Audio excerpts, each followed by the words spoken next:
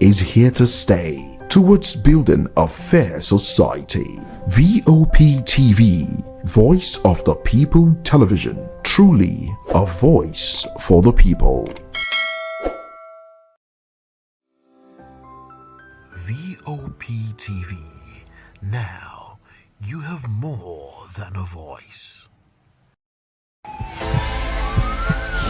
This is Health Check, your weekly guide to better living, smarter choices, and trusted answers. From everyday wellness to urgent health issues, we've got you covered. Health Check, only on Voice of the People Television, where your health has a voice.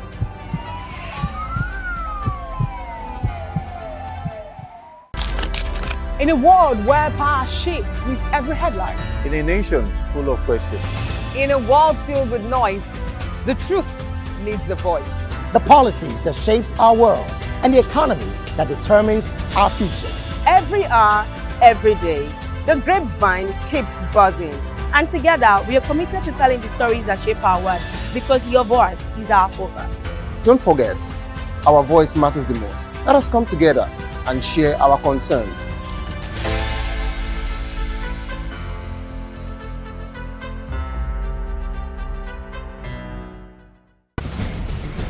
Join us as we drive into the world of politics through insightful interviews with prominent political figures, both serving and former governors, ministers, senators, legislators, party chieftains, activists, and analysts. Get first-hand information into the decision-making processes that affect our daily lives. Highly engaging one-hour program that brings political discourse into focus. I am Chukwuma Okoro. Political Lens, Monday through Friday, 6 to 7 p.m. Join us. Welcome to the locker room, the home of football talk that matters. I am Jerry Apelon. Join us every weekday, Monday to Friday at 5 p.m. Nigerian time, as we share the hot takes and hot debates in the exciting world of football. And joining me are the usual suspects, Ikechukwu and Mayowa, as we break down all the hot takes and everything that's happening in the football. Don't just watch football, live it with us. Catch us on the locker room and Voice of the People Television at 5 p.m. Nigerian time.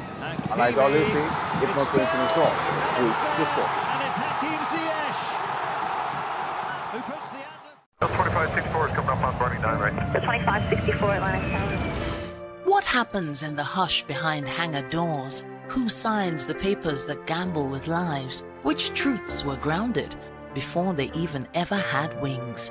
If you've ever buckled a seatbelt at 30,000 feet, if you've ever stared out of that tiny window and wondered who's really in control of the skies, it isn't just flight, it's power, it's politics, it's pressure sealed in steel. We're peeling back the clouds from runway risks to sky-high secrets. We're diving deep where most dare not to look. Aviation Scope, every Sunday at 7 p.m. only on Voice of the People TV. We don't just report, we reveal. We don't just ask, we uncover. Because when it comes to the skies, ignorance is turbulence. Aviation Scope, the sky isn't the limit, it's just the beginning.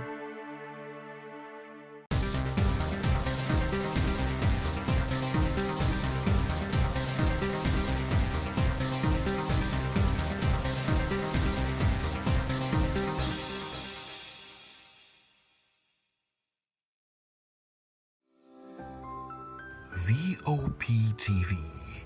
Now you have more than a voice.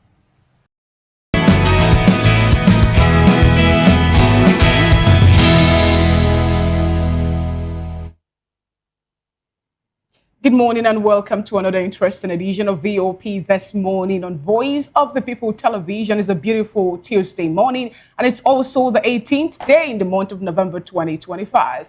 I am Fina Okechukwu, and on the show this morning we have quite interesting stories for us to listen to, also get educated as well as get informed. ISWAP terrorists kill Army Brigade commander who actually was awaiting a rescue after ambush. Turaki, PDP leaders storm police headquarters against Anyanwu Wike orders as PDP crisis deepen. You know, this story is an interesting one. People that have been expelled from the party decide to use the party secretariat to host another meeting by a certain time, which is 10 o'clock, the same day that the board of trustees of the party scheduled to have their own meeting at 2 p.m. Interesting. We'll see how this unfolds. And also on our radar, Atiku will be absent as ADC unveils new headquarters in Abuja, even as that headquarters turned out to be the house that Atiku Abubakar used for his presidential campaign in the 2023 election. Those are the major topic of conversation for today. We also have other interesting trending stories. Before we proceed, we kindly urge you to visit the website www.vop.ng for fresh and trending news. Also, subscribe to our YouTube if you've not done that. Click on the subscribe button, and the YouTube channel is Voice of the People TV, well spelled out. And on all that social media platforms, we are at VOP TV Live. Come, let's move on. Oh, good morning and thanks for joining us. You can also be a part of the conversation by calling in or sending WhatsApp messages to the number showing on your screen. I am Chukwuma Okoro. Thanks for joining us again. Yes, welcome on board. It's VOP this morning. I am Moses Humphrey. Now let's get into other conversations, all right? Let's start soft and then hit you with the hard stories much later. A recent incident involving a school teacher and parents of a student has surfaced online, showing the parents assaulting the teacher for allegedly slapping their son. The teacher claims that the unruly student pushed him twice, so he slapped him. While the student reported to his parents, who came to the school angry.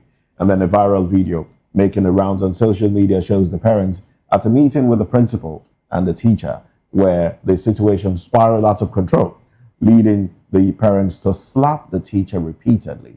Well, the incident reportedly occurred at Starville School in Jabi, Abuja, or Jahi, Abuja. Reacting to the situation, educationist Alex Onya revealed that the 8-year-old has now been expelled and the parents permanently banned from the school. He also revealed that the school sanctioned the teacher with forfeiting a week's salary and also issued him a final warning letter never to lay hands on any child or he will be sacked. Okay, I think what the school has done is, the appropriate thing to do. He laid hands on somebody's child, a slap, very, very, it's not something you should do. I mean, even growing up, I remember a story. Well, it happened to someone around me, and it was a story my parents would always point to and tell you, look, don't hit anybody's child. And this is the story of an uncle in the neighborhood who felt offended by the actions of a child, that he gave the child a knock. Then you knock your head. So he gave the child a knock on the head, and the child went home, complained of headache. I mean, people saw him giving the child a knock. The child complained of headache, and before you could say, doctor, the child was dead. And then the parents went the voodoo way, did some voodoo and directed it as they buried the child. They did some juju, voodoo, and the uncle, in about a week, lost his mind, became mentally unstable, and started roaming the streets. He basically went mad. And that was always a pointer. You see that uncle, you know him, this was what happened to him, don't do it. So basically, back to this particular story. You don't lay hands on people's children. Like the mother said in that video, do you know his health condition? You don't. Having said that, it was wrong for the teacher to have slapped. If you wanted to punish, you could punish, kneel down, raise your hands, or pick pin, or do those punishments. Or if it's a lot better than, a slap to the face, because you never know. It might affect the eardrum or something, or a teeth will fall off, or, things like that. Having said that, the parents, on the other hand, I've said it on this table how a teacher was very strict on me and my parents embraced him, and, it made me get better in the subject he taught, because I came to understand that he meant well. So, the parents, you don't just get up and take laws into your hands, and because you are paying tuition, you're paying school fees, and from that school fees, salary of the teacher is being paid, and you feel you could slap. And then I saw that video. I think I saw that video on Sunday, actually.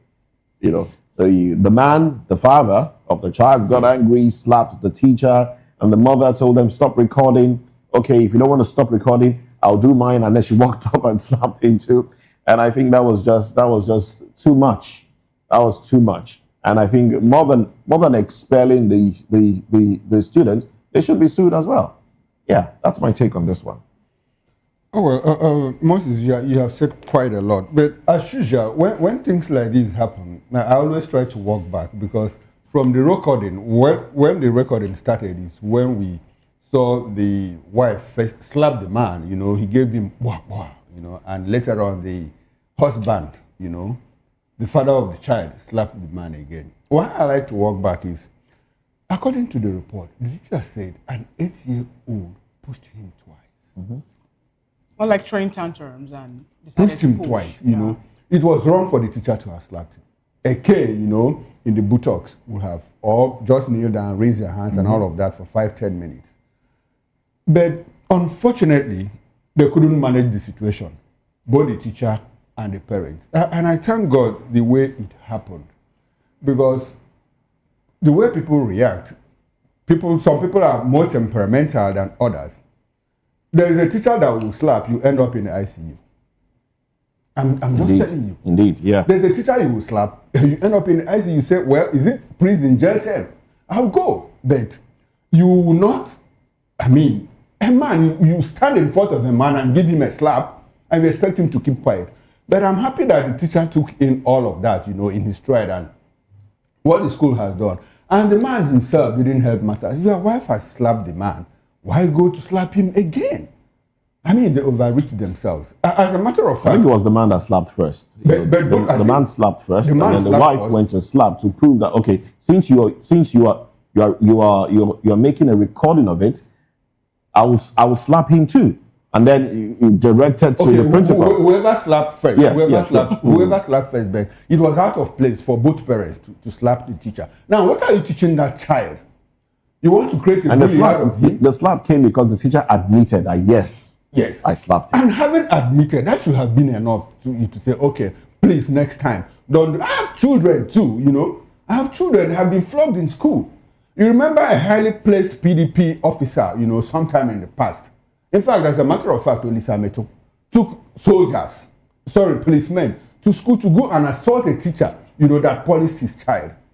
Nigerians take out their frustrations. Look, if not for the restraint, that both the FCT minister and the naval officer, the restraint they demonstrated last week, something outright could have happened. And this one again, the teacher exercised some level of restraint, and I thank him for that. But the school too, beyond expelling the child and ensuring that the parents are no longer seen within the vicinity of that premise, I think the police should step into this, because this is clear assault. It depends on what the teacher wants, as a matter of fact, but it is condemnable in any way you look at it. What the teacher was wrong, what the teacher did was wrong. But I think the parents overreacted. Yes. The parents overreacted. That's the teacher having admitted, okay, yes, I slapped him, should have been enough. Sorry, don't do this next time, because something wrong could have gone there if the teacher reacted the way they reacted to. Nobody is talking about the attitude of the child. No, he just did. The parent. I'm talking about the father and the mother who went to school to go all out and say they are seeking for justice for the child that received the slap. That's the first one. For an 8-year-old to wake up and start throwing tantrums to the point of pushing an elderly person who happens to be the teacher speaks more to what is happening at home. That is the first thing I would say. Maybe, I encourage gentle parenting.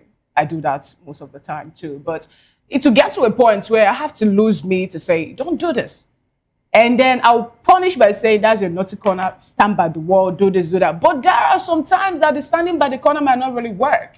And that is when I see you being naughty in the name of trying to protest or throw tantrum. Then I'll bring up my slippers or any other thing I think I have around to teach you the good lesson the way it should be. But now, the slap the little boy received from the teacher is what I am against. But if you check it out, you find out that maybe the man's finger must have left some, whatever on the cheek of the child and made the parents notice there was a slap and all that. Or maybe the child, when he got home, would be like, Mommy, guess what? I was slapped today at school. All you may not have even been a hard slap. A hard slap. There's something I miss. I think that child is badly brought up. Of course. And from what the parents exhibited, I mean, how will you, 8-year-old, you go and push a teacher? He speaks to what is playing behind him. What's happening at home? That is just very badly brought up. I think the parents should be ashamed of themselves. But everybody wants to wake up and say, don't bully my child, you don't do this, because that was what the woman was saying. You don't do that to him. Do you know how this, so many things. My child, I've never laid my hands on.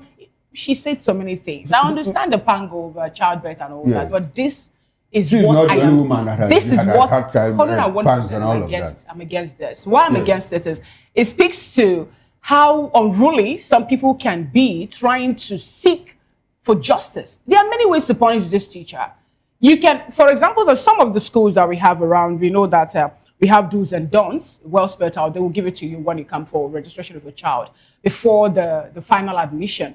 And there's some schools that have started to say no corporal punishment, no this, no that, no that. Maybe that actually happened to be what they signed when they enrolled the child in school, but something happened.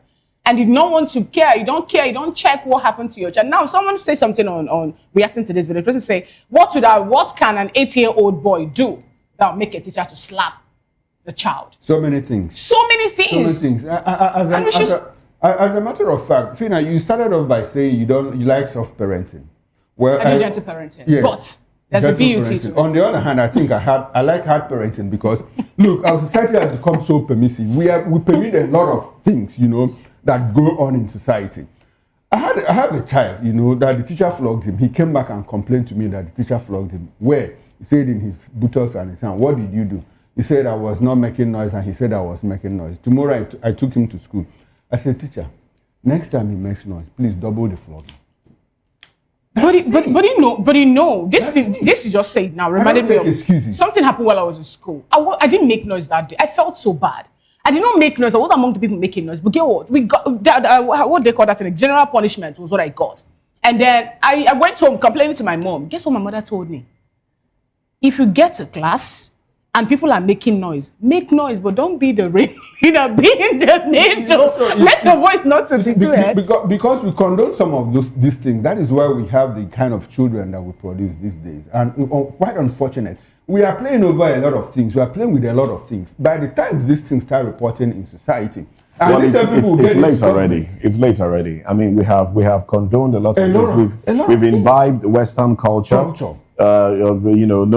In schools now, you're not permitted to beat a child. Now, I understand that some people take it overboard. Yes. Some people do it in excess and they become too hard. I mean, like you said, you don't even know the texture of your palm and then you slap a child. Yeah. You might have, there's somebody I saw who hit a bottle of drink. He wanted to appreciate it like, oh, and then he hit it and it broke because his palm is hard. So imagine that kind of a person slapping someone. We can rule that out actually because. But regardless of that, you don't just you don't say okay because we have lost it. We have lost it already. Honestly, we have. It will now take a lot to retrace our steps. Yes. Unfortunately, the people that we copied from, they are walking back, trying to introduce corporal punishment in schools. In the Western world, and we are traveling in a different direction, and that makes our case crazier and more difficult for us. So while they are trying to get better, we are trying to get worse.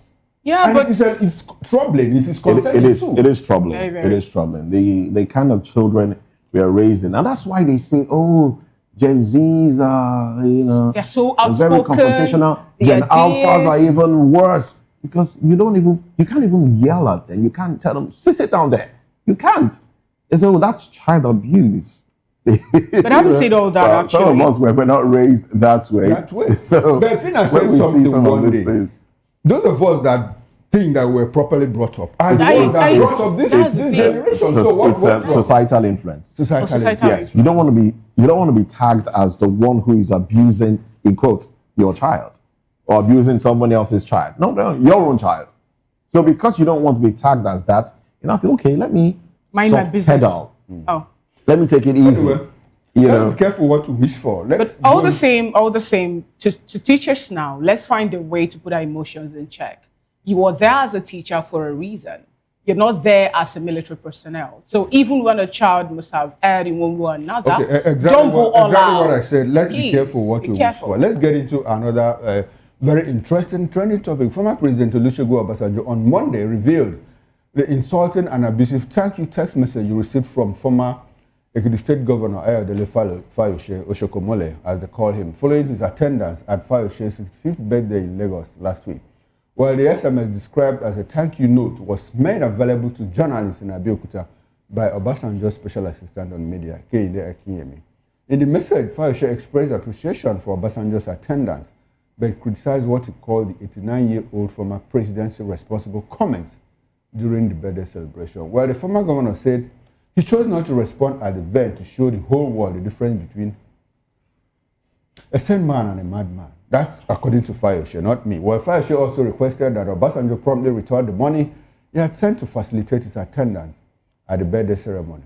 While speaking as the special guest of honor at the birthday, Obasanjo recounted how Fayose had repeatedly abused him in the past without showing remorse. While he explained that despite seeking forgiveness several times, Fayose continued to insult him, displaying arrogance. Obasanjo also said that Fayose did not initially invite him to the birthday, instead sending former Minister Osita Chidoka as an intermediary before visiting personally. Well, there's this altercation. Is it altercation? I think it's an insult, you know, between Obasanjo and Ayo Fayose. Whatever happened, according to Obasanjo, Ayo Fayose had reached out to him through intermediaries, you know. First of all, Osita Chidoka and another person, and invited him for his birthday in Lagos, and he sent a package to him. Use this and come. Well, Obasanjo kept the package, according to him, and eventually attended the event in Lagos, 65th birthday anniversary of Ayo Fayose. While that birthday was going on, he was being expelled at the convention in Ibadan. That's Ayo Fayose. That's another story, by the way. Now, Obasanjo said he used the opportunity to tell Ayo Fayose, you have been insulting me all this while, and please, your wife has apologized. You have not apologized. You need to stop insulting me. But all of those things were in the past. And it looked as if everything ended there, only for Obasanjo to get to him. And Ayo Fayose now sent a thank you message to him saying, look, why I didn't respond to you at that event was because I wanted the world to see a difference between a sane man and what did he say, a madman, and all of that. Meaning that Fayose himself was the sane person and Obasanjo is a madman. We are coming from a story where we are talking about losing our African values. I wonder the level of provocation that will lead Ayo Fayose to insult somebody like Obasanjo, calling him a madman. I've tried to imagine, and I can't find any, no matter the level of provocation. He is an elder. And he didn't say anything wrong. Everybody understands that while both of you were in government, you insulted him severally. Well, maybe because Ayo Fayose is feeling that Obasanjo probably was the mastermind of his impeachment and all of that. But all those things should be in the past. Why come in on public and start insulting an elderly man, you know, former president, two-time president of this country, and you are calling him a madman? What do you expect younger people? How do you expect younger people to respect you, Oshokomole? I never expected that this kind of thing will come out from you. Honestly, I'm quite disappointed. For me, I believe respect is reciprocal to start with. Since the elder understood that initially he was not invited for that birthday party, why attend? No, he was invited. No, he said he was not invited initially. Before later, through the mediation of Osita Chidoka, then he now decided to go after Osita Chidoka. After someone played an intermediary. First of all, sent Osita went. Another person went. Before Fayose himself went. Yes, so he was invited. Now, when you check, for me, all I have to say here is, when you check the body language of both men, they have something that no one actually know about. They have something happening between them that you and I are not aware of. So for them actually to have, for the invitation alone to have taken that trajectory to this point shows that there are more to this that we need to know. Is there anything wrong with what Obasanjo said at the birthday? Secondly, they invited you to go for a birthday party. I know that age sometimes actually play on us too. He said now when they invite you, he said Obasanjo had dementia and all of that. I know you love Obasanjo. That is what he said. But now, yeah, he's an elder. We know he's an elder, but now the thing is that that's why I expect him as an elder to understand that it is not all invitation at this point that you have to right start making it wrong. It's not too right. It's not too wrong making it right. It is you. No, but that is it what is you. saying. No, it is you holding on to yourself and also expect. I don't have anything against Obasanjo coming up to say, "Thank you, my son, I've forgiven you." But you see, this party, due to age and all that, may not be able to attend it. Believe me, that would have actually saved us all this back and forth. Yes, listen, but all the same, from the information that is available to us, he was basically, I mean, it felt like he was begged to attend, because you sent Osita, yes, to go plead with him, basically, according to Obasanjo, to, you know, test his mood, and then later called him, and then later came yourself to him. That is begging somebody, please come for my event. That's what it is. That's what it looks like. And from what he said, I mean, from what the former President Obasanjo said at the event, personally, maybe the tone with which, I mean, I wasn't there, maybe the tone of perception was what angered Mr.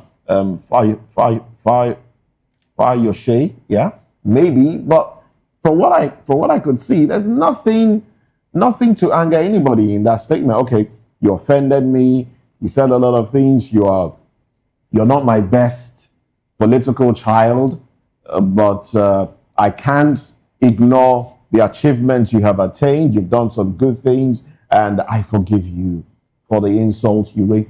Come on, that is maturity, if you ask me. That is maturity. And then you know, send him a message and insult him again. He's a madman. I didn't want to mention the insult. And also requested that he send back promptly the money made available for him to. So does it look to him as if Obasanjo is a hungry man? No, that is what I was saying when I said initially that as an elder, the wisdom is profitable to direct. As an elder, you know within yourself that you're not in a best relationship with this person.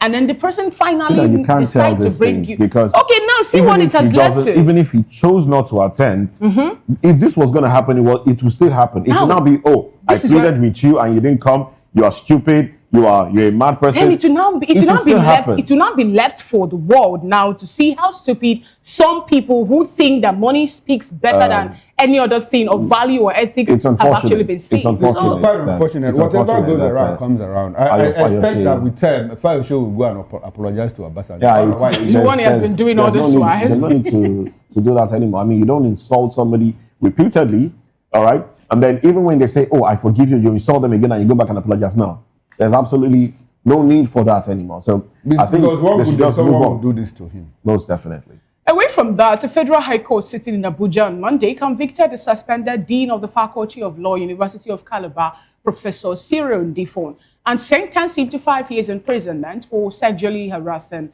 his female student. Delivering the judgment, Justice James Omotosho found Ndifon guilty on 2 counts out of 4-count charge filed against him by the Independent Corrupt Practice and Other Related Offences Commission, ICPC. The court, however, discharged and acquitted Ndifon's co-defendant and lawyer, Mr. Sonny Anyangu, who was accused of attempting to pervert the course of justice, ruling that the prosecution failed to establish any credible evidence against him. Justice Omotosho sentenced Professor Ndifon to 2 years in prison for 1 count and 5 years on the 2nd count, with the court ordering that the sentences run concurrently. The ICPC had accused Ndifon of soliciting explicit and indecent photographs from female students while serving as UNICAL's law dean. In particular, the commission highlighted a case where Ndifon allegedly demanded pornographic images from a female diploma student whose identity was protected under the pseudonym TJK. The student was among 4 witnesses who testified against him in court. Allegations against Ndifon and Anyango included sexual harassment, cybercrime, and attempt to pervert the course of justice. Ndifon denied all allegations, claiming that the prosecution failed to present sufficient evidence to justify a conviction. Despite his defense, the court held that the evidence presented by the ICPC proved beyond reasonable doubt that Ndifon engaged in inappropriate sexual conduct towards a student. marking a significant judgment in the fight against sexual harassment in Nigerian tertiary institutions. I am happy with this judgment, but I'm not that happy. How I wish, I can say this because the court have ruled, I'm not preempting anyone at this point, but how I wish that this judgment happens to fall in with the new bill that is being proposed on the floor, 14 years without option of fine or bail, or I think I would have been happier. But it's good one. I'm happy to ICPC for them to take up this case and make sure they prove it in court and get someone for once being sentenced to prison for sexual harassment of female students. Not just female students face harassment, to male students too do face harassment. But this speaks volume to what is happening within our tertiary institution. Sex for math, sex for grade. This, if you don't do this, you won't pass. I can remember what happened while we were in school. Then a particular man kept on, disturbing a certain student in school that you must do this. And guess what? At the end of the day, the girl yielded in. There were videos, there were pictures. It wasn't really a palatable view then, because it brought so many, from faculty to the exams and records, so many people, even to the Senate. A whole lot of things happened then in school. I could remember that particular incident a lot. But at the end of the day, we did not get to hear that the man in question was sent to prison. We heard that something happened or something transpired and, they found a way to cover it. But this, I believe, will serve as a deterrent to some people out there, some lecturers, both male and female, who cannot put their libido in check, who cannot control themselves and go all out to harass people that they should protect. I love what is happening. And thank you very much, James Omotosho, for this judgment, for this particular ruling. I think moving forward, any other person or people who actually cannot handle themselves will understand the implication of all actions. All right, then let's well, that's about all we can take, because we do have the papers to get to. To the Vanguard newspaper now. How bandits kidnapped 25 Kebbi schoolgirls. Riders killed vice principal in deadly attack. Police confirm Kebbi school invasion. Abduction barbaric. And okay. Yes, and then we do have some other headlines here, the window headlines there. Food inflation still rising, but at slower pace. Akpabio, Mac, Shehu, others mourn as media icon Dan Agbese dies at 81. Tinubu to judiciary, justice must never be for sale. Pope warns against escalating violence, persecution against Christians in Nigeria. And then this one is quite surprising. Nicki Minaj to address UN on alleged persecution of Christians in Nigeria. Nicki Minaj. Yeah. Okay. PDP tension as factions battle for Wadata Secretariat. Taraba Speaker, 15 PDP Assembly members defect to APC. Tension in Enugu community as Governor Mba's kinsmen protest alleged military invasion. Eric Chelle accuses Congo DR of using voodoo. Well, those are the headlines on the cover page of the Vanguard newspaper. The Daily Independent is up next with the window headlines. Tension in Enugu community as Mba's kinsmen protest military occupation. UNICA's professor jailed 5 years for sexual harassment. And the banner headline, outrage trails kidnap of 25 Kebbi schoolgirls, killing of vice principal. Right after that, FG condemns kidnap of schoolgirls, vows swift rescue. Sergei Okorie, others ask Nigeria to seek external help. Development, a failure of governance, say legal experts.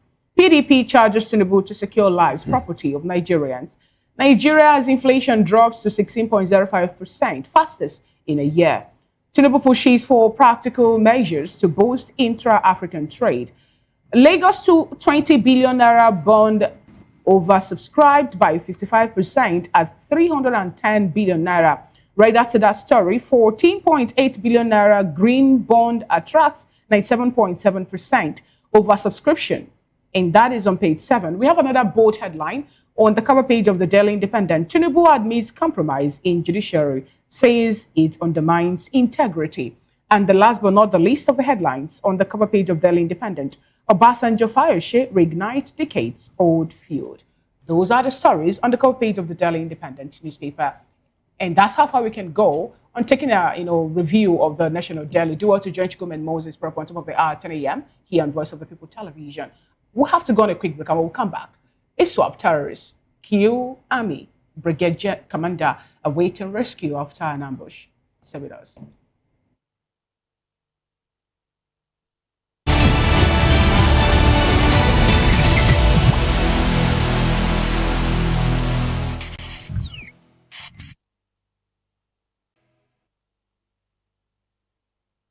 Glad to have you back. It's still VOP this morning. Nigerian Army top officer and commander Brigadier General Emumba has been killed by Islamic State West African Province ISWAP fighter after the terrorists reportedly intercepted and tracked his location along the Damboa-Biu axis in Borno State.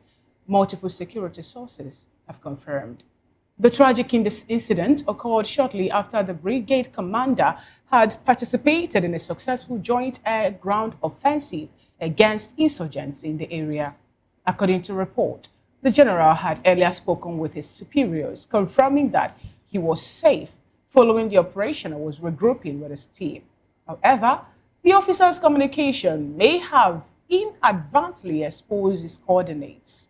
He was captured alive while the terrorists interrogated him briefly before summarily executing him.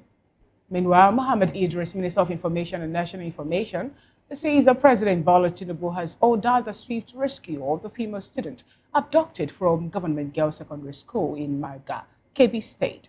Gunmen attacked the school on Monday morning and kidnapped 25 female students during the raid. Nafiu Kotokashi, police spokesperson in Kebbi, said that Hassan Makuku, the school's vice principal, lost his life during the attack, while Ali Shehu, a security guard, sustained gunshot injuries to his right hand. Reacting to the development in a statement, Idris said Tinubu has condemned the attack and reaffirmed the federal government's commitment to protecting all Nigerians, especially school children. Quite unfortunate indeed. We have with us in the studio Prince Francis Chilaka, who is a public and political affairs analyst, and joining us virtually is a National Secretary, retired member of the Nigerian Armed Forces, Ambassador Dr. Omei Roy Okideve. And also will be joined from Oka by Honorable Ejiofor Iguatu, former member of the State House of Assembly. He is also a political and public affairs analyst. Good morning, gentlemen. Good morning, Prince Francis. Yes, good morning. Good morning, Honorable Ejiofor Iguatu. Good morning. All right, good to have you join today's conversation. Ambassador Roy, good morning, if you can hear me. Good to have you join today's conversation. Ambassador, if you're there, please. All right, let me start off with the studio. I would like you to unmute your device, if you can hear me. Unmute your microphone, Ambassador Roy, if you can hear me.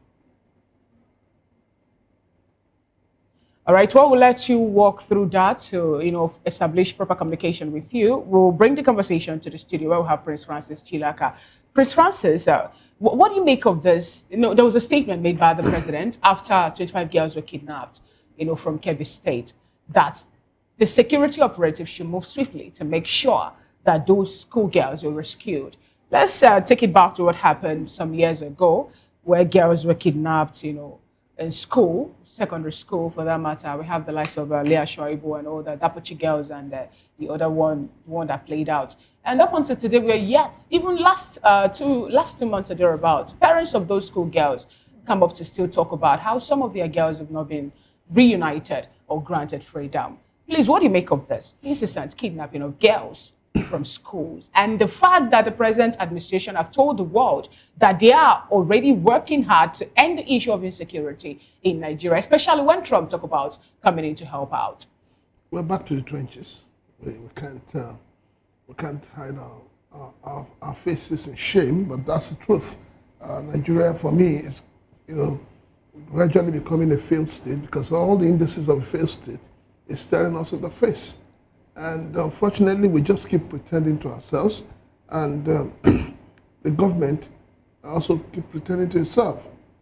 I think the problem is that our leaders don't understand the fact that the people have given up their sovereignty to them. And when you give up your sovereignty to your leaders, you want them to take care of you. They provide security, provide good health, provide good roads. But this is not happening in this country. And so each time these things happen, like the Chibok, the Dapchi girls, you just hear the president, give you beautiful speech, come asking the military to do this, asking the security to do that. But if you follow the details of what transpired, the police account of what transpired, the army account of what transpired, you find out that it sounds very, very childish. Because the police said, oh, we engaged them. And, they were trying to flee, they jumped the fence, or they jumped the walls, and they went away with these girls. And I keep asking, when it happened, when the Chibok girls were kidnapped, there were about 100 or something of them. How were they moved? Were they moved in trains? Were they moved in buses? Were they moved on the back of cows or the back of camels? So how do they move these girls that nobody gets to find them? And where is this bush that they moved them into? So it doesn't really add up. It simply shows you that, that there's something fundamentally wrong with our security architecture. When you say something is fundamentally wrong with our security architecture, let's take it to what happened or what played that took the life of Brigadier General M. Uba. We're told that he was safe, and then he made a phone call to tell his superior that he was good and secured, and next to that thing was he was apprehended, and the rest was history. Let's take back to what Bola Ahmed said. When we seek the military aid, talking about the United States of America's aid, joining Nigeria's security now to help to rescue the Chibok girls. He told Nigerians, he made it known to Nigerians that the United States of America team accepts to use a certain gas to pass out the military, the militants, and take out the Chibok girls. But to their greatest surprise, when it was time for them to have the raid, they noticed that the terrorists that were trying to bombard were all wearing masks to prevent them from the gas that they are going to use to take them out. What does this speak on how complicit and how porous our military, space happen to be with the reintegration or readmission of repentant Boko Haram members or terrorist members into the military?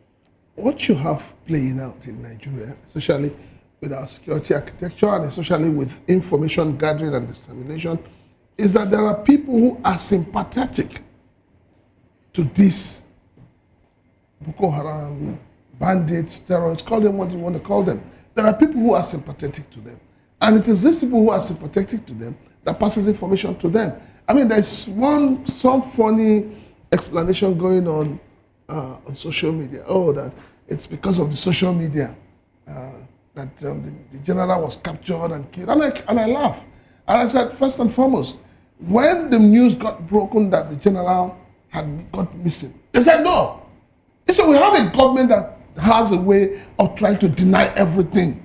And that's why I say each time government begins to deny something, then it means that there's something there that we need to look into. Someone says something about this general. Some people telling the people or the people that kidnapped him, the ISWAP team that took him where he was. Because, for example, we don't have the codes to track, to start with, getting the satellite information on the phone call being made, lay out there in public. It's not there where anybody can actually find it.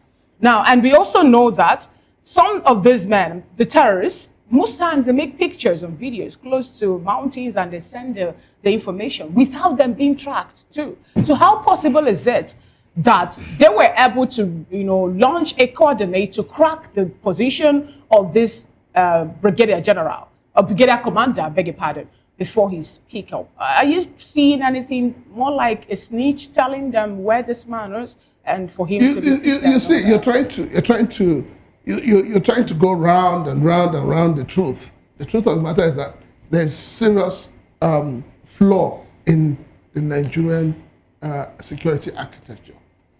And I say this, you see these people, these bandits, they come on TikTok. They do giveaway, and people collect it, and nobody gets to arrest them. But between you and I, and the four of us here, go to TikTok tomorrow and say something that the government finds offensive.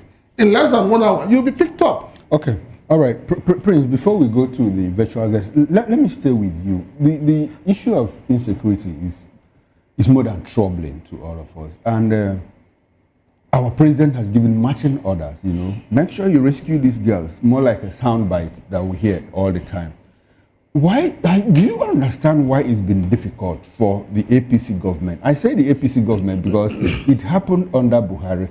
We had the United Arab Emirates give us 411 names of terrorists or sponsors. Buhari put that list inside the cupboard and never did anything with it. Malami was the Attorney General there. Now Malami wants to become president of this country. No, he wants to be governor. Okay, sorry, he wants to be governor. Yeah. He wants to be governor, sorry. He wants to be governor of Kebbi State. I don't have a problem with that. Tinubu is in place. That list, nobody has revisited that list. Do you read any intentionality or is it complicit? Mr. Is the government complicit? Mr. Koro, how did APC come to power in the first place? Protest, propaganda, those were the tools. Don't forget, they used the issue of Chibok girls. They used the issue of Dapchi girls that were kidnapped. Your present vice president was the governor of Borno State when it happened in Chibok. When the girls were kidnapped, what did he do? Your current minister of FCT, remember, was the then Minister of State for Education, who claims that he went there and he told them they shouldn't allow the children to go for the exams. But the government said no, where everything is in order. So when you put all this together, you ask yourself, we have also heard, how some people had come to say, oh, we brought these people into this country for them to help us in case the election doesn't go the way we want. Who has been arrested? You have a Sheikh Gumi who's been going about the whole place asking the government to negotiate with bandits, terrorists, Boko Haram. And I ask, what do they want? What is the reason for negotiating with them? All right. Let's hold our thoughts and let's take this very quick break. And when we come back, we'll continue the conversation.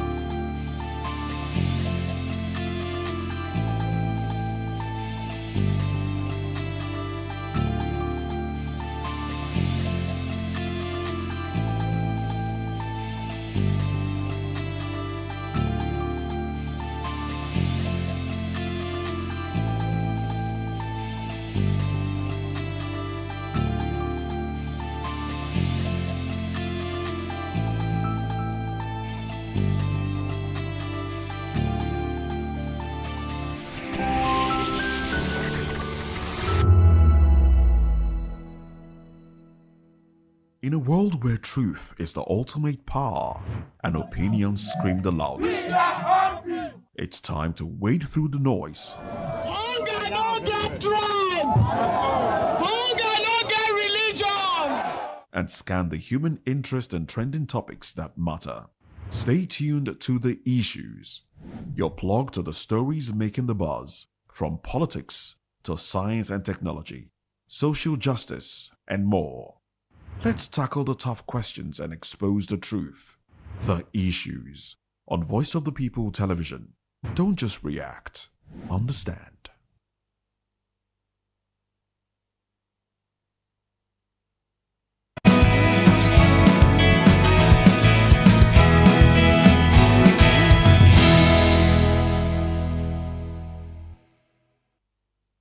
One later. All right, then welcome back. Now let's continue the conversation. But we have joining us here. We have Ambassador Roy Ohidebe, National Secretary, retired members of Nigerian Armed Forces. Good to have you with us in the studio. Thank you so much. And we still have Honorable Ejiofor Igwa, so we'll come to you very shortly. Ambassador Roy, let's start off with, the issue of the general that was murdered, allegedly, and also the girls in Maga. Well, let's start off with the general. I have seen the video and I have questions. I had to slow it down to see the reaction. And to me, I may not be right, but to me, it doesn't look real. And we see the Nigerian army denying the arrest and execution. What do you make of that? And if you've seen the video, which I think you have, is it real? Okay. You know, one thing I like telling people is this. When your house is on fire, what do you take out first? Every emergency response, emergency situation advisory, intervention, procedure will always tell you, leave. Leave your phones, leave your bag, leave whatever, don't touch anything, just dash out. Okay? If you are one of the wardens in the building, try to scale out people, windows, doors, ladders, whatever. Now, I also ask people, when you think your level of presence in the security in the country is protected, what happens when your neglect makes such negative incidences begin to point you out as a victim? We have young soldiers that have been kidnapped, killed in open videos, beheaded in open videos. We have 2 military personnel that went to their village to get married. They were kidnapped and they were killed. And there was one lady officer like that. It also happened to her. And everything was just looking at stories. Now, let me tell you, as we speak now, even commissioners, senators, they are being kidnapped. So, when a colonel, at colonel level, who has a red neck, is coming in the barracks, you need to change your direction. Because with that red neck, you have the right to pronounce anybody dead. You have the right to declare open fire as a colonel. I'm not even sure I can come into a place where there is a general. I'm not sure. I'm Special Forces trained. We just formed the elite Special Forces veteran community in Abuja yesterday. And we did an ESCO meeting where they made me the Deputy Secretary General, Parachutists Association. You know, those are elite forces. Where you see a general standing, you don't enter that place. And the perimeter control system around the general, beyond his armed orderly, is massive. When a country begins to see itself being abused in the highest of its estimable places, that is an awakening. If it is not woken up, then it's dead. Okay. So you believe the video? The video that came out needs to go through the military processes. The DMI needs to look at it. The military spokespersons need to come out with a statement. But so every other things now, we believe that social media can populate. Now, talking about social media, does it make sense that a general lost track in trying to escape, was disconnected from his team, and was using WhatsApp to communicate? Does it make sense that he was sending videos of his location via WhatsApp, a social media application? What does that say, assuming this is true? Because I have a problem believing this. But assuming this is true, what does that say to reconnaissance? No, I would like to put it like this, because it would be like we are looking at the flame. We are not looking at the embers that boost the flame. What does that say about the Tucano that there was so much hype about? What does that say about military equipment that we have seen corruption cases popping up about serving personnel and government civilian procurement procedures representatives? How do these things amount to the budget for military and the physical accessibility of those military gadgets, equipment, platforms that military personnel are supposed to deploy when they are in dilemma or they need to create an attack? Now, if a general don't have devices on him that he could geolocate to wherever he is, if a general is moving without him doing video on WhatsApp, can't we permutate from the DMI office or system to know where the general is, especially when he's on active combat? We don't need to be mentioning devices here. I know where my son is right now in Texas. My daughter in New York knows where I am right now as I sit here. So if we don't know where a general is, then he needs to use a public system. Then that also tells you about where the country is in preparation. Where the country is at this moment, Ambassador Roy, we know the problems. Very troubling. Yeah. Very disheartening. Yeah. A general is reportedly killed. Yeah. General of the Nigerian army. Yeah. By who? People will call ragtag. Yeah. Terrorists and all of that. Ambassador, how do we get out of this logjam? We know the problem. What's the solution? Well, one of the things that we need to understand is this. The problems were created by us, but we did not know the magnitude that it will get to. That is why you see politicians now everybody's porting to APC. After this election, if APC does not win, everybody will be porting to wherever there is a win. What is the criteria and the policy to port? Now, every organization in Nigeria already believes in godfatherism. Every organization in Nigeria already believes in favoritism. If the people that are making the budgets ask for budget padding because they need to get something for themselves, if the people that stay in the villa, like the vice president, asking for billions and trillions of money to renovate his office when a school carrying the next generation of the country does not have protective delineation against incursion and abduction. What is the solution you want to have? The first solution is for justice to prevail. Justice against crimes instituted in the Constitution, murder, arson, criminality, corruption. Once justice begins to prevail, then the government to remove its hands from agencies. The police, they should create their own system where they nominate whoever comes to be an IG. The military should have its own system where the CDS or the chief of staff comes out. The politicians should face delivering democratic benefits, education, roads, medical, and all that. You talked about the military. You served in the military. You know, the Nigerian military, I recall, when we used to go for external operations, we would come back with laurels and all of that. In the Nigerian military, what do you think is the problem? Is it problem of lack of equipment, or is it problem of lack of training? Or is it political complicity on the part of the political elites? What will it be for you? Let me remember one instance when I was serving in 1 Mechanized Infantry Division, Kaduna.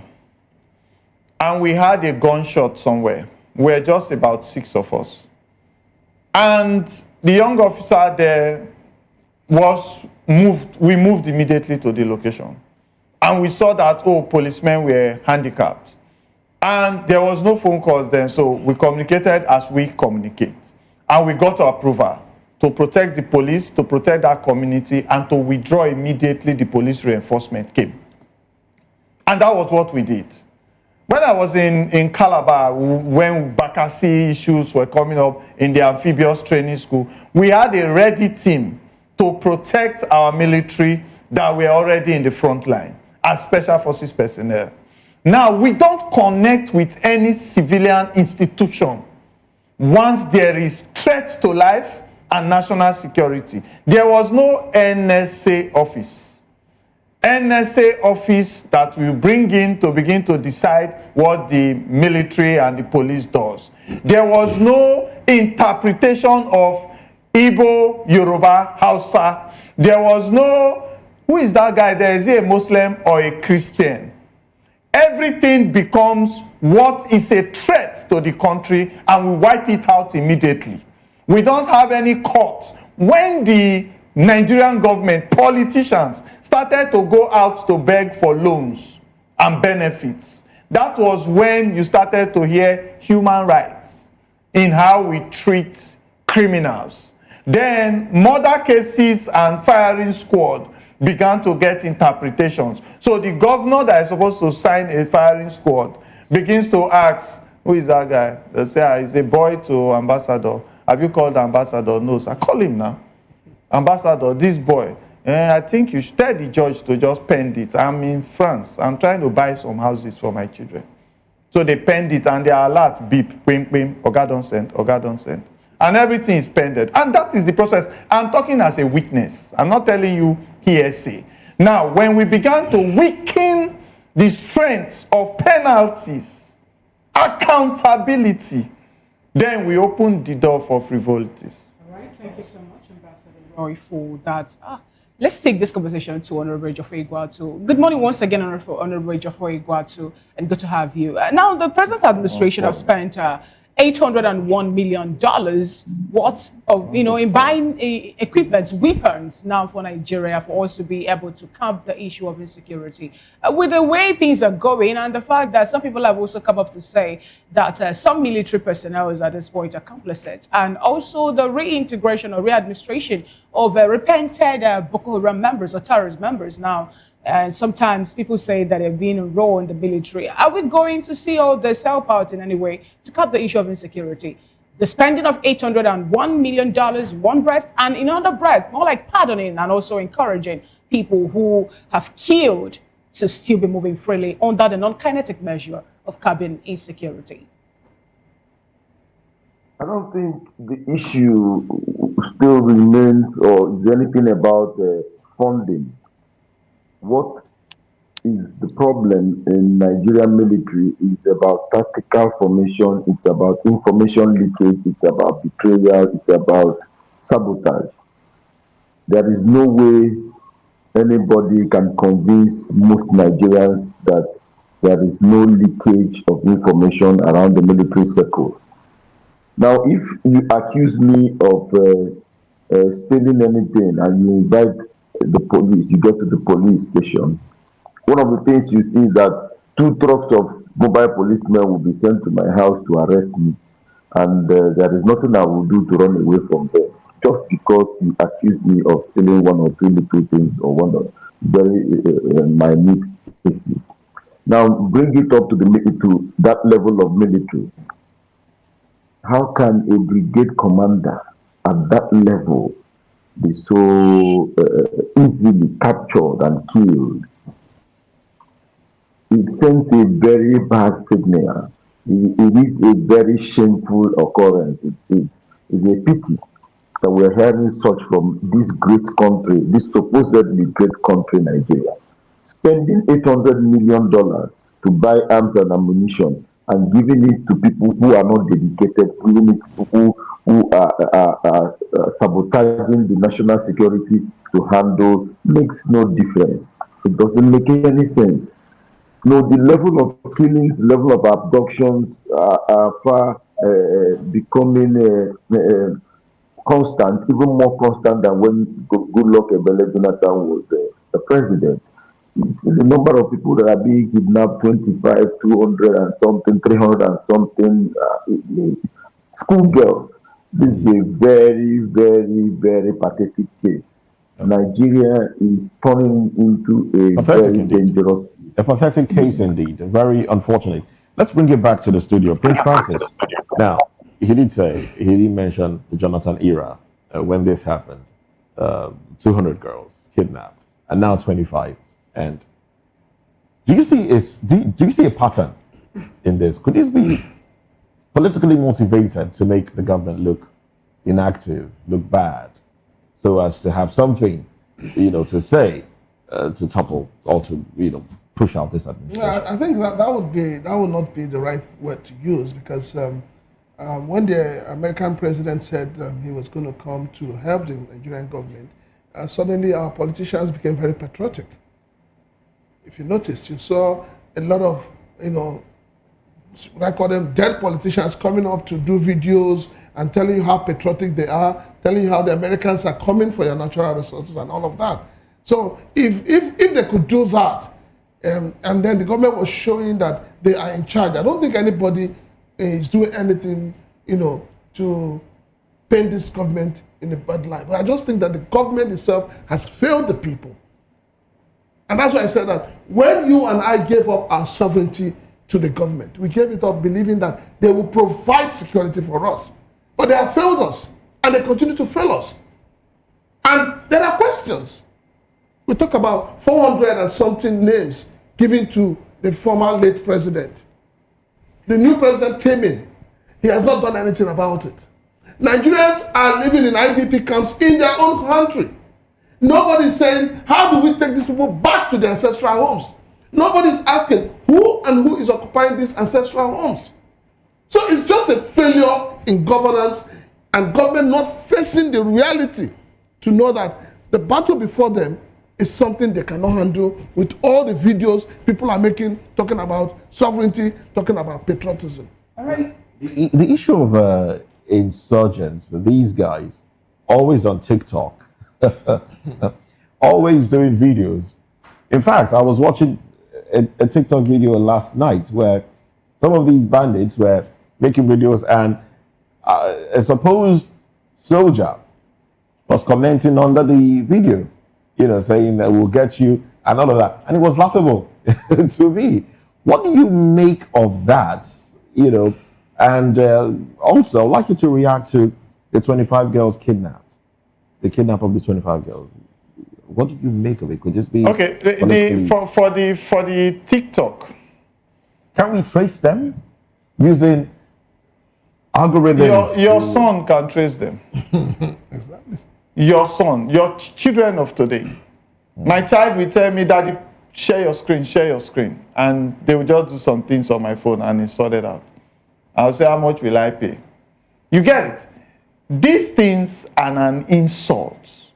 Go to schools in Nigeria here. Look, I like talking about our university students. You can have young boys and girls that will become strategically deployed to monitor these things. But you take your own TikTok now and talk about a senator and go and hide. You hear the other guest that is virtual. He said 10 trucks of mobile policemen will storm that place. Go and hide in another village, anywhere, inside a canoe, and be there and be doing your TikTok. Another canoe will park by your side, and you hear we are from the DSS. You are under arrest. So we begin to see a country like this Oga said now, that have removed priority from citizenry deliverance of democracy and place priority on individuals and cliques and cartels within the country. If you talk about the 25 girls, I asked someone the other day, I said, if those girls were one of your daughter, one of them is your daughter, tell me your state of mind right now. For your daughter to be in the hands of drug addicts, wanton destruction mindset, set of people. Now, remove that and tell me, amongst the women in Nigeria today that are elites and highly educated, what kind of intervention have they come together to look at? Now, remove that. Come down again to the security system and ask me, I believe I can. We have done it before. Even those days when we were doing Operation Sweep and all those things when I was in Dodan Barracks, we can keep a bait, park a car somewhere and put double trafficator. Before 10 seconds, around 4 a.m., you will see over 20 people in hoodlums around that car, looking at it like this. You get it? You can put a bait. All the schools in our outskirts, sir, in all of those exposed regions, sir, they are living baits.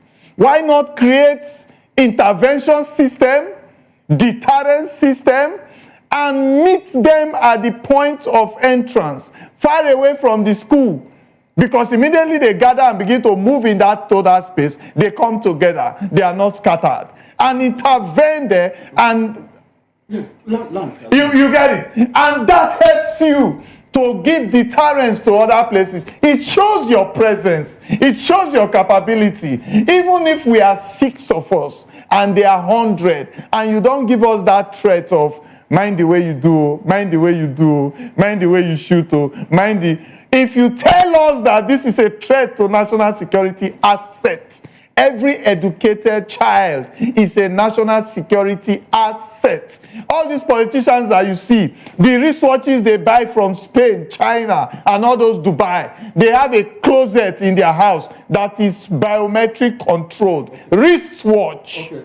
Ambassador, it's good that you are here. You play around the intelligence community, and graciously you live in the United States.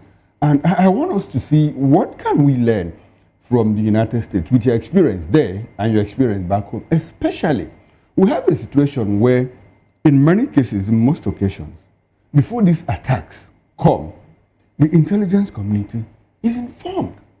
Communities say, look, we have information that hoodlums, terrorists, gunmen are going to attack us. And the same military says, oh, don't worry, everything is in control. 2-3 days, one day, hours later, that same community is attacked. What can we learn from where you live? What's the Let me start with your first question. There is no country in the world that does not have criminality. Beautiful. There is no country in the world that a criminal cannot see vulnerability. Okay. But do you have the audacity to exercise your criminal tendencies? If I leave my car and it's exposed to theft, do you have that audacity to take it and not be sure that you go to jail? Because intervention and opportunity to get to identify perpetrator, do we have your data, your registration lines, your ability to use phones? So many of them use phones to even collect ransom. Do we have the correlation of your geofencing? Where are you at this point? When you leave point A to point B, is there any flag if you have been flagged? Do we have communities that they take your identity so serious that before you buy some items, when I got my gun clearance, before I could get a Glock to buy, I had to go through some processes, and even while using it, there are rules of engagement. And you are sure that you violate those rules, you are going to answer for it. There is no judicial system where even the president has wanted to do many things. You remember the old time the US wanted, Donald Trump wanted to build the wall to block up. The judiciary will be asking questions, not another political party, not innocent citizens like you that are supposed to be enjoying your sleep this morning to be asking questions, But here we have the judiciary itself starting in the dilemma of discord from even the NBA elections. Chairs are being thrown at each other. So we need a society that is answerable to certain tenets that keeps you geofenced, geolocated, and the integrity of your daily activities, you are answerable to them. Your team, special forces, elite forces, right? The one you just... yeah, that's PAM, Parachutis Association of Nigeria. Sorry again, please. Parachutis. Those guys that use paratroops to come from the plane with their weapons and intervene. That's what we need. So we have airborne paratroopers. Are you offering your services to land in Sambisa and No, it's not a question of if we offer our services. It's the military system. If it is a waterway area, Navy guys pumping there. I'm an amphibious personnel. Some military personnel to go and get the crocodile badge. Water to land attack is swift. Okay, but your team, are you offering your services to... We don't need to offer our service, sir. We have serving personnel that are paratroopers. It is a green light means go. There is no other question again. Everybody become a falling stone.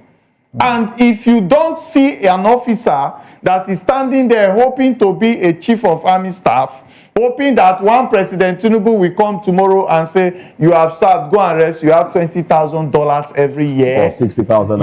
You have a medical travel every year. Bulletproof. Not following the army military discharge tenets. Meanwhile, other officers like you are forming groups to protest on the street that they don't have medical cover. You are giving benefits. So, as a young officer coming up, I want to get there I want to grab those benefits. I want to be an ambassador after serving, and people, soldiers and citizens, have died in thousands without any accountability on my part.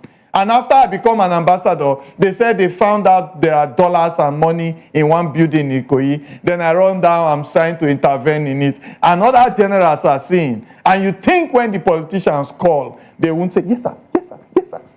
No, let's get your opinion on the fact that, Donald Trump saying something about possible bombardment of Nigeria. What do you make of that? Because today, one of the national dailies, Sergei Okori and others are asking that Nigerian government should seek external help to help curb the issue of insecurity. What's your take on the statement made by Donald Trump, and what do you think that will be for Nigeria if such is to happen? Do we agree that the world is a global village? Yes, we do. Why? Because you can be in your house today and you want to sell anything, you can sell to somebody in China. Somebody in China can sell to somebody in Nigeria, just at the press of a button. Transaction is made, goods are sent, monies are sent. So the world is a global village. So we live in an estate. So in that estate where we live, your children are playing loud music, smoking in their home, and breaking bottles and fighting in the compound. And it's disturbing my peace. And it's allowing other hoodlums to come and gather in your place. Because as a father, you cannot call them to order.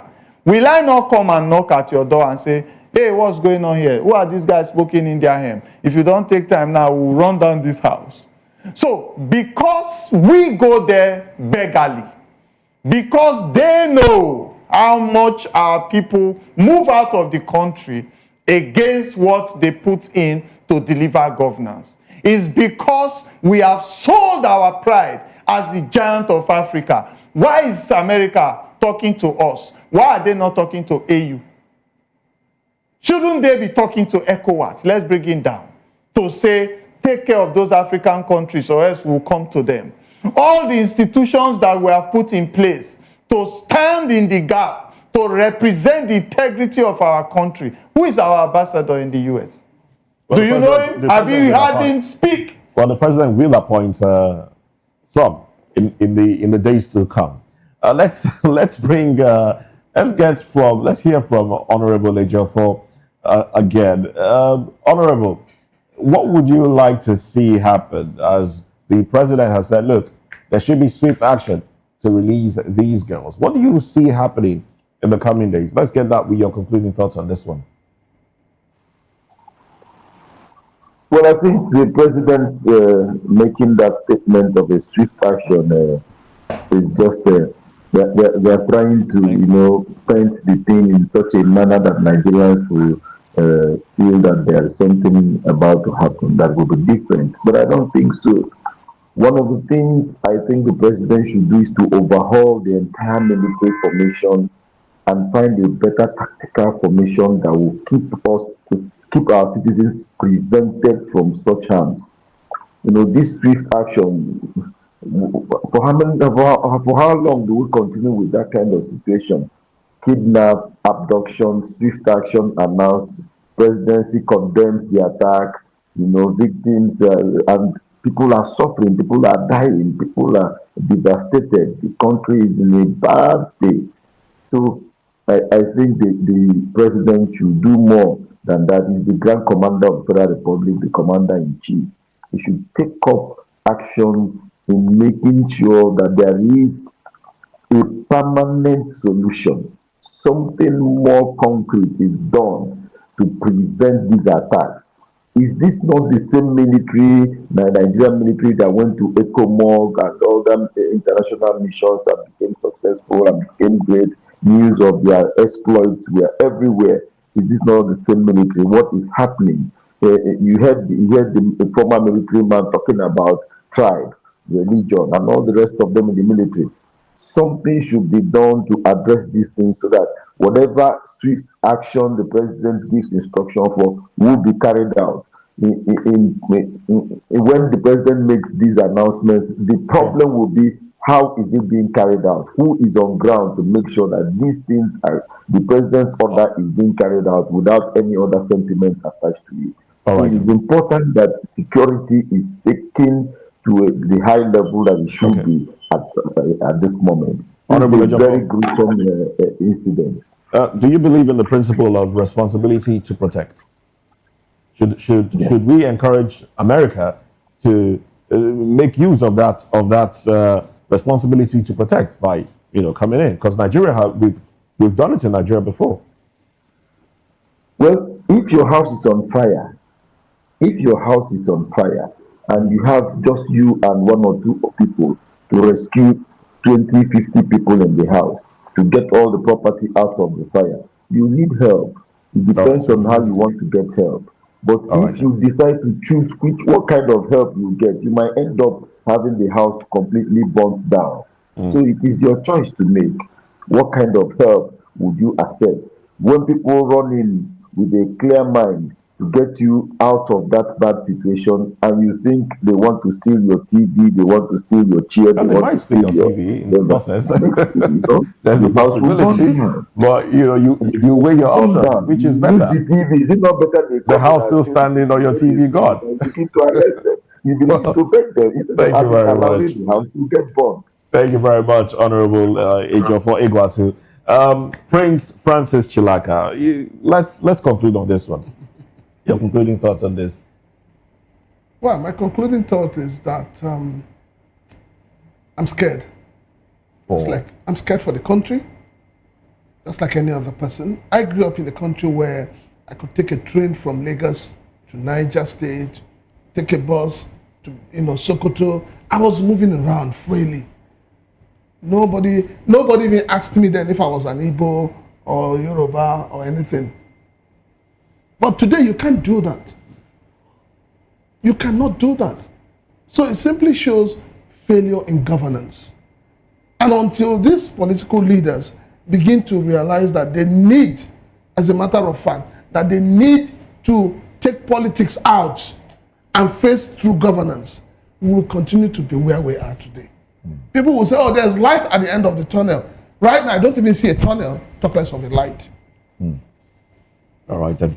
Well, I don't know if I should ask you for your concluding thoughts as well, because I don't know, or consider your last statement your concluding thoughts on this one. Okay, sorry, Ambassador. As you conclude, I would like for you to add, does Nigeria constitute priority to America's national security interest for them to want to intervene in Nigeria? Are we priority to them? This angle let me respond to this angle about America and Nigeria. If somebody tells me that, in fact, just denigrates my personality, okay? The first thing I look at is why that person can or could denigrate my personality. And I begin to work on it, okay? Those days, they used to say old soldiers, once you retire. And I vowed that when I leave this military, because I saw things that made me to say I want to leave, I said I will not be an old soldier. So if the United States of America said they want to come into Nigeria, why? And the question also you will ask yourself is, after the United Nations, this presidency comes into Nigeria, if they come or they don't come, do you have is it in your front burner to address all of these things? Have you guys sat together to say, can this end in our tenure? Like he said, Victory Primary School in Benin City, once my dad dropped us with his MNO 2000 Peugeot station wagon, we all want to trek back home. We gather together, we visit each other's house, take a drink, and we are going again till you get to your own house. No fears, no worries, no concern. So if America, China, or whatever wants to come into Nigeria, what they say, is it true? And are we ready to address those things conscientiously and have a better and stable country? All right, then. Let's go. Let's consider that your concluding thoughts on that one. Well, thank you very much, gentlemen. We'd like you to stay with us as we get into another conversation. Let's talk about the PDP crisis now. Turaki, the newly elected PDP chairman, PDP leaders storm police headquarters against Anyanwu, Wike, others as PDP crisis deepens. Let's talk about this when we come back.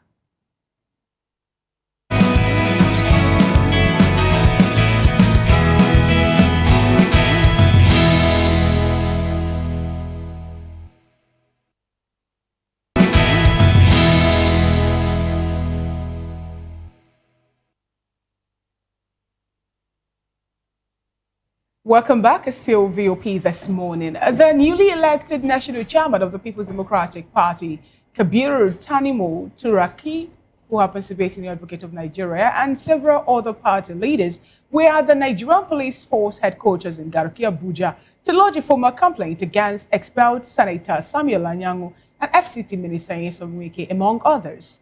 The development comes after the Mohammed Abdurrahman-led faction of the PDP, backed by Wike, had summoned an emergency National Executive Committee meeting and Board of Trustee meeting for today, Tuesday. According to the notice issued by the expelled National Secretary Samuel Anyanwu in Abuja on Monday, the meeting will be held at the NEC Hall of the party's National Secretariat at Wadata Plaza in Abuja, while the meeting of the Board of Trustee faction loyal to Wike is scheduled for 11 a.m., that of the NEC holds at 2 p.m. You will recall that the PDP's National Convention in Ibadan, Anyanwu, the party's former National Secretary, was expelled alongside high-profile figures like Wike and ex-Ekiti or former Ekiti State Governor Ayo Fayose over allegation of anti-party activities. Meanwhile, chieftain of the People's Democratic Party, Umar Sani, has claimed that the Federal Capital Territory Minister, Nyesom Wike, asked the party not to field a presidential candidate in 2027 as a condition for the crisis rocking the party to be resolved. Sani made the claim on Monday during a Monitor television interview where he disclosed that Wike gave the condition during one of the meetings with the Reconciliation Committee set up by the PDP Board of Trustees. According to Sani, Wike told the PDP that the only condition for peace to reign in the PDP is that the party would not field a presidential candidate who will run against the president incumbent in 2027. He further exclaimed that Wike said that if the condition is not met, then it will be a fight to finish with the People's Democratic Party. We have with us in the studio Prince Francis Chilaka, a political and public affairs analyst, and joining us here in the studio is Mr. Elvis Eli Mihele, who is a political and public affairs analyst. And then we have from Abuja, Mazi David Ihoma, who is an Esquire and a public affairs analyst. And we still have Honorable Ejiofor Iguatu, former member Anambra State House of Assembly, here with us. He's there in Oka Studios. Let me start off with you, Honorable Ejiofor, as a politician, the active participating, or as a person politician on the table this morning. What do you make of this back and forth in the PDP? What do you make of the statement made by Sani, that Wike gave the only condition for peace to return to PDP to be that the party that happens to be one of the biggest or the biggest party in Africa as of 2009 will not field in any presidential candidate in the 2027 general election in Nigeria. What does this portend, please?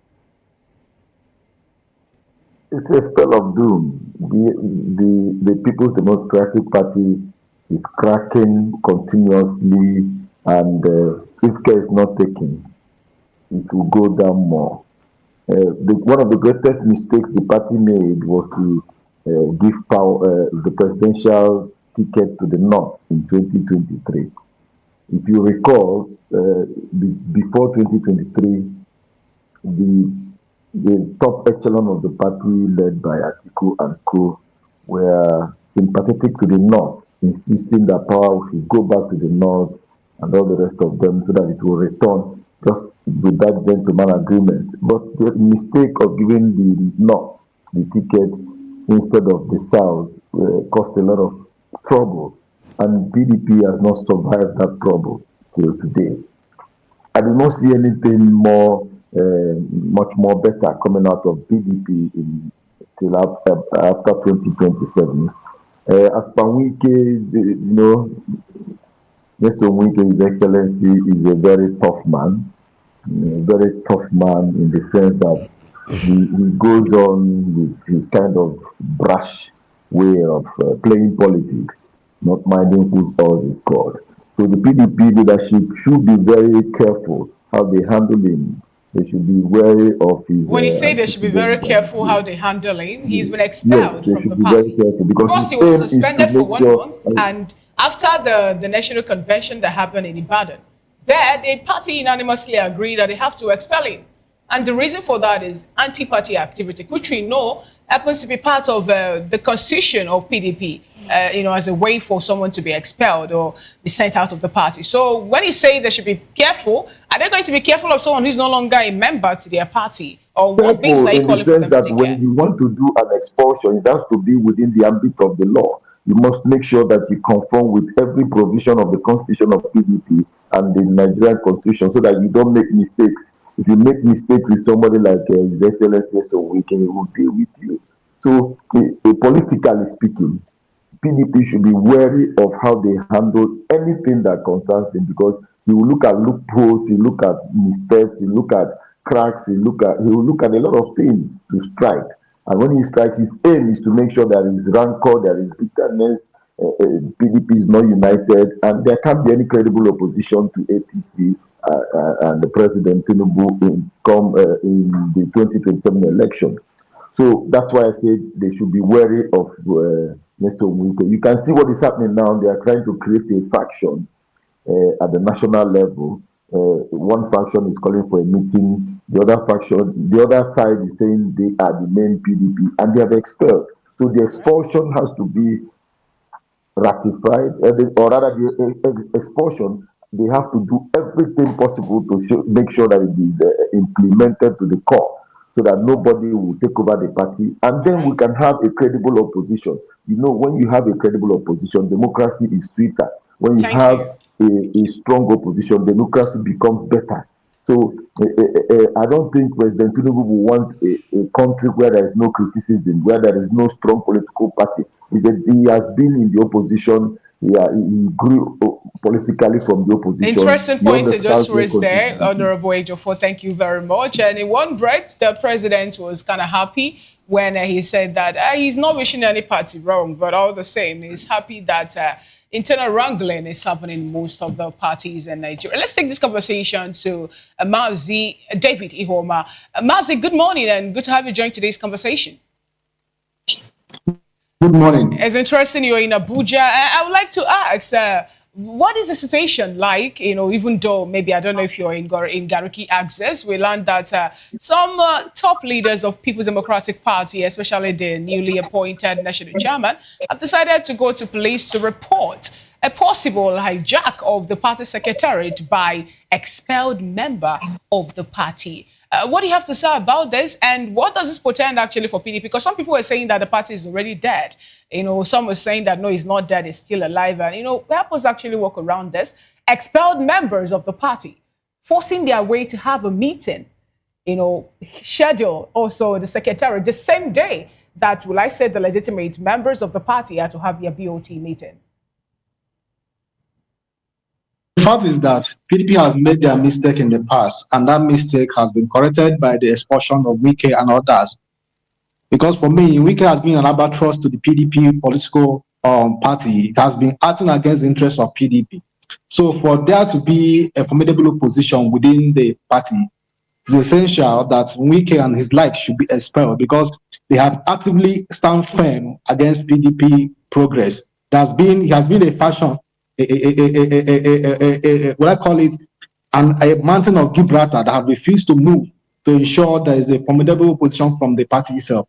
So expelling him is a very good step in the right direction, so that the PDP can unite themselves and see if they can actually try to be able to stand the position which they were before they were defeated in 2014. To that effect, I think that is a good decision in the proper direction. With respect to them going to the police headquarters, to force headquarters to report them, their Wike and others, there's a likelihood, and based on the circular they have posted online about their meeting, there's a likelihood they might want to infiltrate the secretariat or take hold of the secretariat and deprive the current party leaders from accessing the secretariat. Because if they have the secretariat to themselves, then they have displaced these new schools that were recently elected. So they will do everything possible to ensure that Wike and his allies will not have access to that secretariat, because if they have access to it, they will hijack it and deprive the other persons from access. All right, and if they have access, Barrister Ihoma, I'd like to stay with you briefly. I want you to help us, relying on your knowledge as a lawyer, between these two factions, which one is the authentic faction of the PDP? we have a convention that 2 courts stopped and one said go ahead, and the convention held. As a lawyer, tell us, from what you understand from the electoral law, from the constitution of the PDP, from the Nigerian constitution, which faction of the PDP is the authentic one? The authentic one is the Turaki, the recent escorts that were elected. The fact is that everybody is entitled to ventilate their grievances in court, especially where there is a deprivation from enforceable rights. But there has been Supreme Court cases where there has been heard that the internal affairs of the parties are internal affairs that is not within the ambit of the court jurisdiction. So, decisions that be made by the court to forestall or to prejudice the PDP from having their convention could be said to be, we say, is that anti-democracy, because internal affairs of the political parties are their internal affairs. But where the court will intervene intervene is where those internal regulations of those political parties were not followed. That is where any person can ventilate their grievances to the court. But the court does not actually have the decision to inquire into the internal affairs of parties or decision of parties as the case may be. That is the opinion. All right. Thank you very much, Barrister David. Looks like the judges are they not aware that they shouldn't intervene in the internal affairs of the party. Well, thank you, David. Let's come back to the studio because Prince has been shaking his head. Elvis has been shaking his head. Elvis, PDP has expelled Wike.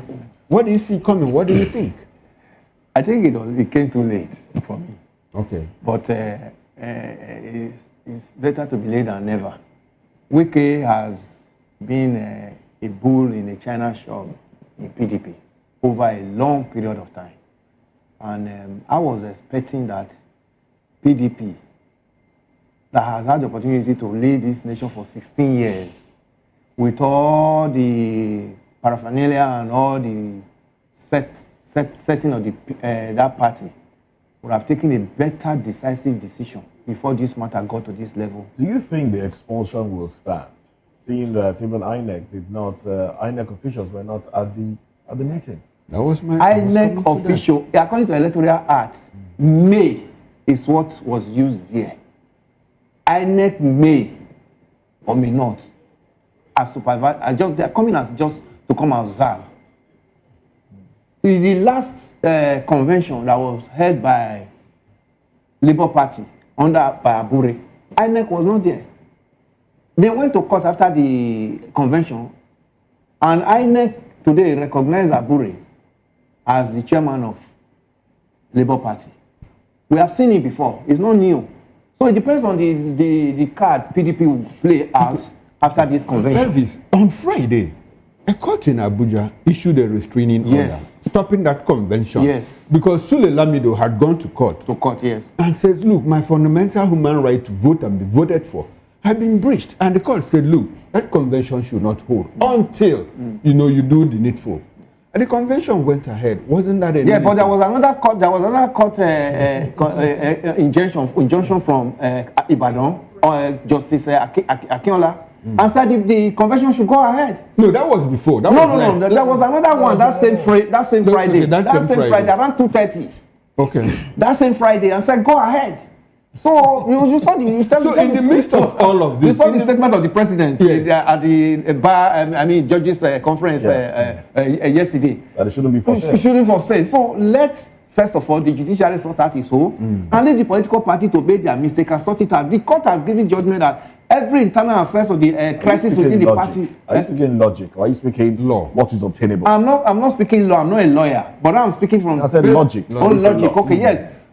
I was speaking from the judgment that we have had in this nation before, that whenever we have any crisis within the political party, we should lead the political party to sort it out. That was at the Supreme Court. So PDP will always tell you that it's an internal crisis. The same family if it's a family crisis, family matter. The same family matter led to the expulsion of Wike. For Wike to be given that kind of audacity, very brazen audacity, that PDP should not feature presidential candidate in 2027.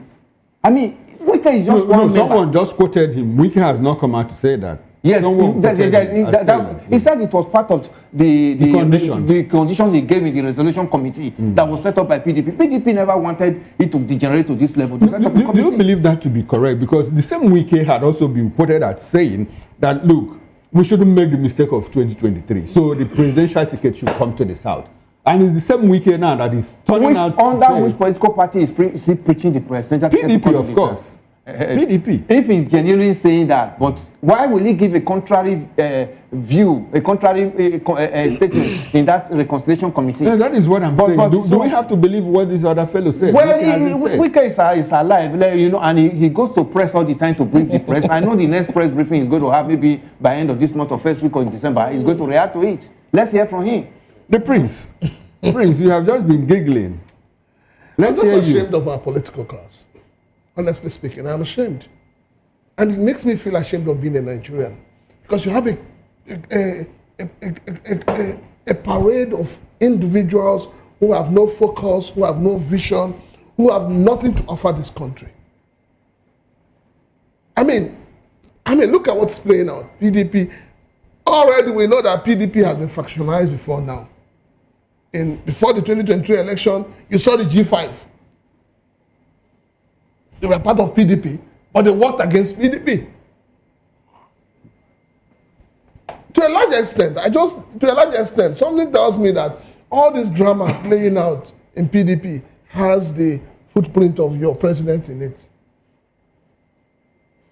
I strongly feel that way. The president that is not a member of the PDP? No, I will tell you why I feel that way. The man that championed the convention in Ibadan, the Oyo State governor, isn't it? Seyi Makinde. Seyi Makinde. Is he not a member of the G5?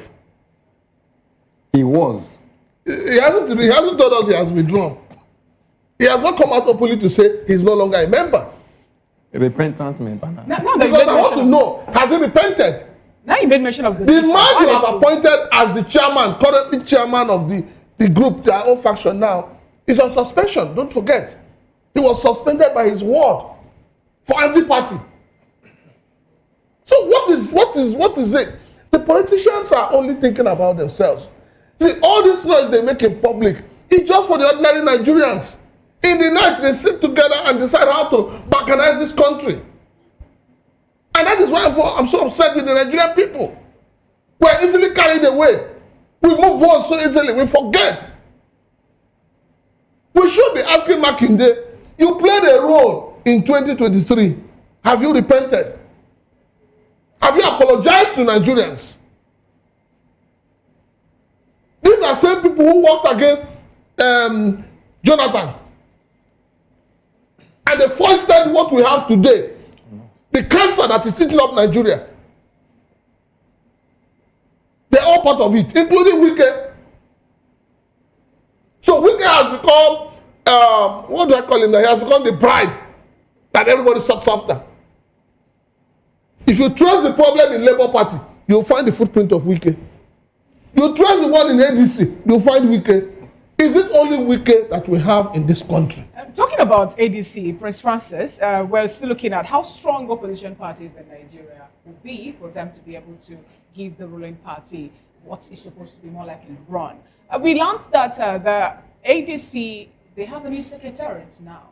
And when they unveiled that secretariat, some persons whom Nigerians have pointed to before, looking with them, were not among the people that went for the unveiling of that. I'm talking about Peter Greg Robi and Alhaji Atiku Abubakar. And then somebody said something. What is happening? Why is it that the likes of Atiku Abubakar is not part of that people that attend the opening of that secretariat, even when the secretariat was what he used as when he was doing his campaign for the 2023 election? You see, we play too much in this country. We leave the substance. We chase shadows. I don't know why. I don't know how we got to this level where if Peter Obi sneezes, the country will shake. If Atiku falls from his bed, the nation will shake. No. Let me talk like Wike for once. No, it should not be. No. You don't have this. Because Peter Obi, as we speak, I'm sure he's not even in the country. And I cannot say where Atiku is. And I cannot hold brief for them. But the point is, whether you're opening a secretariat or not. So you think his absence there means... It doesn't matter. It's It's not the absence that is going to give us a new government in 2027. When you say it doesn't matter, both men have been so vocal about a possible coalition for them to The coalition has nothing to do with the secretariat. When you say it has nothing to do with the secretariat, also Malam Abdullahi told Nigerians that they were given, I'm talking about the both men, Atiku Abubakar and Peter Obi, given until the end of Anambra election to decide whether they are part of that move, coalition move, or not. And we've not heard anything about that. So does this mean that the hope that Nigerians were having that Atiku Abubakar or Peter Obi is going to join an opposition part or a coalition to make sure that the APC as a ruling party will receive more like what they should get, Let us so what will happen if they have not been able to identify with the party and another election is already over and the opening of the secretariat too, they were not there? What does that portend? Let us be very honest with ourselves and look at things holistically. The Anambra election has come and gone. Between you and I, we saw the vote buying. It was glaring. Has anybody been persecuted up till now? No. Now, on the other hand, if you look at what is happening with PDP, do you think that PDP will have a candidate come 2027? Don't forget, Wike faction, I know they will go to court. And we know the way court cases are delayed. Peter Obi and Atiku are individuals. They will decide where to pitch their tent at the appropriate time. If you have followed the political trajectory, you'll find out that each time a particular party is mentioned and they try to enter that party, what happens? Disintegrates. It happened with the SDP. Today, we don't even know where Labour Party stands. The ADC itself, we don't even know, because don't forget that in the whole thing, people are still challenging the chairmanship of David Mark. So you cannot just jump. You say, look before you what? Leap. And I think that anybody that is forcing P2B or Atiku to make a declaration for a particular party is not helping them. All right. How about if they declare for ADC today and ADC enters into another storm? Thank you, Prince. We'll press for time. Thank you so much. Let's get your concluding thoughts, Honorable Ejiofor Igwatu, in 1 minute, please. Well, PDP is in a very sorry state. It's a pity. I don't think PDP can survive this before 2027. I do not think PDP can survive this before 2027. That's all I can say on that. All right, thank you so much. Mazi David Uhoma, please, let's get your concluding thoughts in 1 minute. Can you hear me, Mazi David? Yeah, I can hear you. Go ahead. I can hear you. Let's get your concluding thoughts, please. My concluding thought is that I know it's going to be a rough road for PDP to surmount their decisive members that have actually plunged their practice into crisis. But the new elected ESCOs maybe can take steps to see if they can, try to ameliorate the damages that have been done and try to form a formidable opposition for 2027 election. All right, that's what I can say. Thank you so much. Thank you, Mazi David Ihoma, for your concluding thought. We sincerely appreciate you, gentlemen, for being part of today's show. We thank you. Mazi David Ihoma, a barrister and also a public affairs analyst. Thank you, Honorable Ejiofor Igwatu, former member of the State House of Assembly, and also a public and political affairs analyst. Thank you once again, Mr. Elvis Lee Mihele, who is a political and public affairs analyst. Also, Prince Francis Chilaka. Thank you so much for being part of today's show. We sincerely appreciate. On behalf of the backroom staff, the amiable producer of the show, Chema Innocent, and also the people that helped to push today's VOP this morning to come to your screen, we say thank you. And on behalf of my colleague in the studio, Moses Humphrey, Chukuma Okoro, I am Fina Okechukwu. Join Moses and Chukuma for this paper review on top of the hour today here on Voice of the People Television. Bye for now.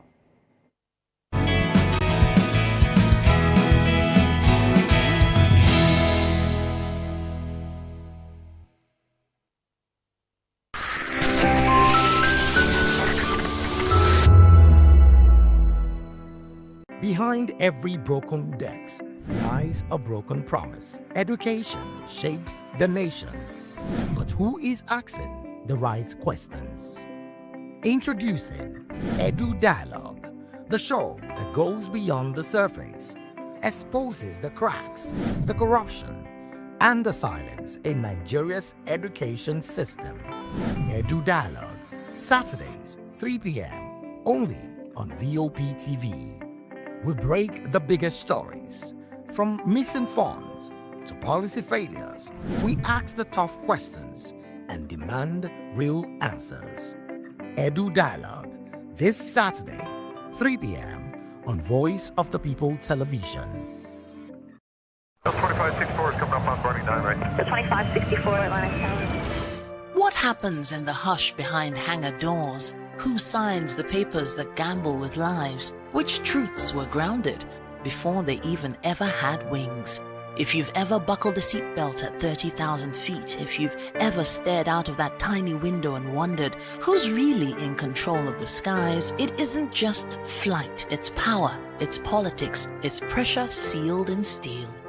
We're peeling back the clouds from runway risks to sky-high secrets. We're diving deep where most dare not to look. Aviation Scope, every Sunday at 7 p.m. only on Voice of the People TV. We don't just report, we reveal. We don't just ask, we uncover. Because when it comes to the skies, ignorance is turbulence. Aviation Scope, the sky isn't the limit, it's just the beginning. 3 years ago, we lit the spark. Today, we are blazing the trail for others to follow. VOP Media is 3 years of breaking boundaries. 3 years of being that bold voice that echoes the thoughts of the people. 3 years of telling stories that matter. We have experienced complete breakdown in democratic governance. We are not just a brand. We are a movement, giving voice to the voiceless. We go to bed empty hunger. To every viewer, every voice, and everyone that has made us who we are, we say thank you. VOP Media, 3 years and still counting. VOP TV. Now you have more than a voice.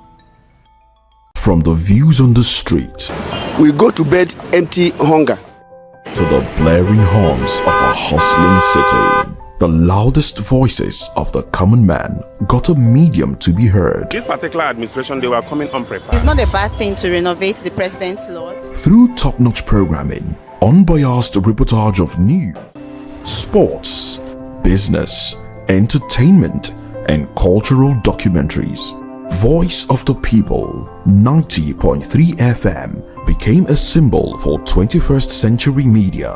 And now, a new baby is born. Voice of the People Television, VOP TV, youthful, full of vigor and penchant for excellence in the continent's media space, exposing the wrongs, applauding the rights, dissecting the news without fear or favor, through factual and accurate stories and contents. Corruption kills 3 things that makes a society. Representing the interests of the people and giving them a voice. Voice of the People TV is here to stay towards building a fair society. VOP TV, Voice of the People Television, truly a voice for the people. Join us as we drive into the world of politics through insightful interviews with prominent political figures, both serving and former governors, ministers, senators, legislators, party chieftains, activists, and analysts. Get first-hand information into the decision-making processes that affect our daily lives. Highly engaging 1-hour program that brings political discourse into focus. I am Chukwuma Okoro. Political Lens, Monday through Friday, 6 to 7 p.m. Join us.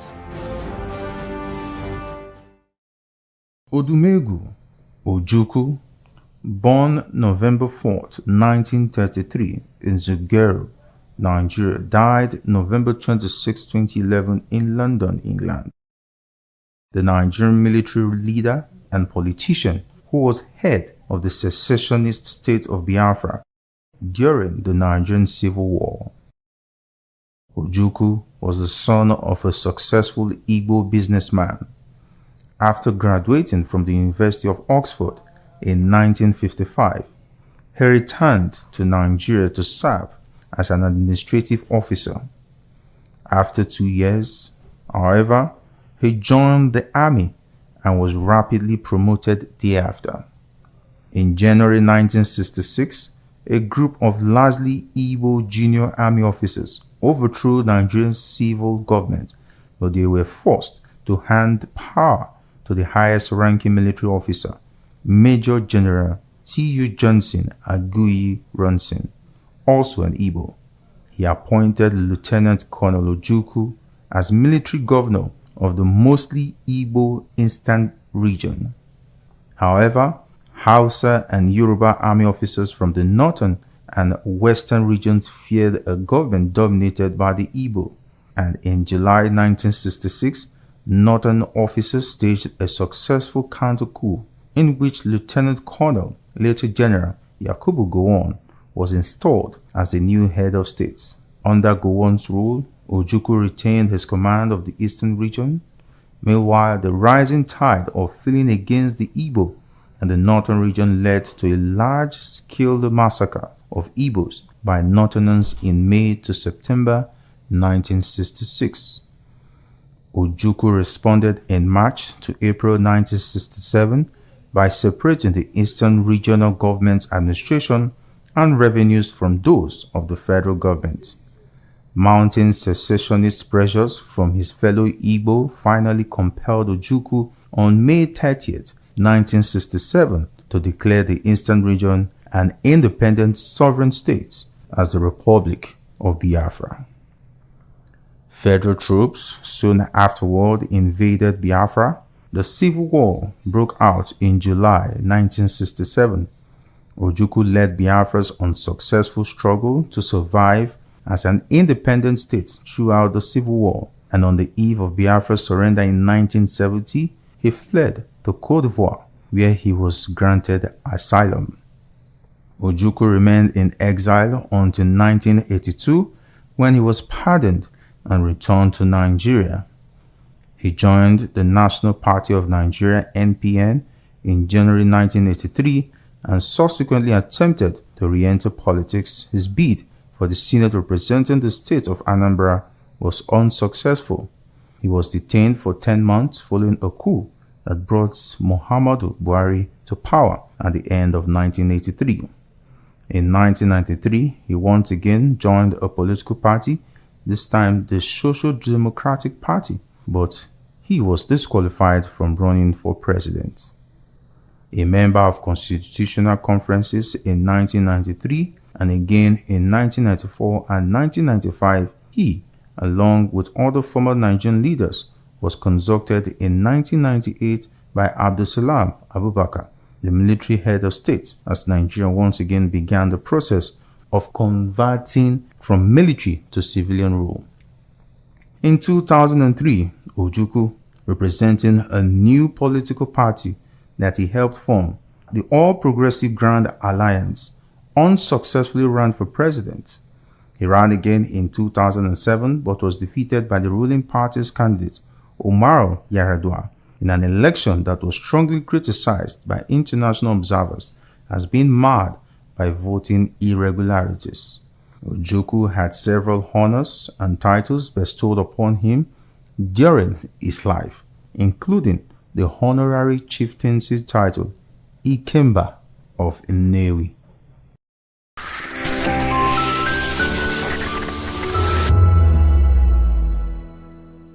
Welcome to the locker room, the home of football talk that matters. I am Jerry Arpehon. Join us every weekday, Monday to Friday at 5 p.m. Nigerian time as we share the hot takes and hot debates in the exciting world of football. And joining me are the usual suspects, Ikechukwu and Mayowa, as we break down all the hot takes and everything that's happening in the football.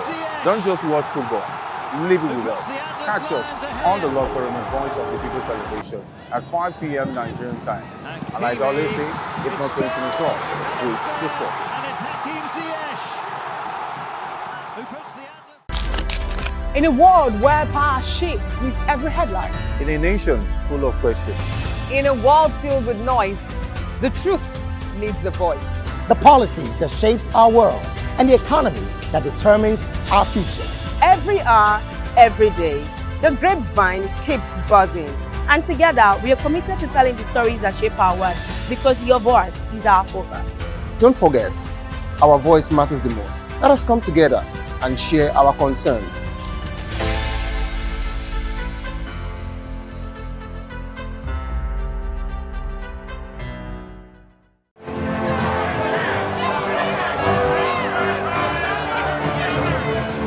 Do you want your voice to be heard? Do you know that you matter in the scheme of things? The People's Voice, the show where ordinary citizens take center stage as we discuss the biggest stories that affect you and I. With you in mind, we facilitate lively discussions, debates, and interviews on the topics that matter most to you and I. From social justice to economic empowerment, education to healthcare, governance, and more. Tackling tough topics and amplifying your voice. People's Voice. Mondays through Thursdays, 4 p.m. Join the conversation and make your voice count. The People's Voice. Make your voice count.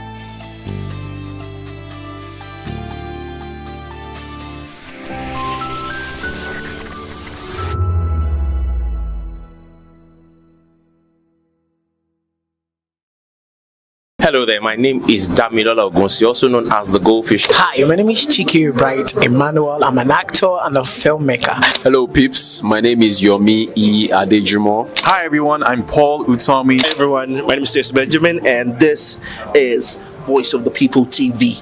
I need you to keep it locked to VOP TV. See, are you looking for good entertainment? You want to get good movies, good music, politics, talk shows, sports and entertainment. You really want a channel that gives you everything you need without you having to run around. VOP is where you are. That's Voice of the People. If you're not listening to this, you're not one of us.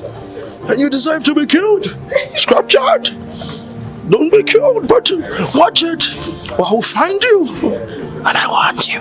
And you are locked on VOP TV. Don't go nowhere. This is where the juice is. This is where all you need for entertainment, politics, movies, and whatnot. And keep watching VOP TV. So keep it locked, because I'm locked already, man, and it's money back guarantee. So you're gonna have a good time, because I do. And please keep watching VOP TV. I won't want to actually, I beg you, subscribe, watch it. If not, whatever you see. You better not touch that die, because VOP is the plot.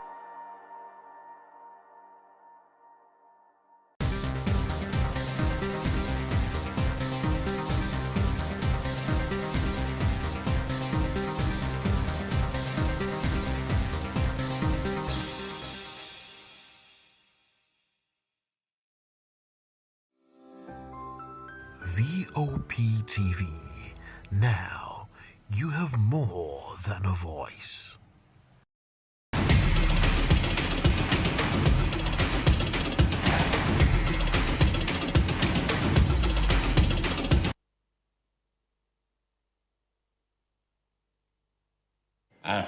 Yes, it is a good morning, a beautiful Tuesday morning. Yes, and you're welcome, Nigeria, on Sports Republic. Yes, this beautiful Tuesday morning, like I said, and yes, live here on The Voice of the People TV. And I am your host for today, Afiz Ogubanjo. Yes, I won't be doing this show alone. I'll be having my guests joining me pretty soon as we break down, everything for the next 15 minutes thereabouts on the world of sports. And it's not the morning after. Yesterday was the morning after from that Super Eagles loss to DR Congo. Therefore not giving us that ticket to the World Cup Intercontinental Playoff. Hopefully also getting the 10th African ticket to the World Cup happening in Canada, USA, and Mexico in 2026. And yes, my man Kizike, yesterday he broke down everything that you needed to know from that game, yes, including it was almost about to rant, but then we had to simmer down, and because everyone in Nigeria, just showing their frustration. I mean, it is frustrating. It really was frustrating. And where do we go from here? That's the question. Like I said, yesterday was the morning after, and Kizike, gave us everything. About that game, Nigeria against the Leopards of the DRC, the Democratic Republic of Congo. Yes, 1-1 it ended, and in regulation time. Yes, but then after extra time also 1-1, and it went to penalties. And Nigeria goalkeeper Stanley Wabali, yes, he saved 2 penalties. But then his players, I would say, let him down a bit. Missing 3 penalties. Calvin Bassey, Moses Simon, and Shemi Ajayi being unfortunate from the penalty spot, and Chancellor Mbemba scoring that decisive penalty for the DRC as they marched on to the Intercontinental Playoff, happening right there in Mexico in March. And but then, yes, everything has gone on from that game. Nigerians are still putting it on their mind. You can't forget that easily. And that is where we'll be starting off this morning. Yes, because the NFF, as they should, yes, they've come out and, let me say they tendered an apology. But I'm sure Nigerians, they deserve more than that. Heads should be rolling. And I'm sure that's the question that Nigerians are asking. Who is in and who is out? Yes, from the NFF.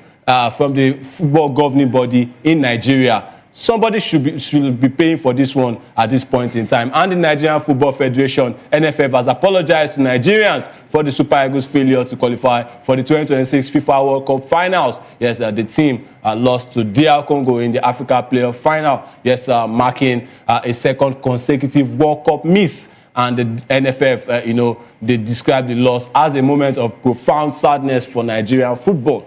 And the NFF acknowledged the disappointment felt by Nigerians, stating that the team's collective efforts didn't deliver the desired outcome. And the Federation praised the passion and sacrifice of Nigerian fans who have always supported the team through thick and thin. And the NFF also thanked the federal government, the National Sports Commission, and other stakeholders for their support throughout the qualification campaign. And yes, football is more than just a game in Nigeria, of course, and is a symbol of unity, hope, and national pride. I mean, Nigerians were hanging on to just that joy that football was going to bring for us because of, things that are happening off the pitch, yes, and generally, economically in the country, yes, and they were hanging on to that little joy, like I said, hoping the Super Eagles could bring something. Normally, we're not even supposed to be here. That's talking about the playoffs, yes, because of the way the qualifiers went. But then, a Victor Osimhen hat-trick and a Frank Oyeka goal, brought Nigeria to the playoff. Against all odds, we faced a Gabon side who did really well, but ended up finishing second also in their group, scoring 22 goals and conceding 9.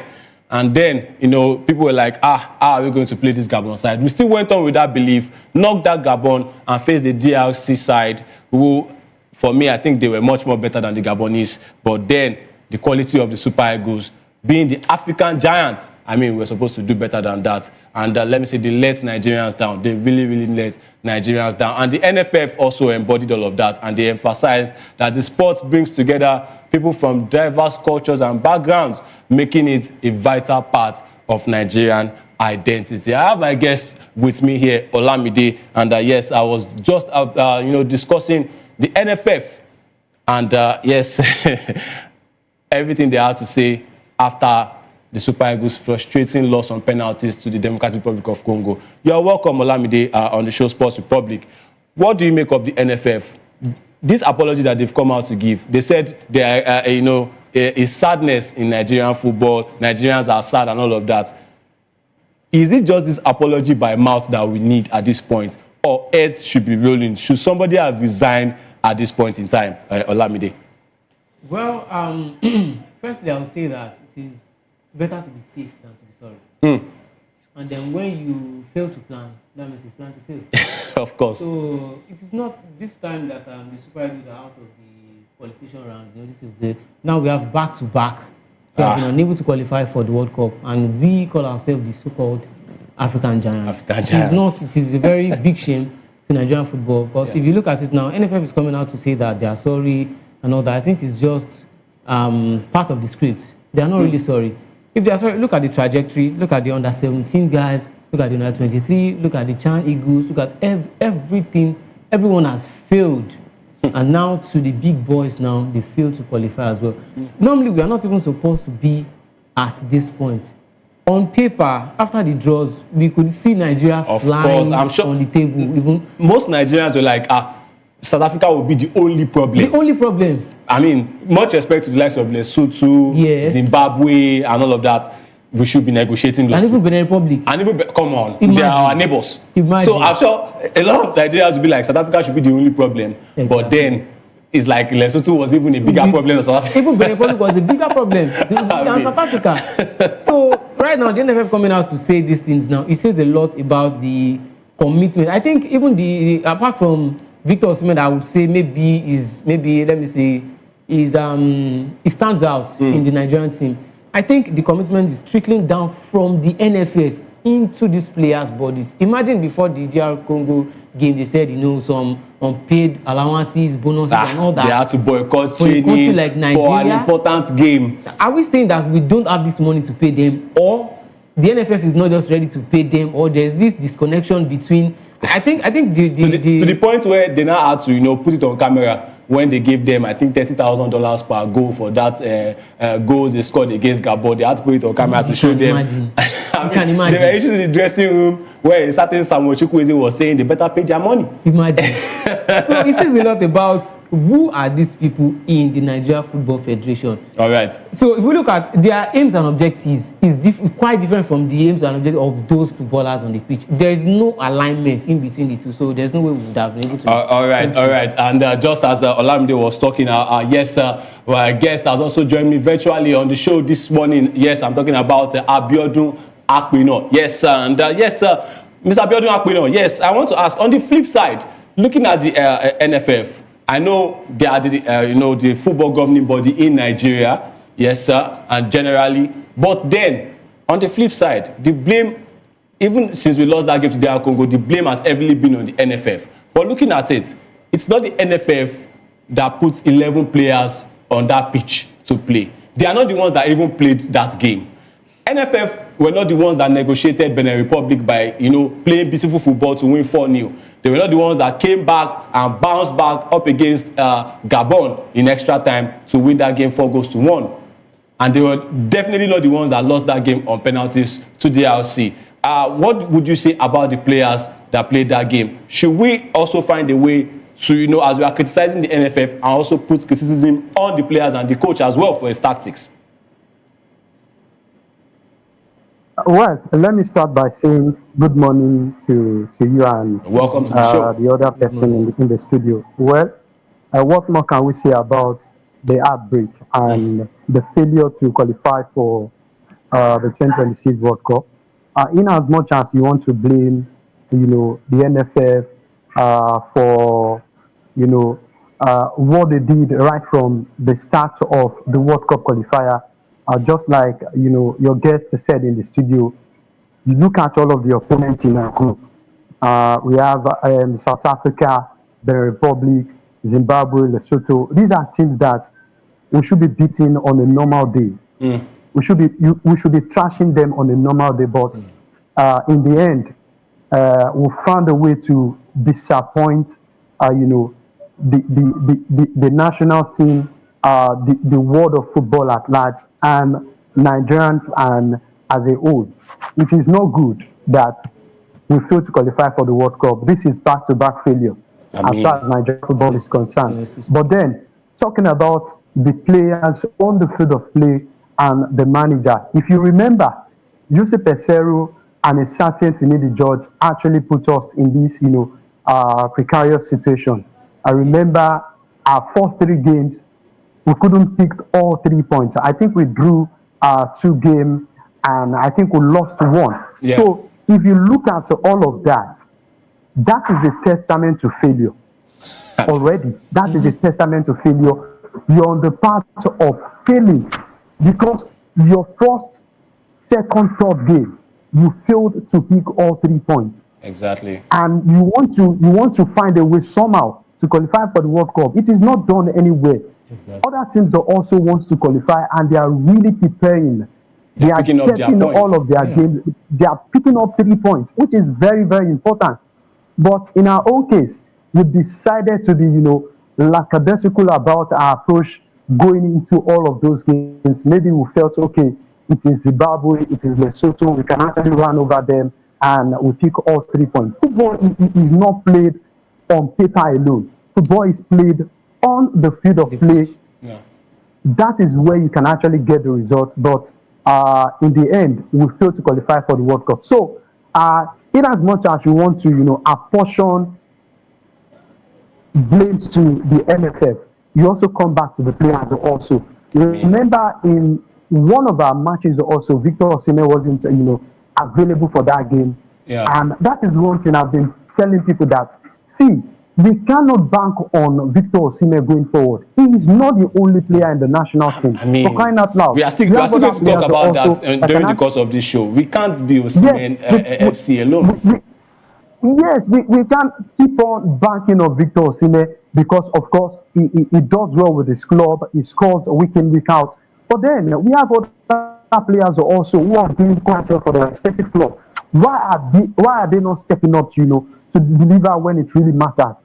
That is one question we should be asking ourselves. But then we decided to build the national team around Victor Osimhen. Of course, some people will tell you it is good, but in my opinion, in as much as you want to appreciate the fact that Victor Osimhen is a fantastic player, but then you cannot build a team around a single player.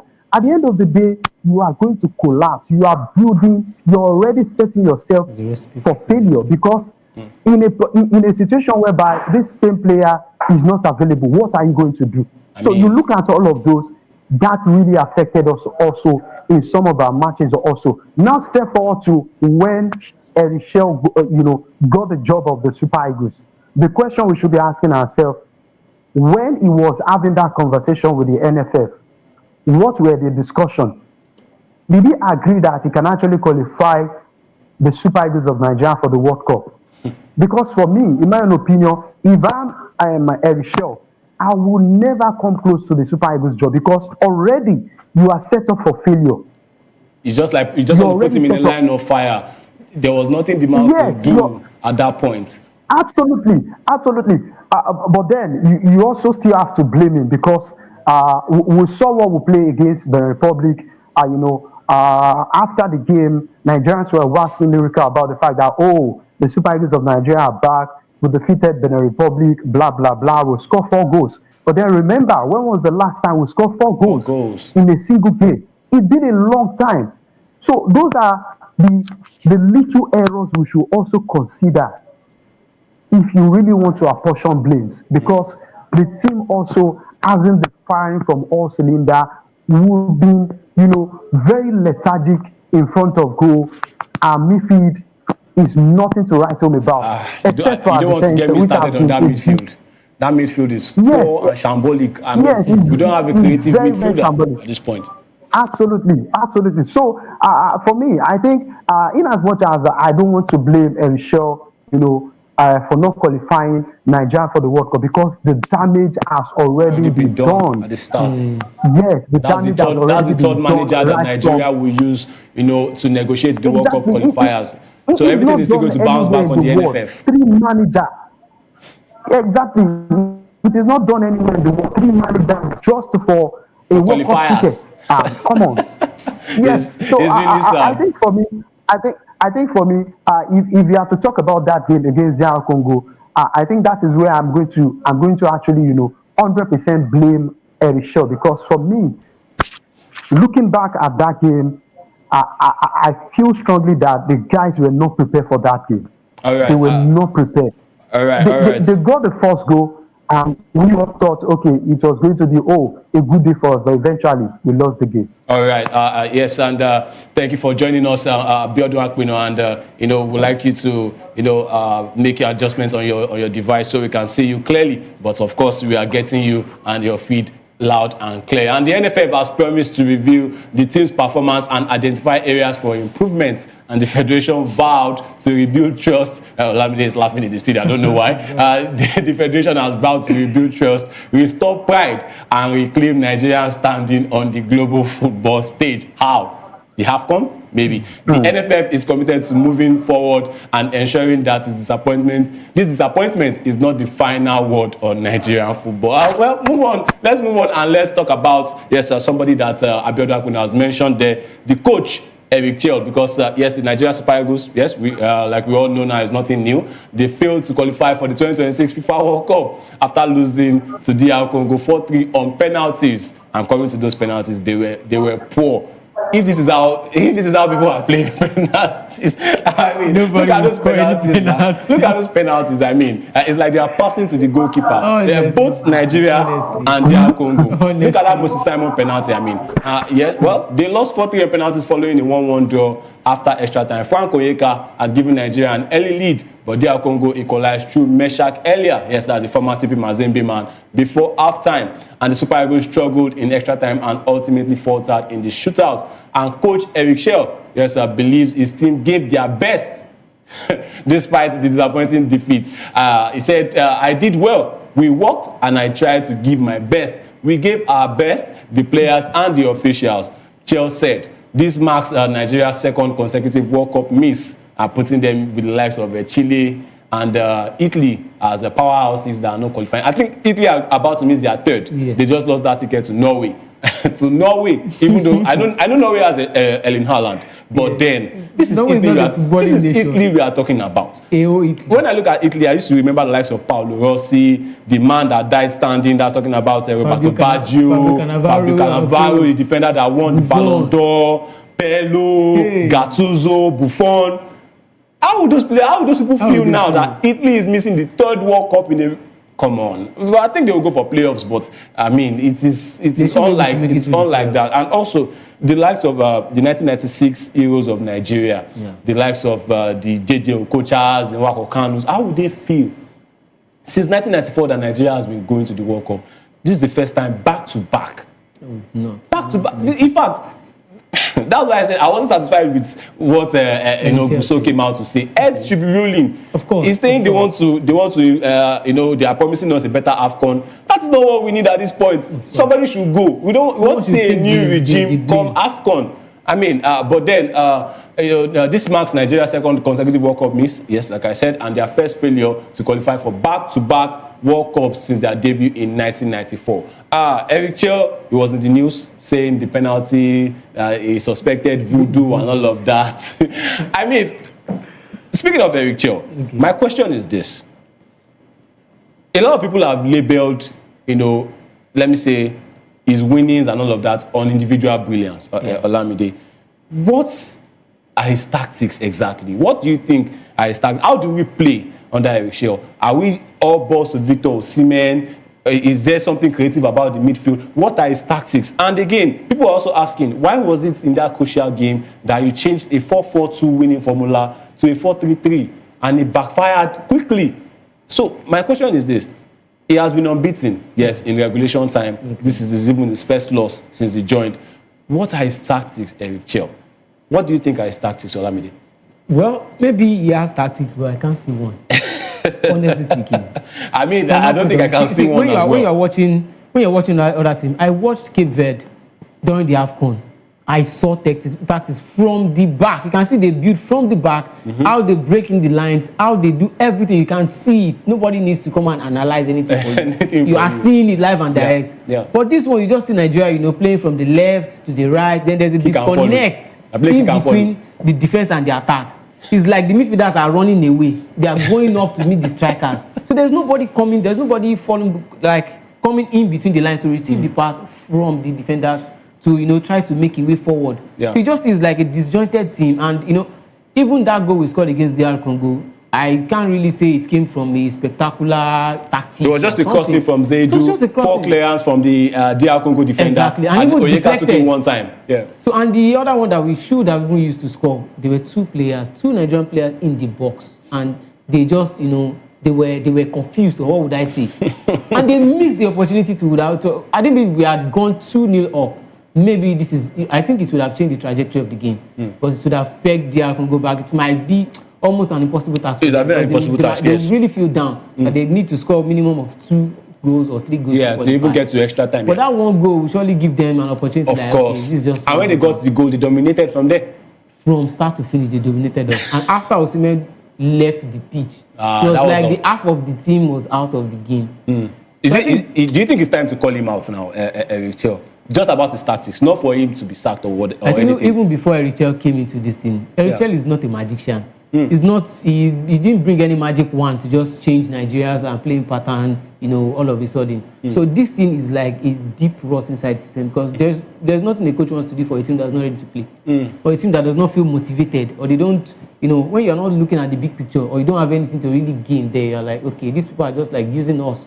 They are not giving us this money that we, everything. Even Eric is hold salaries. You can imagine. So this person you are owing, you now expect him to be able to motivate those players to take you to the World Cup, when you are not even guaranteed the fact that maybe they will pay you or not. No. The job of a coach is not easy. You have to do it. You have to do it. Even if you are being owed, in the background, you have to just come out and do the job. Do it, but we need to talk about the reality now. You have to. It's like the theoretical part, but this is reality. He has a lot of things to do with the money. Even there are times we only talk about players going to the World Cup to experience all these things. Even if we go there is higher probability that we can't go past the group stage. How many times have we gone past the group stage? Especially if we face our regular foe, Argentina. Even this particular team, this current Super Eagles team now, can we really meet up with those? Even the likes of Norway. Look at the team. Look at the game we played against DR Congo. It's just individual brilliance that got us to this point. Exactly. That's why I asked that. Is he all about individual brilliance, or he has his own formation and tactics? I think that's where I want to ask Abiodun Akpino. Abiodun, looking at the Eric Chell now, we've spoken about him. Now we are going on to the AFCON. Is it time? Now I want to come back to the players. Is it time that we phase out most of these players? I'm not saying everybody, we should, practice like a weeding, or we should carry out weeding on all of them and cut them off. But is it time we start injecting, new players? If there's anything that Eric has given us, he has given us a certain Benjamin Fredericks. Do we need more Benjamin Fredericks in this team? Young players that will come and show their stuff and, phase out these older players that over the years have not really given anything to the Super Eagles?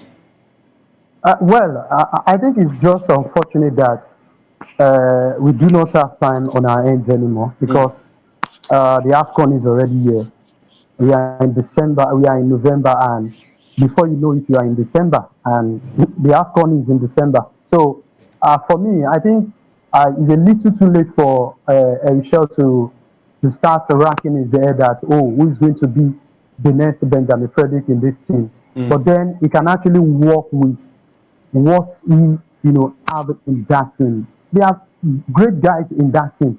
But then one thing I've always, talked about, and I'm going to say it here clearly again, that our midfield need a whole lot of fixing. Of course, we know on paper, in 90% of our games, you see a certain Alex Iwobi, Wilfred Ndidi, or a certain, Frank Oyinka, playing in that position. But then, this is the perfect time for him to actually change something. Let's see something else. If A is not working, why not try B? Why not try B? But even though B was like a recipe for his downfall in that final against Congo. Of course, but then he had to actually throw in everything for him to actually turn around the fortune of the game, because the game was already done. He was just trying to do many more. If there's something like that, so he just wants to do something out of nothing for him to turn the game around. But unfortunately, that couldn't happen. But for me, I'm going to advise Eritrea going into the AFCON, try something else. We saw Wilfred Ndidi against DR Congo. Wilfred Ndidi was nowhere near top professional in that game. Alex Iwobi was just, he was totally a passenger in that game. So why not bring on board a certain Rafael Onyedika, who has been consistently being invited into the national team, and yet he's not getting minutes, he's not being played. You see, it is not rocket science. If a player is not doing well for you, try another player. That is why you have a total of 23 players or 24 exactly. in the team. So it just boils down to the manager making that bold decision. And I think right now, I might be thinking out loud right now, maybe Erisha is being told what to do in terms of the selection. It's looking like it. It's looking like it. Because maybe some people are telling you, you have to start so person. You have to leave this guy on the bench. Yeah. Because I don't understand why a certain Rafael Onyedika, who is playing week in, week out for his club, he does well for his club, and you decide to put him on the bench every time the guy comes to the camp. It is not making any sense to me. So for him to do well at the African Cup of Nations, we need to do a reset. Invite players based on their form. Invite players based on their regular minutes with their respective clubs. There are some guys in the national team right now who don't even know anything close to what they are doing in their respective clubs. We want to see guys who are really consistent, who are playing week in, week out. That is how we can navigate. Looking at that selection, before we move on, Abiodun, I saw when Olakunle Olusegun was called, I was like, there are better players that are doing well for their club. The likes of Yeraso for Ghent, the likes of Rafiu Simi, that was even playing in the Europa League, David Simon. Why are we not calling these players? When you brought on a certain Benjamin Fredericks, Nigerians were like, oh, this guy is unknown. But he did his thing, and now he's a regular. Why are you not giving the same opportunities to other players? I mean, even if okay, look at Jerome Akko Adams as well. Well, I can praise him for that. He has given us Akko Adams to that can complement Victor Osimhen. Even though I still have my reservations. Why didn't he start the same Adams and Osimhen in that final? But then it is what it is. You spoke about the AFCON, and yes, it kicks off on December 21st, 2025 in Morocco. Yes, and we are in is it Group C or D now? We are in Group C with the likes of Tanzania, Tunisia, and Uganda. Like I said, on paper, if you look at the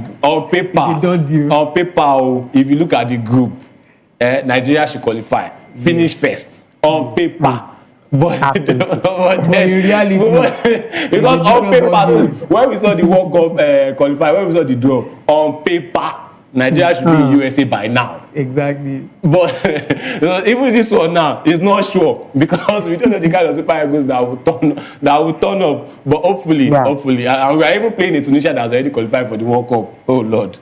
I mean, there's a lot going on with the Super Eagles, and DR Congo, on the other hand, they've secured the spots in the Interconfederation playoff. I don't think anything will really stop them. And yes, they are taking a step closer to their first World Cup appearance since 1974. They were not even Congo; they were Zaire at that point. They were Zaire, and now at the expense of a certain Super Eagles, they might just make their first World Cup appearance since 1974.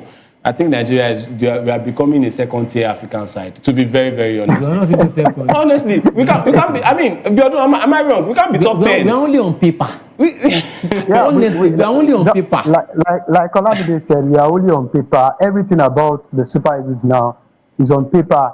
If you are talking about the most valuable national team in the world right now, there comes the Super Eagles. But in hindsight, are we that good? in terms of our quality on the field of play. And, you know, or in a major tournament, would you vouch for the Super Eagles of Nigeria to go all the way, you know, in terms of their performance, the cohesion, you know, the flair? All of that is not in the national team anymore. You don't see that anymore. Exactly. It's also sad that we failed to qualify for the World Cup. You know, I was reading somewhere this morning that Frank Oyeka was saying, oh, the next World Cup in 2030, some of them will not be around. Of course, you guys will not be around. That's the truth. That's the reality. That's the truth. That's the reality. And it's so painful. It's so painful that, you know, for some of us who are in this job, some of us, we already, you know, we have our plans, what we want to do because the World Cup is coming around. Of course. Probably the Super Eagles of Nigeria will be taking part in all of that. And right now, all of that is down the drain. So it's to sit down. It's to sit down and enjoy the likes of Senegal, Cape Verde. I want to believe. I want to believe you have your second nation right now. Maybe you want to support Argentina. For me, I'm on the fence. I just want to enjoy good football. I just want to enjoy good. It's 48 teams. It's an expanded format. It's 48 teams. It was 32 before. 40. We couldn't still qualify. There's a lot. There's a lot going on. It's 48 teams. I mean, I just want to enjoy good football, like I said, and I want to see, you know, other teams that, you know, took the World Cup qualifying serious. Look at Morocco. 16 points. 16 points Morocco had, and they had already qualified. 16 points. They had 16 points and they were already qualified. They were playing the rest of the qualifiers with their B team. They were telling some certain players to stay at their clubs, and they were still winning. They were undefeated. They finished undefeated. Tunisia, the same thing. Cote d'Ivoire, the same thing. What is wrong with the Super Eagles of Nigeria? And that will take us to our next point, where the Nigeria Super Eagles have been criticized for their heavy reliance on one man.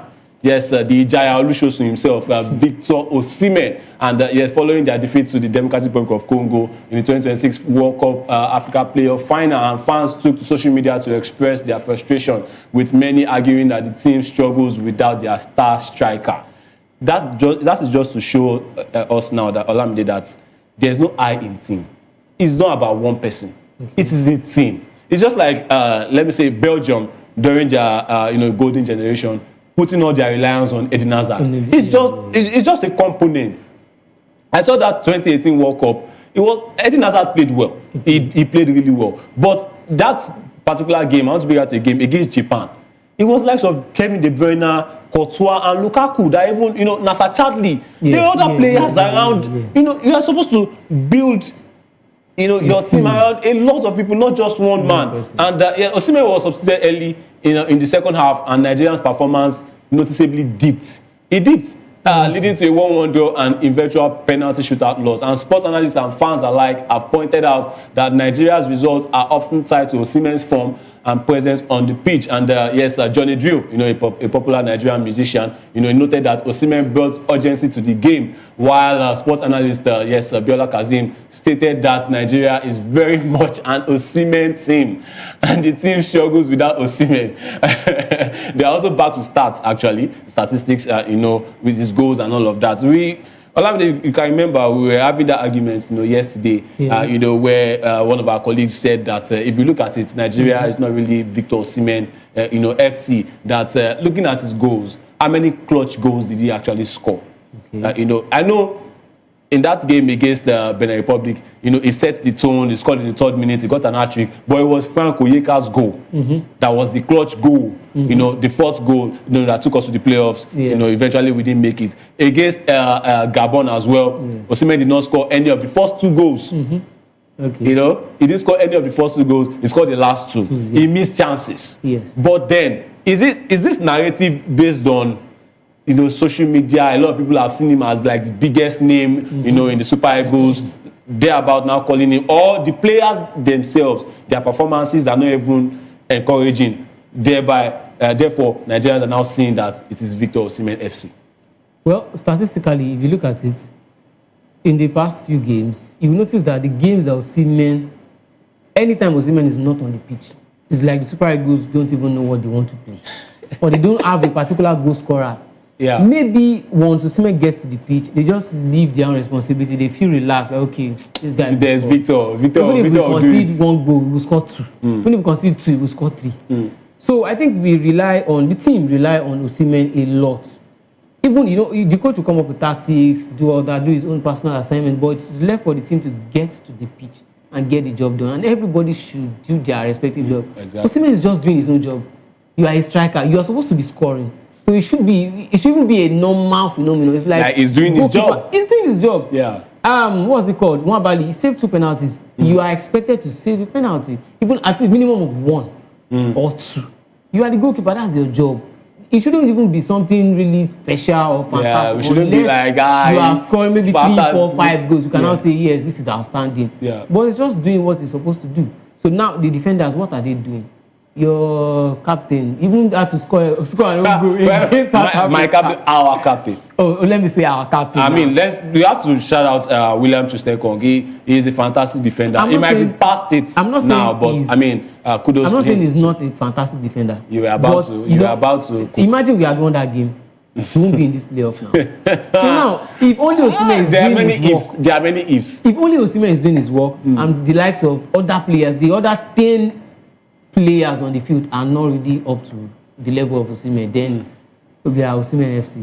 That's just the reality of it. So that means, because, I think the sentiments that Nigerians are sharing is that Osimhen, aside from, being the striker, sometimes you see him in the left back row, chasing down opponents, trying to defend. In set pieces is the one heading out corners and throw-ins and free kicks and all of that. Maybe his work rate totally, that's what Nigerians are saying. Body language, he says a lot. He wants it more. He wants it more than the other guys. So that means maybe that passion is trying to resonate it, but unfortunately it's not resonating in the whole team.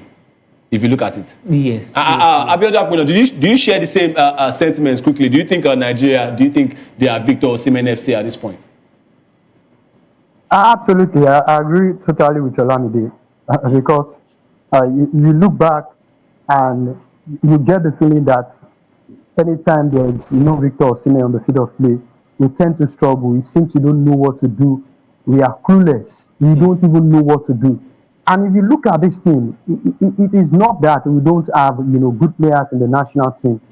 A certain Ademola Lookman won the African Footballer of the Year. Moses Simon, you need to go and watch Moses Simon when he was playing for Nantes.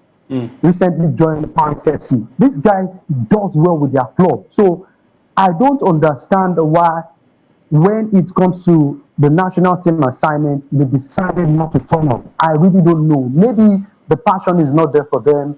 Maybe, the urgency. And it is only Victor Osimhen that tend to give us that vibe of a proper Nigerian player that really wants to, give all of his, best on the field of play. But I think if people out there are saying we are Victor Osimhen FC, of course, it is visible. You can actually see it. If this guy is not on the pitch, we struggle. If you want to score goals, you have to literally depend on Victor Osimhen coming to the party. If Victor Osimhen is not playing well, we don't play well. You look at the last AFCON, of course, Victor Osimhen didn't do well the last AFCON, but then they decided to up the ante. So I don't see why these guys cannot go back to what we saw at the AFCON, deciding games, trying to push themselves and, of course, play as a proper team. I think going into the AFCON, Michelle needs to understand that, this team is not about Victor Osimhen. I know you are very important, but I'm going to build this team around all of you. Of course. You guys are very important. Each and every one of you are very, very important, and I'm counting on you to deliver, the trophy. But like people are saying out there, truly, we are Victor Osimhen FC.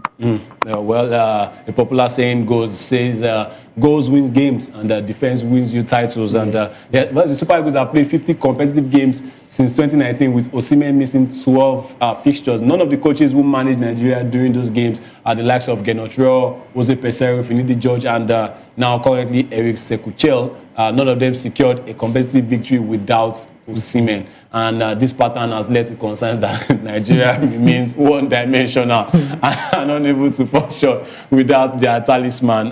Well, I think it's actually time, to move on. When opponents start noticing that we only play through Victor Osimhen, once he is marked out, even though Osimhen is actually difficult to mark out from a game, but once he is successfully marked out, once he is, Wan-Bissaka did that. He did that in the first half.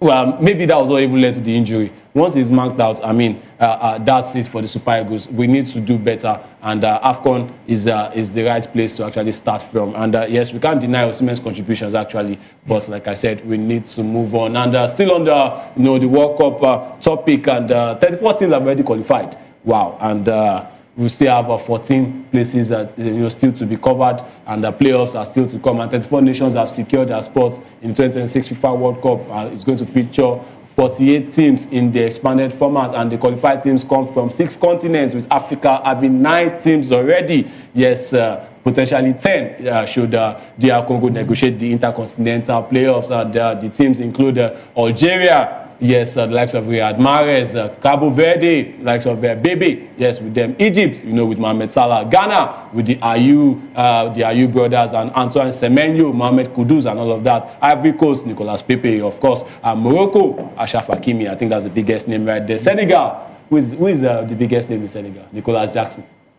Come on, he's also Nicolas Jackson. South Africa, yes, Sadio Mane, of course, Sadio Mane. I just mentioned that one, just to cook a little bit. South Africa, yes, of course, they were in their group. They picked up the automatic ticket, and I think their best player should be maybe a certain like Foster, who plays for Burnley. Tunisia, yes, also there. Now the host nations, Canada, yes, with Jonathan David, of course. Mexico, with the likes of Hervé Lozano, and the United States as well, Christian Pulisic, who I think is their biggest name. And yes, they have automatically qualified because they are the host, and they are joining teams like Argentina, of course, who else right there, but Lionel Messi. Brazil should be Neymar, but I don't think with the way Ancelotti has been speaking, he said he needs players in physical condition. Yeah.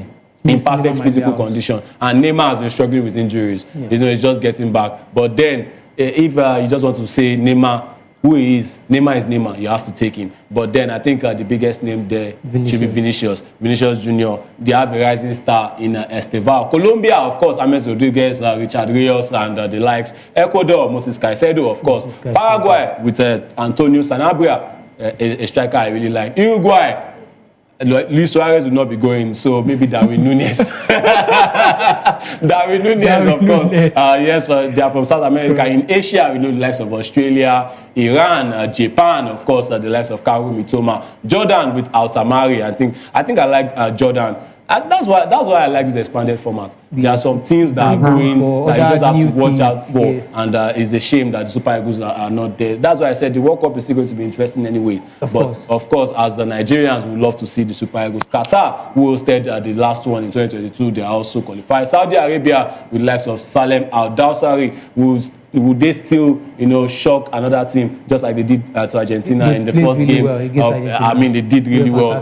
That's halftime team talk that Avi Renard gave them. We will go down in history. Yes. The way he was talking, they couldn't understand him. He needed a translator, but he was telling them that, do you think you can't do this? You can.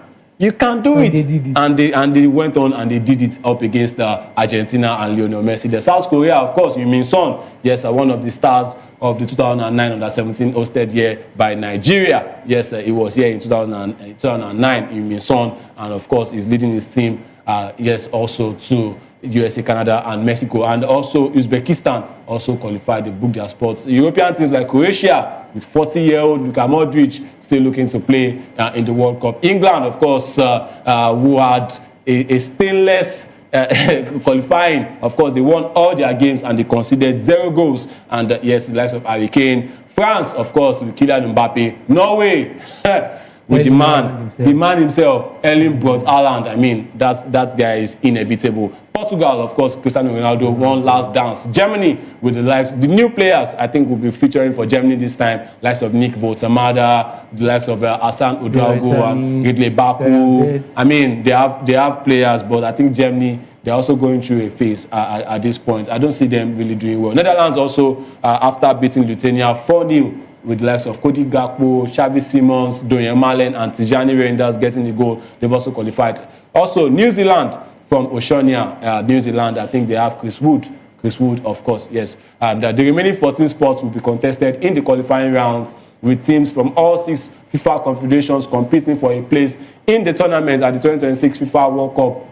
Yes, it's set to take place from June 11 to July 19, 2026 across 3 host nations. And well, just as we'll be wrapping up on the show, I quickly want to ask you, Olamide, let me start with you.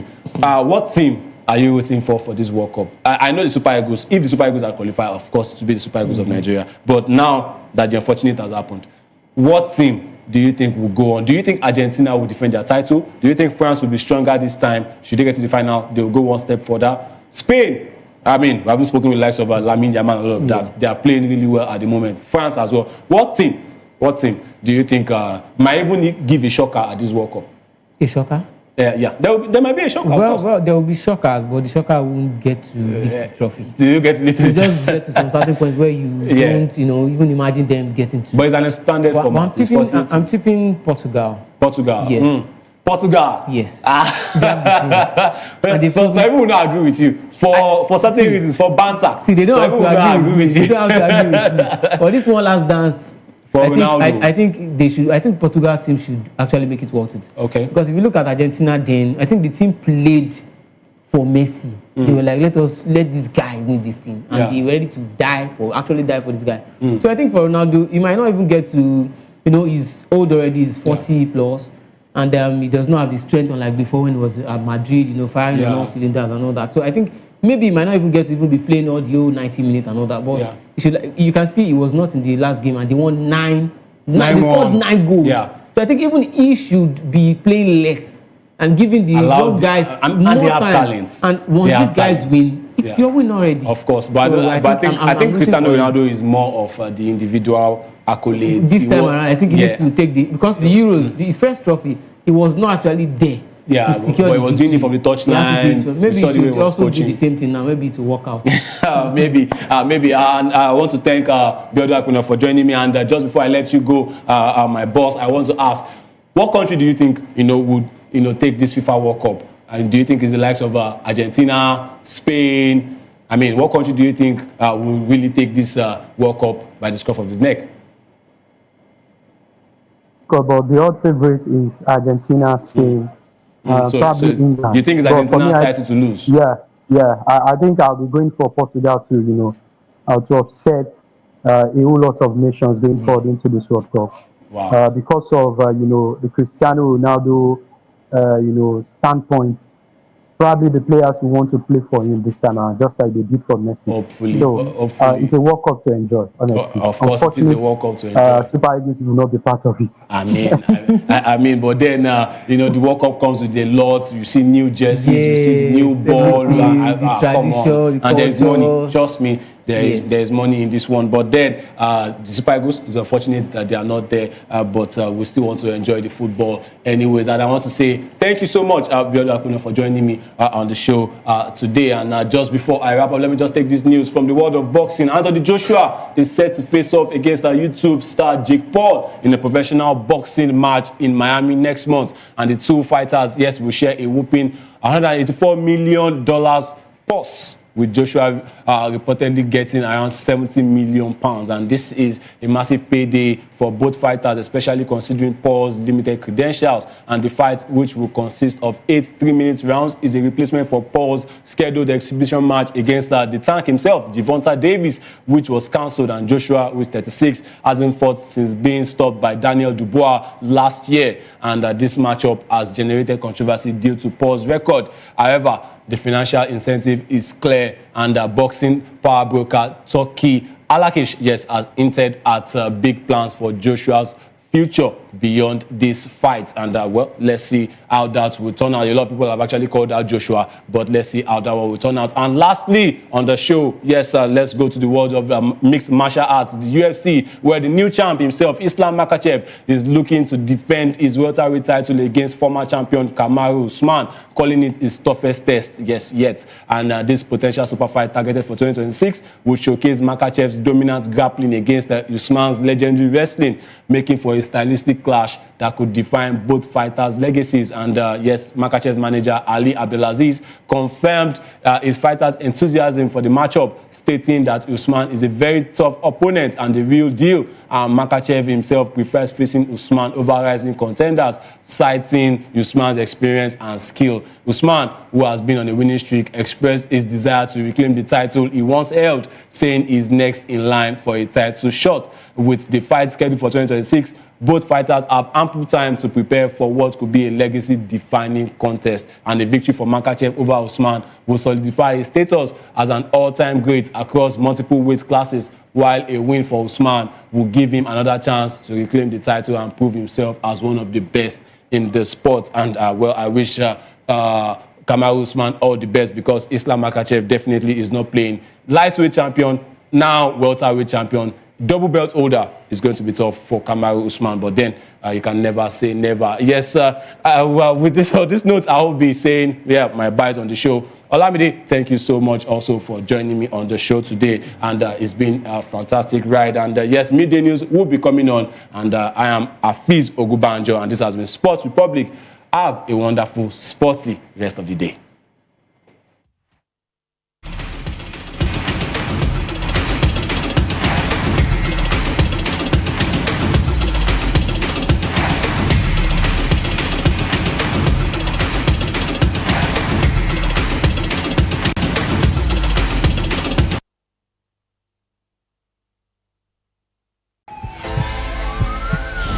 This is Health Check, your weekly guide to better living, smarter choices, and trusted answers.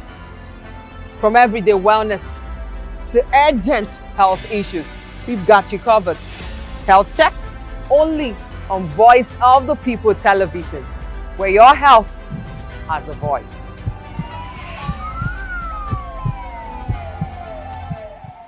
To know the happenings in the maritime sector, join us on the program Maritime Frontiers on VOP TV as we discuss key areas in the maritime sector, from aquaculture, maritime transportation, maritime labor regulation, oil and gas exploration, ferry and passenger insurance, marine pollution and prevention, port operations, and lots more. Maritime Frontiers, exploring Nigeria's blue economy. We encourage you to click on the like button and subscribe to our YouTube channel. We are Voice of the People TV. Also follow us on all our social media platforms. We are at VOP TV Live. Visit our website www.vop.ng for fresh and trending news. Also watch us live on SLTV channel 264. VOP TV, Voice of the People Television. In a world where power shifts with every headlines, news breaks and events happens, we'll bring you unbiased and explicit information on politics, economy, and state of the nation. We break down the chaos. Facts, not fluff. Truth, not a spin. We discuss not just politics, but a glimpse into the future. Join Moses, Chukuma, and Fina on Voice of the People TM. Voice of the People Television. Now you have more than a voice. The red carpets, awards, the razzmatazz, music, fashion, interviews, and more. Spotlight on Voice of the People Television. Let's feed you with all the juicy stories in the global entertainment space, bringing you the glitz and glamour as it is hot. Stay tuned to Spotlight, 1 p.m. Monday to Friday. Spotlight on VOP TV. Entertainment like never before.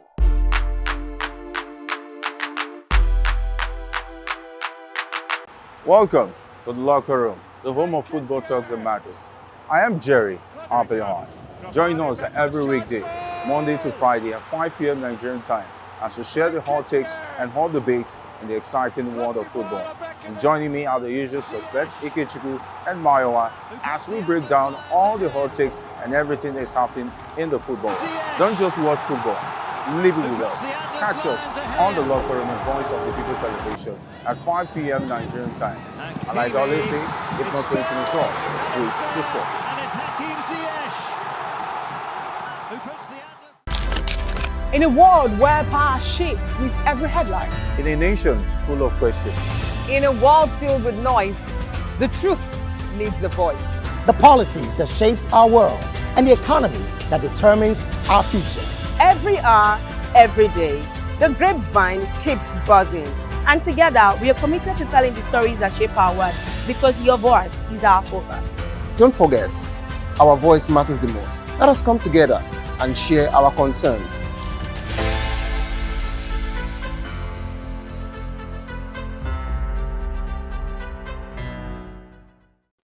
Welcome to Kitty's Corner. Every weekend is a new journey. Join Auntie Oni as she embarks on thrilling adventures. Each episode takes the young explorers to a different fantastical world filled with exciting challenges, making new friends and learning valuable life lessons. The show begins with lots of excitement in a cozy storytelling mood. Fairies teach the importance of kindness, honesty, bravery, teamwork, or curiosity. Kitty's Corner is a delightful blend of fun, education, and imagination with catchy songs, interactive games, and heartwarming stories. Join Auntie Oni every Saturday, 10 a.m. to 10:30 a.m. on Voice of the People television. Kitty's Corner, perfect destination for curious minds.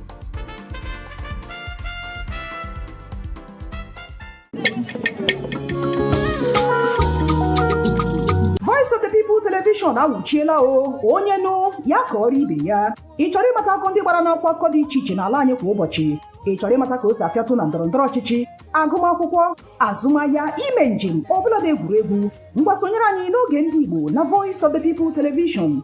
Anyị nwere ndị ọbịa bụ ọkachamara bụkwa ndị ga-enye aka tapịa isiokwu ndị anyị jiri bịa kwa ụbọchị. Anyị ga-eji ka o siri gbaa n'akwụkwọ akụkọ dị iche iche wee malite tupu anyị akọzie n'uju n'ubi onye anyị bịara na nke ya. Ịgbamụrụ nzem ọzọ kedụkosi aga ya gaziere onye ukwu ma gaziere onye nta. Mkparịta ụka tọrọ atọ ka anyị ga-ewetara gị bụkwa nke ga-eme ka ịmata ka ihe si aga n'ala anyị bụ Naịjirịa ọbụladị na mba ofesi. Oge ndị Igbo na Voice of the People television ga na-abịara gị site n'ụbọchị Mọnde ruo Fraịde na SLTV Channel 264. Ekwekwala ka akọrọ gị ya akọrọ. Chetakwa na ọ bụ na SLTV Channel 264 ka ị ga-ekiri Voice of the People television. Voice of the People television. Ugbu a ị nwere karịa olu. My name is Esther. They call me the Oga of them are the general overseer of them all. Every man, every woman has got a voice where integrity is the volume. So this is Voice of the People's TV. Voice of the People's TV. So this is the people's voice. And the people's voice is the voice of God. That's the voice populi in Latin. The people's voice is the voice of God. So keep watching Voice of the People. In fact, my name is Voice of the People. Keep watching MC Adobe. Hi guys, my name is Kagan. I am Nigeria's biggest tech content creator. And I just wanted to give a quick shout out to Voice of the People TV. Keep watching, enjoy, and you're welcome. My name is MC Alamano. They call me Enjoyment Landlord. It's VOP TV. Keep watching VOP TV. Don't touch it down. Even if you want to touch it down, increase the volume. If you don't increase the volume, why told me? My name is Collins Agawabe, popularly known as No Maiden. But last, more than No Maiden. Or more. No be all so the cook right at the fry plantain. We keep on watching VOP TV. Hey. The voice of the people, the voice of Edo. If you want to get the authentic news for Edo, the way it be, that's why they show and all the content anything come on. A VOP TV.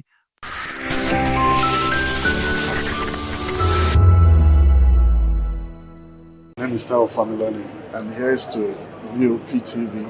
Keep watching, stay tuned, do not touch that dial. Arararara, my name is Made Kuti, and you're watching VOP TV. Keep watching. Welcome, my name is Zika Davis. Distinguished ladies and gentlemen, boys, viewers, everybody, boys and girls. This is VOP TV. Do you know what that means? Voice of the People TV. You don't have a voice, don't come here. You better make sure your voice is heard. I've been in this profession over 30 years. And I must confess to you, VOP is just too welcoming. You can't do without VOP on a daily basis. The moment you join VOP on a daily basis, you are all in all. I must confess to you.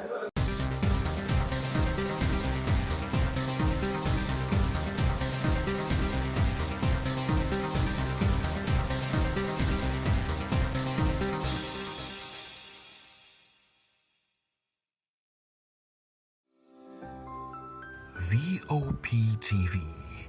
Now, you have more than a voice.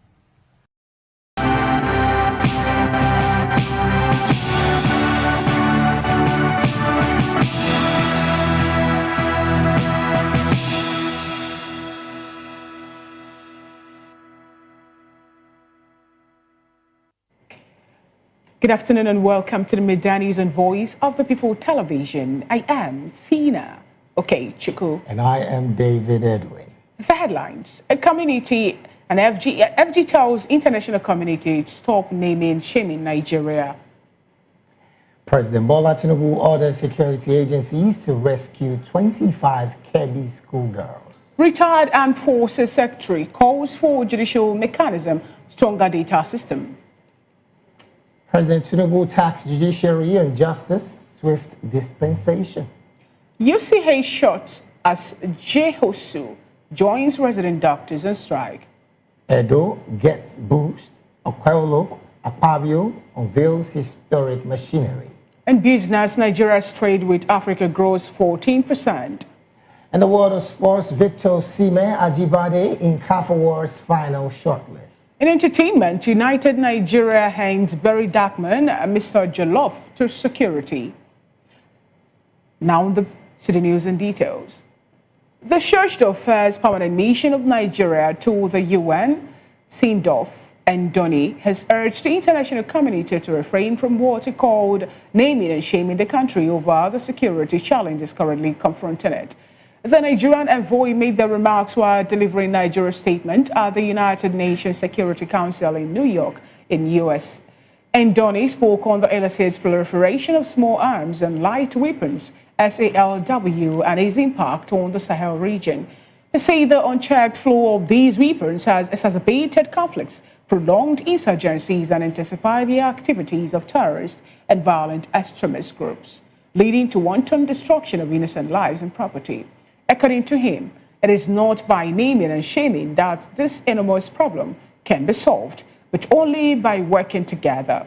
In response to this problem, Ndoni said Nigeria has taken robust national and regional measures to stem the tide of illicit weapons. He said domestically, Nigeria established a National Center for Control of Small Arms and Light Weapons in 2021 to coordinate all effort on arms control and to ensure full alignment with international obligations. At the regional level, he said Nigeria continues to work closely with ECOWAS and the multinational Joint Task Force team to enhance border security, intelligence sharing and joint operations. At the multilateral level, he said Nigeria remains steadfast in implementing the UN Programme of Action and the International Trace and Instrument, ITI, as well as the principles of the Arms Trade Treaty, ATT, to which Nigeria is first African signatory. Moving on, President Bola Ahmed Tinubu has directed security agencies to immediately rescue the 25 female students abducted from Government Girls Comprehensive Secondary School in Maga, Kebbi State. A horde of armed bandits reportedly attacked the school early Monday morning, killing the vice principal, Hassan Makuku, injuring the security guard, Ali Shehu, who sustained gunshot wounds to his right hand, and abducting the female students. In a statement, the Minister of Information and National Orientation, Muhammad Idris, said President Bola Tinubu condemned the attack and reaffirmed his administration's commitment to safeguarding all Nigerians, especially school children. President Bola Tinubu has reiterated that protecting every Nigerian, especially school children, remains a solemn responsibility of the state. The government condemns the reprehensive attack on innocent students and the killings of school officials who were carrying out their noble duty.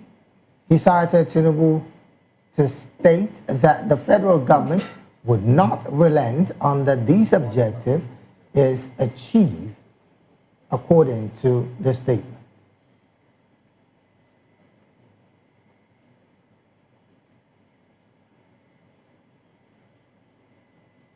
Meanwhile, former Vice President Atiku Abubakar has condemned the deadly attack on Government Girls Comprehensive Senior Secondary School in Kebbi State, urging the federal government to overhaul the nation's security architecture.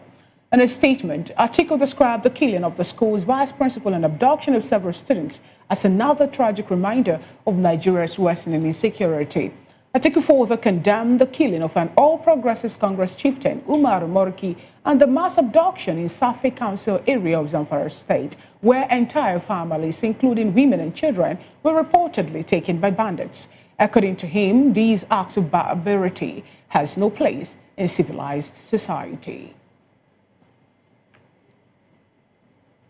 In a major call for a renewed security framework, the National Secretary of the Retired Members of the Nigerian Armed Forces, Ambassador Omien Roy Ogedebe, has urged the federal government to prioritize citizen-focused democracy in addressing rising insecurity.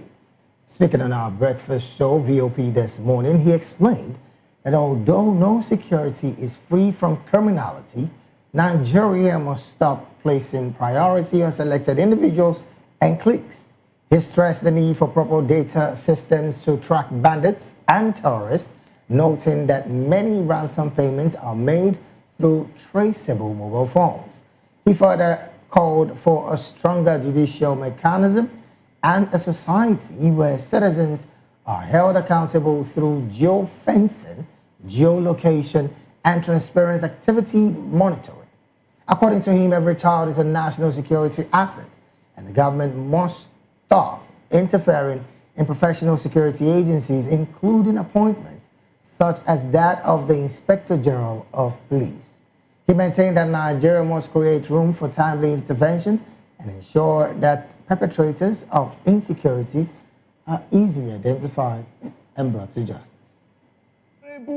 To certain tenets, not another political party, not innocent citizens like you that are supposed to be enjoying your sleep this morning, to be asking questions, you know. But here we have the judiciary itself starting in the dilemma of discord from even the NBA elections. So chairs are being thrown at each other. So we need a society that is answerable to certain tenets that keeps you geofenced, geolocated, and the integrity of your daily activities, you are answerable to them.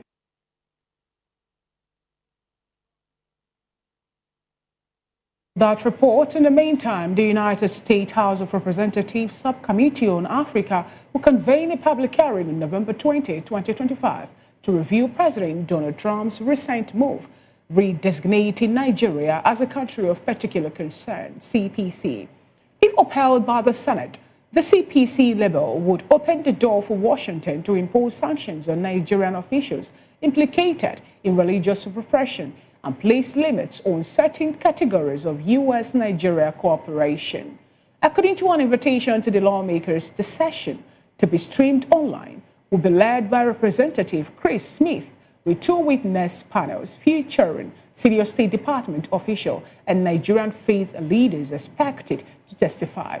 Confirmed panelists include Senior Bureau Official for African Affairs, Jonathan Pratt, and Deputy Assistant Secretary in the Bureau of Democracy, Human Rights and Labor, Jacob McGee. The lawmakers are expected to assess patterns of religious persecution in Nigeria and weigh potential U.S. responses, from humanitarian support to punitive sanctions and deeper engagement with Abuja to curb the spurring violence.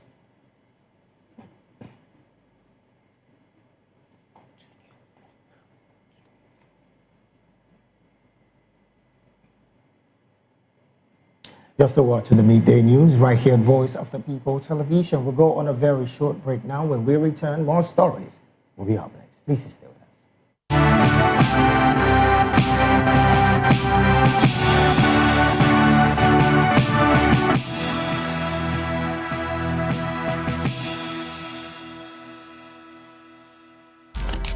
In a world where power shifts with every headline. In a nation full of questions.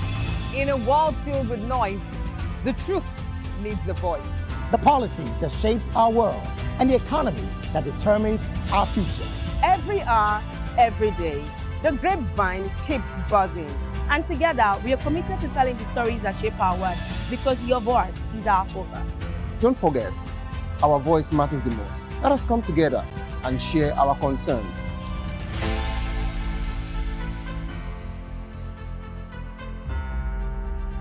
Join us on People's Voice, where we amplify the voice of those that matters the most. Join the conversation. Share your thoughts with me. I am Xavier Udo. Weekdays, Monday through Friday, from 4 p.m. to 5. Don't forget, our voice matters the most. Let us come together and share our concerns. Thank you.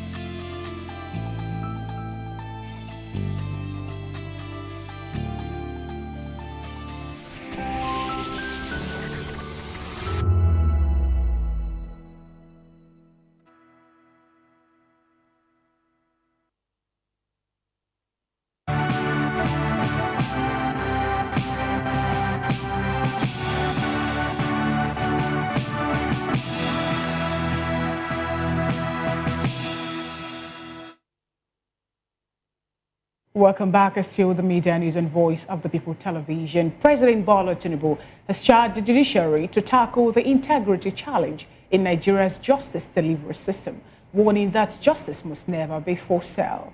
The president, who spoke while flagging off the 2025 All-Nigerian Judge Conference of the Superior Courts in Abuja, said citizens have expressed frustration at delay of cases and anxiety over the lack of access to justice. Over these concerns, Tinubu said the court must no longer be places where cases languish for years, but beacon of efficiency, where disputes are resolved swiftly and litigants depart with renewed confidence in the rule of law. Describing the theme of the conference, Building a Confident Judiciary, as part and fitting, he insisted that confidence is the lifeblood of justice, adding that his administration stands ready to support every effort by the judiciary to preserve its dignity and eliminate misconduct. He further warned the judges that a judgment may be grounded in law and delivered with clarity, but used unless the public perceives it to be fair, impartial and untainted. Its moral authority is diminished.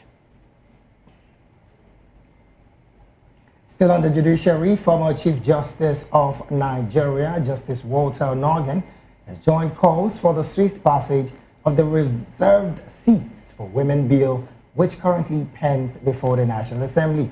Justice Onogen, in his goodwill message to the Abuja chapter of the International Federation of Women Lawyers, FIDA, during their 2025 Law Week, described the bill as not merely a call for inclusion, but a call for justice, balance, and innovation in governance.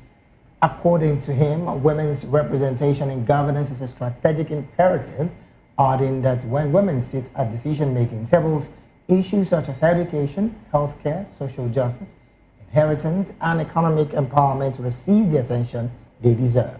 Also, the British Deputy High Commissioner in Abuja, Gil Liver, called for urgent constitutional reforms to promote equity and strengthen democracy, while urging FIDA to engage in legal advocacy and strategic litigation to change systemic barriers.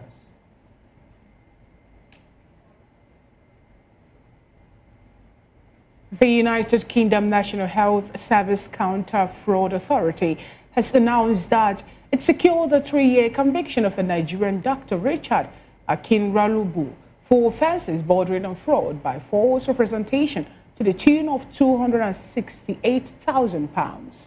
A statement posted on the NHSCFA website stated that Akinralubu was employed as a trust-grade specialist, a registrar in obstetrics and gynecology by the Princess Royal University Hospital, and between 2018 and 2021, he gave excuses to his employer to reduce his workload.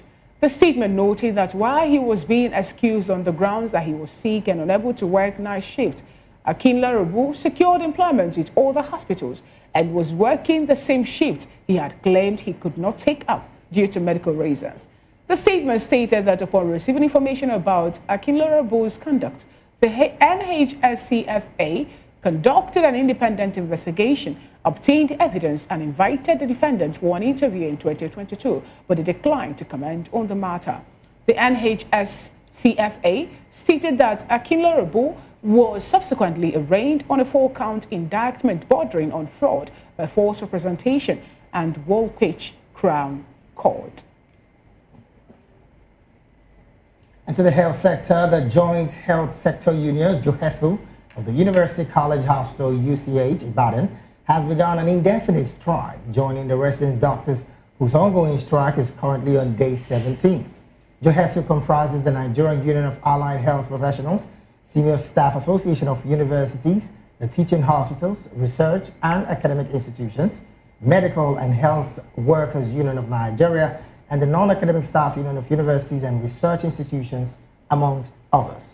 The unions are demanding an upward review of the Consolidated Health Salary Scale, that's CONHES, has done for the Consolidated Medical Salary Structure, COMES, since 2014. Declaring a strike, UCH JOHESU Chairman Oladayo Olabanpe said that indefinite action was directed by the national body following federal government's failure to address its welfare demands, including salary scale adjustment. Away from that story, the state government has unveiled the largest single agriculture mechanization investment in the state's history, signaling Governor Mendo Bebelo's push to transform the state into a hub for commercial agriculture and food security. Governor Bebelo unveiled 30 tractors, 5 bulldozers, 150 implements, and a low-bed truck at Government House, Benin City. The commissioning ceremony was presided over by Senate President Goodluck Jonathan, who was on a working visa to Edo State. Speaking of the event, Governor Bebelo said the machinery symbolizes a shift from subsistence agriculture to full mechanization, ensuring Edo State become a reliable contributor to national food reserves while reducing the state's vulnerability to economic shocks. Senior political leaders praised the mechanization drive as a turning point in Edo's economic revival, commending Governor Bebelo for prioritizing agriculture and establishing Edo as one of Nigeria's most forward-looking agricultural hubs. Edo State government on Monday unveiled the largest single agricultural mechanization investment in the state's history, signaling Governor Monday Okpebholo's push to transform the state into a hub for commercial agriculture and food security. Governor Okpebholo unveiled 30 tractors, 5 bulldozers, 150 implements, and a low-bed truck at Government House, Benin City. The commissioning ceremony was presided over by Senate President Godswill Akpabio, who was on a working visit to Edo State. So I'm here in Edo today to honor your invitation to visit, together with your deputy. Your Excellency, I recognize all your stakeholders, and I want to say, of all the names they give to you, I believe they should call you a unifier. Yes, sir. You to be able to work with your House of Assembly in unity, work with your deputy in unity, work with your leaders, past and present, in unity. You are a unifier. You commission this agricultural equipment. You have tractors, you have builders, you have bulldozers, for even mechanized farming. We thank God for this. We commission this equipment in the name of God the Father, Amen. God the Son, God the Holy Spirit. Speaking at the event, Governor Paulo said the machinery symbolizes a shift from substance agriculture to full mechanization, ensuring Edo State becomes a reliable contributor to national food reserves while reducing the state's vulnerability to economic shocks. We promise our people, part of my 5-point agenda, part of my promise is being fulfilled today. I don't people know that I don't have money. I'm a poor man. If Mr. President was not doing what he's doing for us, I don't think the shining you are seeing in Edo today, Edo can shine. Senior political leaders praised the mechanization drive as a turning point in Edo's economic revival, commending Governor Paulos for prioritizing agriculture and establishing Edo as one of Nigeria's most forward-looking agricultural hubs. Modi has shown that you can work. Any executive who means well, you promise market women, you will support them. And you have delivered on that promise by providing ₦1 billion to ordinary people, not market women leaders, the ordinary traders selling small stuff. And the biggest revelation of this is that he has not even borrowed the kobo. Without borrowing money, and with the increased funding that Mr. President has made possible, and which he has continued to tell us, we are seeing development on a daily basis. In Benin, Rhoda Johnny, VOP TV News. Glad to have you back. Thank you so very much, Rhoda, for that report. Well, we'll go straight to the analysis segment of the midday news this beautiful afternoon. And of course, joining us to make sense of these stories and more in the studio with us is Dr. Peter Anosike. Dr. Peter is an economist, an erudite scholar in finance, economics, and of course, a major writer right here in Nigeria. Dr. Peter, thank you so very much for joining us, and good afternoon. Thank you for having me. All right, then let's start off this story with the UCH Ibadan being shut down as a result of members of JOHESU joining the strike of the National Association of Resident Doctors. What does this portend for our health sector as it stands? Already, doctors are presently on their 17th day on strike, and now JOHESU is joining.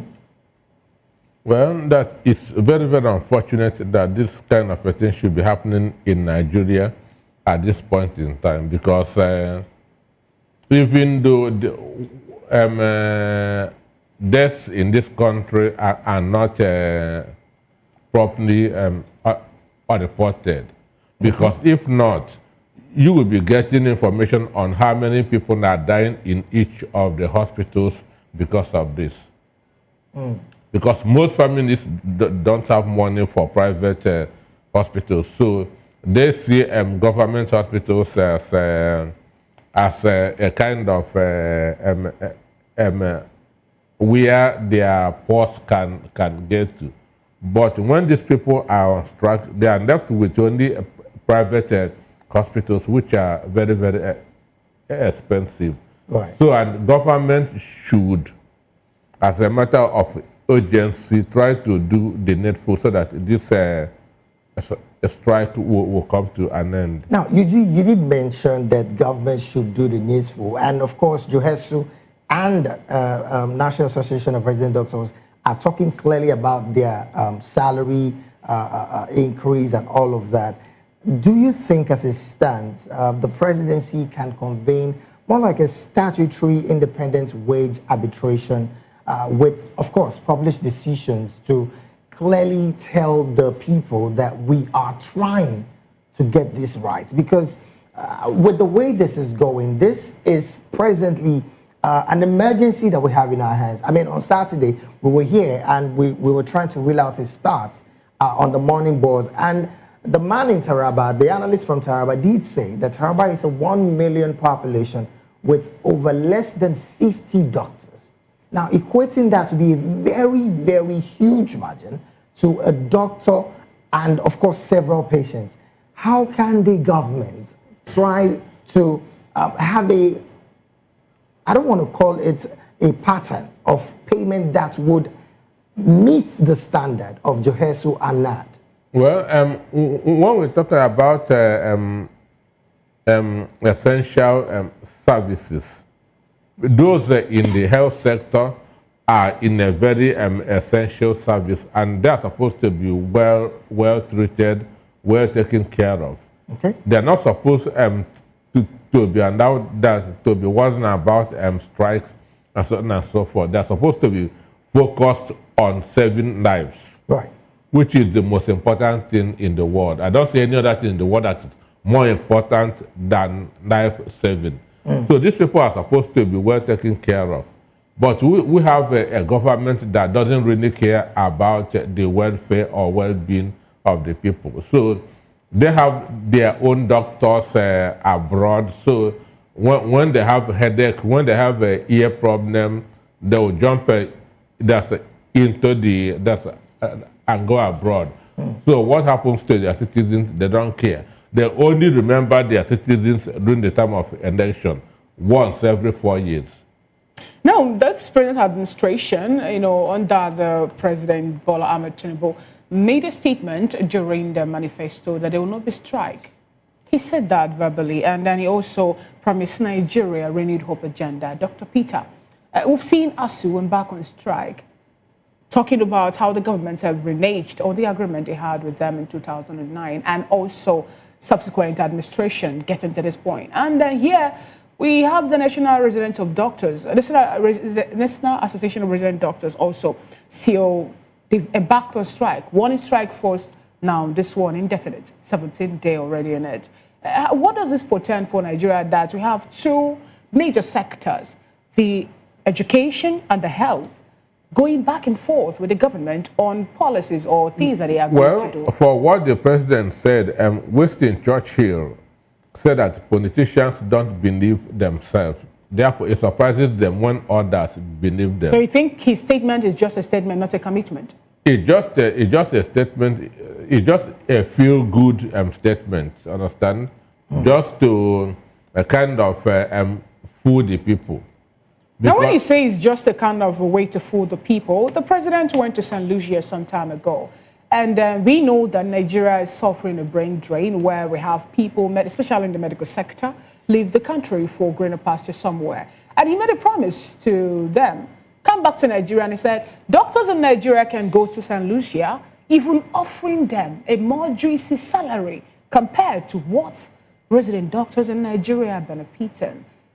What does that... Well, no doctor abroad, no doctor even in Cameroon will want to come back to Nigeria, understand me? No doctor in Togo will want to come back to Nigeria, going by what doctors here are experiencing. So nobody will come back, and the brain drain will continue.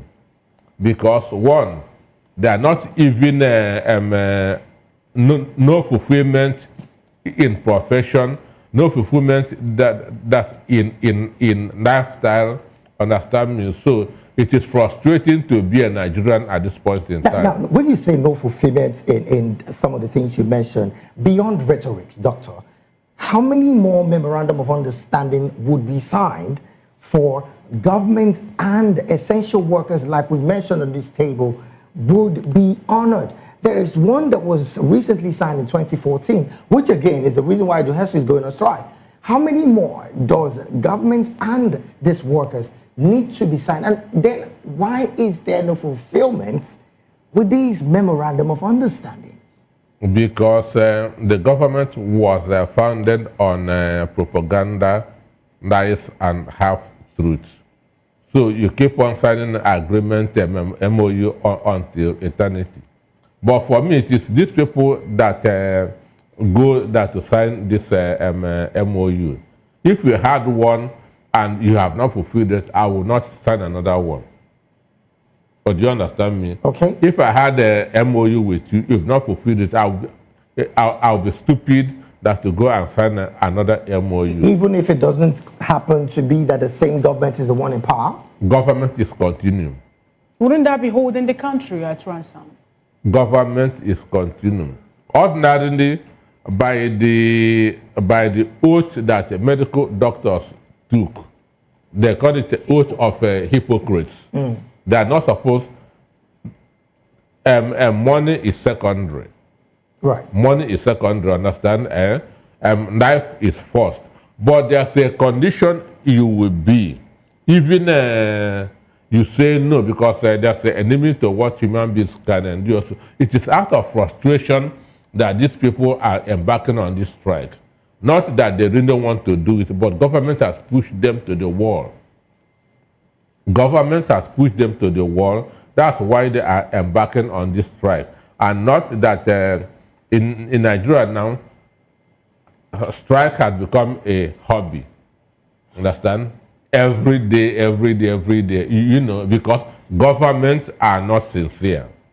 All right, then, before we jump off this, I would like to ask your opinions, Doctor. As it stands, what level of penalty and punitive measures can be put in place for both the government and, of course, some of these unions to honor and respect agreements and, of course, not renege on it to lead into down-tooling like we're seeing presently in the country with this essential? Well, who's to put the punitive measure is government. So government cannot put something that would not be in their own interest.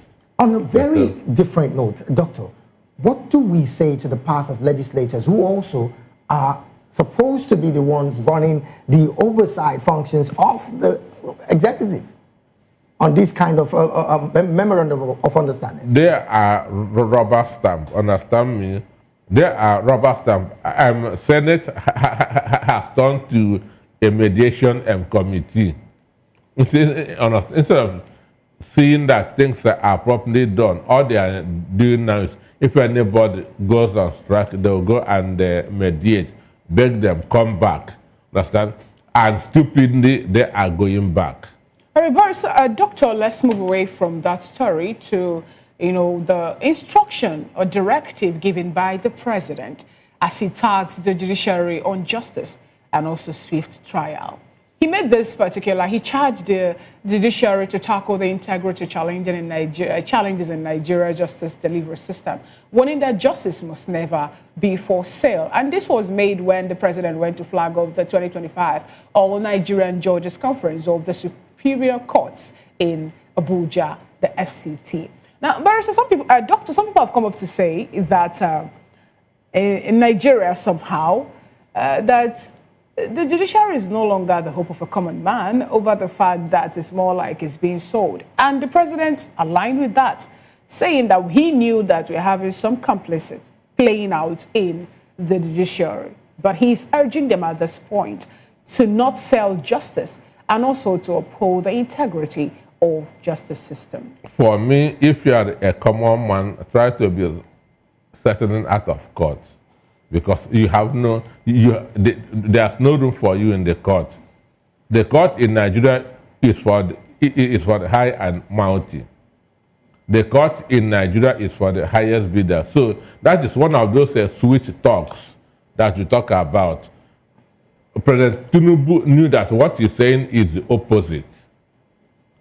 What he's doing is the opposite because his party is the exponent of we meet at the court. That was the reason I actually asked this question. Now, if since the president, since 2015, 2016, we've been hearing this more like a new mantra: go to court. The president administration also embraced it, go to court. Because they know that the court has compromised. How are we going to bring up or show up integrity within the judicial system so that there will no longer be sale of justice or judgment? Because it's looking more like we're going to see what transpired before now in the old Roman Catholic Church, or have the sale of indulgence that led to the Luther and, you know, other movements springing up. Well, for me, it's just a kind of have a separate payment system for the judiciary, because who pays or the piper dictates the tune. Then who appoints or the judge also dictates the tune. Understand me?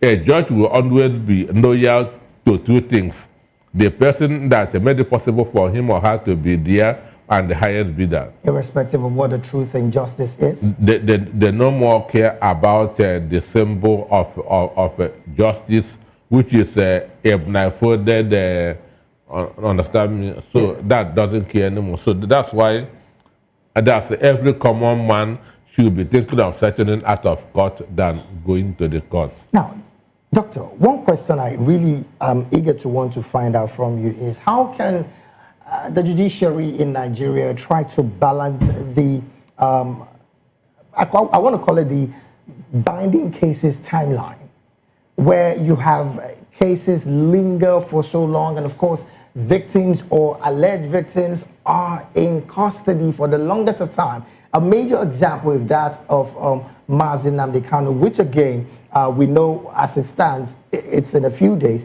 before we hear what Justice Omotosho has to say on that. How can the judiciary try to navigate timelines when it comes to cases in court, and of course not allowing individuals suffer innocently without being sentenced, so to say? A lot of things comes to this.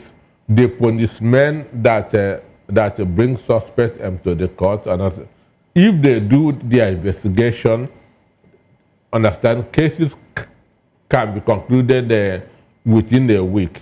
Understand? Right. But when Nigeria policemen will arrest you before asking you what did you do, understand me? What did you do? Because that's how they operate. They first of all arrest somebody before asking that person what did he do.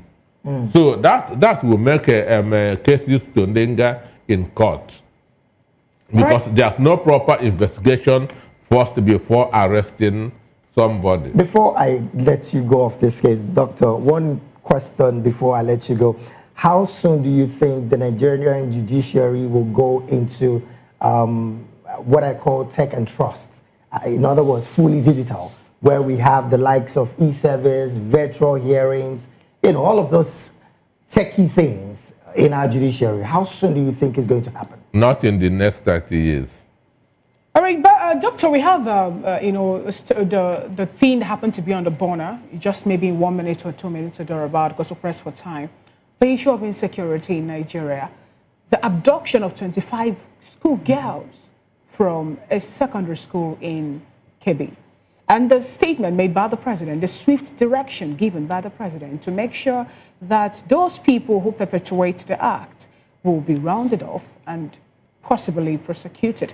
Let's also juxtapose that with the killing of a certain brigade commander, Uba, who we saw in the video that after they went for a raid, he made a call to his superiors to say it was a successful one, and the next other thing were history. He was apprehended, tortured, and finally killed from the information we gathered already. How are we going to end the issue of insecurity in Nigeria with the U.S. Congress at this point having a meeting to possibly declare Nigeria, a country of particular concern, and carrying out every other part that offense actually intrudes? I want to start with what the governor of Kebbi State said, that they got the intel and it was passed to the security, but they failed to work on it.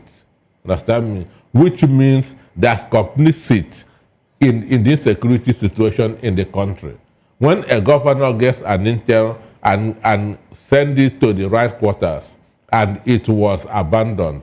Okay, from the report I read, the soldiers were with the girls till around 30 minutes when they left and these people came. So was it that there was an ambush, understand, waiting for them? Then why did they leave? So for me, a lot of people should be held responsible for this. Those that governor gave an intel should be punished, because I'm seeing a sabotage in this case. Well, so you don't think it's about having to take exclusive powers from the top as an issue? I'm seeing a sabotage in this case. All right, then, because of time, really would love to continue on this particular analysis, but because of time, we really have to draw anchor. This is where we have to, of course, draw anchor on the analysis segment of the Midday News. I want to say a big thank you to Dr. Peter Anosike, who is an economist, an erudite scholar in economics, finance, and of course, a major writer right here in Nigeria. Doctor, thank you so very much for being here. Thank you for having me. We'll take a quick break right now. When we return, more stories on the midday news will be up next. Please stay with us.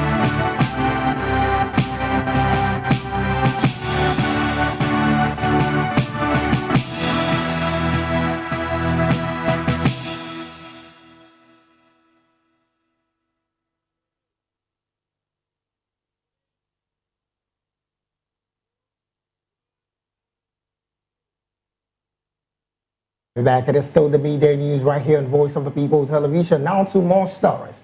The resident electoral commissioner of the Independent National Electoral Commission in Osun State, Mutiu Adeboke, has urged political parties in the state to conduct their primaries in accordance with the law. Adeboke, beg your pardon, said in a statement by INEC Public Relations Officer Olurode Musa that lawful conduct of party primaries was critical ahead of the 2026 governorship election in the state scheduled for August the 8th, 2026. The REC appealed to all registered political parties in the state to strictly adhere to the provisions of the Electoral Act 2022 and the Commission's guidelines and regulations for the conduct of their primaries. The African Democratic Congress, ADC, has commissioned its new National Secretariat complex in Abuja, signaling intensified effort to position a credible alternative to the ruling All Progressives Congress, APC. Unveiling the Secretariat, the party declared that the 2027 general election will not be business as usual. The ADC National Chairman, Senator David Mark, described the new Secretariat as a symbol of the party's renewed commitment to discipline, integrity, accountability, and service. Mark assured that everything the party does going forward would be anchored on character, courage, competence, discipline, and integrity. He added that the complex would serve as the operational nerve center for shaping strategy, refining ideas, and grooming a new generation of leaders. Meanwhile, the National Publicity Secretary Bola G. Abdullahi told newsmen that the party had effectively managed internal disagreements because of its emphasis on fairness and justice.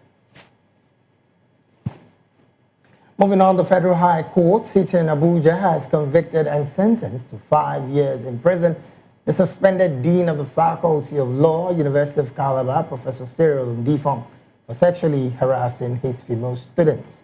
The ICPC had alleged that Ndifong, while serving as Dean of the Faculty of Law at UNICAL, harassed his female students by demanding from them pornographic, indecent, and obscene photographs through WhatsApp chats. In a judgment delivered by Justice James Montoshaw, the court found Ndifong guilty on 2 counts of the 4-count charge preferred against him by the Independent Corrupt Practices and Other Related Offences Commission, ICPC. Justice Montoshaw sentenced Ndifong to 2 years and 5 years respectively in the 2 sentence counts, adding that both sentences would run concurrently. Every year on November 17, the world marks the International Students' Day, a day dedicated to celebrating the energy, creativity, and leadership of students across the globe. This year's observance highlights the role of education in shaping future leaders and promoting innovation among young people. Voice of the People's Television Matthew Ogunswada reports on how Nigerian students are using this day to reflect, engage, and inspire change. Day, celebrated globally on November 17th, is not just about honoring the academic community. It's a reminder of the vital role young people play in building a sustainable future. Originating in memory of Indian President Dr. APJ Abdul Kalam, who was a teacher and youth advocate, the day now serves as a platform for promoting inclusive and quality education for all. In Nigeria, several students' bodies and youth groups are organizing symposiums, debates, and empowerment programs to address challenges such as access to education, digital literacy, and unemployment. As students continue to navigate a rapidly changing world, educators and policymakers are emphasizing the need for students to be change agents in the society. You have to decide that no matter what happens, you are going to stand for what you stand for. You're not going to break your values at any point in time. Very, very important, because after courage is the predetermination that you will stand, you will not bend, because the pressure will definitely come. The pressure would come, but you need to decide within yourself that you must stand. It is from failure that distraction comes in. So if a child is not distracted, then the child is focused, and the sky will be the limit of such a child. Integrity is the key, and the confidence. Whatever they do, they have to have confidence in themselves, be bold, because that's the only thing that they can, get to make sure that they have a bright future that we expect them to have. There's a need for serious level of mentoring from parents and for teachers. We need to come into the field and put our hands in the mud, get into their space. A lot of parents are not on social media, but that's where your kids function.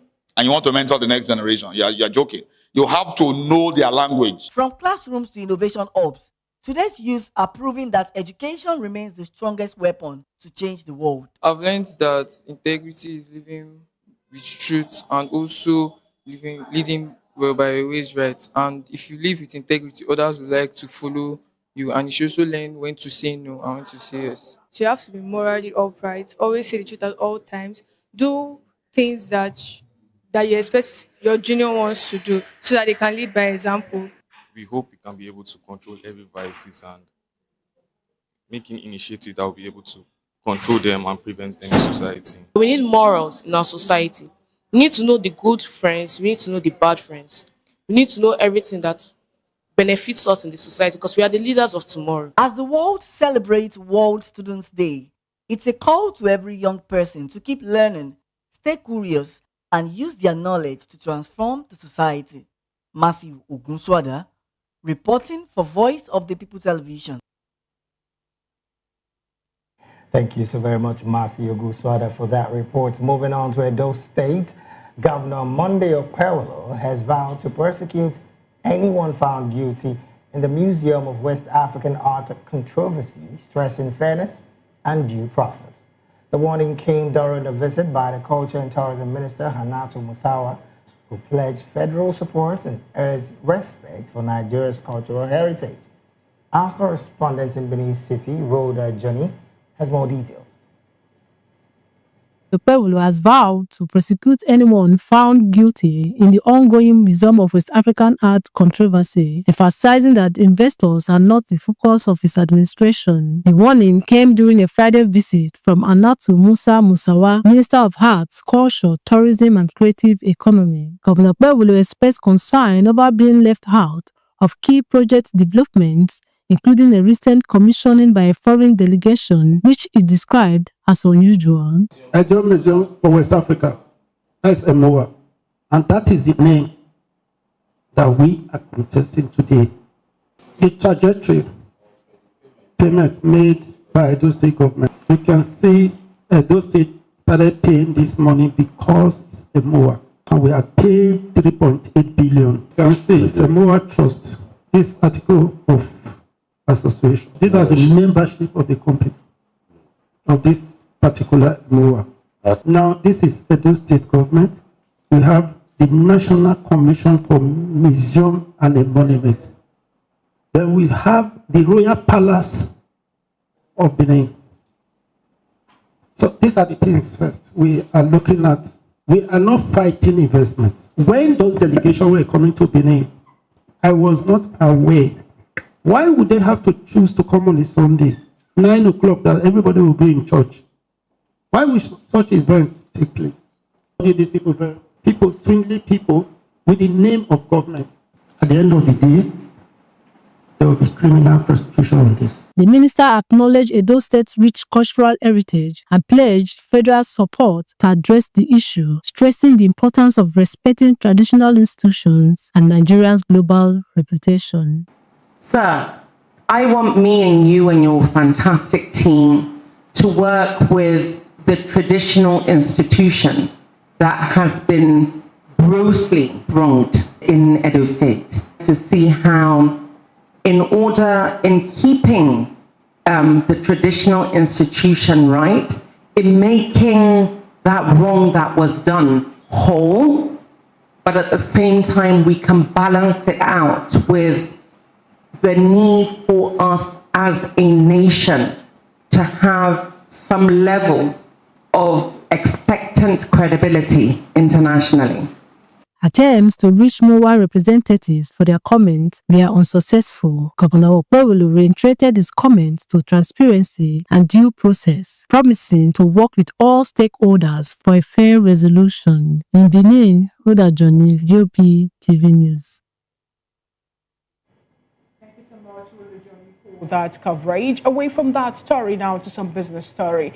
Nigerian trade with other African nations grew 14% in the first half of the year after the government strengthened regional ties. Bashira Dewale Adeniyi, the Controller General of the Nigerian Customs Services, disclosed this at a conference in the capital Abuja. He said that trade with the continent increased by 600 billion naira to 4.82 trillion naira in the 6 months through June. According to Bashir, the federal government has been working to streamline custom processes and improve transport lanes with neighboring countries with a view to reducing trade and its bottleneck that have long restricted intra-African.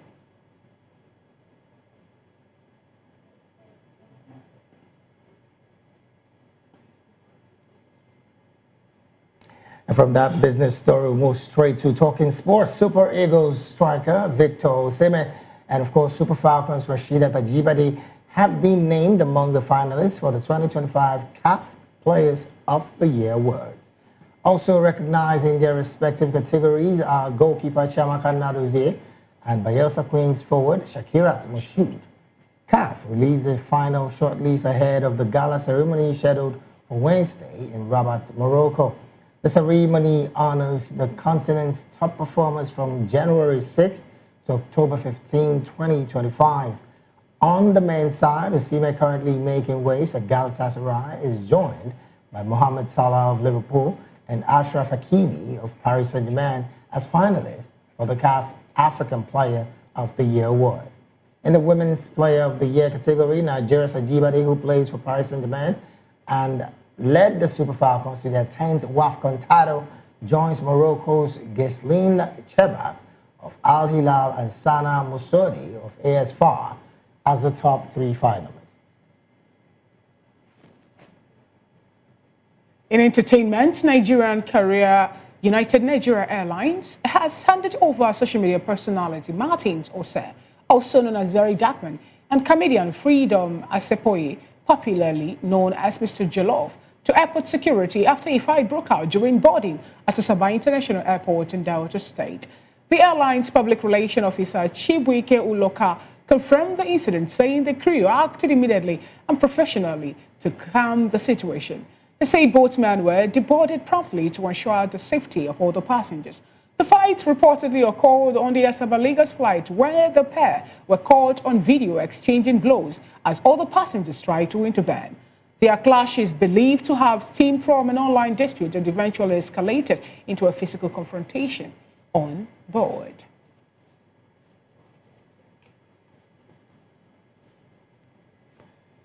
And that is it on the Media News and Voice of the People television. Do want to subscribe to our YouTube channel. On YouTube, we are Voice of the People television, and on all the social media platforms, we are VOP TV Live.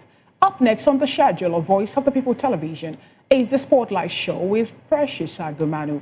I am Fina Okechukwu. And I am David Edwin. Good afternoon.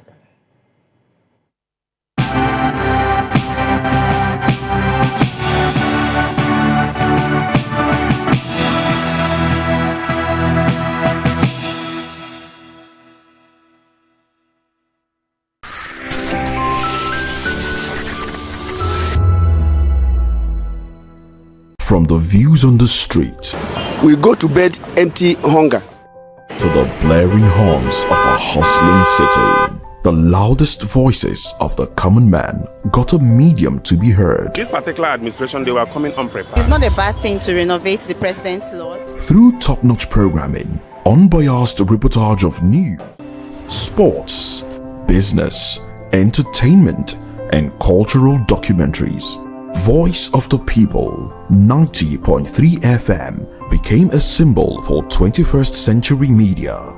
And now, A new baby is born. Voice of the People Television. VOP TV.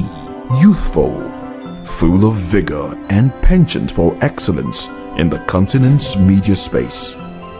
Exposing the wrongs, applauding the rights, dissecting the news without fear or favor, through factual and accurate stories and contents. Corruption kills three things that makes a society.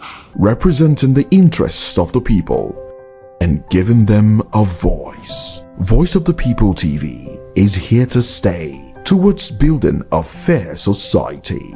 VOP TV, Voice of the People Television, truly a voice for the people. I've been in this profession over 30 years. And I must confess to you, VOP is just too welcoming. You can't do without VOP on a daily basis. The moment you join VOP on a daily basis, you are all in all. I must confess to you. We encourage you to click on the like button and subscribe to our YouTube channel. We are Voice of the People TV. Also follow us on all our social media platforms. We are at VOP TV Live. Visit our website www.vop.ng for fresh and trending news. Also watch us live on SLTV channel 264. VOP TV, Voice of the People Television. Asu Rock is a large outcrop of granitic rock located on the outskirts of Abuja, the capital of Nigeria. It's a 400-meter prominent monolith with a peak height of 936 meters above sea level. It's one of the city's most noticeable features. The Nigerian Presidential Complex, Nigerian National Assembly, and Nigerian Supreme Courts are located around it. Much of the city extends to the south of the rock. Aso means victorious in the native language of the Asokoro people, the ethnic group predominant in the area. Asokoro means the people of victory. This was the site of the 2003 Aso Rock Declaration, issued by the heads of government of the Commonwealth of Nations during the CHOGM held in Abuja. It reaffirmed the Commonwealth's principles as detailed under the Harare Declaration, but set the promotion of democracy and development as the organization's priorities. The then President of Nigeria, Ibrahim Babangida administration, founded Aso Villa in 1991, the same year that Nigeria's capital was transferred from Lagos to Abuja, and it is situated on the outskirts of Abuja, Nigeria's capital.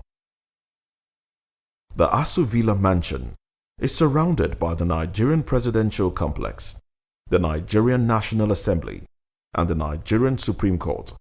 Much of the town is located to the south of the rocky outcropping. It was also the site of the Aso Rock Declaration, issued by Commonwealth heads of government during the CHOGM in Abuja in 2003. The chapel, cafe, and mosque are all located within the villa complex. There are several rooms for various functions inside the Nigerian Presidential Mansion in Aso Rock. The building houses the offices of the Nigerian President and Vice President, as well as meeting spaces.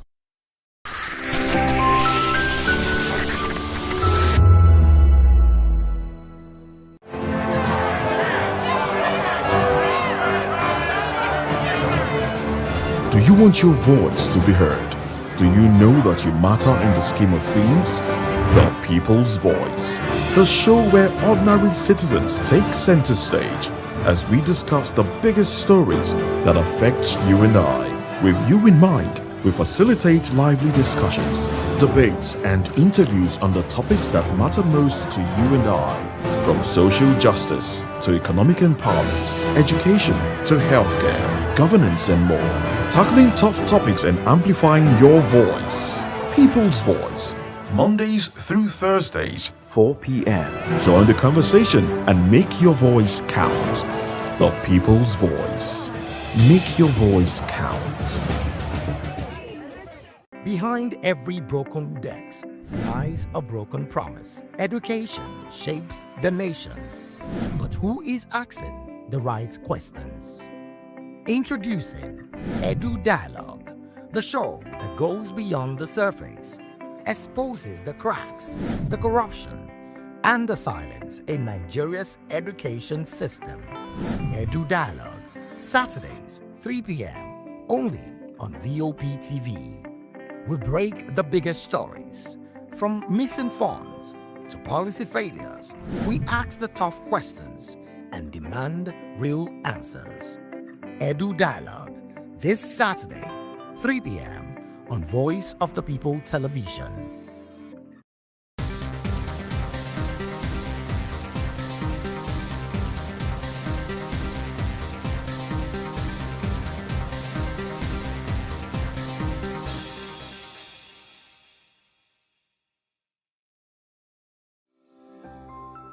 VOP TV. Now, you have more than a voice.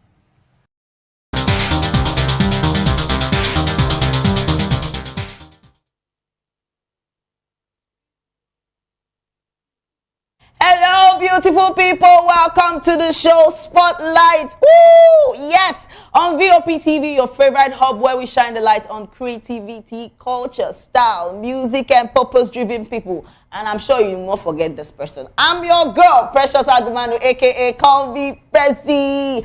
And yes, today is a beautiful day. Yes, to stay positive, inspired, and grounded, we're bringing you an exciting blend of gist. I'm sure you don't want to miss all the gist we have today because we get plenty to talk about.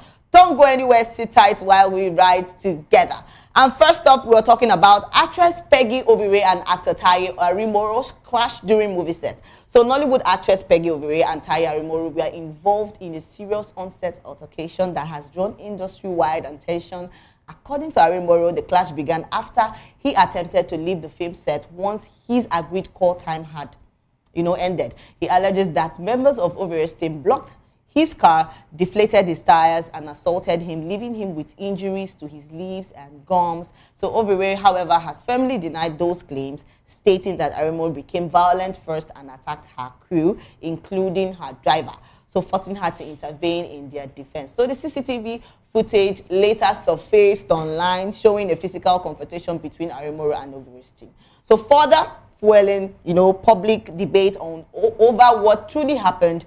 In response, the Actors Guild of Nigeria (AGN) condemned the violence and announced an investigation, urging both parties to pursue professional and legal channels to settle the dispute. See, all these kind of things not supposed to cause problem. You guys are supposed to fix this thing, amicably. There's no need to, all the blows and all the punch. Kilo day. I don't just understand. Everything not supposed to end with fights. I don't know. See, so at this period, everybody just a fight. See, VDM and the rest of them, and Mr. Jollof. I don't even know what they happen. It be like say everybody they just ring back. Everywhere you go, they punch, they throw blow. See me like this, that I'll they give person blow. How far now? It's all right. A lot of people have actually come out to say things concerning the altercation between Obire and Arimoro. So please, let's take some comments. We have a lot of people talking about this. Yes, let's take some comments. A lot of people are saying something. So Precious said, I watched the CCTV. Peggy overdo this thing, I swear. If it was a woman like you, una for fight scatter. That's estate, or rather a man hot temper, you for collect beat in black and blue. You just took advantage of a calm man. You and that your please don't call names, but I still feel that a lot of people are going through something, especially you don't know whether we don't know if she's pregnant. People that are pregnant, they are said to have this pepper body thing. You get what I'm trying to say? Have these feelings they get. So maybe we know just I'm not siding, like I'm not siding anybody. I'm just trying to say that we don't know what she's going through. Maybe that really made her to react that way. But because there's an investigation going on, so you won't know. You don't know whether things don't already occur before the scene. You understand? So another person said, I don't even sabi any of them. More actors than actual good movies as well. So another person said, men can be victim too. I am sorry, Peggy just lost a fan. I'm so proud of the young man. He's indeed a husband material. You can count how many men that can stay calm without raising their hands in such provocation. I just feel that Peggy might be going through a lot of things that made her react that way. You understand? I won't just pinpoint that she did this. We don't know if there are other things that have really transpired between both of them that actually, you know, that this thing had to just be an outburst or something like that. But then we should just try to follow this thing, you know, peacefully. Nobody go dey quarrel. Not be everywhere you go, you want to punch person, they blow person. It's something that you are supposed to, you know, settle amicably. If you're the person you brought on set said, I don't want to do this again, I can't wait anymore. Try, you know, talk to the person, try get to this agreement that both of you would know why he wants to leave. It's not about, you know, just jumping into the thing and punching and everything. But then I think the fight and everything was just the wrong thing to do. It was not just the right thing to do, but then it's okay. You know, a lot of people came out to say things, but I still feel that the right thing that would have done was to settle this thing amicably, without punches and without blows. It's because I can't imagine myself as a lady. I'm now, you know, exchanging blows with a man.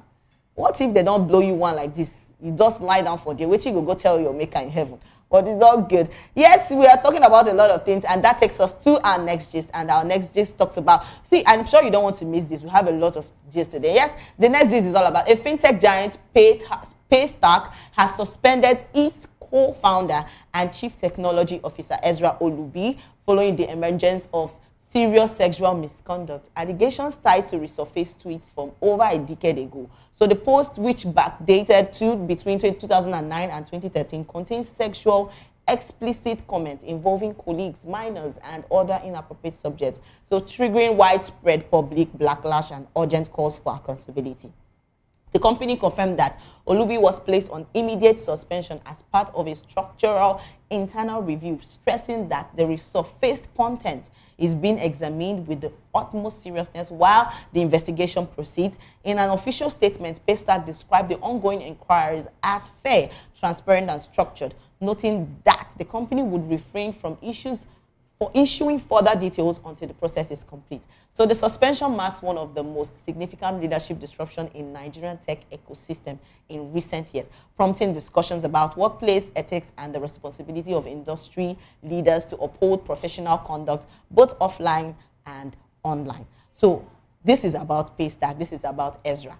And see, if you see these tweets, it's shocking. Me, I saw this thing and I'm like, is this a human being that is writing this thing? Because what is going on? Hey, Father. Like, why would you come out to put things about cats? You know, hey, Jesus, I cannot even say it. Like, when I saw it, I felt like throwing up. Because what is all this?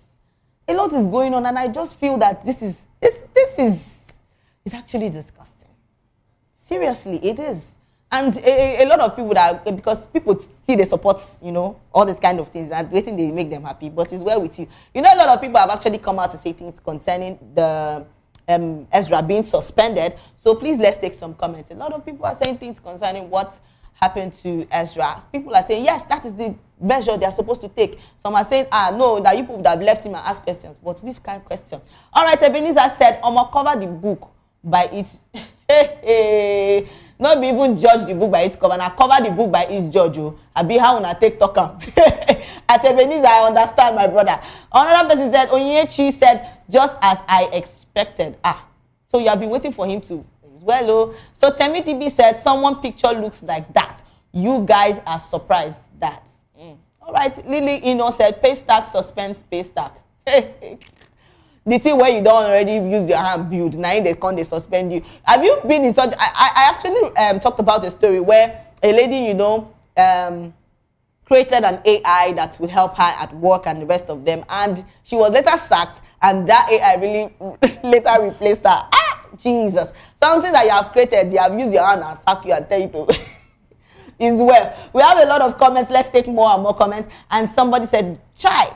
Is well, oh. Right, comment? The beloved said, when he was giving OON and some of us questioned, they said we are not woke. Is well with you. Coco Spice said, this swift response only came because another country is involved with the company. It reached our turn. They turn them to OON. All right, another person says, sometimes things just, they get better and then worse. Imagine someone who has achieved a great level of success, then starts carrying out sexual activities that would stain his personality. Come to think about this sexual, everything that is going on now. Because I don't even understand whether this 2025 is just everybody. I would like to say it's the sexual, I don't just understand. If it's not the Ochanya case, it's a lot of sexual, like what is going on? You people cannot hold yourself again. What is all this? It's too much. And seriously, saying this kind of thing is disgusting. Like me, I cannot even talk about it because like when I saw those things, I'm like, it's well. And enough of that. Yeah, this has taken us to this gist. And we're talking about TG Omori, the Nigerian music video director. He has come under fire after he publicly stated on his former Twitter account that having same-sex gender sex is evil. Like having same gender sex is evil. That is what I'm talking about. Gay. Yeah, you understand what I'm gay and lesbian is that is evil. Waiting in talk no bad you. So many users felt his remark was bluntly homophobic, like prompting some to threaten a boycott of any music video he directs. Critics argued that his language was not only intolerant but also harmful. Because saying come and talk say gay and lesbian is no good. Now oh God, Father in heaven. Oh, in response to the backlash, Omori doubled down, warning his dictators because he intends to continue sharing what he called uncomfortable truths, and according to the scripture, he describes same-sex gender attraction as lustful thoughts and immoral pleasures, asserting that your desires aren't strong enough to overcome this spirit. So the defense has fueled even more debates with supporters citing that his rights to religious conviction and opponents calling out the potential harm of framing LGBTQ plus identities as sinful. You people should come to me and tell me because I don't know what's going on. You tell me that doing the lesbianism is a good thing. I don't know what to say to you because what did TG just say? He did not say anything bad. He just condemned it, and you people are flaming his well with people. We have a lot of comments. A lot of people have actually come out to say things concerning this. Let's take some comments. Yes. Then somebody said, boy director said what he said. Yes, he has said what he said. People should leave him alone. Then another person said, if someone comes out to say he's gay, problem. If someone comes out and say he's being gay isn't good, problem. What do you people want? Okay, don't come out to say anything. In fact, just keep quiet and stay your day. Another person said, get some waffles and soy milk, bro. Salem C said he has gotten to a point where ladies have to ask, are you straight? Be like saying when you go on the date, they ask your hey father, are you straight? Are you You don't reach that time because people don't know what they date again. I'm telling you the truth. People don't know what they are dating again, but it's well. All right, that's enough. And we'll take a short break when we come back. Please don't go anywhere. We have a guest joining us today. Hey, and I'm sure you don't want to miss this. Please don't go anywhere. Stay put.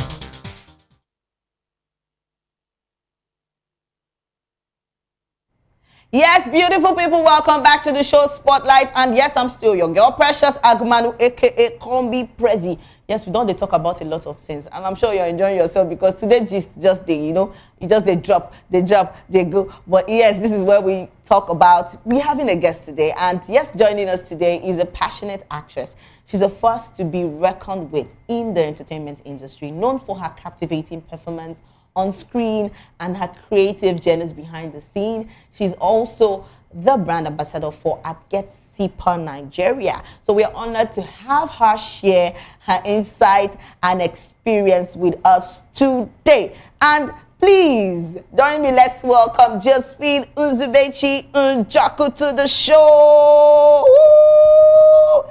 This the way she's clapping. We see composure, everything just there like this. Like, do you get what I'm trying to say? Welcome to the show. Thank you very much. So how you feeling? Tell me. I feel good. I feel good. Ba-da-da-da. Clock. She's already doing that, and you get what I'm trying to say. So try to tell me, how's the week, Monday been for you? You know, we had last week, we had Friday, we had Saturday. You know, a lot of people, you know, attend the Owambe, attend the parties, you know, get to meet people and the rest of them. How's it been for you? The weekend was a little bit tight. Oh. Yeah, because we've been, you know, being outside and working at the same time. Being outside and working at the same time. Please, all work and no play. Makes who we don't. No, this one makes, I don't know how to put it, but then makes makes you a dull person, but you have to work here. You know, you need some time to cool off, relax. It's actually nice, you know, when you get to work all the time and the rest of them, you just need some space, some time to rest. Of course. You know, take some days off, relax, and get yourself back. So, I've actually seen a lot of your movies, and I've been having this, you know, this spirit to ask. Okay. How did you go? Like, how did you get into movie industry? How did you start, you know, doing movies? Okay. Actually, I've always wanted to be an actor growing up, but, you know, when you come from a certain kind of family, they will tell you you have to do school first before wanting to be any other thing. So while doing school, you know, life happened, you're chasing some other kind of thing that you want to do. Yes. And then you just put movie on the side. So apparently in 2023, yeah, I met a friend. Am I allowed to call names? Yeah, sure. All right, his name is Tony Romeo. Oh. I was doing another job for a travel agent, and he met me at the mall, and he said, "Your face will look good on the screen, and your face will look good on billboards." Right? So I'm like, okay. You're like, I want to know the feeling you were having. Were you like, I think I can do this? No. Were you just in the middle? I can do this, I can't do this. No, it's not as if, you know, when you've been, you just deserted a part of you, right? And then you're trying to figure out the other aspect of your life. Yeah. You've gotten the degree, and now to be an actor, you don't really need degree. It's talent, right? Yeah. So the degree is there, and then you're trying to do something else. It's not working. And then someone brings this thing back to you and say, "I want you to be on the screen. I would love to see you're going to be big, your face and all that." Said, "I don't know what you're seeing, but I'm not seeing it." So from there, you know, he took it up from there, and then we just started. So because you were talking about, like, you had this feeling, like, I get the feeling you were having, but then how did you, like, what was your first film like? Okay, my first film, I just went, he called this same person because he has been my guide, you know, to be in the industry, you need someone to guide you so you don't get lost in the process. Yeah, so he called me, I'm on a movie set. Can I call names still? Sure, you are free. All right, Marathon Production, to be precise. Do you mind coming on set? Let the producer just see you. I said, okay. I started rushing down to the set. The producer saw me. I wasn't expecting to do anything, right? And he said, okay, let's just give you a trial. I said, okay. See how it goes. And then I had to play someone's wife that is divorcing him. Can I call the name of the movie? Of course. All right, the production is Marathon Production. And then the movie name is Stranger in My Bed. Stranger in My Bed. So what's about Stranger in My Bed? Where you had to act as his wife that had to divorce him. It's just a scene, but it's not small because I had to put myself in a situation where I'm leaving my man that I loved, but because he is impotent, and you know, crying on the set is quite difficult to do. So you have to cry and feel bad and tell him I'm done, and he's begging you. It was one take, and I was shocked when they said cut. I was like, is that it? Is that it? You know, how do you even get to switch? You know, how to switch characters? Like, you just get to, you know, act like this strict person, and you're just there, and in a minute you're done, and you just go back to yourself and be like, you're good. You have to differentiate your screen life from your personal life, right? Being on, once you hear the director saying next scene, you have to prepare yourself mentally, emotionally to get into that person, because that's not you. And you have to be this person, because if you don't give exactly what you're asked to give, it's a problem. They will never call you for another job. And acting is make-believe. So if you cannot believe me, how can you reckon with my story? So in order for you to give out that kind of performance, you have to be mentally clear, emotionally clear. You don't have to come in on sets, keep whatever it is you have in your house. That's none of their business. You come on set and give that director what he asked you to give. So in as much as back, some people do what they want to do. Me, I pray. And I say, Holy Spirit, take over. This person take out. This other person bring in, and we are good. So what, because the way you were talking, I would like to know, like, which role was really challenging for you in all your movies? When I had to play an Agbero. How was it like? Because you see somebody, you know, all this fine lady, and you're just carrying bottle one side. It wasn't easy, but you know, as an actor, you pick your experiences from the streets. That's why they advise you that when you go on the streets, you actually watch the people, how they behave, so that when you never can tell when these opportunities will come. And then when you're casted, you cannot give exactly what you were asked. It's a problem. So because I grew up in Port Harcourt. That is, well, that is the area, you know, I want to call these places, Port Harcourt, Warri, you know, those places are the Lagos, part of Lagos. You have to be in certain side of Lagos for you to get that character. But in Port Harcourt, everybody is something like that. They say once you're in Port Harcourt, is a default.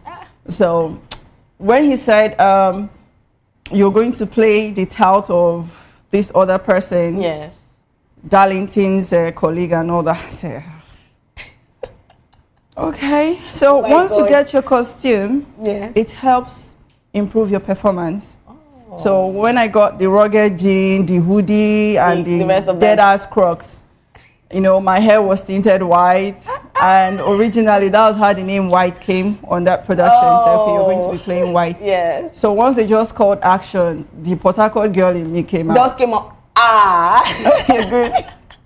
So you are ready to, well, tell me about the Port Harcourt, the white lady. So I want to know, were you carrying bottles or the rest of it? I had to fight though. It wasn't easy, like being razzed and all that stuff. It's not easy to be razzed. So you know I talked about the altercation between, you know, this lady Peggy and Omori. So I wanted to know what's your take on it, because I feel, you know, being on scene like this, you know, a lot of times acting is not an easy job. I know the fact for the fact that acting is not an easy job, and a lot of people would want to, you know, take time to, maybe they actually wasted his time, and he just wanted to go home and relax, and the rest of them. But I still felt that, you know, Peggy would have, you know, done this in a well mannered way. So what's your take on it? Actually, when you're called on a job, if it's a 3-day job, 5-day job, call time should be call time. If you're telling me my job is from Tuesday till Friday, call time 7 o'clock. I expect when I come on set, it should be 7 o'clock. So if you're delaying, that's on you. Because once it's time for me to go, I'll go. Except you want to pay an extra. Right? So my last production, we came in time, and for some reason, you have delays on sets for God knows what. Maybe the camera is having faults, the sound guy, back and forth. Once it's 12, I kept telling the director, once it clocked 12 a.m., my section with you is over. So any other thing you're doing is your own cup of tea. If you're adding an extra day for that job, you're going to pay me for it. Business has to be business. Yes, because you're making money off me. Of course. So if you are calling people to come on your set, and you're giving them a call time, you know, in Nigeria they do call time is African time, so they joke with a lot of it. And that makes people, you know, really have being nonchalant about something. Yeah, not on all sets. Because there are some certain sets you go where the director is white. If he tells you your call time is this time, you should be on set 30 minutes before time. so that you prep, you rehearse, you do whatever you have to do, and then get ready. Not when you're rushing, sweating, and then you have to be on set. So call time for Nigerian producers most times are being taken for granted. If you see big jobs that the producers and directors are the white people, you don't joke with their call time. At all. So I don't see any reason why she should harass that young man just like that because you're paying him for it. If you put a job for a certain time, you should make sure that job is done before his call off. All right. You know, I actually saw your profile and you talked about you being a brand ambassador for Get SIPA. Yes. So do you have any project you're working on right now? Yes, we are still trying. You know, it's a new baby. New baby. Yes. And being a new baby, you have to put in so much energy to make sure people get to see this brand, visibility, availability. And this brand is not just going to be around for a certain time. It's going to be around for a very long time because it has to do with your safety. Yeah, as we ladies, I don't know if I can talk about it a little bit. What is it about? Okay, as a lady and also gentleman, your safety while drinking should be paramount to you, right? So you're having fun with your friends, but you never can tell who is having something negative in their heart about you. So they might want to spike you, they might want to poison you. So SIPA Get SIPA helps or has decided to bring an accessory that helps protect your drink while you're drinking. Yeah, we have it in the scrunches, in the pouch, as well as the disposables in case you're having parties. Right, you cover your drink with it. You don't get spillovers, the drink doesn't get poisoned, debris don't fall in it, spittles where you're talking. You know, some people actually talk and spit is flying everywhere, so it's like an umbrella for your drink while you're having fun. So basically safety first. In as much as you're having fun, Get SIPA gives you that safety. In beer parlors, they have the plastic and wooden covers, but this one is everywhere you go, like MTN. So how have you been able to join, collaborate with this and also work and also getting this done and the rest of them? Has it been easy? It's not really good. It's not been easy because aside from being an actor, I'm also a safety personnel in aviation, right? So juggling this other aspect, and then you have to be professional, and then this other aspect of your life you have to be fun going. It's not really, you have to have multiple personalities. It's not a disorder for me, but it's an advantage. So I'm glad I have that to work with. So which one would you say you really want to give in your all? Because I see you acting and the scene of everything. Have you put in that much in?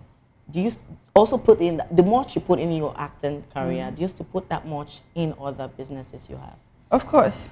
You heard of the story of a master that gave his servant five talents and he developed it and made it 10. So you can be a master in all as long as you are talented to multi-purpose part of your life. You can actually work in as much as me, naturally, I can give the acting part. Socially, I'm there. And then when you talk about safety, you understand? So it didn't really go out of my jurisdiction at all. I'm still in my space. Yes. Wow. So because I've seen a lot of your movies, which one would you say that this particular movie, you can't just get over it? It's always on your head and you always want to remember it and the rest of them. And you would love to, keep seeing that movie. What particular movie is that? Okay, it's where I had to play a slave girl. Ooh. Omolade, Child of the Gods. I don't know if it's out yet because... It's a new movie? Yes. Wow. I don't know if it's out yet. Okay. Yeah, I haven't seen any of the trailers and all that. Wow. Because in that production, I had to, when they're it's not real, but it seems real. So it was an emotional process for me because I literally had to cry when they took out a few of my friends from the cage. Slave masters came to take them. So it was like they're actually taking my friends. You were scared? I felt sorry because your slave master is taking you. I don't know. what they are going to do with you, if you're going to be dead, if you're going to be alive. So that particular scene for me was actually more emotional than fictional. Oh my God. Yeah. Really? And what made you say yes to this particular role? Because because you've talked about you being, you acting the RAS lady and the rest of them, and now you've been in the scene where you have to, act this humble, be like the slave and the rest of them. Yeah. What made you choose this role? Because it's a lot of switch, like from here to here, and you're getting this scene. So what really actually inspired you to choose this role? Okay, what inspired me to take that role was because it was something different. You're having war in it, and you're having emotional. Yes, so it was something actually out of my. If you check some other of my movies, I'm rude, I'm disrespectful, I'm sly, I'm cunning. But being a slave, you had to experience slavery. And we Africans have history with slaves. So being in that line. It just gave me a sense of, will I say, emotional kind of feeling for my ancestors that had to go through the process of being slaves. So were there any times you actually broke down in real tears on scene, apart from where you were literally going to be crying as the slave? Yes. So were there any time he had to touch you and you need to, take some time off to really be able to, feel this thing down before you go on? A lot of people, a lot of actors, go through all this kind of scenes, and they'll be like, I think I need some time to go off, because the scene gets to you. Yes, it gets to you. Yes. So have you been in any situation like that? Hopefully, I will soon be.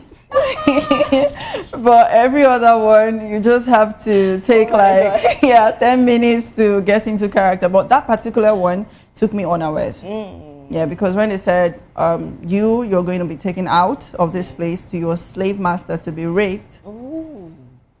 Rape already is something, yes, you don't want to experience. And then somebody that you don't like wants to put you in that situation. So already you've taken me off balance. And then, it's not real, it's not happening. But I'm already there because my mindset is this person might actually do this. But it's just a movie, of course. So that's the only time I think I have. Wow. Yeah. So have there been any unexpected or funny behind the scene moments for you during sets and the rest of them? Yes. Yes. Meant to be. Meant to be was with Frances, Ada Kirikiri, and sorry, his name can't come in right now. So on that particular set, I was asked to come ask him for money, right? And he turned while I was leaning over, and it happened. So we just, you have to take that out because it's not part of the script, right? I don't want to be portrayed in that. So that's the funny part of one of the scenes I had to experience. So we had to take that out and then take two. Yes. Nice. All right. Yes, we'll take a short break, and when we come back, we'll still have her here with. I'm sure you don't want to miss this. We've been having a lot of beautiful time. So please don't go anywhere. Stay put.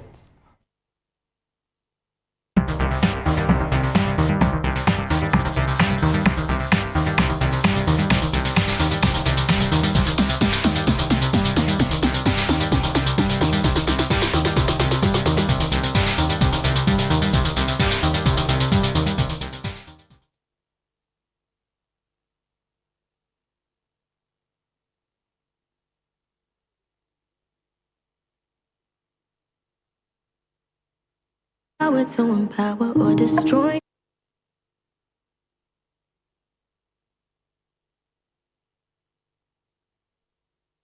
Anything that's gonna.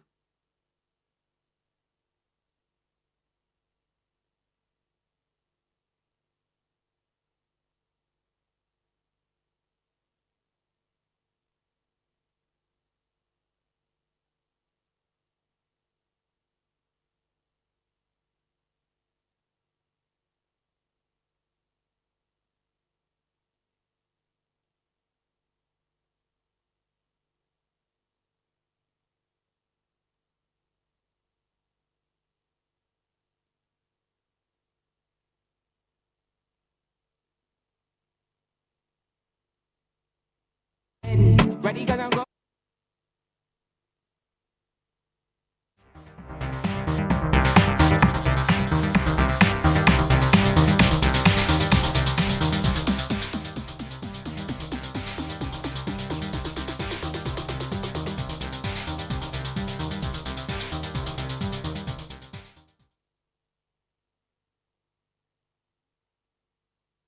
Yes, beautiful people, welcome back to the show Spotlight, and I'm still your girl, Precious Akumanu, aka Call Me Pressy. And yes, we still have our beautiful Josephine here with us, and she's all smiling and she's all happy, and we have been gisting about a lot of things, about movies, about sets, and about a lot of things that happen at the back, you know, at the back of the scene. Or the So it's behind the scene. Actually, it's a lot of beautiful things. And trust me, you think that you know, being on the set, being on screen is easy. Try and first. I just want to tell you to try it first. You just have to be strong, you know, it's not an easy thing. And yes, we're talking about movies and the rest of them. So how do you build chemistry? Because I know you have, you know, been in the scene where you act this love, you know, with somebody. Why is your face like that? So how have you been able to build this chemistry with them? Okay, for you to be able to build that chemistry as an actor, you have to rapport with this person. Yes, you have a lot to. of kissing and a lot of hugging. Really? Whoa! Kissing and hugging. But you have to build chemistry with whoever you are working with, whether as a friend, whether as your mother, your father, your family, so that it makes people believe that this is real. You know, acting is make-believe. So before we get on set, once I'm coming, for me, I want to know your name, and then we just, even if you're famous already, because I've worked with a lot of stars out there. So I just want to rapport with you so that I'm confident and I'm comfortable working with you. I'm not just going to come on set and then start forming. I'm sophisticated. I don't want to be, no. For me to get the best of what I am doing, I have to create that rapport, that friendship with you first before we get on set. So getting into your the people you're actually working with, because right now I read where you said you're brand ambassador. Is there any other company you've probably worked with apart from, you know, Get Sipa? Get Sipa is my official brand that I'm working with. But you know, back in the days, we had to brand ambassador for several, not like brands that put your face on the billboards and all that stuff, but behind, you know, the scene where they are not seeing your face and you have to push out this product to the masses. I have done that for several brands I would not want to talk about. Yes, I've done that for several brands in the past before getting onto. So Get Sipa has come to stay. You're gonna keep working for life. For life, and with plenty money. Of course. So tell me, how do you have any rituals, like, you know, any routines that you do before going on set, or you just, you know, people would like to, you know, relax, have time to meditate on a particular scene they want to Yes, definitely, because if you want to be big on this entertainment space, you have to, because getting into a character is, I've heard a lot of people say, not be acting is easy now. But I've been on a set that they didn't want me to play that role. It was a kind of back and forth conversation before the job. The man said, you're too quiet. You can't be this person because of what I have seen. And I tried to explain to him that being an actor is different from being you as a person. So when we got on set, he was wowed. Yes, I almost passed out on that set. It was chaotic at some point. That's this desperate hunt. It was chaotic because of the smoke and all that. Not that I smoked, but it's make believe, and then the cooking aspect of that. But the make believe is real. No, not all. Oh, really? Yes, not all.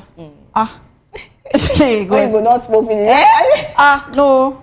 I beg you. Am I going to damage my lungs because I want to make believe? No, not at all. No. There's a way they work that set. And then the guy that was talking is not acting. It was time for him to show his acting skill now. And NEPA took light. Yay! We took that scene like a million times for him to just get where he's arresting me. I got bruises from him trying to arrest me as a police officer. So you see? And the handcuffs and the rest of yeah, it was, when they're trying to, he doesn't really know how to use that stuff. And my skin is quite tender. And I'm not like a Jackie that my bone is metal. And it was back and forth. So being an actor, you have to relax your mind, meditate on the role you've been given. Before I go on any set, I play it out by myself, how I'm going to respond or react to what it is. I do it by myself. So I'm not caught off guard when the director says action. So you have to be in that space. So what's the most important thing you've learned from directors you've worked with? Like, how do you balance it?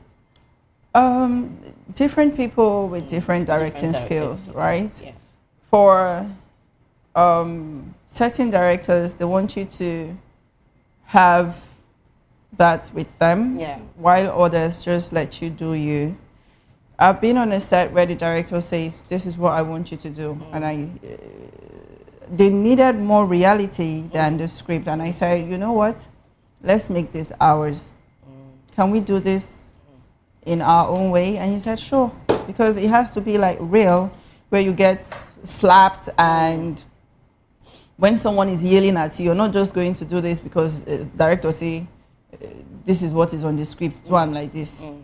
You have to put in your everything to make that work. So different directors with different strokes of how they work. So if this one says this is what he wants and he's not really going to make it, because you're also selling yourself. If you don't do it right, they won't call you next time.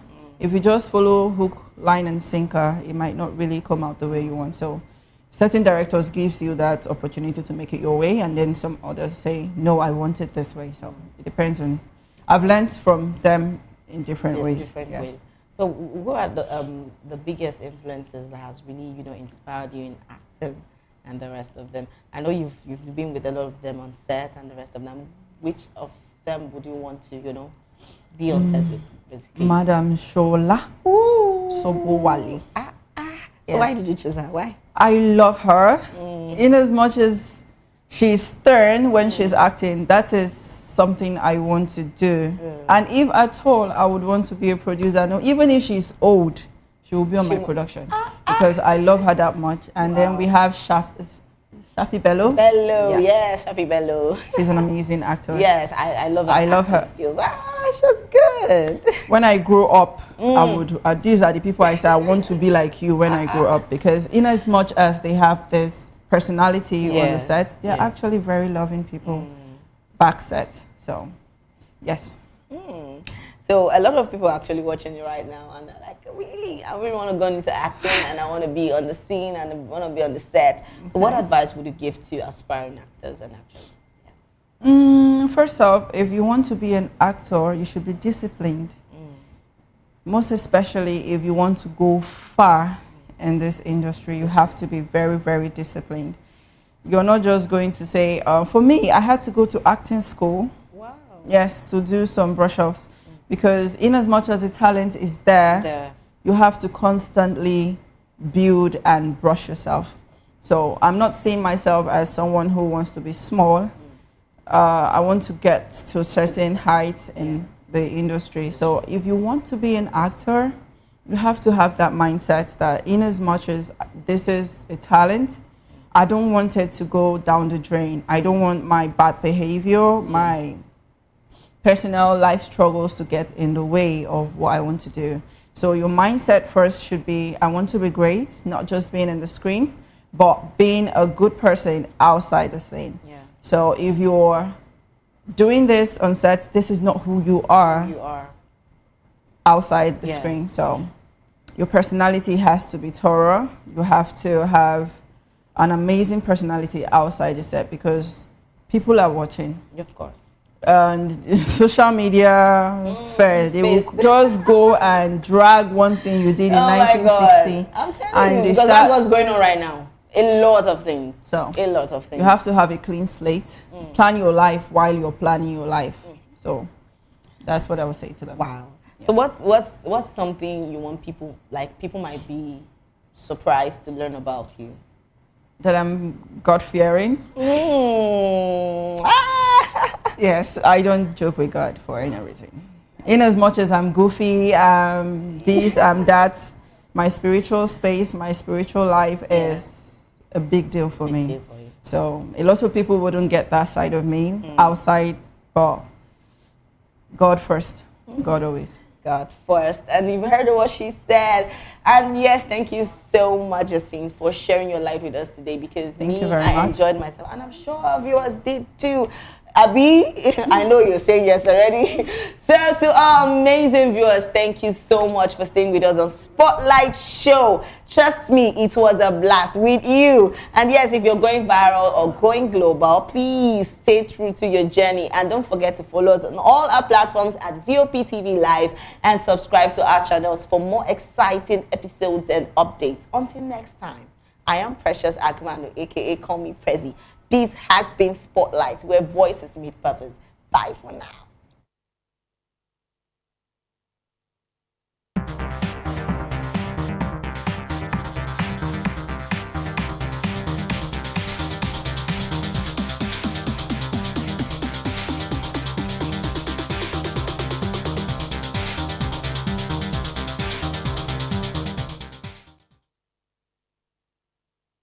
Are you ready for the extraordinary?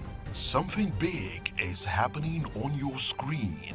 Introducing VOP TV. Now streaming on SLTV channel 264. From breaking news to captivating conversations, news analysis, giving you all sides to the story. We bring in-depth discussions on the issues that matter, from politics to sports, entertainment, and lifestyle. VOP TV on SLTV channel 264. Join us as we redefine what television means to you. Voice of the People Television, VOP TV. Now you have more than a voice.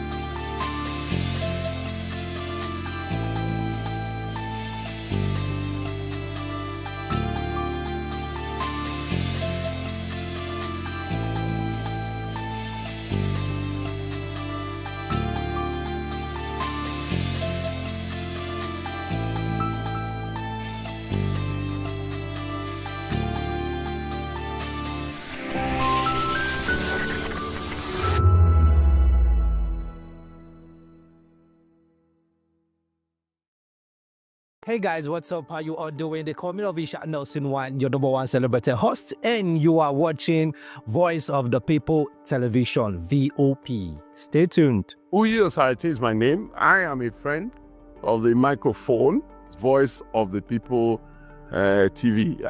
That name is unique, and the brand is very sweet. I like the packaging. Picture qualities, camera qualities, and then of course, the quality of human beings that I see sometimes on your channel. I talk and get paid, and I look forward to being in your studios. Oh yes, you are on to Voice of the People TV, live here in Benin City, the cradle of black civilization. What are you waiting for? Tune in, bro. VOP TV. Now, you have more than a voice. 2564 is coming up on Barney 9, right? 2564 Atlantic Tower. What happens in the hush behind hangar doors Who signs the papers that gamble with lives? Which truths were grounded before they even ever had wings? If you've ever buckled a seatbelt at 30,000 feet, if you've ever stared out of that tiny window and wondered who's really in control of the skies, it isn't just flight, it's power, it's politics, it's pressure sealed in steel. We're peeling back the clouds from runway risks to sky-high secrets. We're diving deep where most dare not to look. Aviation Scope, every Sunday at 7 p.m. only on Voice of the People TV. We don't just report, we reveal. We don't just ask, we uncover. Because when it comes to the skies, ignorance is turbulence. Aviation Scope, the sky isn't the limit, it's just the beginning.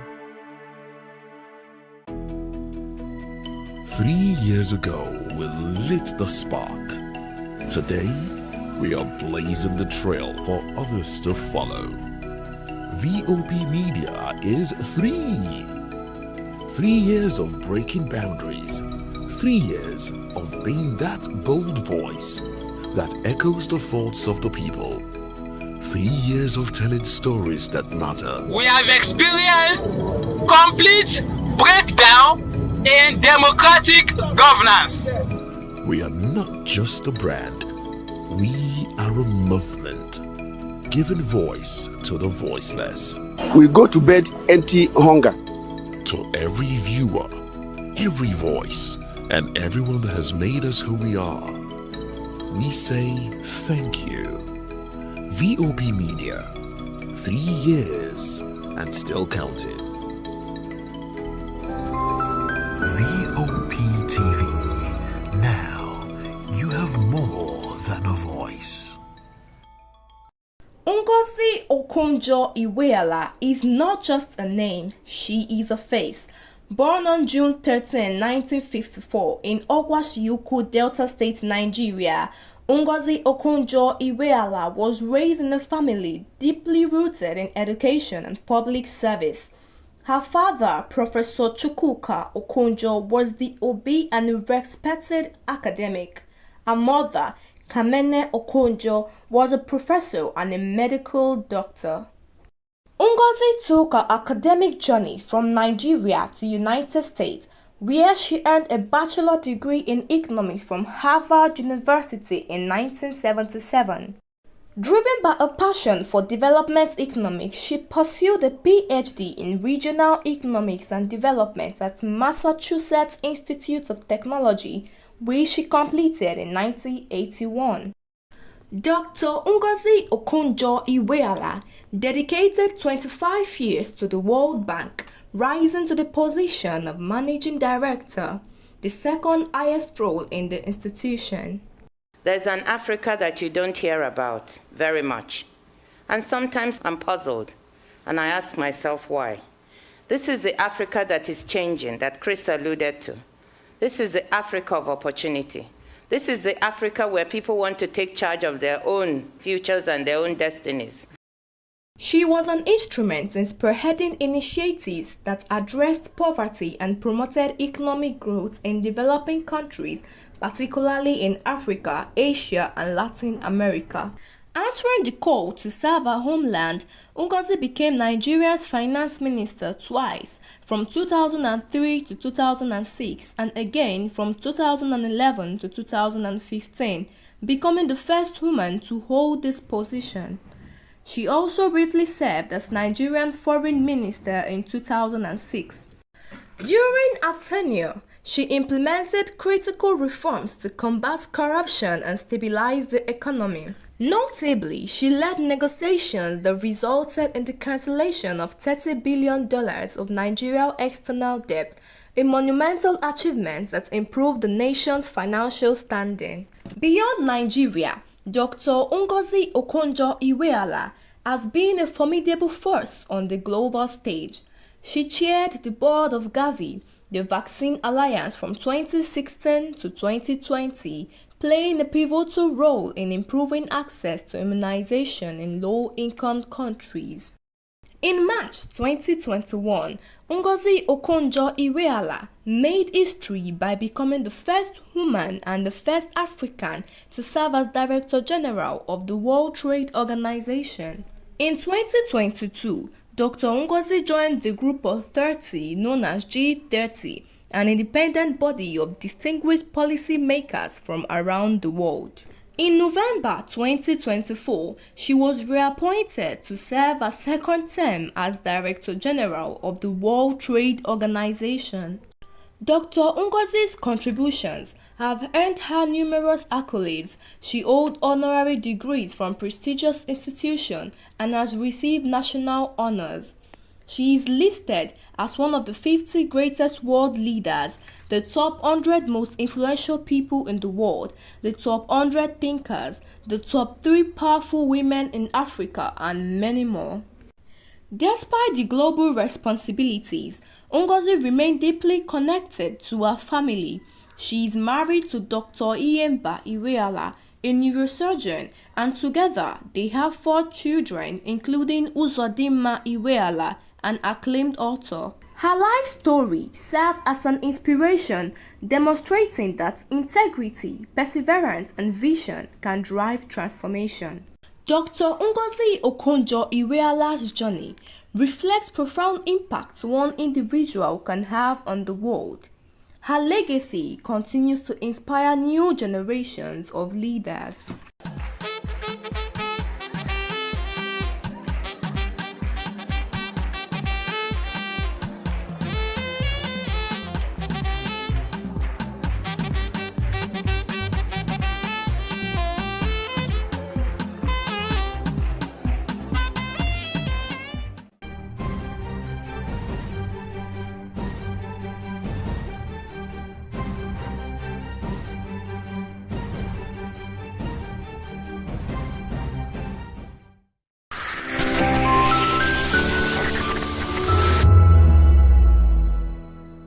To know the happenings in the maritime sector, join us on the program Maritime Frontiers on VOP TV as we discuss key areas in the maritime sector from aquaculture, maritime transportation, maritime labor regulation, oil and gas exploration, ferry and passenger insurance, marine pollution and prevention, port operations, and lots more. Maritime Frontiers, exploring Nigeria's blue economy. The red carpets, awards, the razzmatazz, music, fashion, interviews, and more. Spotlight on Voice of the People Television. Let's feed you with all the juicy stories in the global entertainment space, bringing you the glitz and glamour as it is hot. Stay tuned to Spotlight, 1 p.m. Monday to Friday. Spotlight on VOP TV. Entertainment like never before.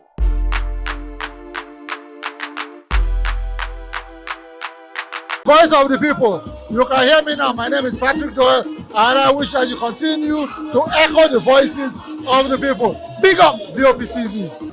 My name is Suibifa Dokubo. Please keep watching VOP TV. Hi, my name is Kwekumali Ikenda Onyekwena, and I am with the Voice of the People TV.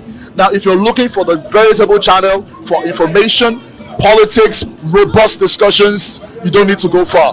VOP has you. VOP will always have you. Thank you. Hi, my name is Patrick Diabwa, aka Ibani Chuka, Amayanabo the Eagle King, and you are watching VOP TV. Stay with us. The name is Togo'S. Behind every broken desk lies a broken promise. Education shapes the nations. But who is asking the right questions? Introducing Edu Dialogue, the show that goes beyond the surface, exposes the cracks, the corruption, and the silence in Nigeria's education system. Edu Dialogue, Saturdays, 3 p.m., only on VOP TV. We break the biggest stories, from missing funds to policy failures. We ask the tough questions and demand real answers. Edu Dialogue, this Saturday, 3 p.m. on Voice of the People Television.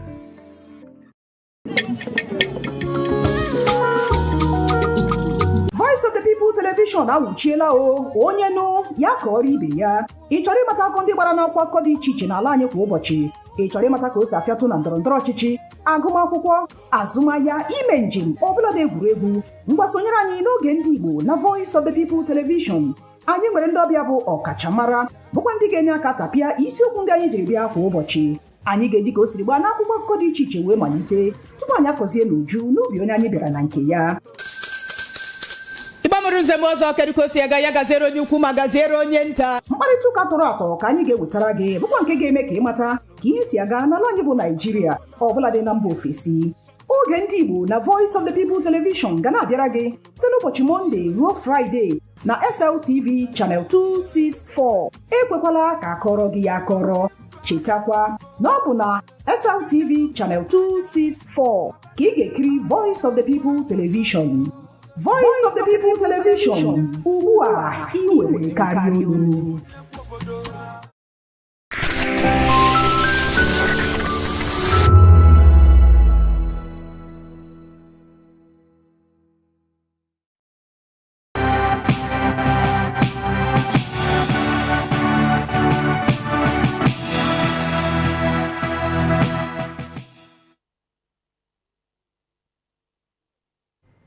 Well, hello and welcome to the African News on Voice of the People Television. I am David Edwin. Before beginning the news, we would urge you to kindly visit our website, www.vop.ng, for fresh and trending news stories. We begin the African news from the story where UN humanitarian chief Tom Fletcher urged a dramatic expansion for the UN presence in Sudan, stressing the organization's need more UN boots on the ground. His demand comes as violence intensifies in Darfur, which he called a horror show. Fletcher described El Fasher as a crime scene based on survivor testimonies.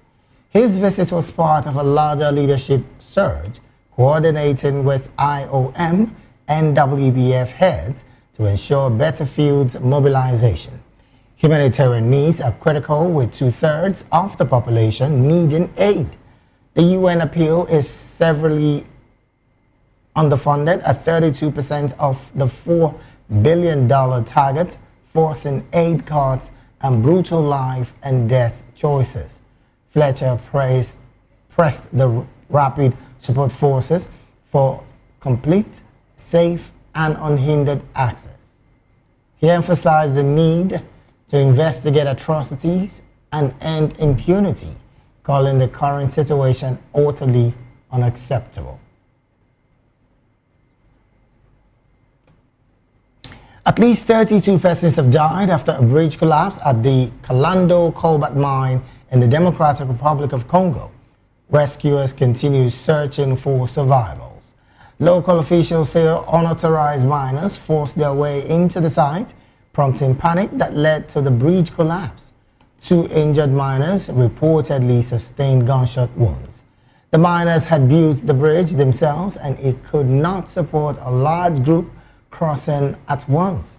Authorities called the incidents tragic and blamed illegal mining for reoccurring accidents. DR Congo is the world's largest cobalt producer, vital for batteries and defense applications. Artisanal mining there is largely unregulated and has long been linked to human rights abuses, child labor, and corruption.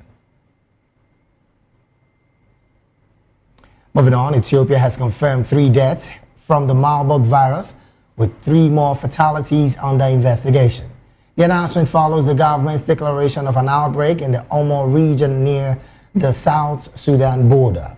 Health Minister Megdez Daba said 17 suspected cases were tested in the south, while 129 contacts have been isolated and are being monitored. She noted there are currently no active cases. A joint team from the World Health Organization and the Africa CDC has been deployed to help with testing and containment. World Health Organization Chief Tedros Adhanom praised Ethiopia's swift response. Marburg is a highly contagious hemorrhagic virus related to Ebola, spread through contacts with bodily fluids or contaminated surfaces. It has previously appeared in several African nations. Meanwhile, the International Criminal Court, that's the ICC, seeks a life sentence for former Janjaweed commander Ali Muhammad Ali Abdurrahman, known as Ali Kushab. He was convicted last month on 27 counts related to the Darfur conflict. Prosecutors said he played a central role in the brutal campaign of massacres, rapes, and village burning over 20 years ago. This marked the ICC's first conviction for the Darfur conflict. Abd-al-Rahman maintains his innocence, but judges rejected his defense. His lawyers are requesting a much reduced 7-year sentence, potentially freeing the 76-year-old in 18 months. The sentencing is critical as Sudan faces renewed turmoil and mass atrocities, making the conviction of a feared militia leader deeply significant on the global stage. And in South Africa has said it will no longer accept chartered flights carrying Palestinians following the controversial arrival of 157 passengers from Gaza last week. Many details of the flight remain undisputed. Foreign Minister Ronald Lamola said the flight appeared to be part of a broader agenda to remove Palestinians from Palestine and is under supervision. Israel has not responded directly to the allegations. The passengers were initially stuck on the plane for more than 10 hours due to missing departure stamps before being allowed entry after intervention by local charity. President Cyril Ramaphosa described the decision as one of empathy and compassion. South Africa has a long-standing pro-Palestinian stance and has previously criticized Israel's action in Gaza. The government filed a genocide case against Israel at the International Court of Justice in 2023, which Israel strongly rejected. From South Africa, we'll go to Tanzania, where President Samia Suluhu Hassan has appointed her daughter and son-in-law to major government positions in the sweeping cabinet reshuffle. She announced 27 ministers and 29 deputies in a televised address from Dodoma. Wanu Hafid Amir was named Deputy Minister of Education, while her husband, Mohammed Mchangwira, was appointed Minister of Health. 7 senior officials from the previous cabinets were dropped. Samia also tapped Redwani Kikwete, son of former President Jakaya Kikwete, as head of Public Service Management and Good Governance. The new cabinet will be sworn in on Tuesday. The appointments echo a wider trend in parts of Africa where leaders have placed relatives in top role. Examples include Uganda's Museveni family and Rwanda's Kagame family. And from Tanzania, we'll go straight to Guinea-Bissau, where President Umaro Sissoco Embalo is seeking re-election on November 23rd, aiming to become the first incumbent to win a second term in 3 decades. His tenure has been marked by repeated coup attempts and ongoing political unrest. Embalo has faced questions over his legitimacy, with opponents claiming he overstayed his constitutional mandate. His main challenger, former Prime Minister Domingos Simeões Pereira, has been barred from running. The country remains heavily dependent on cashew exports, while the cocaine trade continues to flourish. Embalo's administration has made some infrastructural gains, including improved electricity, but broader governance challenges persist. Since winning in 2019 election, Embalo has faced multiple military challenges, including arrest of senior officers in the recent alleged coup attempt. Analysts say his ability to stabilize Guinea-Bissau remains uncertain, even if he secures a second term in office. You're still watching the African News right here on Voice of the People Television. We'll go straight to the analysis segment of the news. And joining us now to make sense of these stories and more is Mr. Dele Fanimo. Mr. Fanimo is a seasoned reporter right here in Nigeria and also a public and political affairs analyst on this table. Mr. Fanimo, a very good afternoon to you. Afternoon. Thank you so very much for joining the conversation. Let's start off this conversation from Guinea-Bissau. President Sissoko Embalo clearly is gunning for a second term in office. Some have said this, if he is elected into office, would be the first incumbent to get into office again, the first sitting president gets into office again for over 30 years and still counting. But there are concerns about the fact that he's clearly has made the run a bit difficult by using, of course, the courts to get opposition figures off his back. From your perspective, what do you make of this kind of move, plus going into an election as, again, more like the most favorite candidate? It's not peculiar to that country. Oh yes, Tanzanian President Samia Suluhu did the same. So, you see, there is always this bandwagon effect. Once you attempt something, even when you know that it's dicey, and you are able to scale through, it becomes a pattern for other people around you. And that is what is playing out now. Of course, most African leaders, something is so peculiar to them. They're always afraid of their shadows. Because right there in the office, they don't measure up. And because they know that the voters are likely to reject them, so they resort to all these shenanigans. You know that most African leaders, in the last 12 years, Mo Ibrahim, there is this $1 million African Leadership Award. Yes. That he instituted some years ago. Right. But in the last 12 years, no African leader had been able to measure up to the parameters for winning that award. What does that tell you? It shows that most African leaders are selfish. They are so narrow-minded, and they listen to the drumbeat of sycophants. Okay.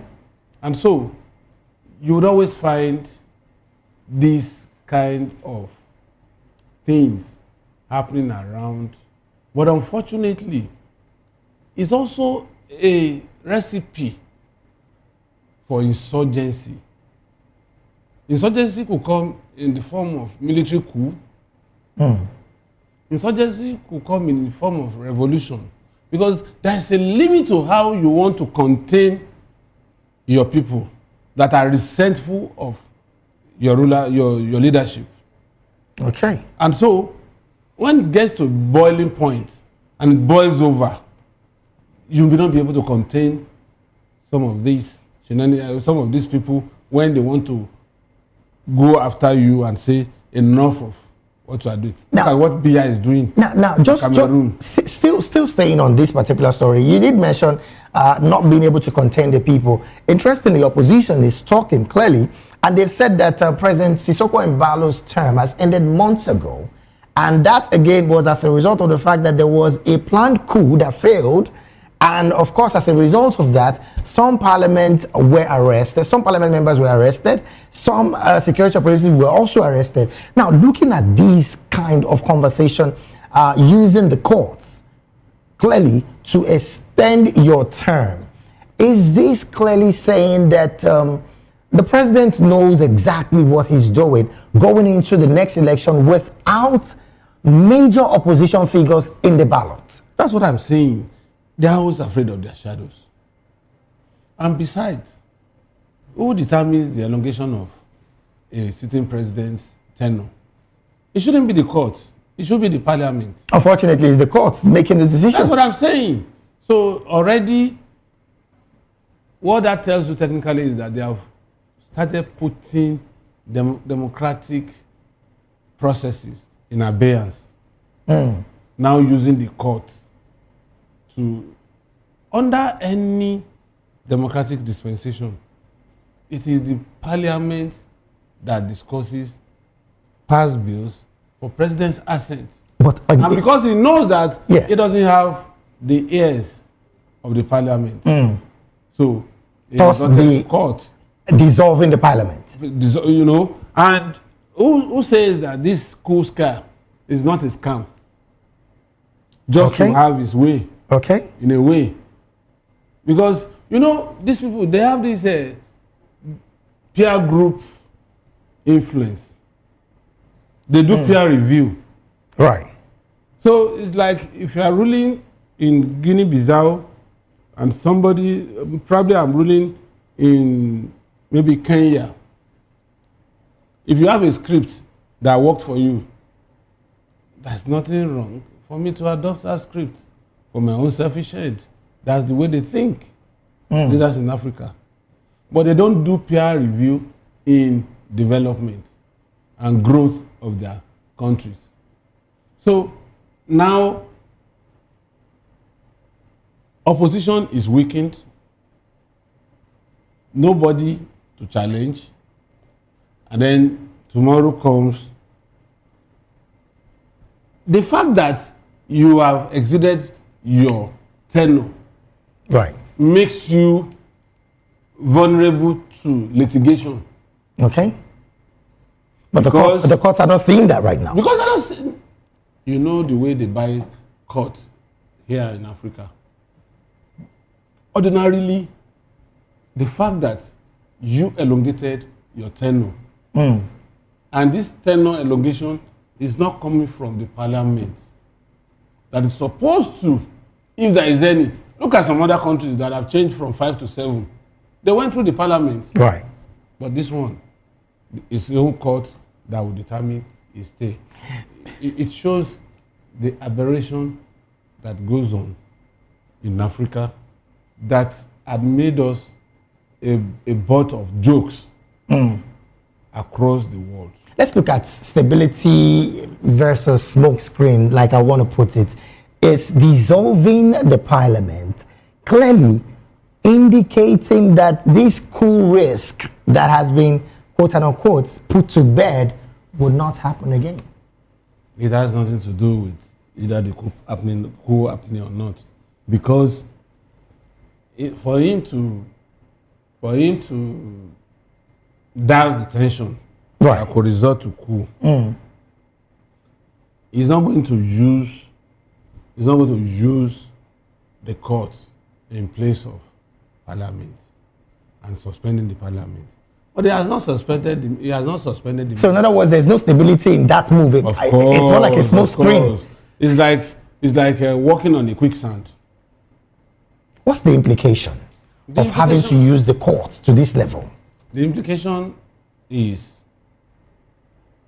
there will be silence of the graveyard in the next election, or around the political state. Around that state, and by now they would have muffled the media to some extent, and by now they would have cowed the opposition to the extent that whatever they are saying will be a kind of very limited impact on the future of that country. And ultimately, if this man comes back after the kangaroo election that he's planning to host, I can bet you a long time crisis is in the offing in Guinea-Bissau. And if that continues, unfortunately, there are so many mercenaries baiting for the blood of Africans. That's their job, and they need to survive, and they cannot ply their trade in their home countries. what are you going to use mercenary for in a place like Spain, Switzerland? You know. Huge question. Let's talk about the November 23rd election. There are concerns about the fact that yes, the main challenger, I'm talking about Domingos Simeon Pereira, has been barred from that election. How much of credibility would this November 23rd election have going into it without a major challenger like Mr. Domingos? This is very simple. The man that orchestrated the clampdown on opposition knew what he was doing. With or without opposition, the election will still go. Right. And once the election is held, there must be a winner. And that winner is the man organizing the election. So with this move now, it's clearly saying that the man in power would be the one that might just have another landslide victory like we have in Tanzania, 98%. Maybe we'll draft you to go and contest in that election in that country. That's on a very light note. But on the lighter note, you know, because the man has shut down opposition. So who is on the ballot apart from the man? If the whole country decides to abstain from that election, if it's just only 10%, that percent will be viewed as 100%. Let's talk about the elections and, of course, institutions in Africa. Now, one that I clearly want to talk about is the African Union on this particular white table. Elections like this, we hear stories like this before the elections, are taking place. And at the end of the election, the African Union still congratulates the one who wins the election, particularly the incumbent. Same thing that happened in Tanzania, same thing that happened in Cameroon, same thing that happened in other states. What do we make of these conversations about African Union consistently recognizing individuals who carry out these kind of acts using the judiciary as a tool? You see, the mandate of the UN, just of AU, yes, just like in the UN, is advisory and support for growth. But they also have policies as well. Diplomatic engagement. Now, if there is no present danger in another country, AU cannot step in. But there was a present danger in Tanzania. There was present danger in Cameroon. There was no present danger that warrants AU to come to Tanzania. People died, Mr. Fanimo. People died as a result of the election. Yes. So my question is, why should they consistently not only congratulate, but consistently give support to these kind of individuals who carry out these kind of acts? That's my question. You see, the responsibility of Tanzanians is to stop that moving train. How? Of course. You see, we have seen examples. In the ballots that they lost faith on? You see, that is one area that we must also factor in when we are talking about electoral process. Yes. That you decline to vote does not mean vote will not count at the end of the day. But the people went out to vote, Mr. Fanimo. They are what? The people went out to vote. That's what I'm saying. And they are saying that the vote did not reflect what their choice were. How many people are on the ballot? How many people? Are you saying in any way that the election in Tanzania, the election in Cameroon were free, fair, and credible? It couldn't have been fair, free, or credible. But what I'm saying is they had already prepared ground. Maybe I should come this way. If you decide, if your wife cooks for you, you decide not to eat the food, that has not obliterated the fact that she cooked. Okay. That you didn't eat the food is another matter entirely. Because she had fulfilled her conjugal obligation right. by making sure that there is food on the table. It is now for you to decide, I want to eat, I don't want to eat. It's the same thing with the ballot. If the electoral process had been shown the world that we are holding election and there's no court injunction restraining the umpire to conduct that election. Yes. And people trooped out. Either they were coerced, either they were intimidated, either they were bribed or induced. That's another matter again. But the optics is somebody turned pretense. Right. And if it's just 5% of the population that voted, and it was seen in the ballot that they voted for Delhi, that is a representation of the country. Because there is no opportunity to say, I am not voting. That was not created in the ballot paper. Okay, now, Mr. Fanimo, it's just like a research method. Right, before I jump on random sampling. Yes. But yet, it represents the whole. And that is what is happening. Now, the concerns that I'm trying to raise here, before I jump to another story, is the fact that ballots in the end, elections in the end in Africa, majorly ends in the courts. And of course, this is the same court that has taken off major oppositions from the ballot, and still the people still went to vote. In the end, the court still decides in the end, of course, after both the opposition and the one who won the election has gone to court. My concerns on the part of African Union is, can there be stricter policies from the Union that says after post-election, if there are so much unrest to the level of which we've seen all across Africa, you will not be recognized? If these kind of measures are put in place, do you think we would be having strong electoral reforms across Africa? Unfortunately, the AU Charter didn't envisage this shenanigan. And so it's not captured in the rules of engagement. It's still not cast in stone, Mr. Fanimo. And they have to go back and see if that can be brought in. And don't forget that the representative of each of these governments that are perpetrating this act will form the nucleus of those who will want to change this. This is quite an unfortunate situation. It's quite unfortunate, but that is the reality. It's not the reality.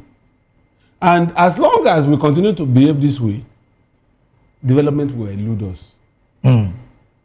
All right, let's jump to another conversation because of our time, really. And we'll go to Tanzania, where President Samia Suluhu Hassan has appointed her daughter and, of course, her son-in-law into top major government positions in Cameroon.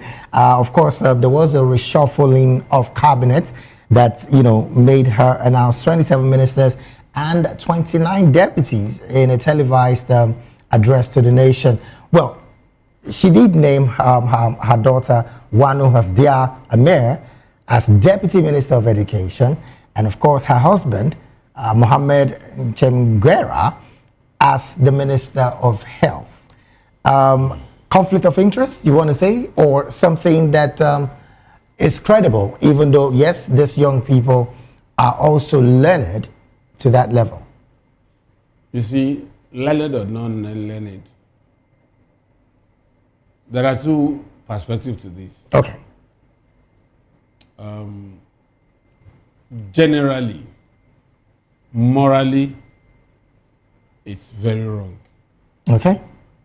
But on the prism of expediency, the man has no choice other than to do this.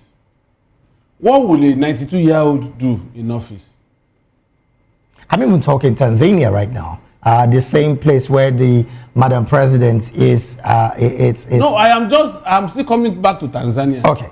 For instance, if tomorrow comes. Because same thing happened in Cameroon as well. That's what I'm saying. All right, what will a 92-year-old do in office? Somebody who had been ruling for 42 years. Would you again say that that election in Cameroon is free, fair, and credible? It can never be free and fair. It's one-sided. That's what I'm saying. You see, the law, they say, is an ass. what the law recognizes was their voting. And there is no place in the ballot, I stand to be corrected, where it will be mentioned that if you say no to Pobia's election, mark this space. I don't think that there will ever be that in that ballot. Okay. So it is either you are going to vote or you are not voting. And if you are voting Pobia. So that's why because they are not going to view the number of votes against registered voters to say, if you didn't garner up to 25% or 30% of registered voters, that you cannot be declared winner. No. So now coming to the issue of office. Initially, when we started talking, I said most African leaders are afraid of their shadows. Look at what Tinubu did in Nigeria. Days after coup scare, what did he do? He changed his service chiefs. Which means, what he's still telling us is that he can no longer sleep with his two eyes closed. If these service chiefs that were in the saddle couldn't contain this rampaging coup, alleged coup plotters. Yes. So it's the same. You see, just run a ring through Africa. You see the same pattern. Is either they want to perpetuate themselves in office, or they want to win election at all costs, not minding the blood that will be shed. Or they want their children to suffer. Look at Côte d'Ivoire. That disgraced Lorraine that was sent out. Lauren Gbagbo. You saw the video. Right. This same woman that was almost naked with shimmy on her body to conceal her stark nakedness is now the one wanting to vie for presidency. To vie for presidency. But wouldn't that be considered as wanting to fight for that same country that they practically... So she couldn't fight for the country when the husband was holding sway. And the husband was accused severally of corruption. On the issue of Tanzania, Mr. Fanimo, how much of conflict of interest are we seeing here? You don't need a crystal ball gazer to know that the woman is perpetually afraid. And you see, the moment you start distrusting everybody around you, then you should examine yourself if you don't have a problem. The woman has a problem, that's why she had to push opposition on the ground to be the sole candidate for that election. And will she now go and pick from the opposition and shock circuit? Probably she's angling for a life presidency. Right. The people that will sing her praise are the likely people she will pick to help her run her government. And if the whole country deserts her, can her daughter desert her? No. It's not likely. Right. And so it will bring around herself those who will say, let Tanzania burn. As long as our president remains, we are okay. But then again, Mr. Fanimo, there are conversations about the fact that there are other people in her party who are worthy of getting this appointment. Why your daughter and her husband? Why put these two entities in a position where people who are more credible and have been in service over the years to that position rather than your own family members? Now, again, concerns are also being raised about the credibility of these ministries that these people have been placed. Do you think that as it stands, there might be any level of improvement going into Tanzania, a country that also have struggled unrest in the past few weeks, trying to struggle to beat back the economy into existence? I've already, to answer your latter question, we have already discussed it here now, that when leadership turns to rulership and absolute power, using sycophancy and people that are close to you, should we blame you are not likely to see the other side of the divide. Should we blame Africans, Mr. Fando? Sorry to cut you. Should we blame Africans about our silence when these people go about having these kind of decisions? You would recall, not just Paul Biya, Paul Kagame is doing the same in Rwanda. Ruto is also doing Museveni is doing the same thing in Uganda. Ruto is doing the same thing in Kenya. Should we blame Africans for their silence and not using the legislature, their representative at the Senate to fight this kind of impunity that jumps at us every other time? How could you fight darkness with darkness? How did this parliamentarian get to office? Most times it's through the help of the principal who emerges president. And once they get there, look at what is happening in Nigeria. On a good day, free and fair election, you think somebody like Akpabio would have emerged as Senate president. But the presidency knows that there must be a bridge between presidency and the National Assembly. And so, who provides this linkage? The leadership of such assembly. And that's why you have the likes of Okoyemi Bamidele, the likes of Akpabio, and the rest of them. Where do you think a Bamidele that was nurtured from nobody to somebody, right from being a commissioner in Lagos State, right, up to his third term in the Senate and House of Reps, where do you think his loyalty would be? Where do you think the fault is coming from, and how can Africans clearly start working from the root cause to not have these kind of people that you've mentioned in the Senate and of course representing them? Before you can achieve this, you need to have a rethink on your value system. If you are not ready to die for something, you cannot stand on something. You rather stand on nothing. You see, the problem with Africans is we are always afraid to die, but that death will come, either you like it or not.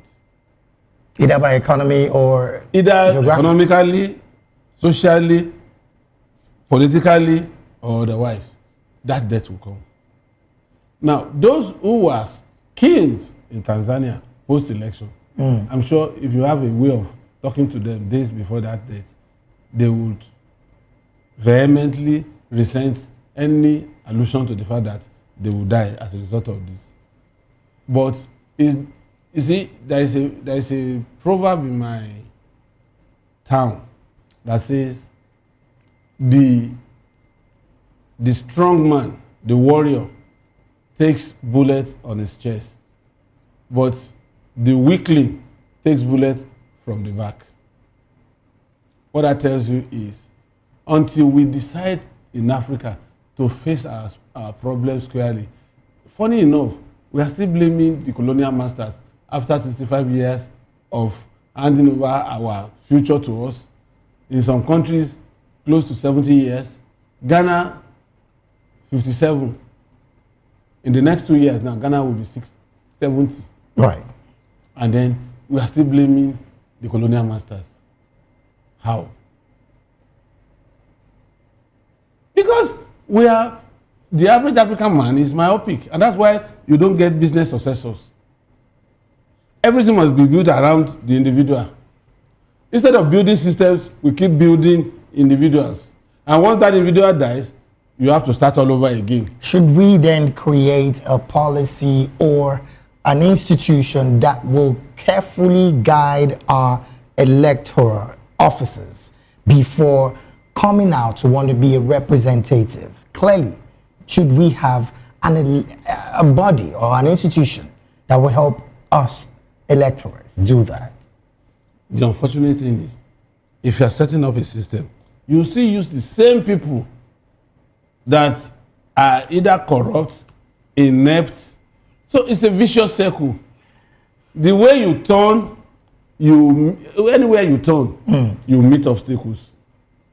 Because those people you are talking about to fix the system are not going to come from heaven. All right, before I let you go, maybe in 30 seconds, the humanitarian crisis in Sudan. UN humanitarian chief, I'm talking about Tom Fletcher, has called it a major situation that Africa and the world need to clearly look into. What do you make of this, and how do you think this situation can be curbed using UN sanctions, if possible, on the actors of these dastardly acts? You see, it's not limited to Sudan. I mean, theirs have been extreme in recent times. What I'm saying is, you see, it depends on the narrative that is pushed out there. Okay. Are you going to tell me that the people in Plateau and Benue in Nigeria will see what is happening in Nigeria the way you see it? Because you are detached. Those people that lost their loved ones in Tanzania, are they going to see it the way you see it? From a far-flung country like Nigeria to Tanzania? No. The scale may be different. Right. But the casualty is the same. Because everywhere you see killings, blood used to run in the veins of these people that are falling. But we might say that of Sudan is dire. That's why UN is looking into that direction. But the important thing is, are we going to leave the major crisis, what escalated this major crisis, and begin to look at how to save human lives? It is difficult to save until you go deeper and then look at the reason, the precursor to this crisis. Most times when what gets to this stage is fueled by ego. Okay. No, I'm not going to back down. Quite unfortunate, really. And we definitely will keep our eyes on this conversation as they progress in Sudan, because, yes, it's becoming a dire situation, and we hope that both the UN and all the international community come through for their aid, because this is becoming one too many. This is what we have to draw anchor on the analysis segment of the African News this beautiful afternoon. I want to say a big thank you to Mr. Dele Fanimo, who has been here. Mr. Dele Fanimo is a seasoned reporter right here in Nigeria, and of course a political and public affairs analyst. Mr. Fanimo, thank you so very much for being here. It's always my pleasure. We'll take a quick break right now. When we return, the rest of African News will be coming to you after now. Please stay with us.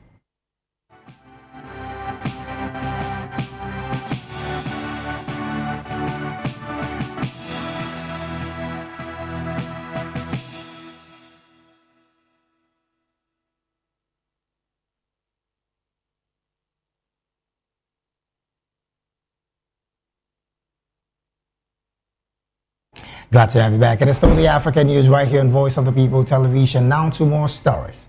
The United States has begun supplying a new long-acting HIV treatment to Eswatini and Zambia, even as Washington sharply cuts global aid. About 1,000 doses of Lancapavir has been delivered and will be administered this week, according to official statements. The drug produced by Gilead Sciences requires just 2 injections per year and is seen as a major improvement over daily pills. The U.S. plans to finance 2 million doses for low and middle income African countries by 2028 or potentially earlier. Global Fund Chief Peter Sands said the rollout could significantly reduce infections, especially among pregnant and breastfeeding women. Gilead says authoritarian efforts are being underway in countries including Kenya, Malawi, and Zimbabwe. The initiative comes as aid experts warns that steep US and European cuts could lead to millions of preventable deaths by 2030. Even so, US officials say they will continue directing support to selected nations.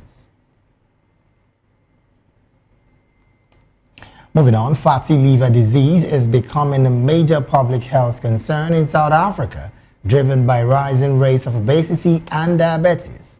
The condition where excess fat accumulates in liver cells is often symptomless in early stages. If left untreated, it can lead to severe scarring or liver cancer. The primary driver is metabolic dysfunction associated steatotic liver disease, previously called NAFT, which is linked to poor diet and sedentary lifestyles. Key contributing factors include consuming excess processed foods, sugar, and saturated fats, alongside insulin resistance and carrying too much weight, particularly around the abdomen. Diagnosis is often delayed because early symptoms are vague, including persistent fatigue and mild discomfort in the upper right abdomen. Advanced symptoms are severe, involving jaundice, swelling, easy bruising, and internal bleeding, typically indicating irreversible damage. The good news is that the condition is often reversible in its early stages through lifestyle changes. Effective management includes adopting a Mediterranean-style diet rich in whole grains and healthy fats, avoiding sugary and processed foods, and engaging in regular exercise. Even a modest 5 to 10% weight loss can significantly reduce liver fat. Moving on, a coalition of 13 countries have introduced new taxes on luxury air travel, targeting private jets and premium class tickets. Revenues will support global climate action. Most members are from the global south, with only 2 income countries participating, despite wealthier nations generating more luxury travel emissions. Djibouti, Nigeria, and South Sudan joined the coalition last week. Kenya, Benin Republic, and Sierra Leone were among the original founders, alongside Caribbean states such as Antigua and Barbuda, Barbados, and France. Brazil, Fiji, and Vanuatu have signed on as observers. The bloc is urging more countries to adopt similar measures to cut CO2 emissions. Private aviation, heavily concentrated in the United States, produces far more emission per passenger than any form of transport. And from that particular story, we'll move straight talking African business. Cassava Technologies and Rockefeller Foundation have launched a partnership to give African NGOs access to high-level AI computing. The move supports organizations working across 8 countries, from Ethiopia to Zimbabwe. Cassava, which is building Africa's first AI factory using NVIDIA infrastructure, says the efforts will help the continent compete in the fast-growing global AI economy. The company argues that local computing power is essential, with Africa currently holding less than 1% of global data center capacity. The Rockefeller Foundation says AI can deliver major gains in farming, healthcare, and education if African innovators have the tools to develop local solutions. Groups like Digital Green, Jacaranda Health, and Rising Academies will be among the first to benefit. Cassava recently rolled out its GPU as a service platform and is expanding data hubs across the continent. The company says the collaboration aims to ensure Africans are not only users of AI, but builders shaping the technology sector. Still talking African business, Ivory Coast cocoa grind fell sharply by 25.4% year-on-year at the start of the 2025-2026 season in October. Data from the Exporters Association, GPEX, showed the grind volume dropped to 44,075 metric tons, signaling a difficult start to the new season. The GPEX data captures the activity of 6 of the world's largest grinding companies operating in Ivory Coast. These major international firms include Barry Callebaut, Olam, and Cargill Incorporated. Ivory Coast is the world's top cocoa producer and is a major global grinding hub, vying with the Netherlands for the leading spot. Its total grinding capacity currently stands at 750,000 tons annually. The significant drop in the grind rate suggests potential supply issues or reduced processing demand at the beginning of the season. The data point is a key indicator for the health of the global cocoa market. And to wrap up the African news, we go straight talking sports. FIFA has imposed a ban on 3 African clubs, immediately preventing them from signing any new players. The sanctioned teams are Golden Arrows from South Africa, Al War from Libya, and African Stars FC in Namibia, affecting both their winter and summer transfer activity. The transfer bans were issued due to the club's failure to comply with their decisions from FIFA's dispute resolution bodies. The disputes center on unresolved financial issues with players or coaches, which includes unpaid wages and outstanding severance payments. The world governing body stated that the severe measure will remain in effect until full payment of all outstanding amounts is made. The ban is part of FIFA's tough stance to enforce contractual integrity and protect the rights of players globally.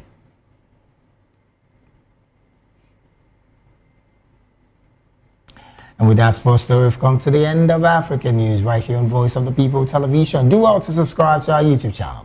On YouTube, we're at Voice of the People TV, and on all other social media platforms, we are at VOP TV Live. Thank you so very much for being a part of this broadcast. I am David Edwin. Do have a good afternoon.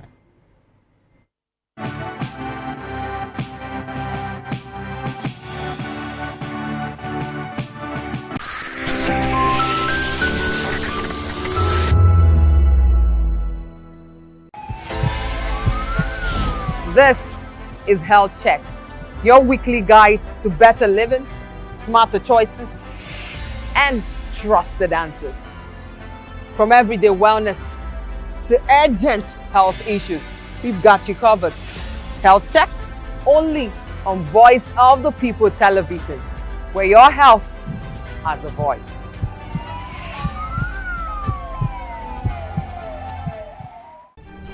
In a world where power shifts with every headlines, news breaks and events happens, we bring you unbiased and explicit information on politics, economy, and state of the nation.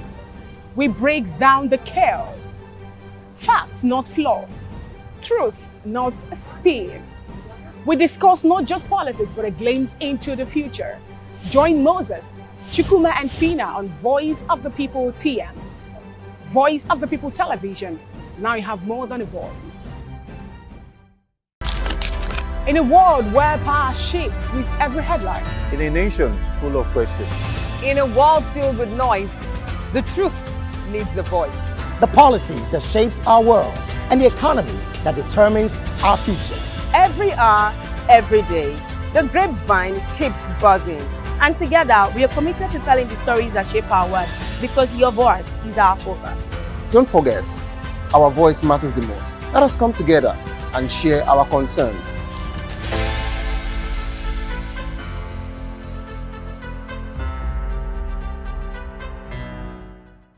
In a world where truth is the ultimate power and opinions scream the loudest, it's time to wade through the noise. Hunger no get tribe! Hunger no get religion! And scan the human interest and trending topics that matter. Stay tuned to The Issues, your plug to the stories making the buzz, from politics to science and technology, social justice, and more. Let's tackle the tough questions and expose the truth. The Issues, on Voice of the People Television, Mondays to Fridays, 8 to 9 p.m. The Issues. Don't just react, understand. Behind every broken desk lies a broken promise. Education shapes the nations. But who is asking the right questions? Introducing Edu Dialogue, the show that goes beyond the surface, exposes the cracks, the corruption, and the silence in Nigeria's education system. Edu Dialogue, Saturdays, 3 p.m., only on VOP TV. We break the biggest stories. From missing funds to policy failures, we ask the tough questions and demand real answers. Edu Dialogue, this Saturday, 3 p.m. on Voice of the People Television.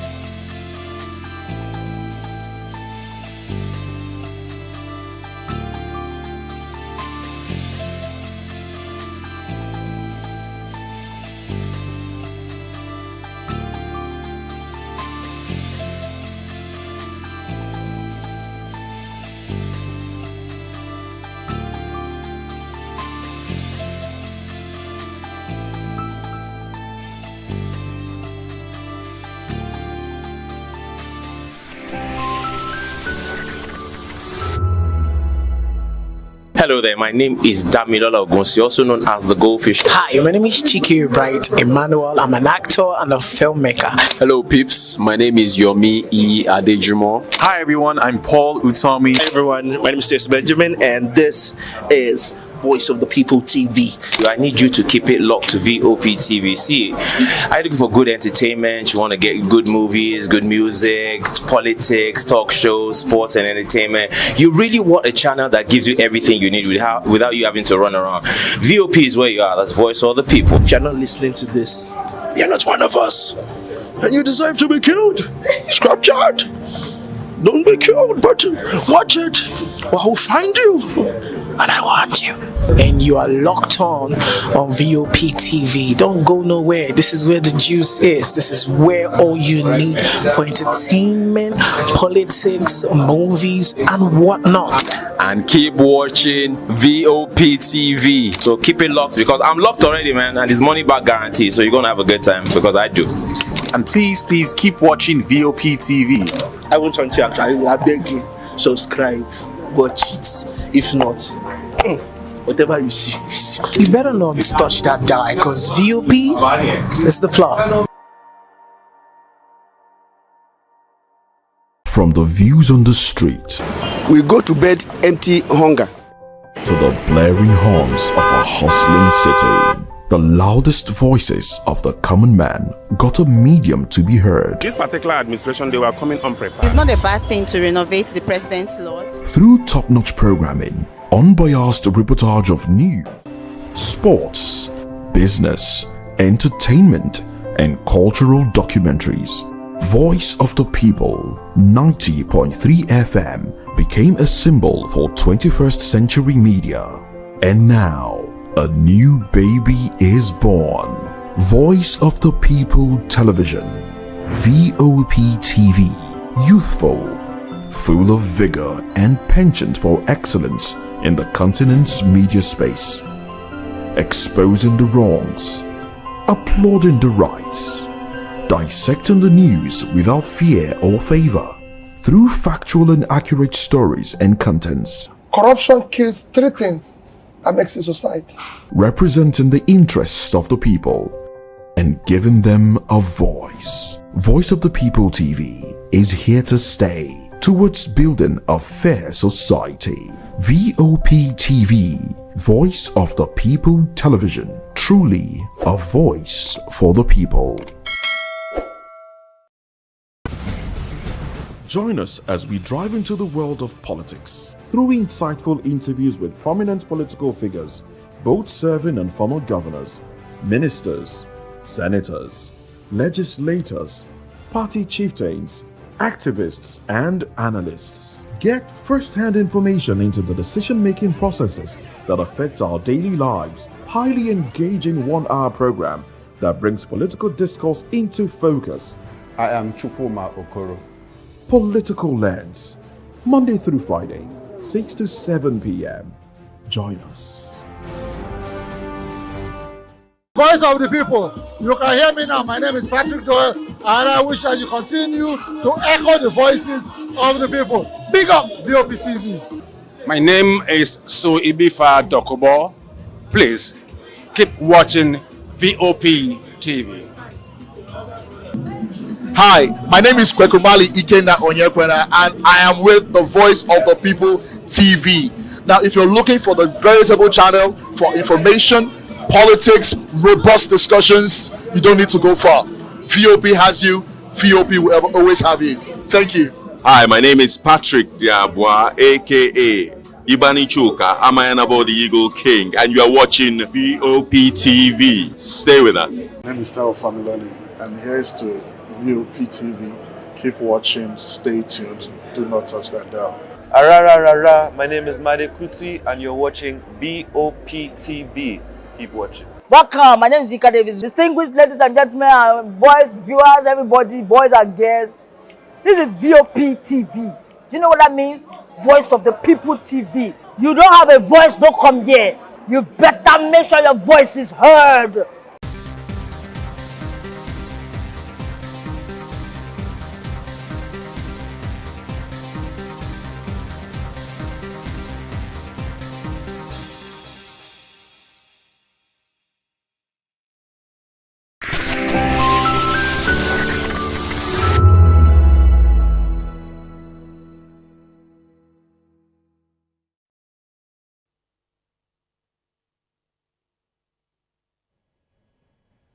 Hello, good evening and welcome to Political Lens on Voice of the People Television. I am Chukwuma Okoro. As you know, we are broadcasting on Metro SL TV channel 264 on YouTube and other social media platforms. We are at VOP TV Live. You can also be a part of this conversation by calling in or sending WhatsApp messages to the number showing on your screen. On the show today, political taekwondo as Minister Winke, Governor Makinde-led groups turned Abuja to battlefield.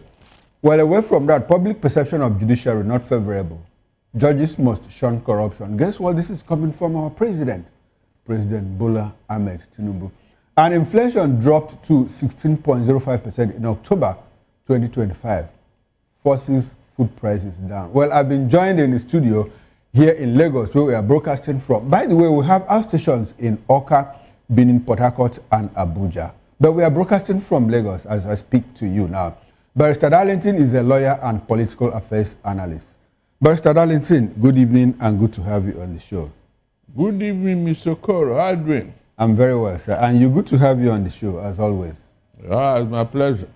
All right, Barrister, let's go to Abuja and see what is going on there, because the leadership crisis within the People's Democratic Party, PDP, escalated on Tuesday morning, that is today, when newly elected National Chairman Taminu Turaki, alongside Governor Sheyi Makinde of Oyo State and Bola Mohammed of Bauchi State, forcefully entered the party's national secretariat in Abuja, where their supporters clashed violently with loyalists of FCT Minister Nyesom Wike, beating and chasing them out after breaching the security-blocked entrance.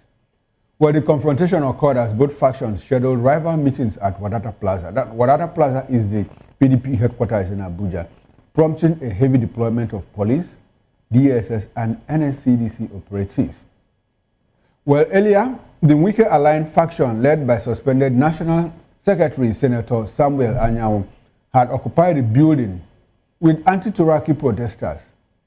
Anyanwu defended the strong security presence as routine for major party meetings and insisted he remained the legitimate National Secretary until December 8. He dismissed the Ibadan Convention that produced Turaki as a jamboree, arguing that no valid INEC-monitored convention took place, and claiming that the process lacked proper communication, oversight, and legitimate delegates. Well, following the clash, Turaki accused Wike of allegedly leading armed talks into the secretariat with the connivance of the police. Flanked by Makinde and Mohammed, he declared that the crisis represented not just internal party turmoil, but a threat to Nigeria's democratic system. He vowed that his faction was ready to lay down their lives to defend the party's mandate. In a dramatic escalation, Turaki issued an international appeal calling on United States President Donald Trump and advanced democracies to intervene and save Nigeria's democracy. He argued that the events at Wadata Plaza showed democracy was under threat, urging Nigerians and the global community to pay close attention as the PDP crisis deepens. Well, what you see on the screen is the scene, where both rival factions try to outsmart each other with brute force. Look at policemen charging at each other at each other's jugular, fisticuffs. Very soon you will see when Bola Ahmed walked out, or he walked into the premises from outside. Apparently they were able to overpower the weaker faction and all of that. That is what Nigeria has turned to. Look at Governor Bola Ahmed and look at who else is there? Shey Makinde has walked in with policemen and all of that. Barrister Darlington, what do you call the incident that took place in Abuja earlier today? What is it called? What is it called? It is infamy extraordinary. That is, infamy has been taken to a higher level. And we are going to see more because I don't see those that retreated. Backing out. Yes, they are going to, they said who fights and run away. Live to fight another day. So they are going to regroup and come back. No, but Barrister, you are making a joke of this. Is it a laughing matter? You don't take it seriously or what? Mr. Okoro, please. What I want to ask you is this. Okay. You know, they say a wise man learned from what happened to the others. And so he wouldn't want it to happen to him. When people are sowing seeds of discord, they never knew that it will turn around and hurt them. All the people that wanted the PDP to implode and explode and all that, I'm sure they are happy. They say they wouldn't mind if all the parties are in disarray. Now, Mr. Okoro, I have always told you that whatever the APC is doing today will not deepen our democracy. And the facts are beginning to show up. What we are seeing today was never dreamt of by PDP when they were in power. Is it not a shame that this type of thing is happening under APC? And people are keeping quiet, watching, laughing over it. Look, go back to history. In 1964, it was an election that caused the problem that happened in this country. Is that not true? Okay. The good. That caused the Wild Wild West. Yeah? Good. And now, in June 12, the same thing, election. Good. Now, something similar. That's why I told you here that a wise man learned from what happened to others. You saw that this type of thing have caused problems in Nigeria. And under your watch, you allow it to be happening and you are not even saying anything. Rather, you are interested that every other party should come in and join APC. All the governors, APC. All the House of National Assembly members, APC. And you are happy. Meanwhile, you claim to be the father of democracy. Barrister, we are making references to the APC. Are you trying to personalize it? Does it look like APC? The party that is in crisis is the PDP. What has that got to do with the APC? We all know how this thing started, Mr. Okoro. How did it start, sir? When Wike was giving backing to behave like a lord of the manor. Who gave him the backing? He's just an ordinary minister. Is it not the federal government? Look, in the history of this country, have you seen where an ex-governor became this powerful in his state? What he did in Rivers State and succeeded gave him the impetus to do more. That's the truth. If President Tinubu had done what Yaradua did, I'm sure Wike would have been, humbled himself and faced Abuja. Okay, Barrister Pokwanso was that powerful in Kano State. What happened? Did we get to this level?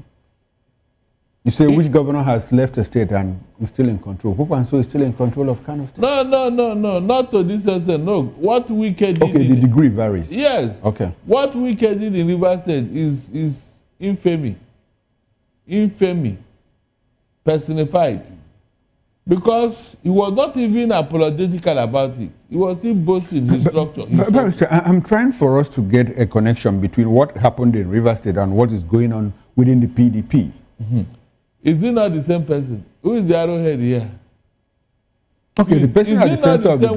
Okay. So what are you saying?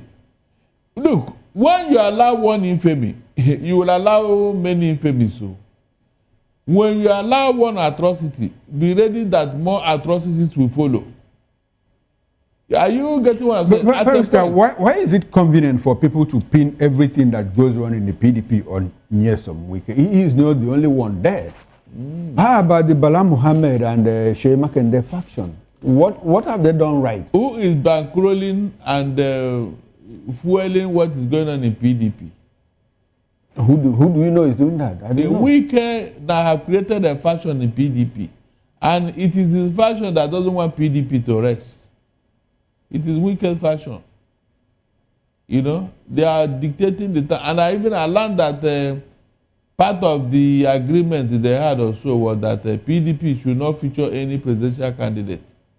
I don't know, it's a rumor. It's a rumor, but a lot of people disagree with that rumor because it was the same Wike that said, look, PDP shouldn't make the mistake of 2023 by taking the presidential ticket to the north. This time it has to come to the south.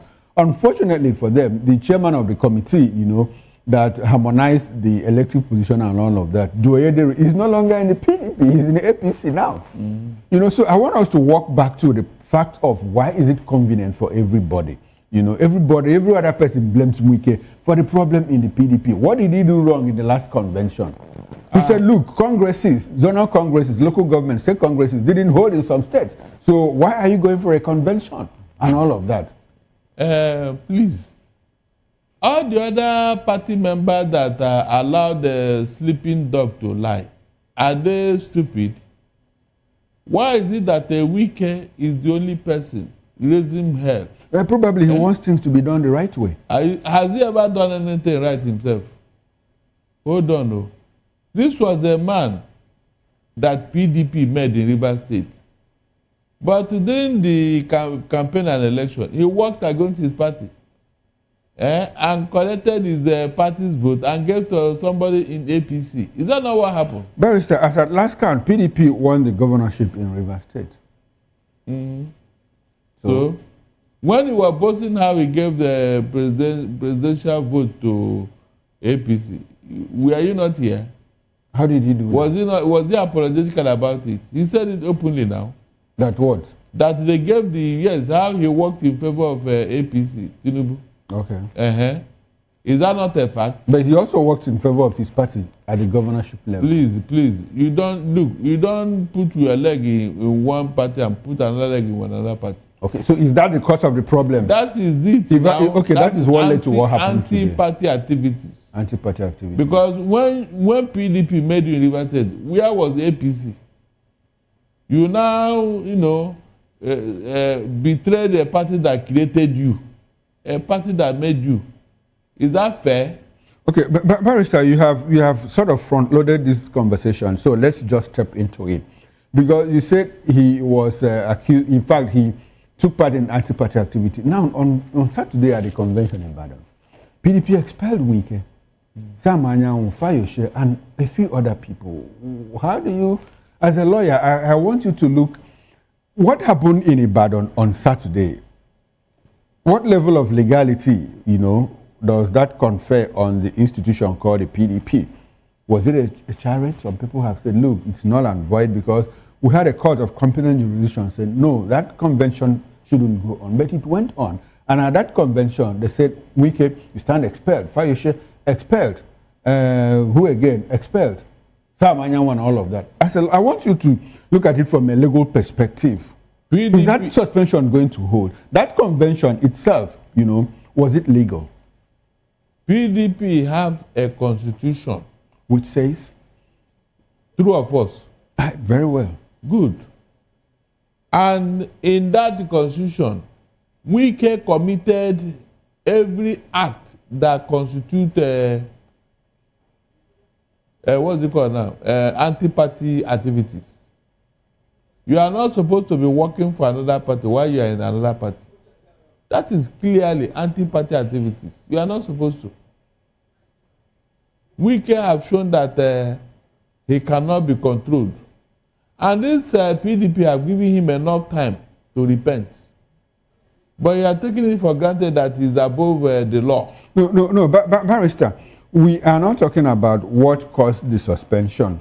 or the expulsion. What we are looking at now is the convention that suspended Nyesom Wike. Did it take place legally? I want you to look at it from, what's your legal opinion on that? Now, listen. Now, granted that, yes, there is a loophole in the convention. Okay. I must be very frank with you. Okay. The gamble here is that when we get to court, we'll slug it out. Barrister, excuse we must me. hold our Okay, I'd like for you to hold on to your line of thought. There's an incoming call. This conversation is supposed to be interactive. Let's take it. Hello there, good evening, and thanks for calling in on Political Lens. Your name and where you're calling from. Hello? Yeah, go ahead, I can hear you. Good evening. Good evening. This is Engineer from Lagos. Oh, beautiful engineer. Go ahead, 1 minute.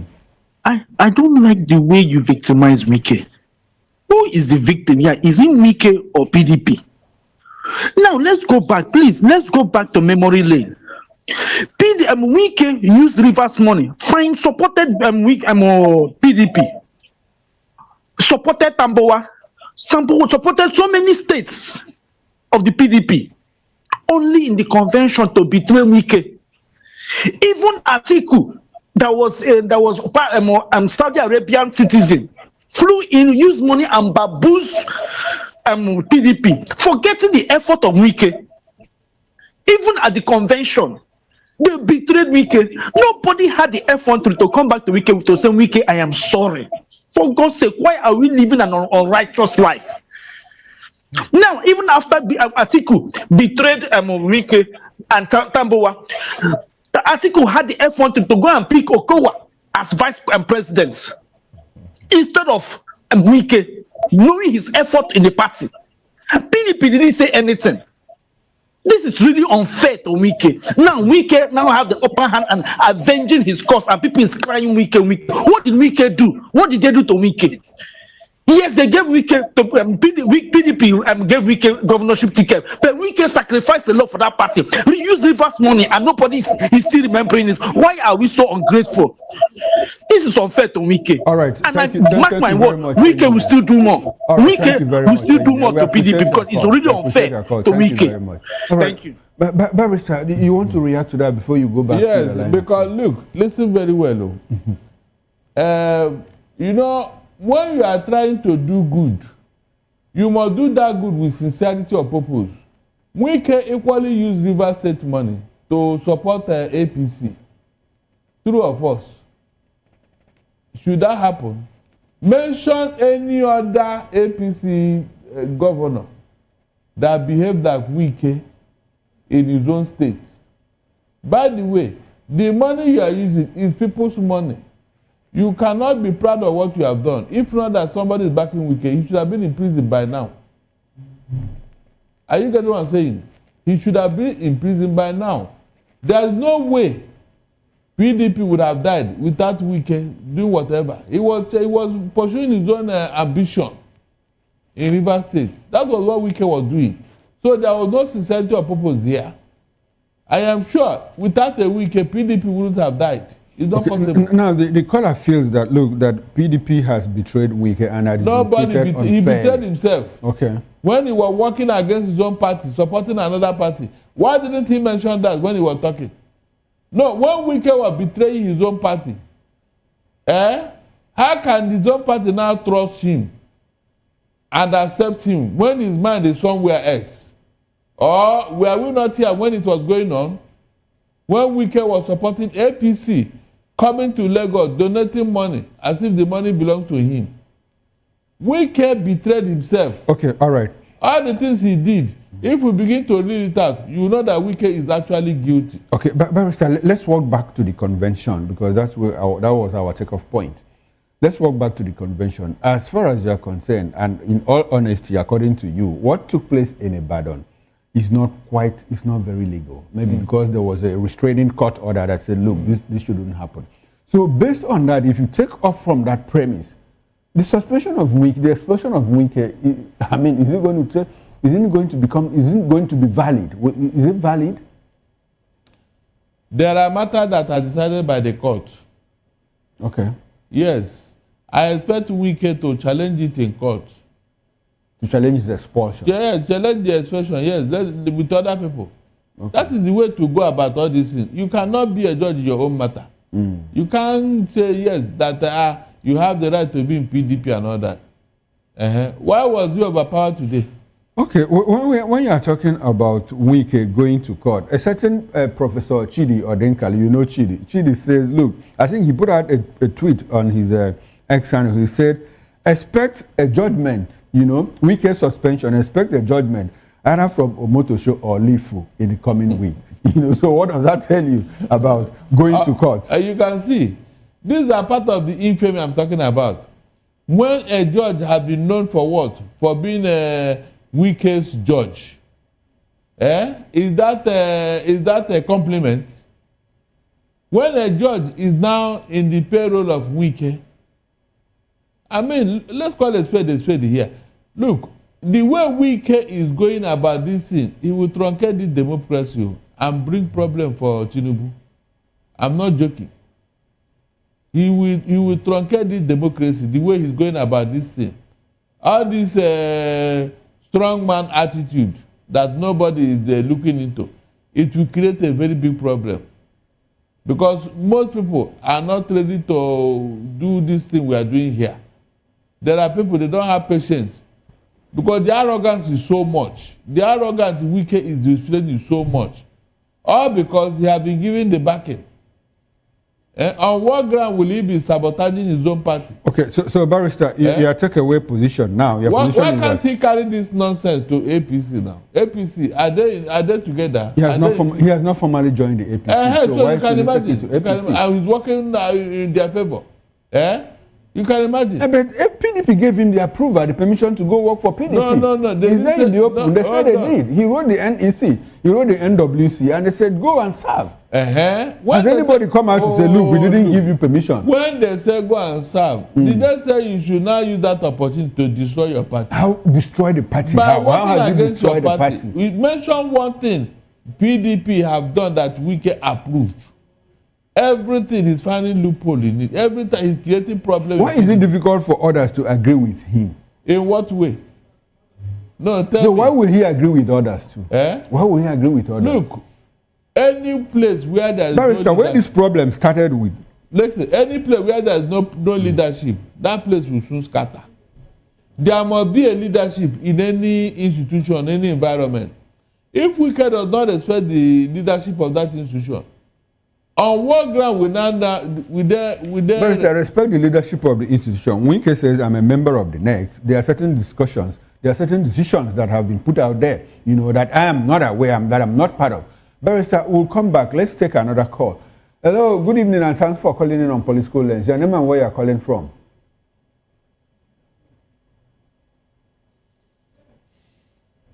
Hello, can you hear me? Okay, unfortunately, we lost that call. So Barrister, the point is this. The takeoff point of this problem, Wike said, look, you cannot have the ticket and the national chairmanship of the party at the same time. Was he wrong in insisting on that, on fairness, on equity? Look at all the traverse of PDP. Okay. The journey so far. Who is always orchestrating all these things, making it look like PDP don't know what they are doing. Remember, this was a party that was in office for 16 years. Okay. So, I don't think they are greenhorn in the party politics. But Wike, with the backing of his paymasters, decided to do what? Put his spanner in their works. Every step PDP takes is greeted with what? Problem. Every step they have taken so far. Go and check. Meanwhile, okay, I'm sorry, Barrister. I'm sorry, please. There's an incoming call. Hello there, good evening, and thanks for calling in on Political Lens. Your name and where you're calling from. 1 minute, sir. Yeah, hello. Go ahead, I can hear you. Yeah, my name is Ibrahim from the United Kingdom. Go ahead, Ibrahim. 1 minute, sir. Yeah, I just want to add my thoughts to the last speaker. On the issue of Weekly. I just want to talk to Barrister. I think we should call a spade a spade. It's not every day that Barrister will come to a program begin to abuse Barrister Wike. Sorry, Ibrahim. I'm sorry, Ibrahim. No, please. I would like for you to make a point on the position. Don't attack the barrister, please. Yeah, you know, I don't attack him. Wait. What's your position on what we are talking about? The purpose of this program is to educate us. Yeah, go ahead. You understand now? Go ahead. Yeah, most of the time, I try to detect two things from Barrister. Either attack the president or attack Mr. Barrister Wike. It's not good. Stick to the facts. If the questions to him is to talk about the validity of the Ibadan convention, you should talk on that one. You should leave Wike alone.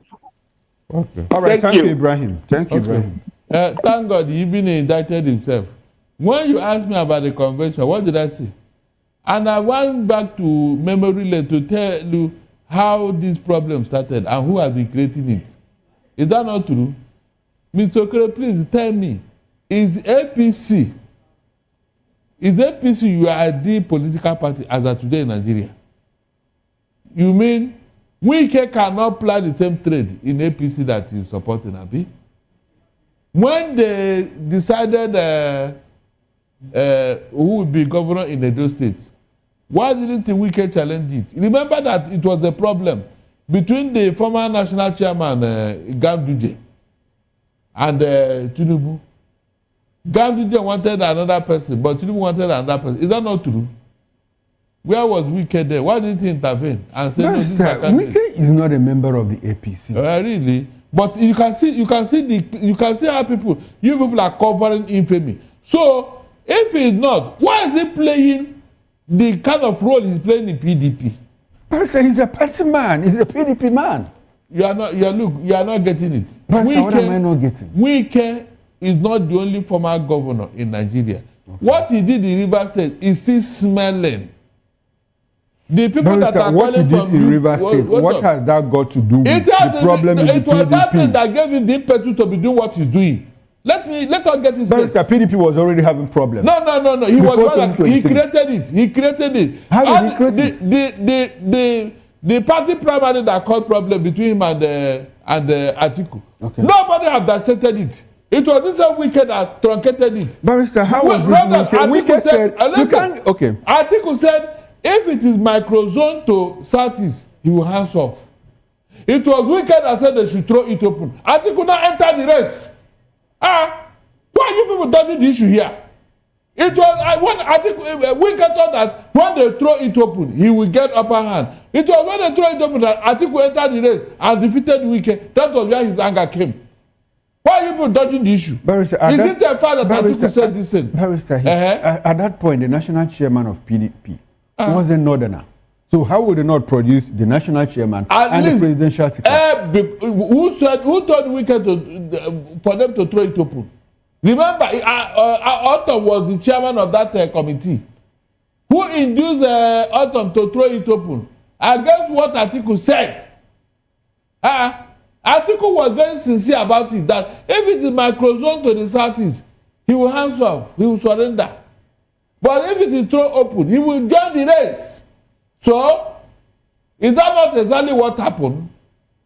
Wike was manipulating this thing, thinking that he's very clever. Atiku now came to match him.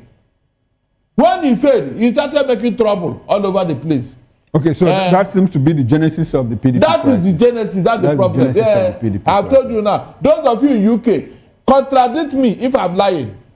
Those of you speaking from abroad, contradict me. Why was Wike manipulating the party to favor him? Okay. All right. Barrister, we need to move on. Now, Barrister, I want us to expand this discussion beyond the PDP and look at democracy in Nigeria. Now, shouldn't the president be embarrassed by what's happening? I will not be bothered though. Because there's a video there. You know, I would like for the director or the producer to play the video where the new national chairman of the PDP, Senior Advocate of Nigeria, Turaki, is calling on President Trump to come and save come and save democracy in Nigeria. As a matter of fact, Turaki also admitted that there is Christian genocide in Nigeria. Let's take a listen to that video.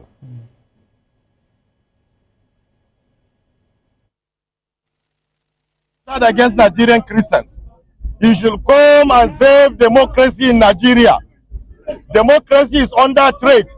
I'm calling on all other developed nations, all advanced democracies, come and save Nigeria, come and save democracy.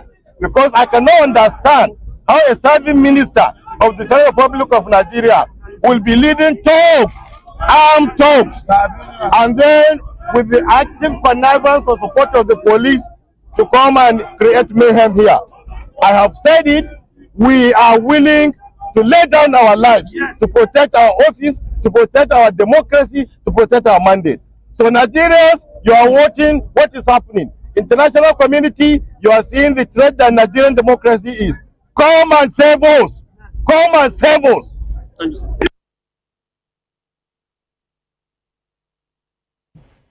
Isn't that heavy? Calling on Trump to come and save democracy in Nigeria and advanced democracy to come and save us in Nigeria. Shouldn't the president be embarrassed? No, that's why I told that people learn from what happened to others, but in this case, people are not learning. I have given you a historical perspective to this matter. All the problem Nigeria have ever had, is it not from election? Is it not? Now, I told you what Yar'Adua did when he came into office. The same thing happened. Log ahead, I will not agree. The man took his presidential power and solved that problem once and for all. He did not even bother that the P2B is not from his party.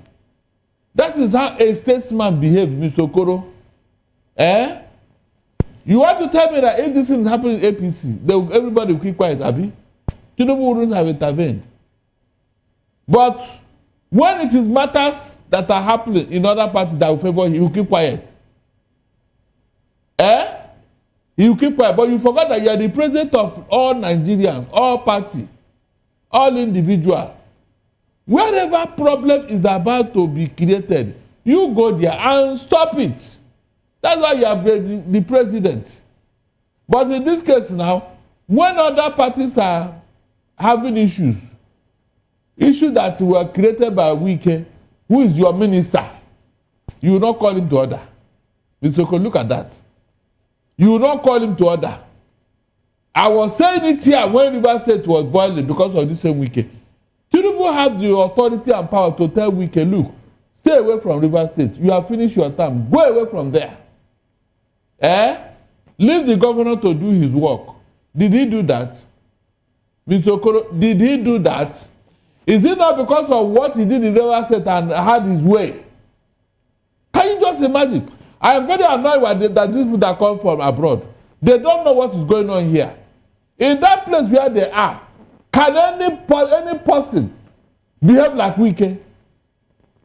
No, can anybody in that UK behave like Wike?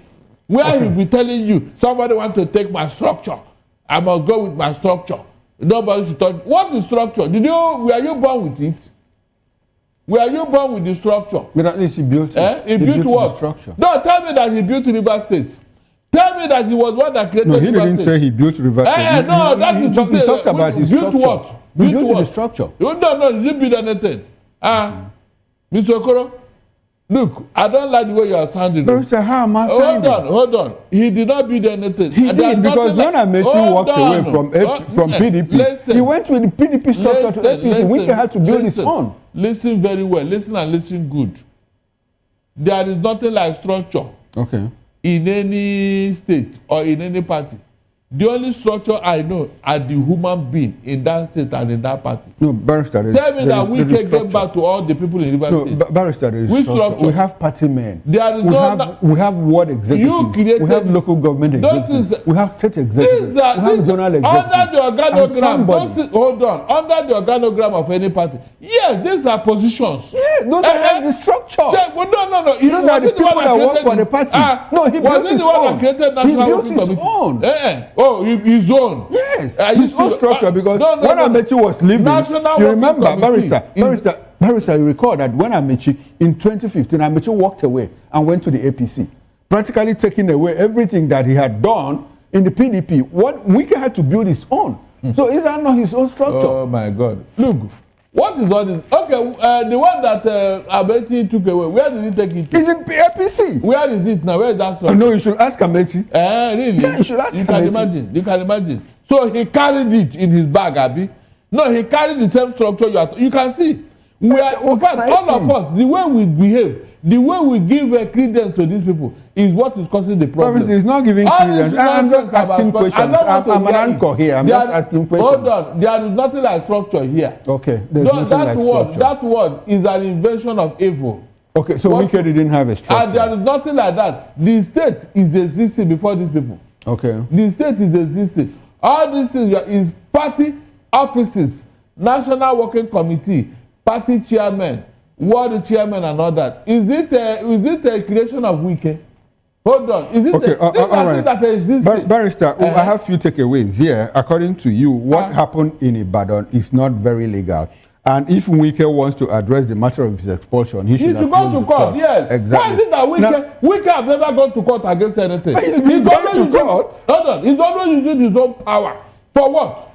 If you feel that there is something wrong, go to court and challenge it now. Have you ever seen Wike go to court against anything?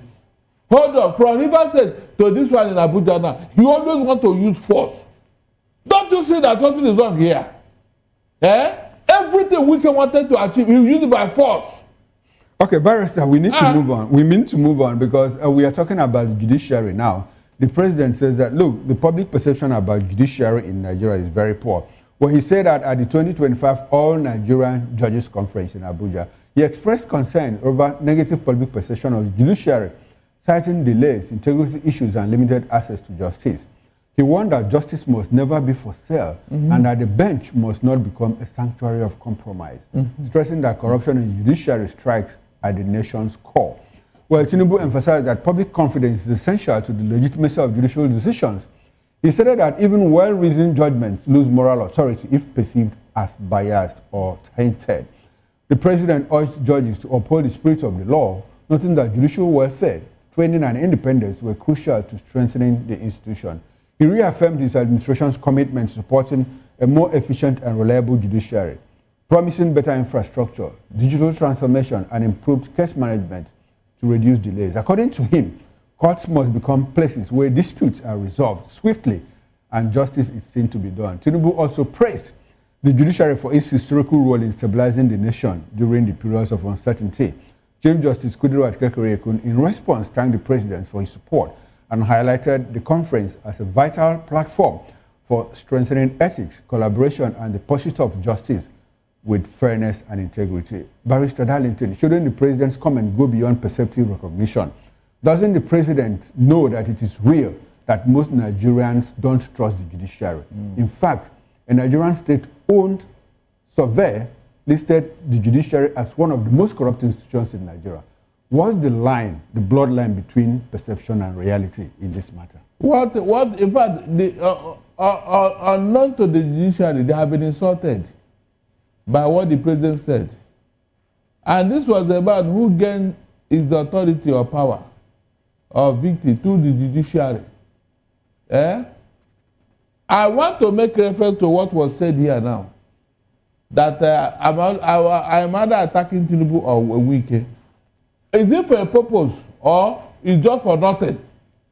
If we go by what they have done, are we not supposed to say, no, this is not right? Mr. Okoro, imagine if that judiciary, this same judiciary, had done the needful in 2023 election. Will anybody come and be insulting him in this way? He now identified that the judiciary is corrupt. Who corrupted them? Mr. Okoro, who corrupted them? What happened here in 2023? Will it happen in UK? Will it ever happen in UK with all the evidence, all the facts? Because similar thing happened in Tunisia and the man was sent to jail. But here, even a lawyer threatened the tribunal that if this judgment does not go in favor of his candidate, that Nigeria will burn. Is that the judiciary?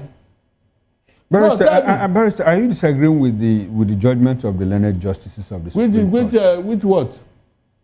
Which what?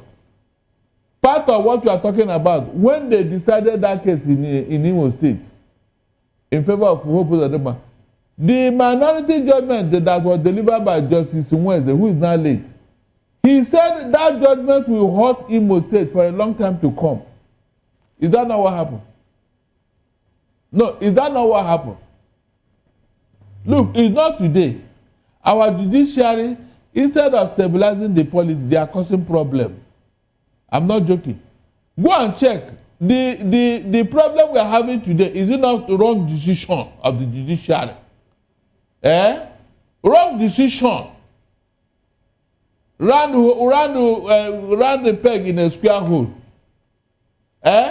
All the evidence are there that no, this thing is not right. This thing is not right. Then why did the judiciary uphold it? For what? For peace. Do we have peace now? Mr. Okoro, did they stabilize the polity now? You can see. You can see. Okay, now, Barrister, the president has done something that a lot of people are happy with or happy about. Now, Barrister, are you excited that the president acknowledged that there is poor perception about the judiciary among the Nigerian people? Yes, it's good. Now, will it call him to action in terms of to reform the judiciary? No, he just said it. He just said it for the optics. So he didn't mean it. This is just for Barrister, how do you mean he didn't mean it? He doesn't mean it. Actions speak louder than words. I said I am very happy that he has insulted the same judiciary that gave him power. Barrister, yes. When you say the president doesn't mean it, the president has always said, I am a reformist. I'm reformist, I'm a reformer. You know, you try to reform the tax system, you try to reform the local government autonomy, you try to reform the state police, you try to reform what again, and a few other things. So what makes you think that he's not going to do that in the judiciary? Because we are not seeing evidence of all these things. We are not seeing any. Nothing has been reformed. It's almost 3 years now since he came into office. What is the sense of the reform? Where are they? We will soon get into the science of the reform. Is that what? We will soon get into the science of the reform. That's our third topic of discussion. If somebody has been preparing to run mad for 25 years, that's every time, I will run mad though. I will do this, so I will do this, so for 25 years. So at what point now will he actually run mad and entertain the public? We have been hearing, we are, I am going to, we shall. But nothing is on ground to show that, yes, in fact, the foundation has not been laid. Barrister, I will soon show you things that are on ground. Okay. In the coming minutes, I will show you that. No, go ahead. So what I'm saying that this is that we are hearing. At what point are we going to see signs of what we are being told? At what point? Look at what we are getting from all over, both within and outside Nigeria. Negative report all over. Mr. Okoro, negative report. Since Nigeria gained independence, we have never had it this bad. Barrister, from the international community. Barrister, we are costing home. If we agree, according to the president, that there is poor perception, you know, and a lot of people believe that it should go beyond perception, that as a matter of fact, it is reality.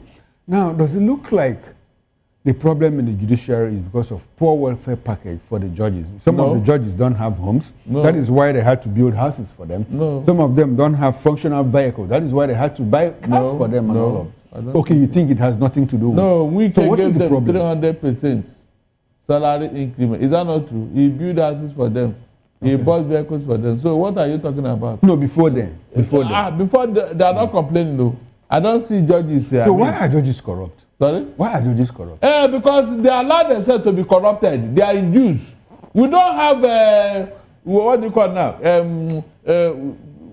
Judges that are very, very decent, so to say. Yes. Judges that can represent the law. We don't have them again. After Justice Toputa, Kayode Shaw, you know, Daniel Alexander, all of them, Graham Douglas, and mention any of them, what you are seeing today. Now that a particular judge is always handling weakest case, Mr. Okoro, is that not an embarrassment on his own? Everybody is aware to the extent that even the president is not castigating the same judiciary that gave him victory. Barrister, I think there's an incoming call. Let's take the call. Hello, good evening, and thanks for calling in. Your name and where you're calling from. Hello, can you hear me? Okay, now, Barrister, okay, according to you, what is going on in judiciary, the corruption we see has nothing to do with poor welfare packages. It has nothing at all. After all, Justice Oputa, when he left office, when he retired, he was living with his son. We all saw it. It's not about money. It's about integrity. That particular profession is a noble one. It must not be tainted. Whatever you are getting can be enough to take care of you if you don't want to be greedy. That's why when they went to their house the other time, they saw dollar, they saw pound, they saw euro. Okay, but Barrister, I told you that I will show you something that is on ground in a few minutes. Now, Nigeria's headline inflation rate fell to 16.05% in October 2025, down from 18.02 in September, according to the National Bureau of Statistics. Barrister, I don't know why you are giggling. Well, this marks the 7th consecutive monthly decline. However, on a month-on-month basis, inflation rose by 0.93%, indicating a faster increase in average prices compared to the previous month. The report shows significant year-on-year improvement, with headline inflation dropping from 33.88% in October 2024 to 17.82% in October 2025, partly due to a revised base year, that is the revision of the economy, while urban inflation fell sharply year-on-year to 15.65%, although the monthly rate increased to 1.14%. The 12-month average urban inflation also declined notably. Rural inflation recorded a year-on-year rate of 15.86%, down from 31.59% a year earlier. Month-on-month rural inflation moderated to 0.45%, lower than in September, and blah, blah, blah, blah, blah. Barrister, food inflation stood at 13.12% year-on-year, dropping steeply from 39.16% in October 2024 due to the new base year.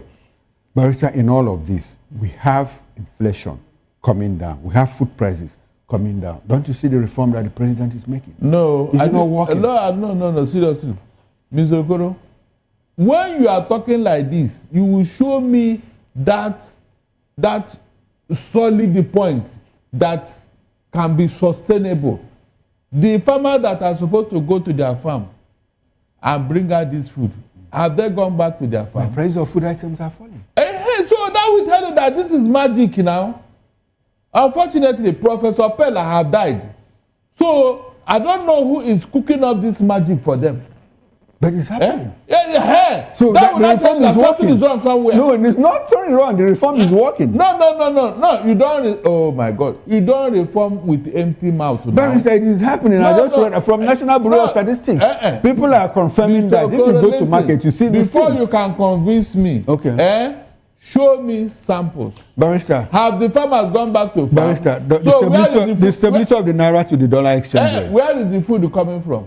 I wouldn't know. Oh, you wouldn't know. But there is food. Oh, the food fell from the skies. Barrister, that means what it shows is that Nigerians food price, the price of food items. Where is the food coming from? But is there food? Is there food? Price of food items. If the food is so much in the market, the price will come down now. Beautiful. So where is it coming from? So that will tell you that this is magic, like I told you. You can rebase the economy. Barrister, it's not magic. The president went to Brazil and said, "Look, if I sit outside with the satellite, I see farmers going to farm in northwest, north central, and northeast." Didn't you hear the president say that? Whatever you are told is not what the market is saying. I bought one tin of peak milk that I used to drink Kwakawoti this morning. How much was it? 800 naira. Okay. One tin. How much was it before now? Before now, in fact, under PDP, this was 40, 50 naira. September last year, how much was it? You tell me yourself. No, was it lower? I don't understand. Oh no, it was higher, but it has dropped. Dropped to where now? To 800 that you bought it. Look, don't celebrate mediocrity, Mr. Okoro. Please, don't celebrate mediocrity. Where were we when APC came into our life? Where was this economy? I don't like this thing that you people celebrate. It has dropped. It has come down. Let it go back to where they met it now. We cannot celebrate. Let it go back to where they met it. They met 2025 budget, when the budget was being prepared, part of the thresholds, part of the bench lines was the president said, look, inflation is going to drop by 15% by the end of the budget cycle. And we have like less than 2 months, and we are 16.05. Isn't that a good score? It did not. They are working towards an answer. Look, whatever you are telling me now, let the price of the market reflect it. I just gave you example here, and you are telling me this and that. Was it where they met us? The rice income that is the staple food in Nigeria, where is it today? Tell me, where was this rice when APC took over in 2015? A government was in office when this thing happened. So why can't they take it back to that place now? Okay. That is when I will celebrate, please. All right, thank you very much, Barrister Darlington Agomo. Barrister, can you use 30 seconds to give us your concluding thoughts on things that we talked about? What happened in Oyo State, back in day and whatever, and PDP, I mean in Abuja, is an infamy on its own. PDP has failed. And that is because they refuse to do the needful when it matters most. Okay, this thing that they did now, they should have done it earlier on. I said it here. Okay, the judiciary. That delay, it's now boomerang on them. Barrister, the judiciary. Wike has become so powerful for them. Thank you. The judiciary. Now, the judiciary, it's a shame that these things are happening. In fact, I thank God that it is a Tinubu that castigated them. And they know what they did with him in 2023. Okay. Yes, I thank God. That's why I told you that info doesn't last forever. At a point, okay, Barrister, headline inflation dropped to 16.05%. Leave that thing, please. Leave that. We have had it before. Okay. We had it before. By the time you don't believe that. By the time the actual rebasing is done, you will see the difference. All right, this will be a good place to end this conversation. I must say a very big thank you to you, Barrister Darlington Agomo. I always appreciate your presence on this show. Well, on behalf of the backroom staff, talking about the technical director, the bus manager, the sound engineer, and the ingest manager, I am Chukwu Makoro. Up next is Issues with Nena Ndimduto. Stay with us and don't go away. I'll see you tomorrow at 8 o'clock on the morning show. Bye for now.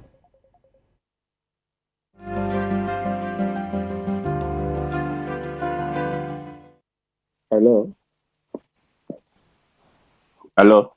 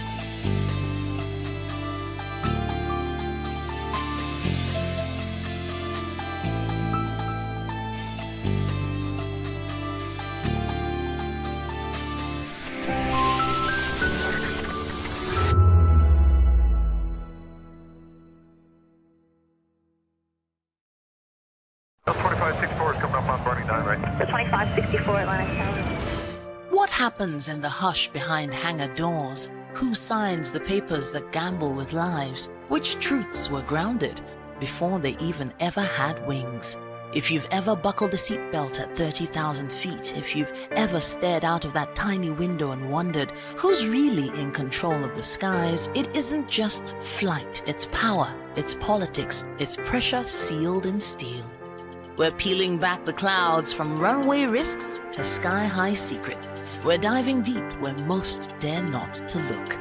Aviation Scope, every Sunday at 7 p.m. only on Voice of the People TV. We don't just report, we reveal. We don't just ask, we uncover. Because when it comes to the skies, ignorance is turbulence. Aviation Scope, the sky isn't the limit, it's just the beginning.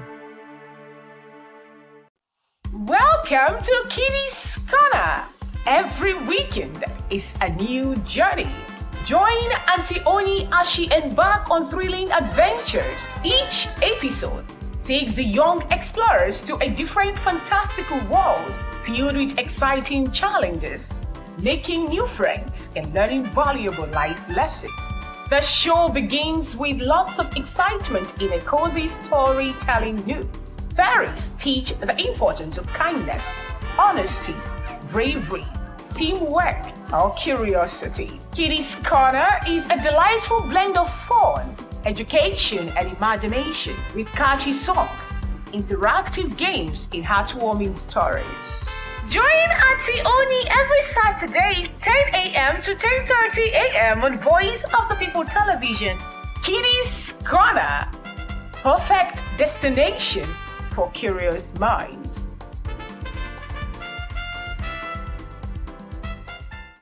In a world brimming with noise, only few rise above, clear, unapologetic, and unforgettable. Chimamanda Ngozi Adichie is one of those voices, a storyteller who reshaped global narratives not just about Africa but about identity, power, and womanhood. She was raised in Nsukka, a quiet university town in southeastern Nigeria, a place where intellect was heritage and curiosity a birthright.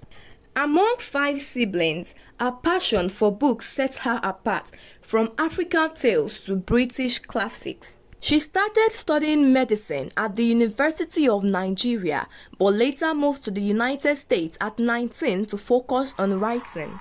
In America, she encountered a different lens, one that reduced Africa to a single narrative of poverty and war. That cultural dissonance will shape her voice, sharpening her pen into a tool for clarity and resistance. Her debut novel, Purple Hibiscus, in 2003, arrived with quite a fuss, a coming-of-age tale nestled with Nigerian political unrest. It won the Commonwealth Writers' Prize and the literary world took notice. Then came Half a Yellow Sun in 2006, a sweeping portrait of the Biafran War, love, and shattering way of conflict. The novel earned the Orange Prize for fiction and cemented a place among the greats. Americana in 2013 followed a love story layered with themes of migration, race, and belonging. The New York Times named it one of the 10 best books of the year.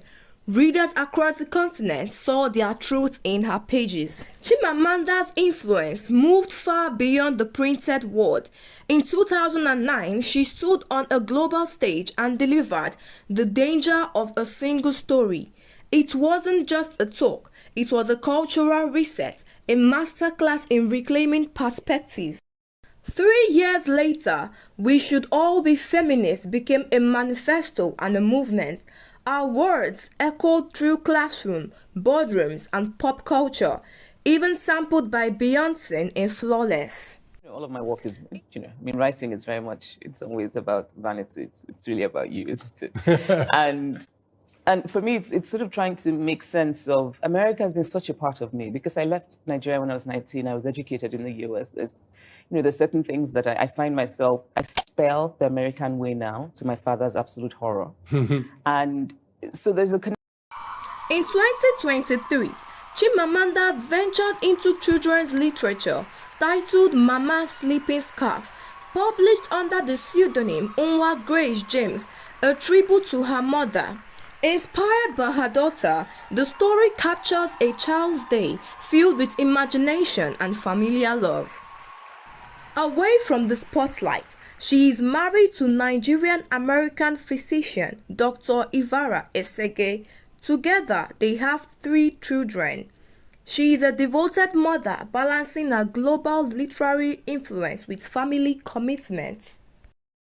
Through initiatives like the Farafina Trust Writing Workshop, she nurtures a new generation of African storytellers, ensuring their voices are not just heard but celebrated.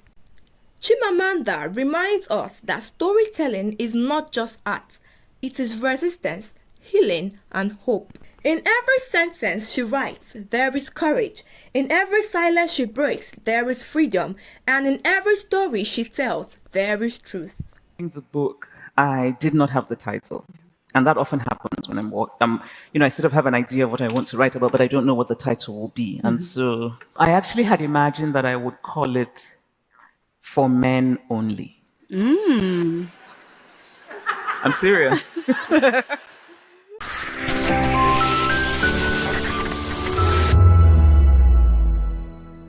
I've been in this profession over 30 years.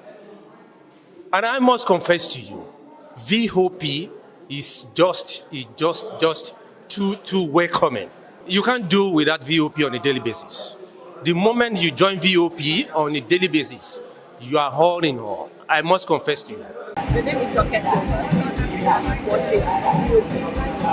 To know the happenings in the maritime sector, join us on the program Maritime Frontiers on VOP TV as we discuss key areas in the maritime sector from aquaculture, maritime transportation, maritime labor regulation, oil and gas exploration, ferry and passenger insurance, marine pollution and prevention, port operations, and lots more. Maritime Frontiers, exploring Nigeria's blue economy.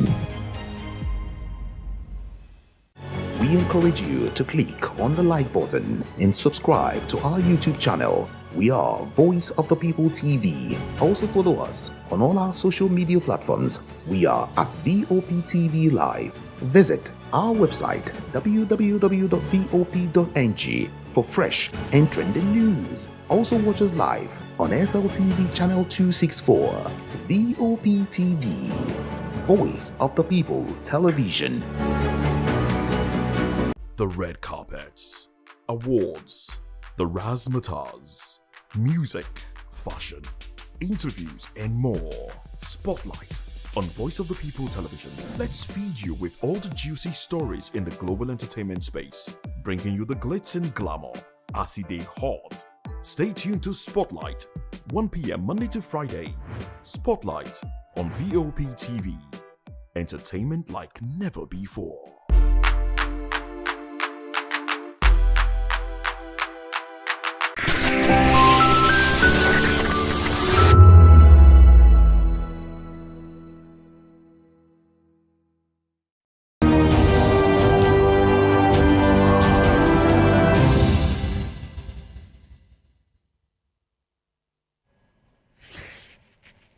A very good evening to you and welcome to another exciting episode of the Issues and Voice of the People television, where we bring you the most important and pressing issues shaping our nation today.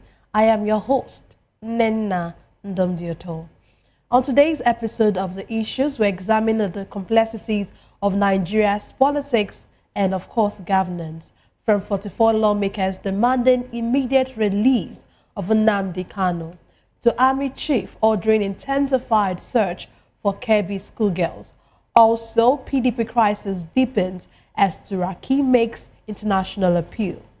Join us as we break down the facts and provide context to help you stay informed.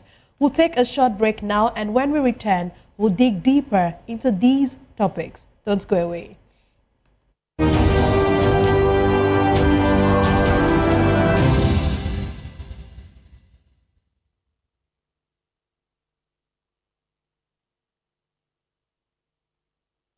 In a world where truth is the ultimate power and opinions scream the loudest, it's time to wade through the noise. Hunger no get tribe. Hunger no get religion. And scan the human interest and trending topics that matter. Stay tuned to The Issues, your plug to the stories making the buzz, from politics to science and technology, social justice, and more. Let's tackle the tough questions and expose the truth. The Issues on Voice of the People television.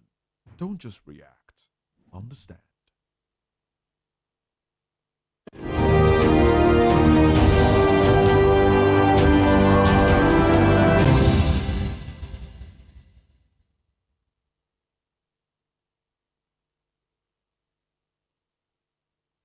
Into today's discussion, 44 federal lawmakers have called for the immediate release of Nnamdi Kanu, leader of the indigenous people of Biafra, IPOB, currently held in detention. In a letter written to President Bola Ahmed Tinubu, they cited Section 174 of the 1999 Constitution and argued that invoking the president's power to discontinue his trial could foster peace and reconciliation in the Southeast region. The letter, signed by legislators from different political parties and geopolitical zones, underscores growing concern that Kanu's prolonged detention may be undermining trust in government and fueling unrest. The group is urging the president not only to free him, but also to convene a broader national dialogue that could address the root causes of political agitation. Today, I'm delighted to be joined by two distinguished guests. Here in the studio, we have Dr. Peter Anosike. Dr. Anosike is a philosopher, development economist, and he's a best-selling author.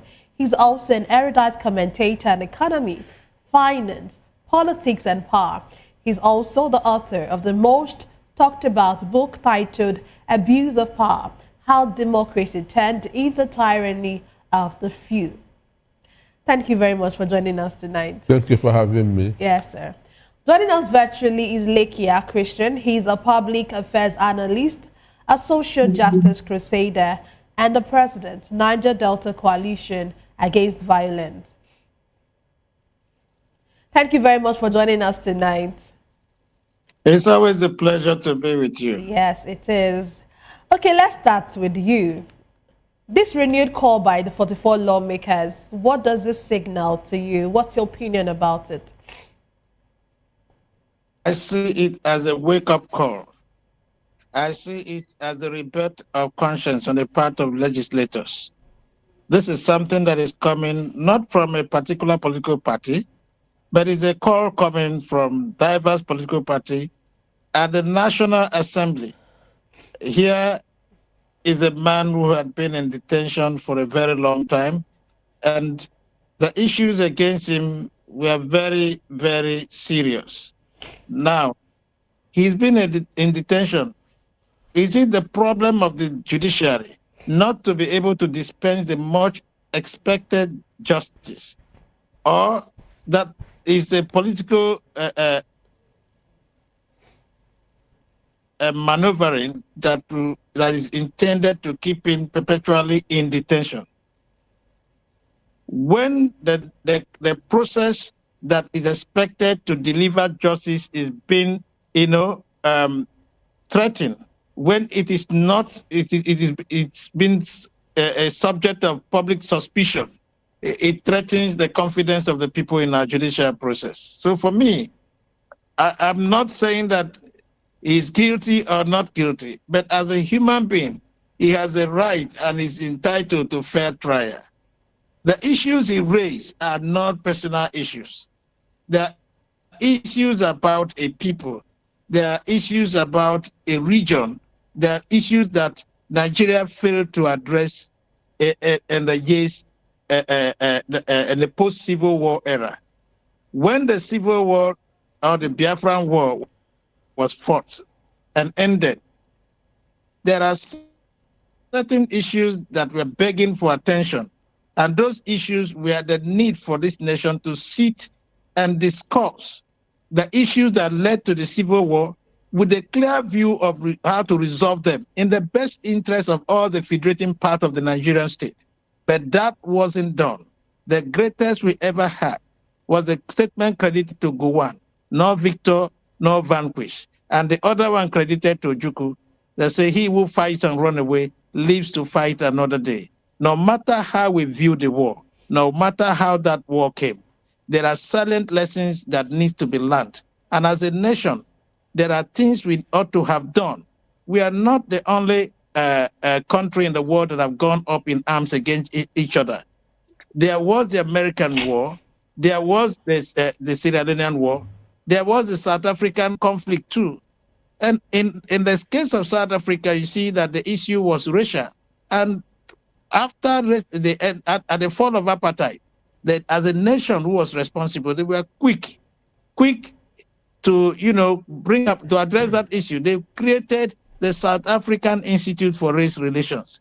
The issue of racism was dealt with, and today you see greater confidence in the South African state by South Africans. They believe more in themselves than even those who supported them during the apartheid regime. What does that tell us?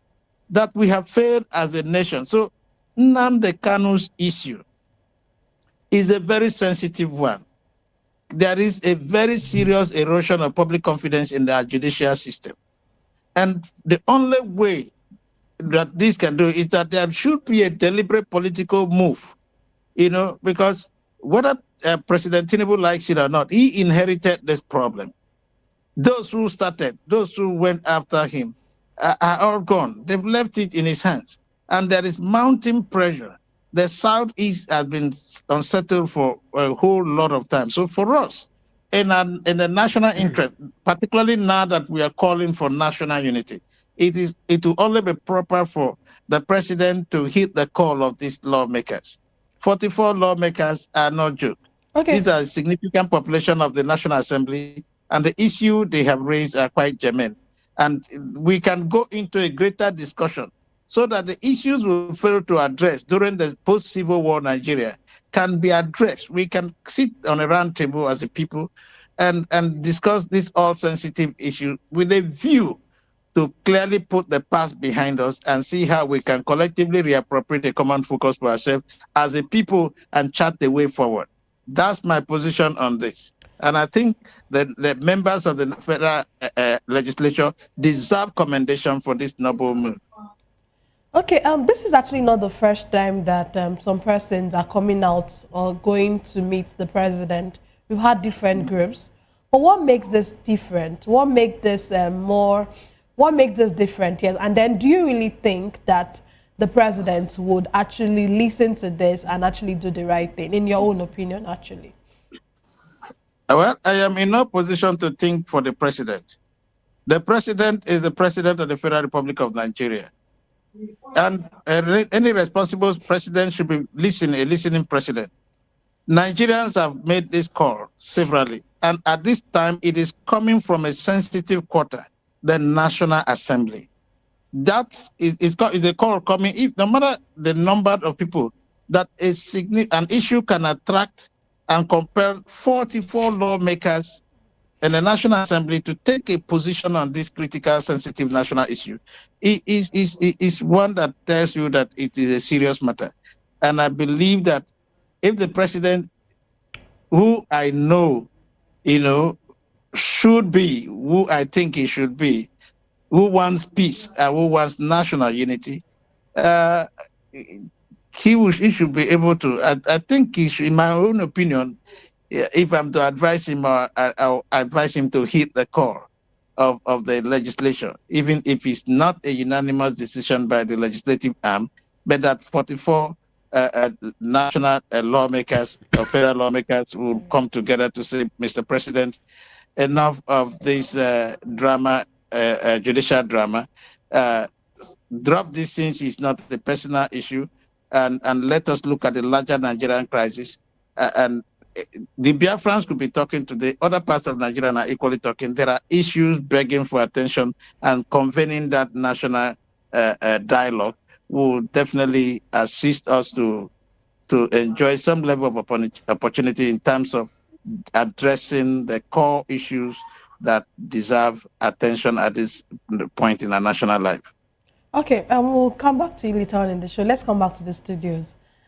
I'm sure you have a lot to say, Dr. Peter, but while you say what you want to say as regards what you think about this new development of the 44 lawmakers, I wanted to also answer, wouldn't this, is this not a way of subverting or, intersecting with ongoing court processes? We know that about November 20, he's supposed to have his, he's supposed to have his judgment read or his judgment, announced. But though I know that at some point he actually asked for that to be put aside. So what do you think about this new development on this Nnamdi Kanu's issue? Well, for me, I feel that it is a positive one, because knowing the situation that Nigeria is at this point in time, there's tension everywhere in the country. There's tension everywhere in the country. If you see just what happened there between Sunday and today, understand? And what has been happening, Nigeria is now at a boiling point.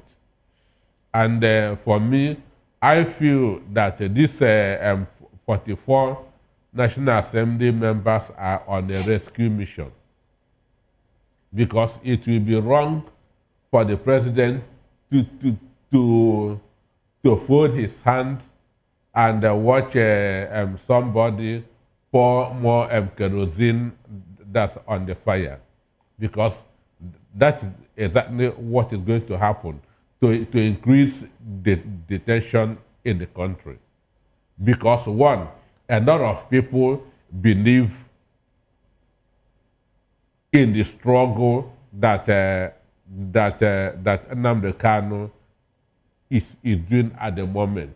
One, it is recognized, self-determination is recognized by our own constitution, both UN Charter and the AU. So self-determination is never a criminal offense.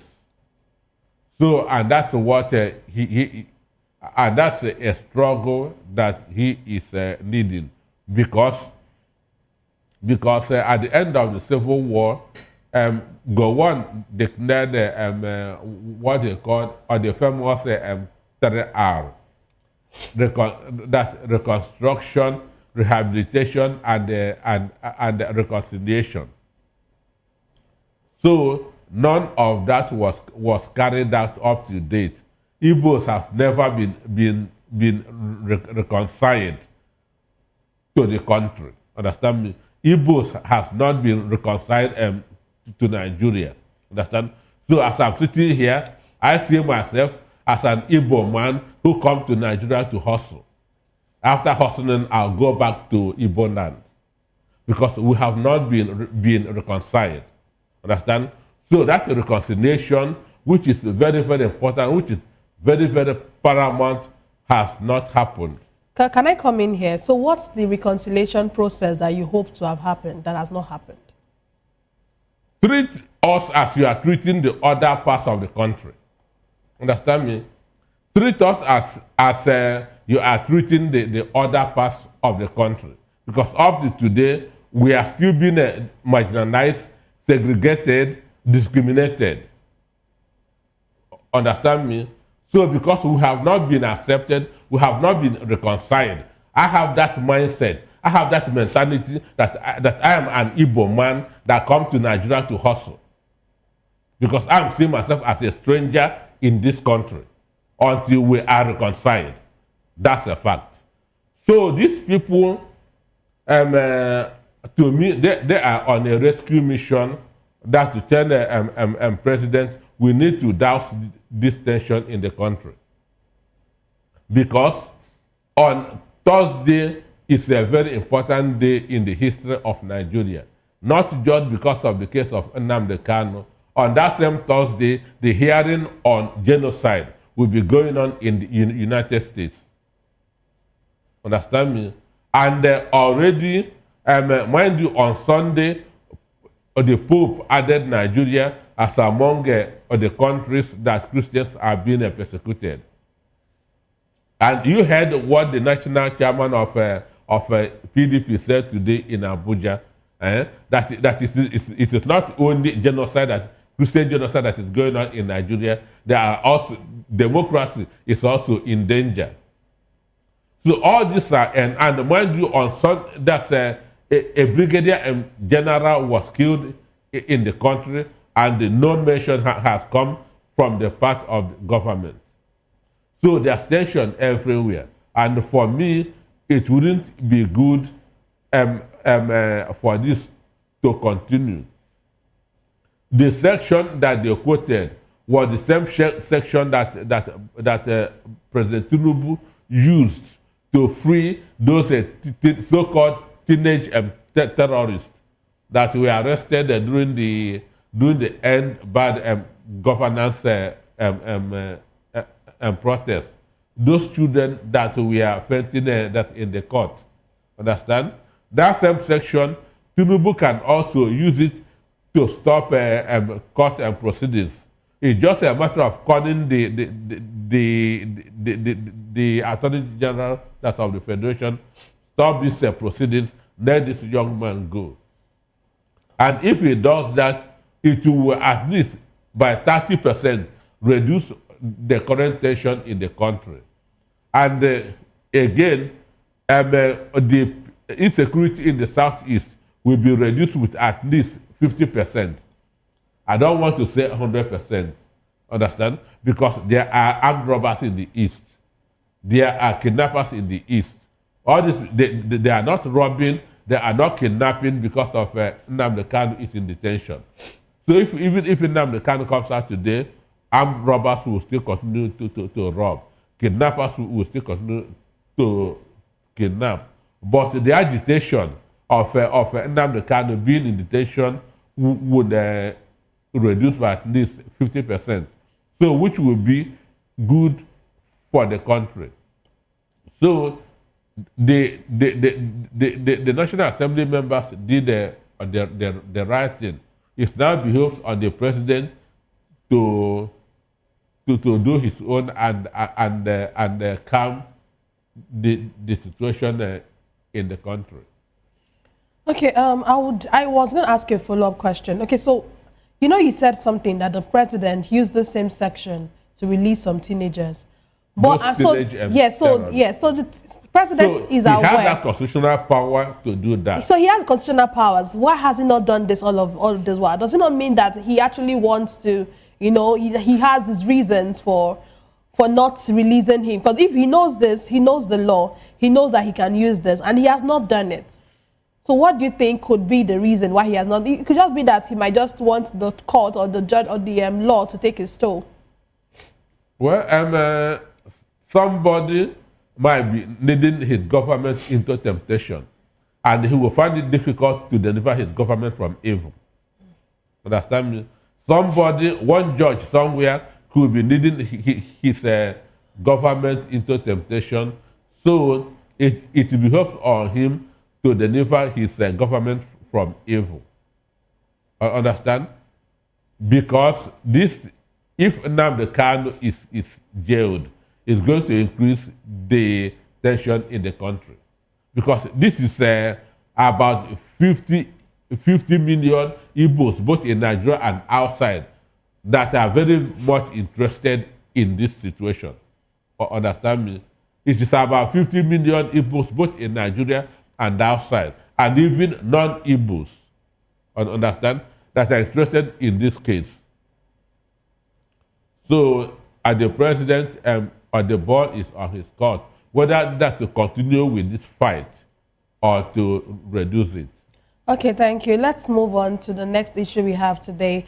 The Chief of Army Staff, Lieutenant General Y.D. Shaibu, has directed troops of Operation Fansan Yama to intensify efforts to secure the 25 schoolgirls abducted from the Government Girls Comprehensive Secondary School in Maga, Kebbi State.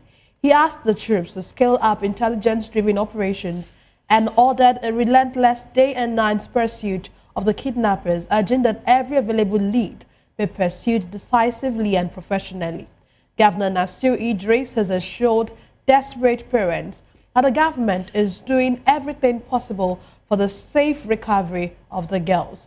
The National Association of Nigerian Students, NANS, has urged the federal government to take immediate and decisive action, describing the incident as a devastating assault on the nation's conscience and a stark reminder of the worsening insecurity facing schools across the country.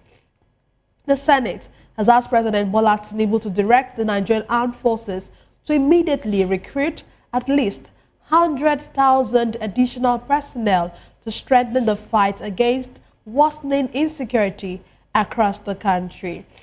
Let me come to you, Lekia. Looking at the happenings in the last 24 hours, won't you say this looks like another case of the Chibok girls happening again?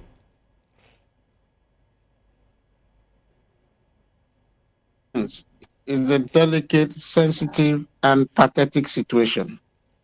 The Chibok girls truly is a sad reminder of that ugly incident. We know and can still remember how much that incident spun around the heart of the world, and the condemnation that came on the abductors and the failure of the Nigerian state to have responded adequately to the issue of public safety, and not at that time. You see, when parents invest in their children and send them to go and get education, it is the responsibility of government through the security agencies and apparatus to guarantee public safety, the safety of our students. That it happened before, and up till now, the Chibok girls have not all been rescued, and that similar things have been happening over time.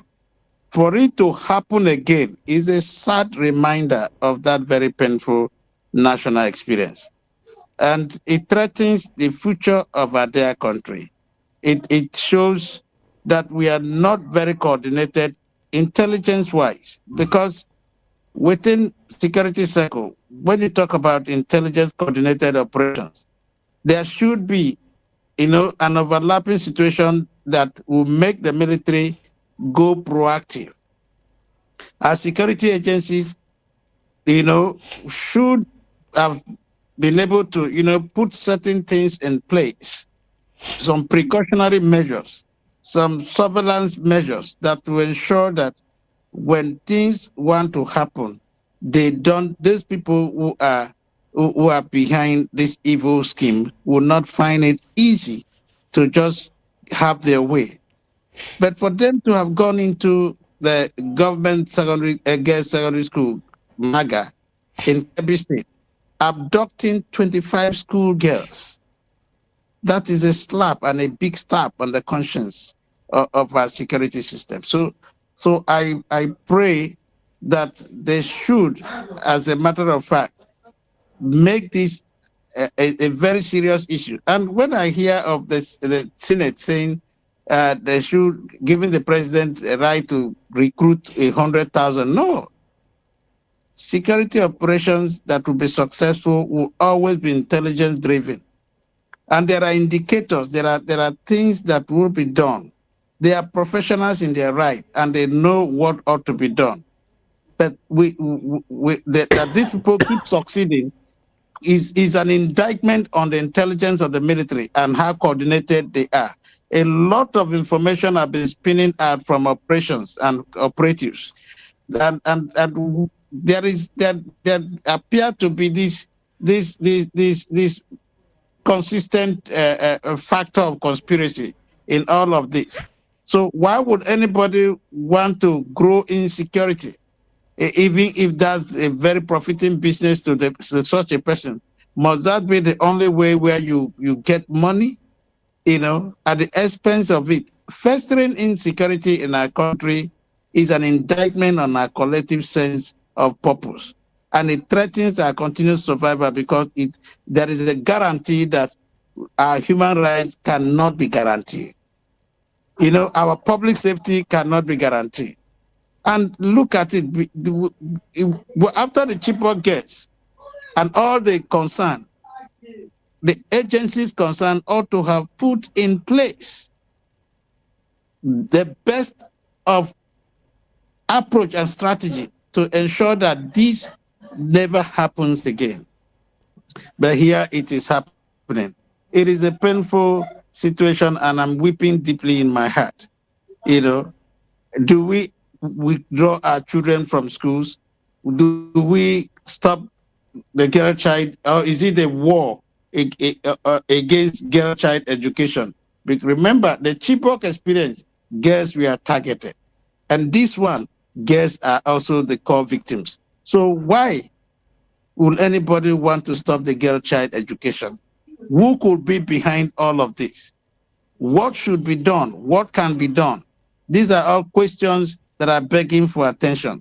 And I think the chief of army staff, the military high command had done the appropriate thing by deploying their men and asking them to leave no stone unturned until these guys are being rescued, unhurt, and recovered.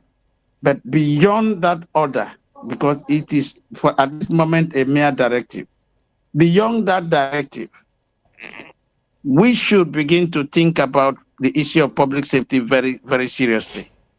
The girl child is becoming more endangered in Nigeria than ever before at this time.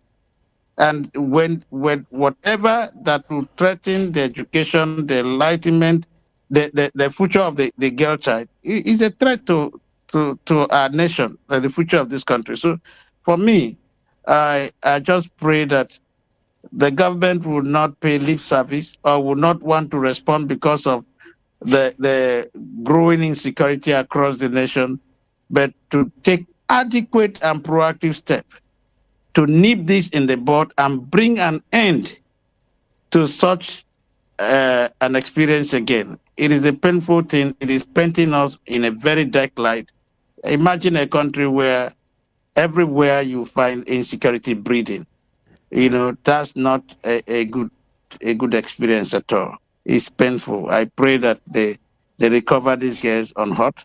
And I also want to appeal to those behind this nefarious act to give up on it. This is not the best way to go. It is not the best way to go. The future of this country depends on these young, growing leaders. And if we put their lives under threat, it will spell doom for us as a people and as a nation. Okay, thank you. Okay, you know, these perpetrators have often been called bandits, but don't you think that this has gone beyond banditry? These situations that we get to see in our country, why are they not being termed as terrorists? Why are they still called bandits?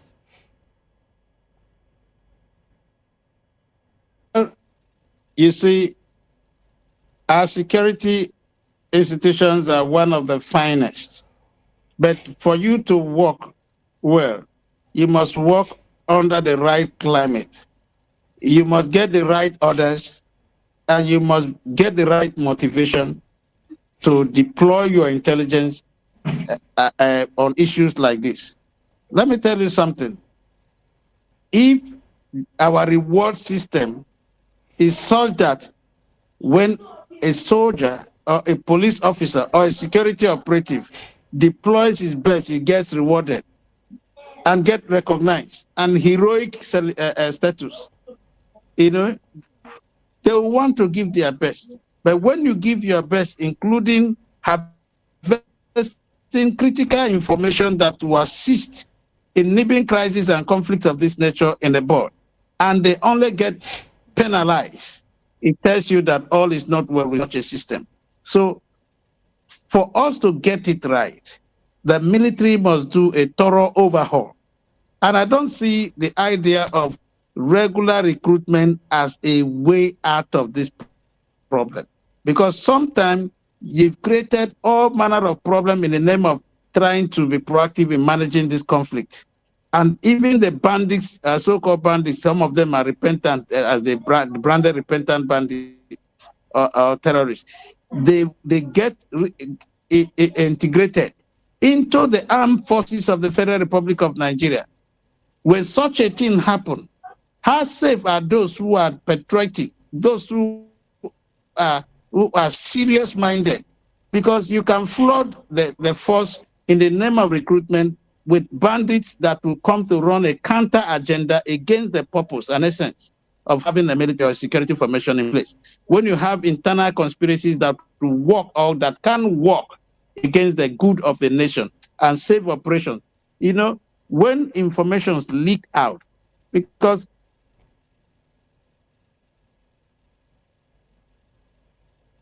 such a operation should be stinked by nation. So, but when you find that these informations are no longer within enclosed circuit, what do? Even the operatives want to save their head first. So if you are poorly motivated and you find yourself in no position to give your very best to your country along the line of duty, how can we succeed? It's a serious matter that I think should make a government to even resign if they can't address it. Because one of the critical essence of government or responsibility of any government is to protect lives and property. The first line is our lives, then the properties. You know, so, but when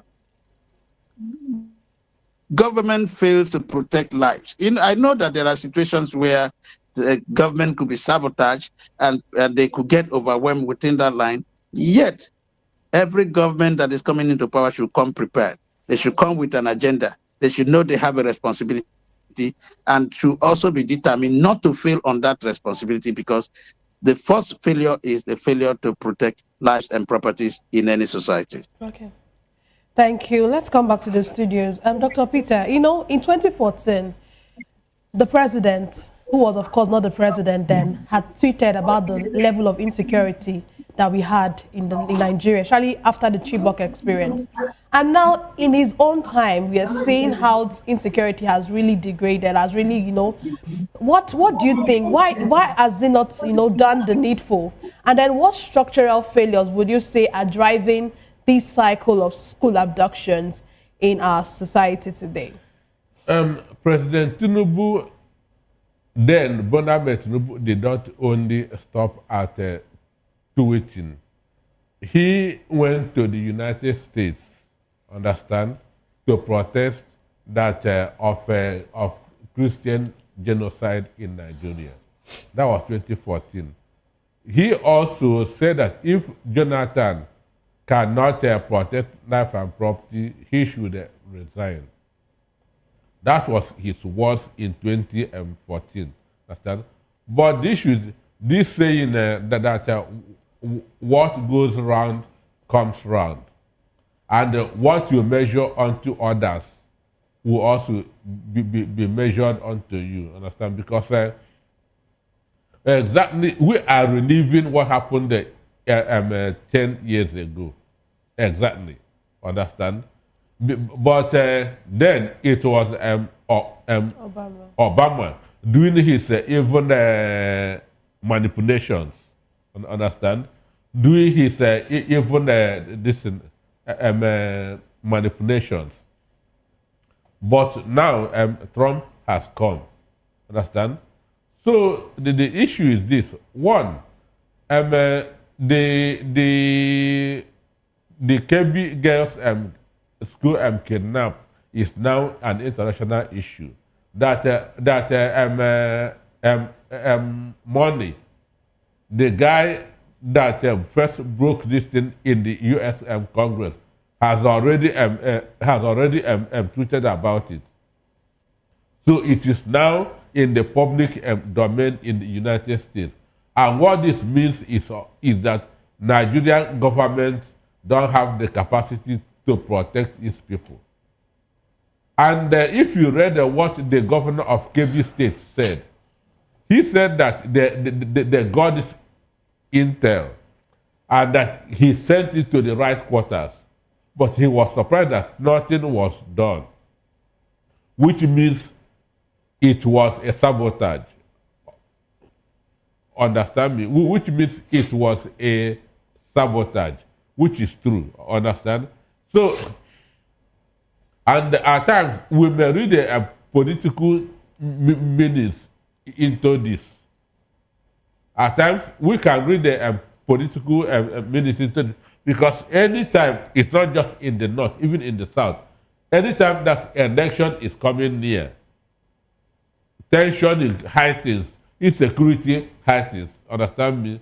So that's why when they say that sometimes politicians could be behind this, they may not be far from the truth.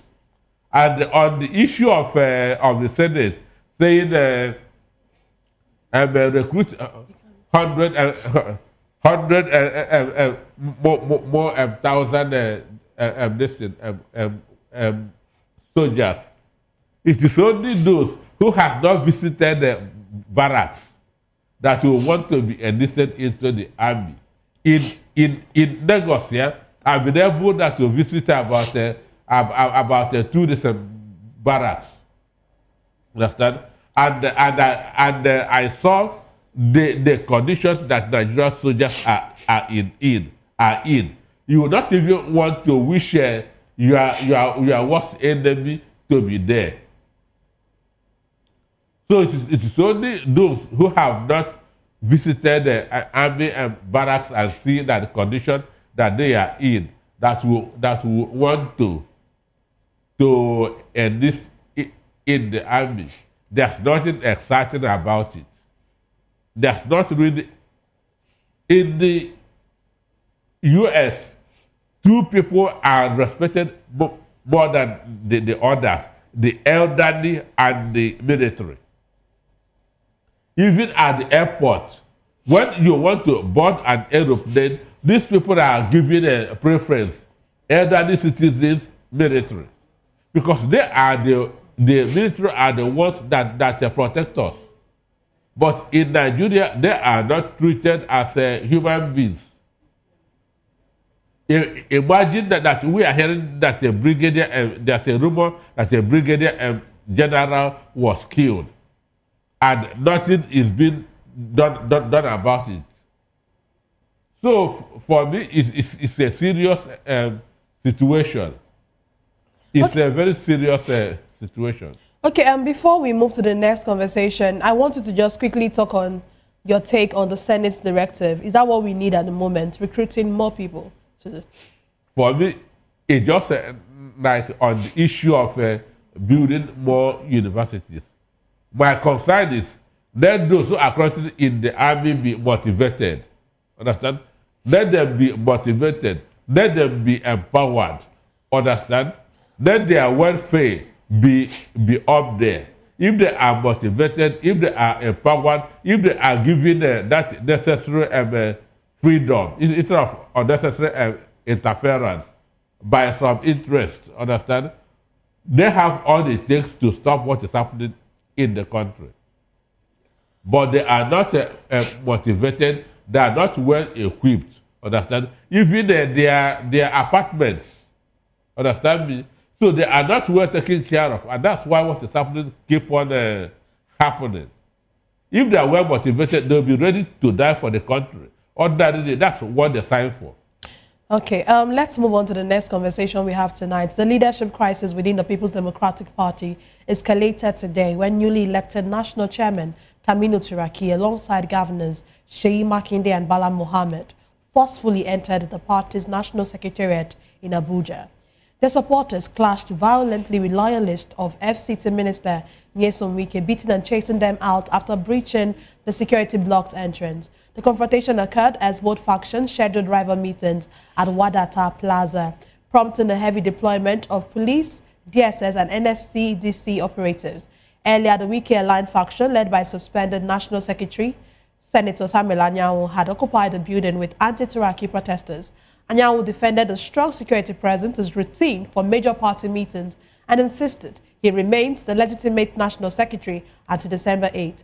He dismissed the Ibadan convention that produced Turaki as a jamboree, arguing that no valid INEC monitored convention took place and claiming that the process lacked proper communication, oversight and legitimate delegates. Following the clash, Turaki accused Wike of allegedly leading armed thugs to the secretariat with the connivance of the police. He vowed that his faction was ready to lay down their lives to defend the party's mandate, and he has also called on the U.S. President Donald Trump and advanced democracies to intervene and save Nigeria's democracy. Before we come to the questions, let's watch the videos and just see how whatever played out at the PDP Wadata House today.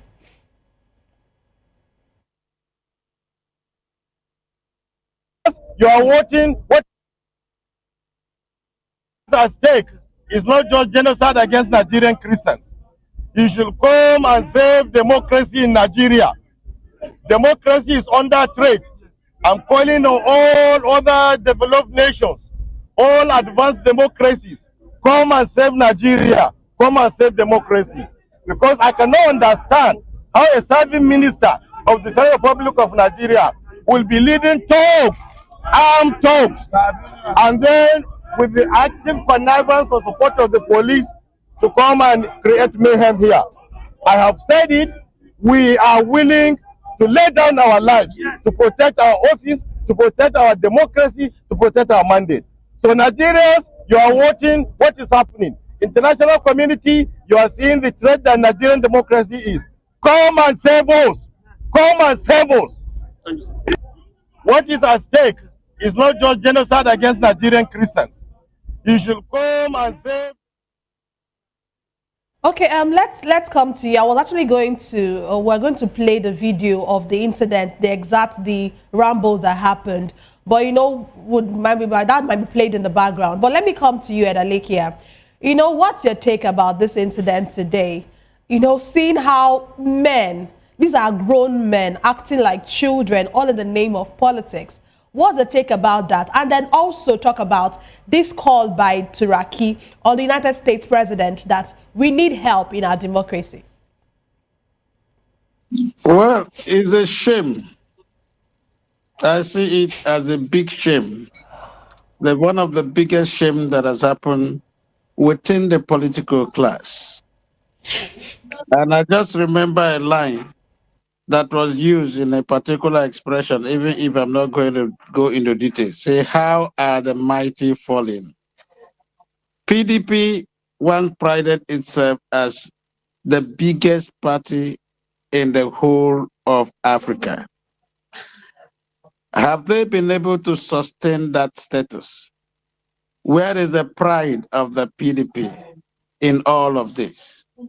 And again, most of those who are calling on Trump to come and defend democracy, save democracy in Nigeria, why would they wait until now when the American president had talked about the plight of Christians and the killings of Christians in Nigeria? They want to add their own. They are all part of the problem. You know, when politicians don't have any clear-cut that sense of direction, you see them doing what looks like kindergarten politics. I expected them to have been a lot more mature. As leaders, they've occupied position, and Turaki himself is an SAN who should understand the law and understand the context of this agitation. Nigeria is not an extension of the American territory under the control of President Donald Trump. To save democracy in Nigeria will remain the exclusive reserve of Nigeria, except there is a clear-cut threat. Let's say maybe something is happening. All of this, you know, the integrity of the judiciary, you know, would have saved a whole lot. But who looks up to what is happening? We are beginning to see a society that is looking too draconian. And it is a sorry state we all find ourselves. My appeal to the political class is for them to believe in the tenets of democracy, so that when they want to speak democratically, they will speak on the base from the point of strength and not weakness. I am not siding those who are opposed to them, but they are part of the problem. I see all of them as part of the problem. And for the Mackinday-led group who came up with a national convention, its outcome, and that of Anyanwu, who has insisted that he remains the authentic, national secretary. I expect them to have gone to court. Okay. Out. And not for them to go out and look like a bandwagon of uncivilized out.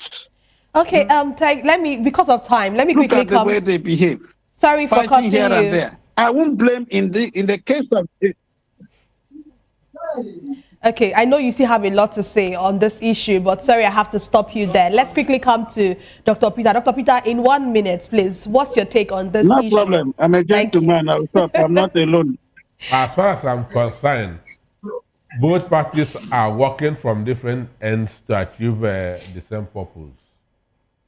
Both of them are working from different ends to achieve the same purpose. Both of them have one master, understand me? But they are working from different purpose, from different ends to achieve the same purpose, which is returning Tinubu beyond 2027. So what's happening there is just it's a drama and nothing serious. But PDP caused what is happening to them by refusing to sack Nyesom Wike under a week after the presidential elections. Understand? If they had sacked those G5 governors at that point in time, what is happening now would not have happened. Okay. Thank you very much. Thank you, Dr. Peter Nosiki, for being with us in the studio. And thank you, Lekia Christian, for joining us all the way from Port Harcourt. And that's all we have for today's episode of The Issues. We explored the challenges facing Nigeria's politics and, of course, electoral governance. Thank you so much for joining us. Don't forget to tune in next time for more in-depth analysis and discussion.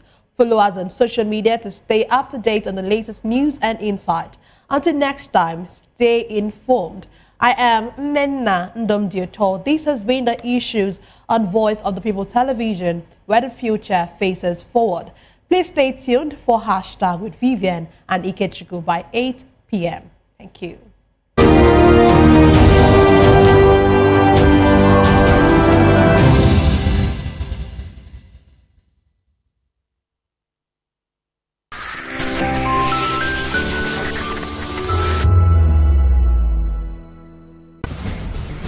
Join us as we drive into the world of politics through insightful interviews with prominent political figures, both serving and former governors, ministers, senators, legislators, party chieftains, activists, and analysts. Get first-hand information into the decision-making processes that affect our daily lives. Highly engaging one-hour program that brings political discourse into focus.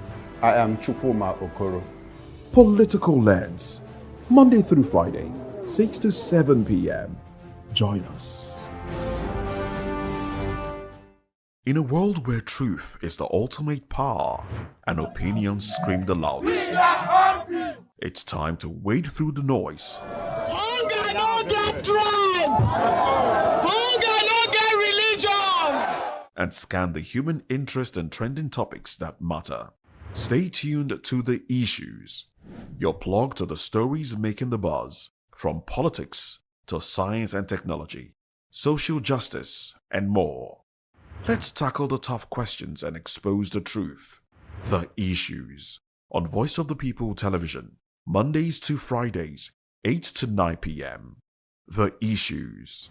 Don't just react, understand.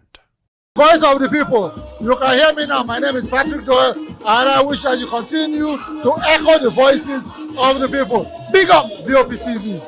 My name is Suibifa Dokubo. Please keep watching VOP TV. Hi, my name is Kwekumali Ikenna Onyekwena, and I am with the Voice of the People TV. Now, if you're looking for the veritable channel for information, politics, robust discussions, you don't need to go far. VOP has you. VOP will always have you. Thank you. Hi, my name is Patrick Diabwa, aka Ibani Chuka, Amayanabo the Eagle King, and you are watching VOP TV. Stay with us. Behind every broken desk lies a broken promise. Education shapes the nations. But who is asking the right questions? Introducing Edu Dialogue, the show that goes beyond the surface, exposes the cracks, the corruption, and the silence in Nigeria's education system. Edu Dialogue, Saturdays, 3 p.m., only on VOP TV. We break the biggest stories, from missing funds to policy failures. We ask the tough questions and demand real answers. Edu Dialogue, this Saturday, 3 p.m. on Voice of the People Television.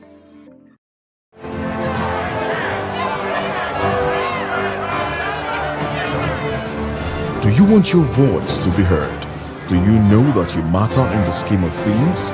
The People's Voice, the show where ordinary citizens take center stage as we discuss the biggest stories that affect you and I. With you in mind, we facilitate lively discussions, debates, and interviews on the topics that matter most to you and I. From social justice to economic empowerment, education to healthcare, governance and more. Tackling tough topics and amplifying your voice. People's Voice. Mondays through Thursdays, 4 p.m. Join the conversation and make your voice count. The People's Voice. Make your voice count. Are you ready for the extraordinary? Something big is happening on your screen. Introducing VOP TV. Now streaming on SLTV channel 264. From breaking news to captivating conversations, news analysis, giving you all sides to the story. We bring in-depth discussions on the issues that matter, from politics to sports, entertainment, and lifestyle. VOP TV on SLTV channel 264. Join us as we redefine what television means to you. Voice of the People Television, VOP TV. Now you have more than a voice.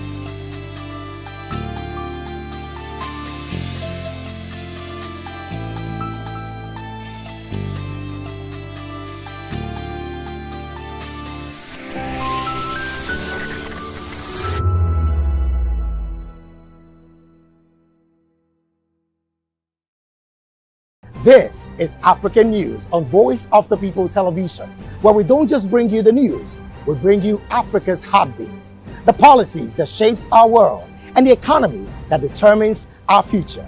African News on Voice of the People Television. Stay with us. We encourage you to click on the like button and subscribe to our YouTube channel. We are Voice of the People TV. Also follow us on all our social media platforms. We are at VOP TV Live. Visit our website www.vop.ng for fresh and trending news. Also watch us live on SLTV channel 264. VOP TV. Voice of the People Television. The red carpets, awards, the razzmatazz, music, fashion, interviews, and more. Spotlight on Voice of the People Television. Let's feed you with all the juicy stories in the global entertainment space, bringing you the glitz and glamour as they hot. Stay tuned to Spotlight, 1 p.m. Monday to Friday. Spotlight on VOP TV. Entertainment like never before.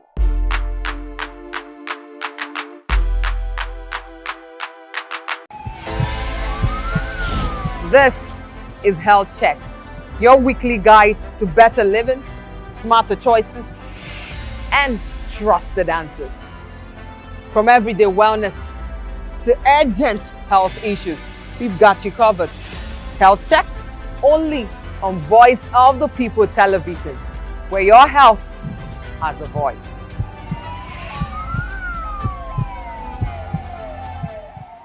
To know the happenings in the maritime sector, join us on the program Maritime Frontiers on VOP TV as we discuss key areas in the maritime sector, from aquaculture, maritime transportation, maritime labor regulation, oil and gas exploration, ferry and passenger insurance, marine pollution and prevention, port operations, and lots more. Maritime Frontiers, exploring Nigeria's blue economy. Are you ready for the extraordinary? Something big is happening on your screen. Introducing VOP TV. Now streaming on SLTV channel 264. From breaking news to captivating conversations, news analysis, giving you all sides to the story. We bring in-depth discussions on the issues that matter, from politics to sports, entertainment, and lifestyle. VOP TV on SLTV, channel 264. Join us as we redefine what television means to you. Voice of the People Television, VOP TV. Now, you have more than a voice.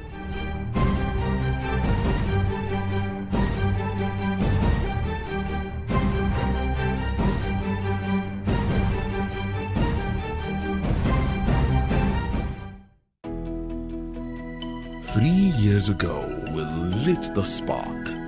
Today, we are blazing the trail for others to follow. VOP Media is 3 years of breaking boundaries.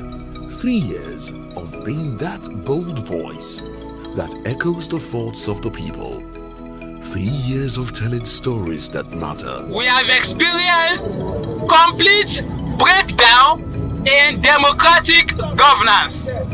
We are not just a brand, we are a movement, giving voice to the voiceless.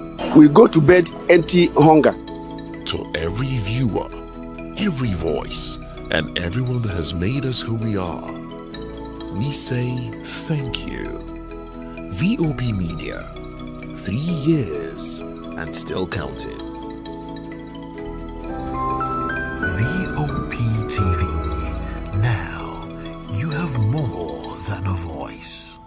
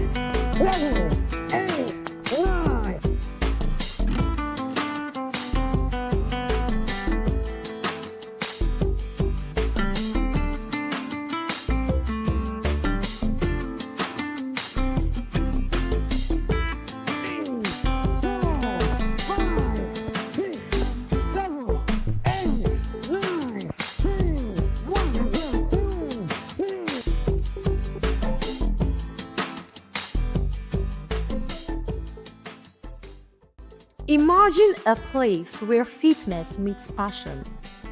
A place that's more than just a workout area. A community that ignites motivation and fuels your dreams. With the right tools and guidance, fitness becomes a personalized journey. From cardio to strength training and group classes, every aspect is designed to help you unlock your full potential. The power of fitness lies in its ability to transform. It's about creating a supportive environment where individuals can push their limits, challenge themselves, and reach new heights. Fitness is a journey, not a destination, and having the right support makes all the difference.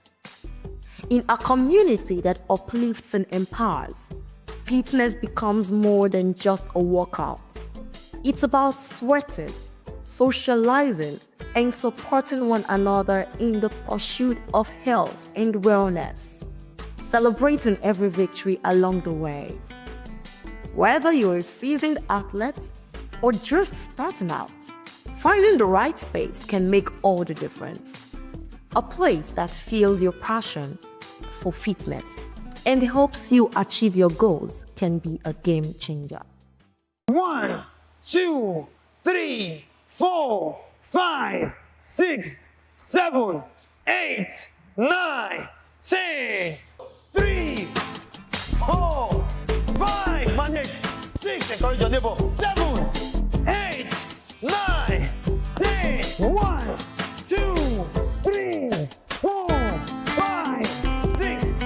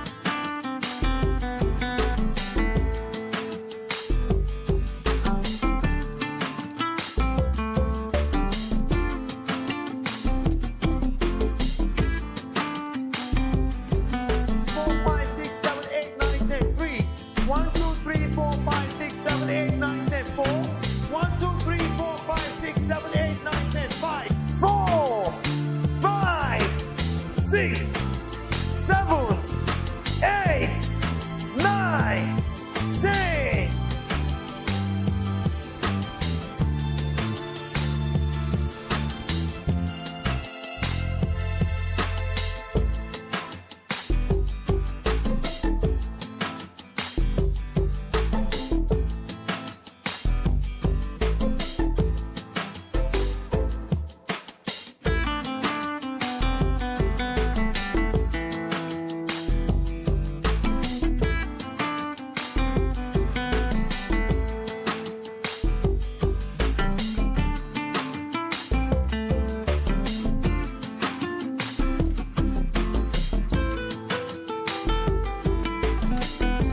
Take it back. 8. Let's go. 9. Let's go. 10. 3, 4, 5, 6, 7, 8, 9, 10. 8, 9, 10. 1, 2, 3, 4, 5. Crossing the legs. One line to touch the ground, please. Counting of 10. Sit up, please. 2. Don't settle for less. 3, 4, 5, 6, 7, 8, 9, 10. Let's go. 1, 2, 3, 4, 5, 6, 7, 8.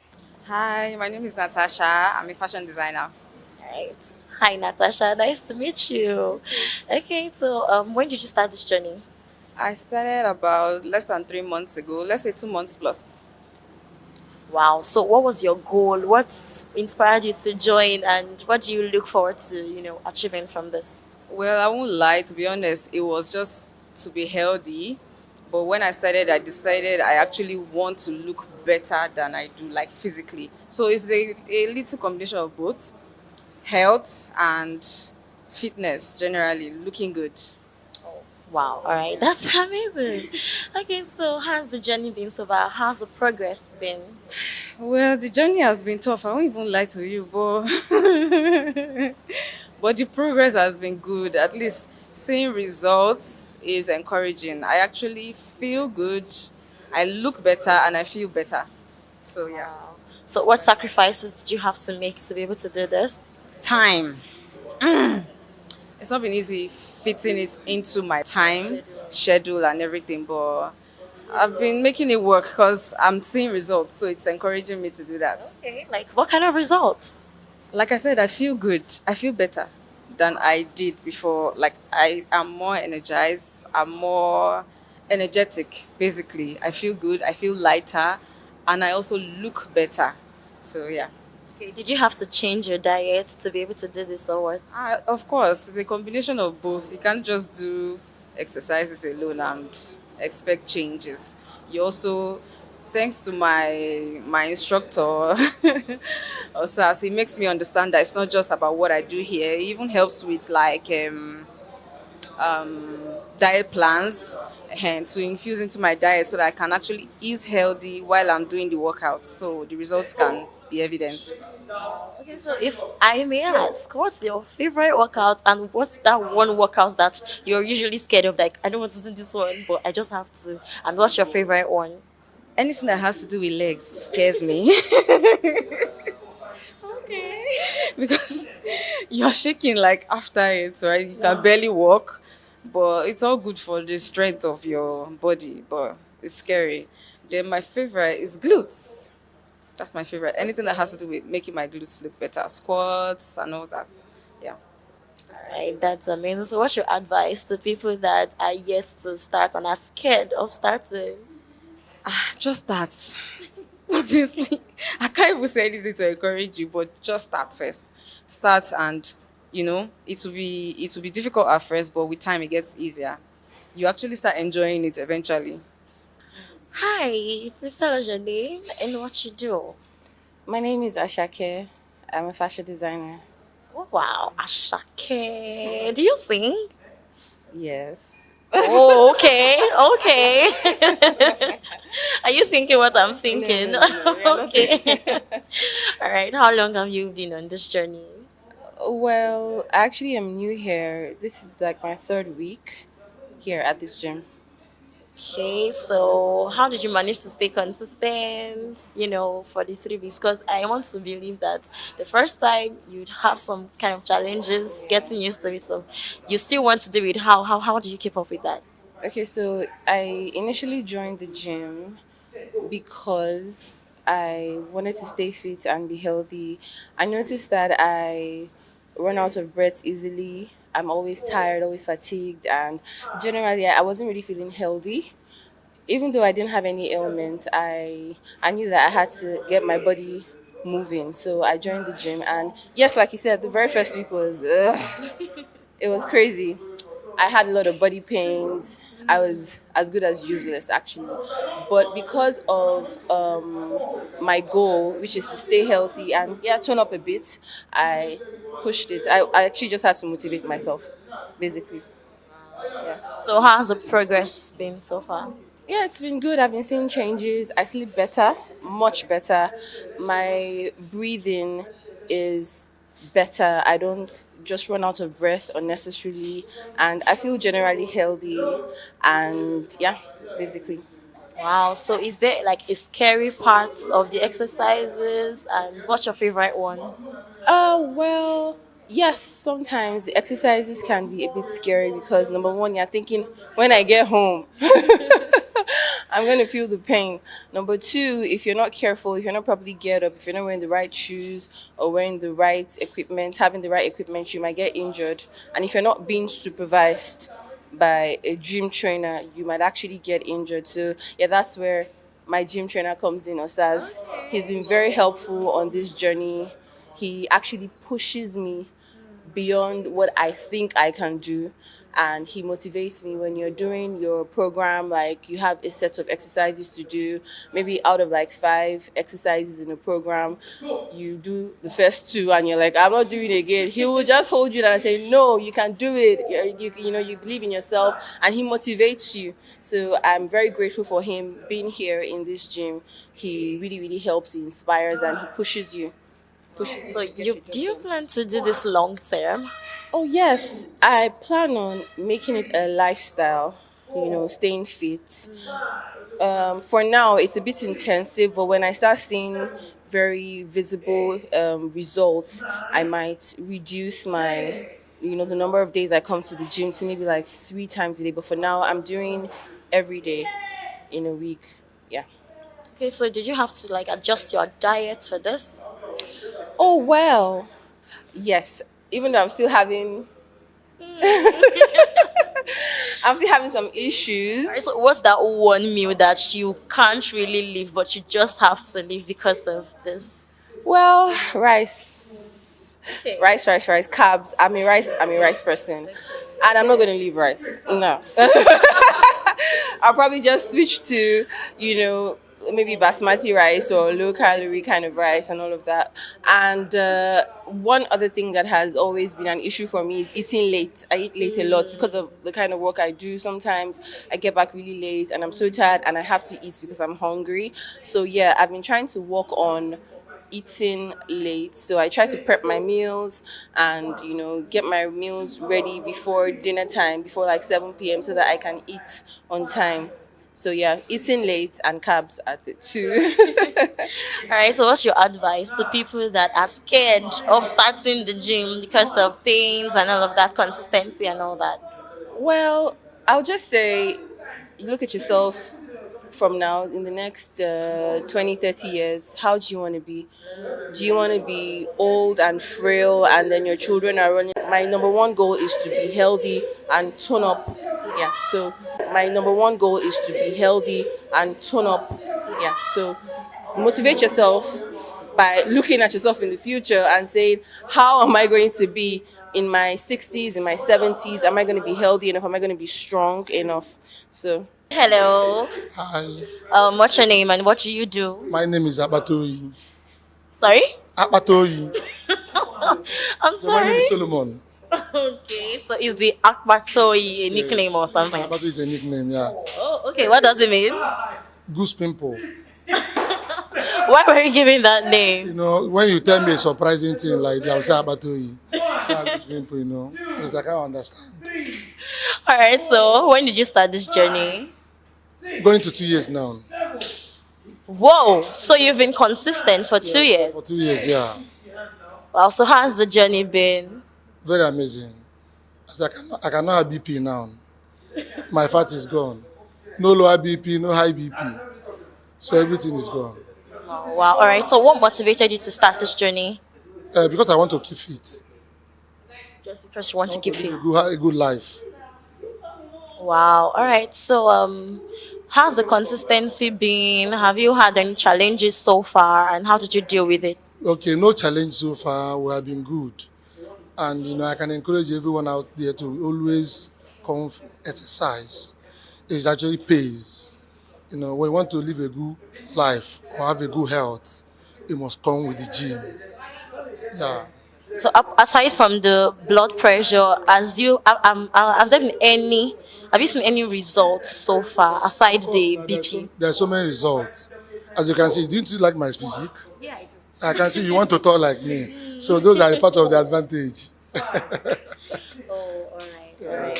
So I'd like to ask, did you have to skip diets or what sacrifices did you make for this? Actually, I don't make any sacrifice. I just walk out straight. I eat everything. Yeah, I eat everything. So food, no kind of food affects you? All those diets is a scam. Eat and walk out. Yeah, I'm serious. Eat and walk out. Just monitor what you, as in, at a normal, don't abuse any food. That's just it, yeah. All right. Okay, so what's your advice for people that are starting or that are scared of starting this journey? No, they should just try now. It's not easy in the beginning. But as time goes on, you get used to it. Was there ever a time it was very hard for you that you almost gave up? Of course, now, the first 6 months is like a hell. Why is that, my brother? The guy, see, they call ICU in it that time. Not easy. So even when you wanted to give up, you stayed put. Why? Yes, now steady. Don't give up.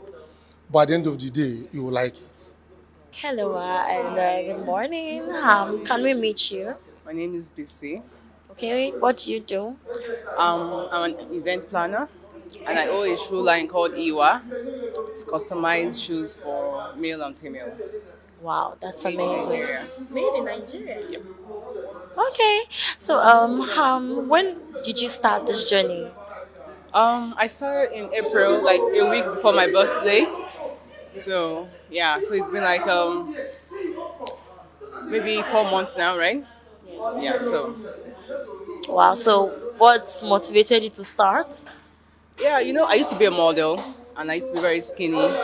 So after I had my baby, I just noticed that I just started getting big and everything. So I was looking for that body back, that my modeling body. I really wanted to have like flat tummy, get my figure 8, like Nigerians would say. I wanted to get it back. So I decided to come, and not just for the body, just to keep fit as well, to look healthy, my mental health and all. Wow, so does it mean that doing your workouts helps your mental health? Yeah, because it makes you like go away from thinking of negative things. When you work out, you just like start thinking of positive things about yourself, and it just keeps you going. Like it makes you plan. Like I like try to design loads of things, different kind of shoes, slippers, and sandals.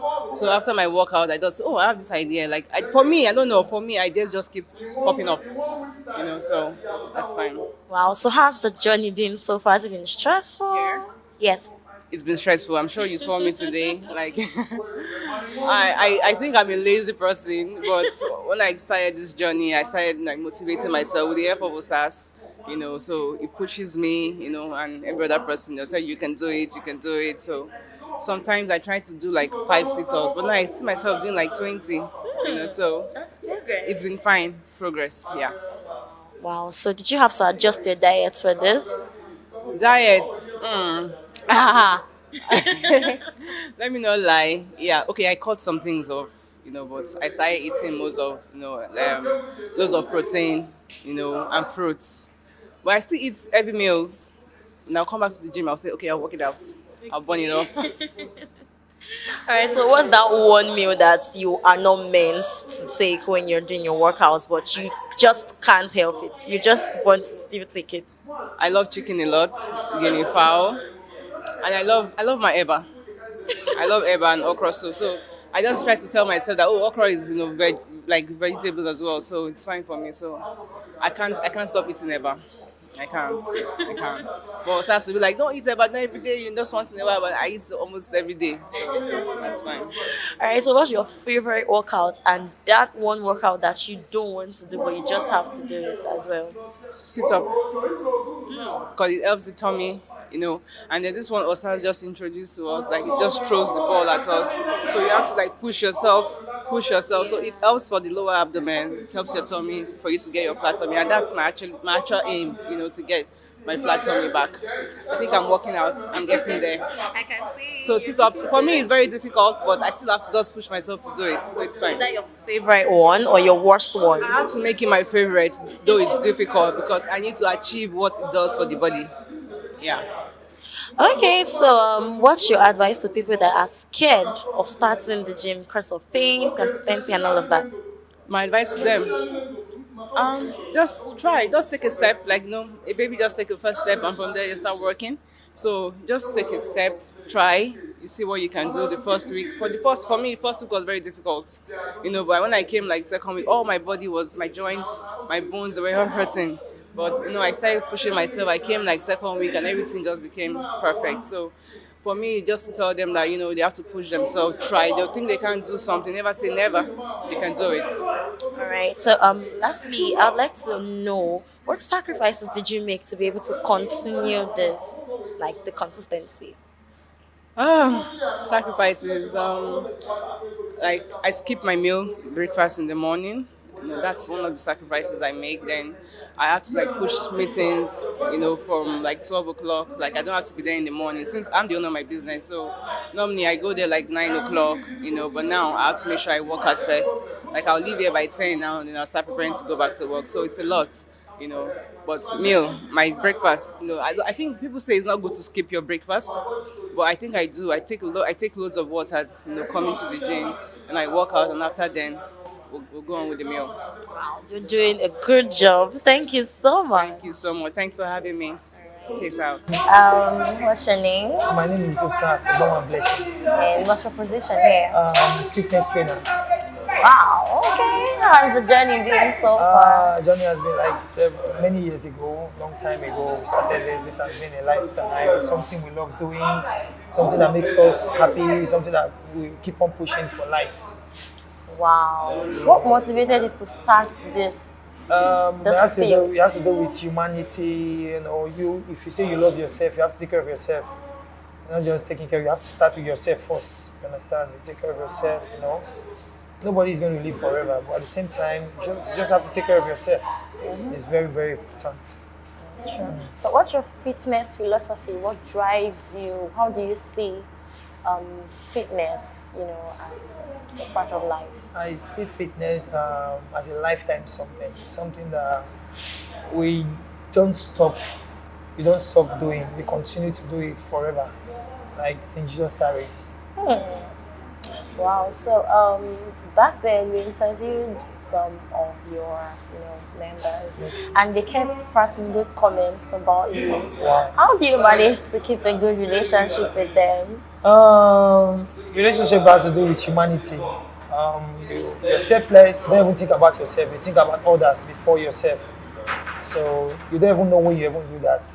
Then you can't even say, okay, I can vouch on myself. I know this person likes me or not, or this person understands what it means to impact you or impact them. Wow. What's the most rewarding part of this job, of this field? What's the most rewarding part? The most rewarding part is not funds, money, or anything. The rewarding part is, as I said earlier, like humanity is the first thing. Like you bringing out yourself to do something for human is the most rewarding part, because when you do it, no matter anywhere they go, they remember, oh, this person actually made me to realize who I am, to realize what I'm supposed to do to my life or to my health. That's the most rewarding part. Not here now. Some of them might go any other place. We don't know where they will go to tomorrow. But just remember that, okay, there's still somebody that actually not just to train us. This thing is not just about training. It's about letting them know about what they are doing and what it does to them. What it does to them. Yes, very important. Wow. All right. So, can you tell us what's that one thing, right, that stands out for you the most when they tell you about the results they are already getting from all of the workouts they are doing? What makes you excited? Yeah, what gives that sense of fulfillment? I'm excited because of the discipline. Yes, that's the excitement all about it. Because when you are disciplined, it makes you run. You don't understand. It makes you overcome things. So it shows, even though when I'm not there, they can still drive. So that's what makes me.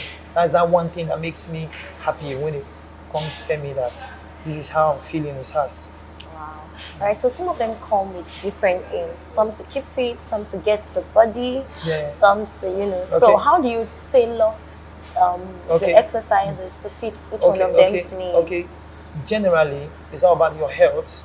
Talk about your health. Your health has to do with long time something. It's not even just to be fit, to make your body to be sexy or to work on your structure and all that. The most important thing is the interior. Your body is, if you are not okay inside of you, like you can't do a lot. Even some domestic work at home, you can't be okay. So the first thing, even when they are coming, I have to just give them this good orientation, like, oh, you want to drop weight? The first thing you need to say with your mouth is to be fit. I just want to be fit. Yeah, that's the first thing. Yeah, that's the first thing. It's not about I just want to drop fat. I just want to be fit. So when you are fit, it's easier for you to drop weight. You have more strength. You don't get tired. Yeah. Wow. All right. So these exercises and workout and everything, sometimes it can get painful, especially when they're just starting. Yeah. It will get very stressful. So how do you keep them motivated? Or you keep them motivated because of their mindset. You change the mindset of what they are doing. So you keep talking to them. Yeah, you talk to them. You let them know that they should not give up, because everybody have different. Some people are weak, some people are strong. So you look at them mentally like, okay, this person is weak on this side, this person is strong on this side. So you have to push. You have to let them know, okay, I'm going to assist you on this side. You know everybody. I know, okay, for example, when you were just doing your own with me, you know what that means? I'm just trying to tell you one or two, playing with you. But with the play and everything, you try and do one or two. Yeah, so in your way, this is the way you play, this is your field. I use your field to train you. Wow. Yeah. Okay, does this job or this workout, fitness and all of that, does it have anything to do with mental health? Or it's just strictly body, physical? Seriously, no. When you train, let me repeat, when you train, mentally, you are focused. Really? Like when you train, when you work out, mentally you are focused. There's some things normally that happen in our home. Family problems, different type of thing, work and everything. When you train, it ease your stress. Wow. Yeah. So it's not just physical. It's not just physical, it's to do with mental stuff. Wow. Yeah. Okay, can you even recall maybe any one of your students that has actually had a major transformative journey? Okay, I had one student in Canada. She's in Canada now. Her name is Ndasi. in Domo. She trained with me long time ago. Like she lost weight. Like she lost drastically. Like she lost weight. So you know what I mean. She was losing weight and she was still fit at the same time. You know what I mean? Like she can comment on me anywhere. If you put her on corner, she can talk. Yeah. Wow. All right. So, what common mistakes do beginners make? Like when they come in, you okay. What's the common mistake? Okay. The common mistake individuals, a beginner make. One, I think, for example, you don't know. You have never trained before. Because that's why I asked some of those my clients. Like, have you ever trained? Have you trained anywhere before? Have you done anything? You say no. I don't have any idea of what they are doing. Well, the problem is that I used to have, like, should I say, the issue I used to have with them is, for example, maybe some people are doing some routine. Maybe they already have strength, or they're trying to work on their hips. You have not done it before. You just feel like you fell in love with it. You want to do it. You can wound yourself by doing that. Everything you start in life is gradually. You understand? You start gradually. I wish you have been doing things with me since, like you have been working out with me. I will not just leave you like that.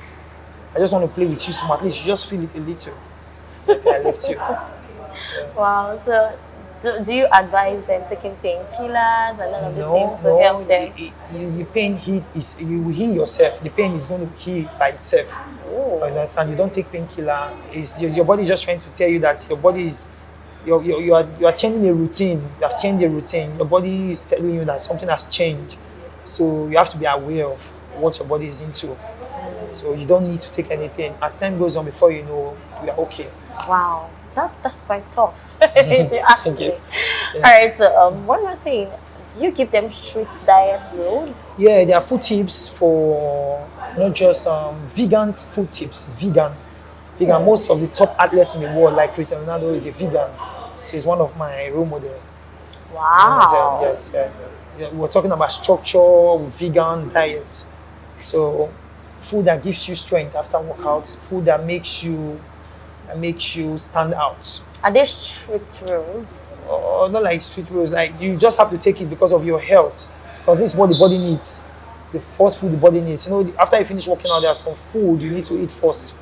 Yeah. For example, you just finish working out, you say you want to eat eba. Doesn't make sense. You don't understand? It doesn't make sense. You want to eat fufu? It doesn't make sense. Like this top outlet I call like it doesn't eat fufu. Sorry.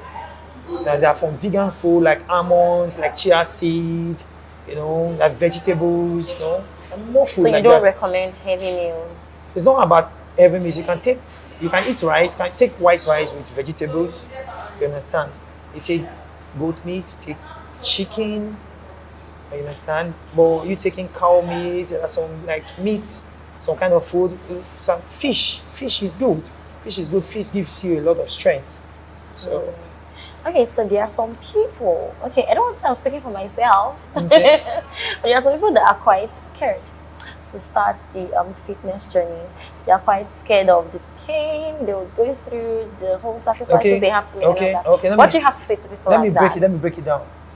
The whole training aspect we are doing here, it's not just about training and all that. It's not training. We are working on our health. Let's not use the word training.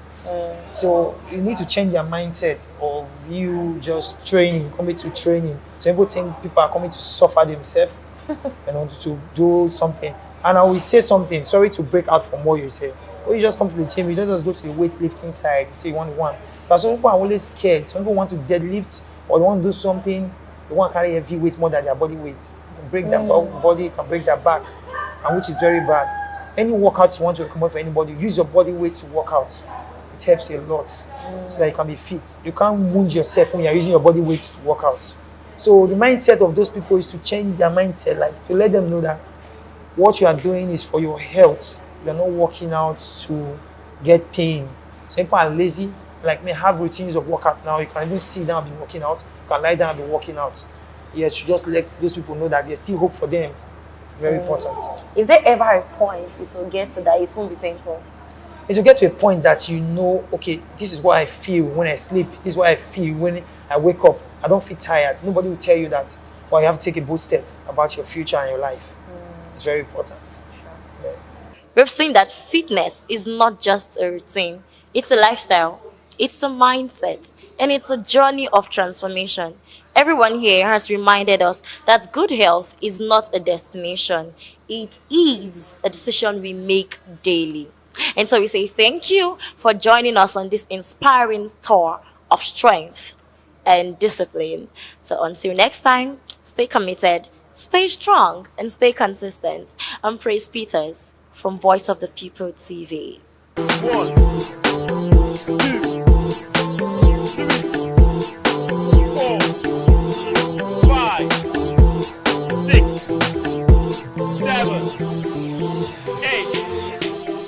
9.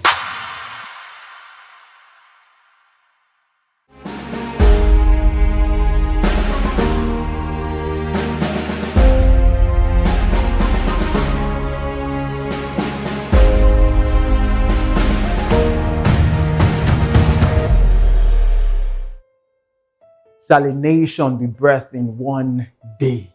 Can your situation change in just one moment? Can your life turn around in just one moment? Can things move from 0 to 100 in just one moment? Haha.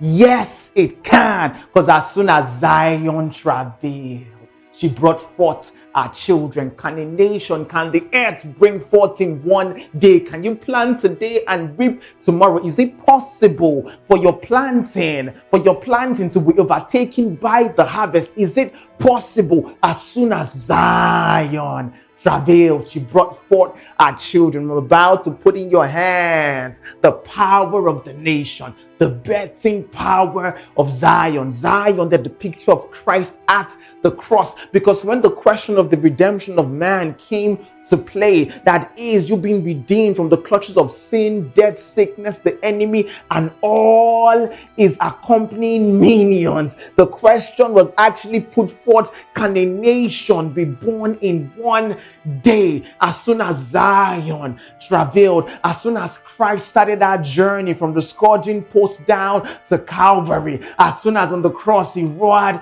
finished. As sure as those stripes fell on his back, so sure it is that that sickness is gone. Hear me carefully, because I'm talking about what the world would normally call impossible. I'm talking about what the world would normally call a miracle. But hear me, it's because Zion has travailed. It's because Christ at the cross rod finished. Had the enemy known, he wouldn't have crucified the Lord of glory. You ask, how does this apply to me? It does, because what Christ did is not just for the seeming people that have put their trust and have believed in him, but he did it for all. He has now brought you forth into national status. That nation within the nation, not held by the nation, but still prospering within the jurisdiction of the nation, but with the ambassadorial privileges of being in Christ. You are in this world, but not of this world. I'm talking about a nation where the Lord your God is your wall. I'm talking about the nation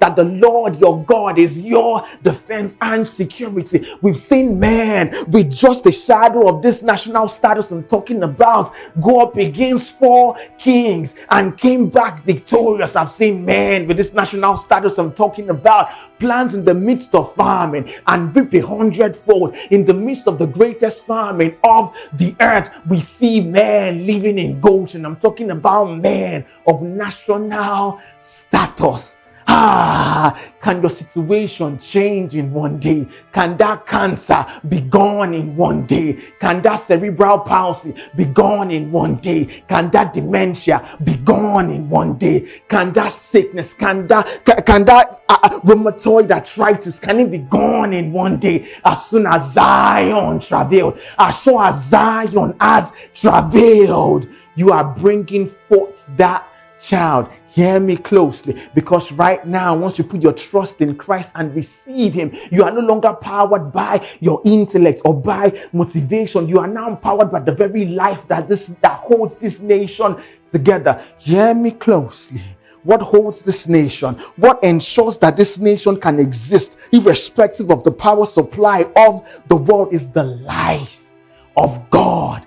Hear me closely. In him, Christ Jesus is life, and this life is the light, the power of all men, the power of the nation. That is why out of your belly can flow rivers of living water. That is why you can dominate over sin and all its entrails. That is why you can always have superior results and intelligence over all and all and all. Hear me closely. That's why you see yourself outrunning the chariots of the kings and the brilliance. That's why you see yourself always at the right place at the right time. It's the very life of God on your inside. Once you put your trust in Christ and called him Lord, you are now on national status. This same status is that you carry the embodiment, the fullness of the life of God on your inside. I'm talking about Zoe, the life superior in quality and superabundance in quantity. This life protected, housed, guarded by the innumerable company of angels, meaning you can't be defeated. This life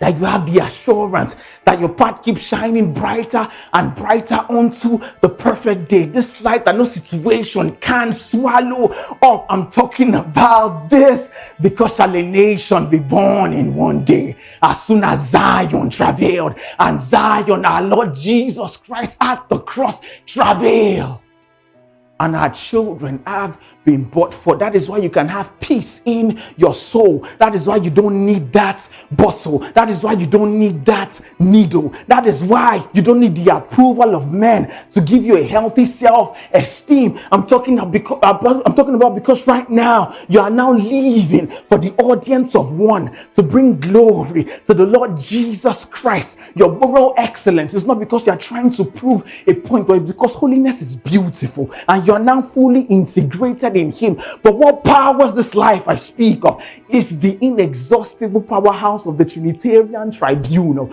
I'm talking about the Holy Ghost. Hear me. Listen, as sure as the Burj Khalifa, that's the tallest building right now in our civilization, as sure as there is a constant standby power supply to ensure that light doesn't go out, how much more do you think Daddy God will place in you, this new nation, this new creator? How much sure do you think Daddy God will place in you the inexhaustible powerhouse to ensure that there is no power outage? Listen, creative, meaning there is never anything called a creative block. Hear me carefully, meaning dementia can't exist in your life. You don't forget things because you now have the mind of the Holy Ghost, because 1/3 of you is wall to wall the Holy Ghost. Hear me carefully. I'm talking about the powerhouse whereby when the entire creation was in chaos and there was waters over the face of the deep, we see the Holy Ghost moving over it. And when words were proclaimed, you see that the water subsided and the earth came forth. So meaning with this powerhouse, you're wondering what I'm doing right now. I'm giving outputs. What I've been giving you from the very beginning was inputs, your identity. Now the output is how you ensure you work dominatingly over all the elemental systems of the world, is what ensures that you always have superior results. Are you with me? I'm talking about the inexhaustible powerhouse of this nation. You are in the sword but not of the sword once you have put your trust in Christ. And many might be the afflictions of the righteous, but the Lord God has delivered you from them all, because what the Holy Ghost does, and now he ensures there is always light for the believer in this national status, is that it reminds you constantly that you are the righteousness of God in Christ Jesus, that you stand before Daddy God as justified, that the sin of Adam in the garden when man fell, you want to say to me that no, nothing like that ever happened. Listen, the earth was put in the hands of man to have dominion over, but remember, as the leader goes, so goes the people. So man being the leader of the earth, right, when he fell, the earth followed suit. That's why you see all the tornadoes, all the issues, all the the regulatory system happening in the world, because man fell. But listen, when man fell, man then handed over the authority given to him to the enemy, the devil that hates you. And remember, our God is a just God, so he cannot just come in and say, take your hands off, devil. It must be on a just foundation. If not, justice will cry foul. So it's on the just foundation of the cross that now man now has access to the fullness of life. Because see, get this carefully. Just because you know the difference between good and evil does not always mean you would choose good. It takes life. So what our first father Adam enjoyed in the garden was the presence of life, which was what guided his decisions. Hear me closely. Adam was successful in the garden. He was tending and mending and attending to the garden, and there was success and produce all around. But that does not mean he had life, because what Daddy God does with this nation I'm talking about to you is that right now, once you've accepted Christ, the fullness of that tree of life in the garden that you and I can now enjoy on a just foundation, because your conscience will be saying that I've messed up here and there. I don't think I qualify. I don't think I'm worthy enough to receive this fullness of what you're talking about from the very beginning. But I put it to you, because of Christ Jesus, he was delivered up for your offenses and raised again after you've been declared justified. And in him, you have redemption through his blood, the forgiveness of sins according to the riches of his grace. Yes, you know sin requires a payment. So that's why right now I'm seeing you right now. You're mutilating yourself, trying to pay a price for how many times you are falling short. But Christ paid the price. Your sins are forgiven. Christ paid the price. Your sins are forgiven. Let your mind and your body and your heart and your soul look to Christ and see the full payment of that. The same with the Israelites when they were bitten by snakes and they looked at that brazen serpent and their snake bites were healed. Let your eyes and your heart see that, and you see that you are not qualified in and out of yourself to be a part of this nation I'm speaking of. This nation that is not held by the boundaries and limitations of the nation you are in. So me, there might be famine in the land, but it is you that is dwelling in Goshen and enjoying the best of the land. Listen, it's on the just foundation of the cross, because you are powered by the Holy Ghost. And I baptize you right now if you want to receive the fullness of this nation. Listen. This nation, the end point is that, remember I said in him Christ is life, and the life is the light of the world. When you now receive this life on your inside by calling him Jesus Lord, you now become the light of the world, the city set on a hill that cannot be hid. And now your good works that is following truth, being a blessing to the earth here and now. People now look at it and glorify your Father which is in heaven, because there is a source that powers you beyond the natural. It is called the Holy Ghost. And once you receive Christ as Lord, you are sealed eternally in him. And if you want this language, I baptize you afresh in the Holy Ghost. If it's you that already has this, I infuse you with more power for you to enjoy the fullness of this life. And if it is you that has not received this, say this with me right now. Holy Ghost, fill me up. I believe Jesus died at the cross for me, and I received the fullness of this life on my inside. In the name of Jesus, amen. Stay with me. We're about to go into the culture of the nation, grace and peace.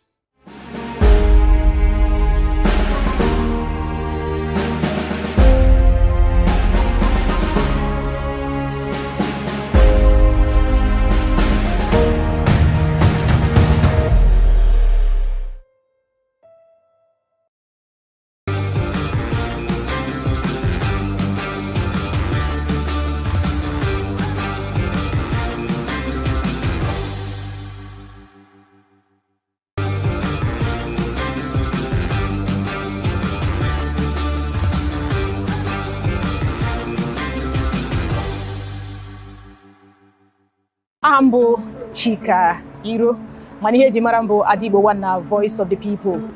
Naruna Voice of the People 90.3 FM Diko Denta Kuko. Abukwani Monyo Mama Dinguru. Nkede na Bombise, Imo State.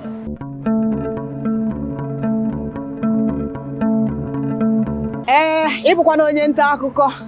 Echem na ngasi na obi ihe dị n'ime. Mgbe nne m mụrụ m ya bụ ihe nọ m n'ime, ọ bụghị ihe m mụrụ amụ.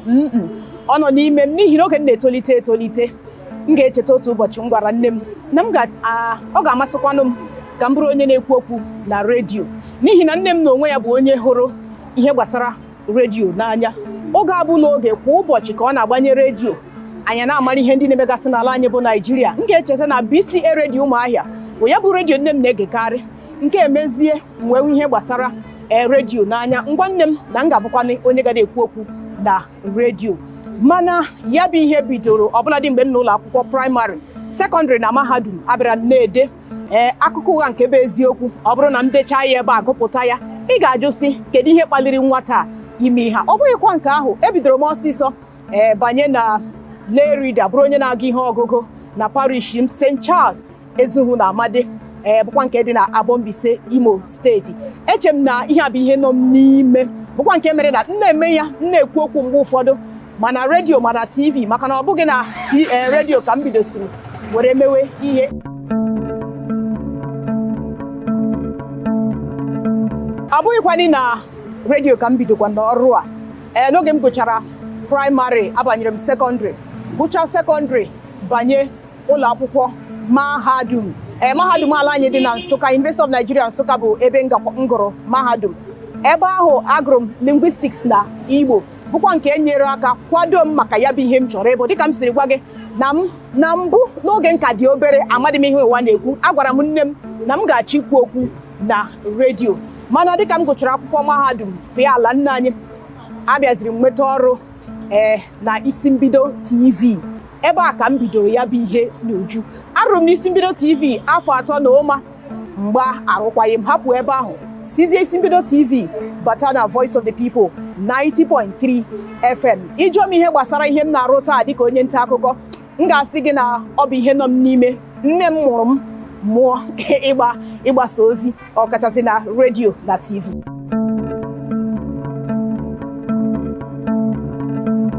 Ọ bụrụ na ị chọrọ ịbụ onye nta akụkọ, e nwere ọtụtụ ihe ị kwesịrị ịgba. Ọ dịrọkwa dị mfe o, maka na anyị na-ekwu ya, anyị nọrọ na redio mgbe ụfọdụ na-ekwu okwu maọbụ na TV, ọ na-atọ ụtọ na ntị, ọ na-atọ gị rịkpọọ, mana ọtụtụ ihe ka anyị na-agabiga tupu ịhụ anyị anyakwute ebe a na-ekwu ihe niile ọ na-adaba adaba. Ọ bụrụ na ị chọrọ ịbụ onye nta akụkọ maọbụ na redio maọbụ na TV, nke mbụ ị ga-amarịrị ihe ekwe na-akụ. Ị ga-amarịrị ihe na-eme na gburugburu gị.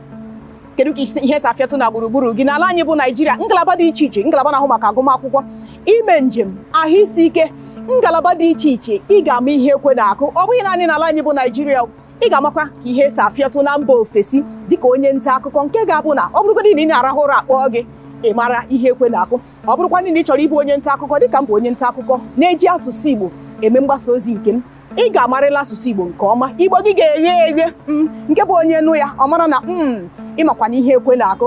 Ọ bụrụkwa Igbo ma mama sị ya bụ Igbo, ọ bụ Igbo ghere eghe, Igbo izugbe. Ọ bụghị olu ndị, ọ bụ eziokwu na mgbe ụfọdụ ndị mmadụ na-eji olu ndị eme ya bụ mgbasa ozi, mana ọ bụ Igbo izugbe bụ asụsụ kacha mma iji were mee ihe mgbasa ozi, nke ga-abụ na ebe ọbụla isi n'ala Igbo, isi steeti Abịa, Enugu, Delta, Imo, Anambra, Ebonyi, steeti ọbụla isi n'ala Igbo, ọ bụrụ na ị na-asụ ya bụ Igbo, ị ga-aghọtarịla ihe onye ahụ na-ekwu. Mana gị were olu ndị, mgbe ụfọdụ ndị steeti ndị ọzọ agaghị enwechi ike ghọtacha ihe ị na-ekwu. Ị chọrọ ịbụ onye nta akụkọ n'asụsụ Igbo, nke mbụ mara ihe ekwe na-akụ n'asụsụ ahụ iji eme ya bụ mgbasa ozi, ya bụ asụsụ Igbo. Mara ihe ekwe na-akụ, ị ga-abụ onye ga na-agụsị akwụkwọ ike, ị ga na-agụ, ị gaa n'ịntanetị na-achọ ọtụtụ ihe, ị na-amụta, na-etinye na nke ịma, nke ga-abụ na ọ bụrụ na ị na-ekwu okwu amara na onye amakwanụ ihe ekwe na-akụ.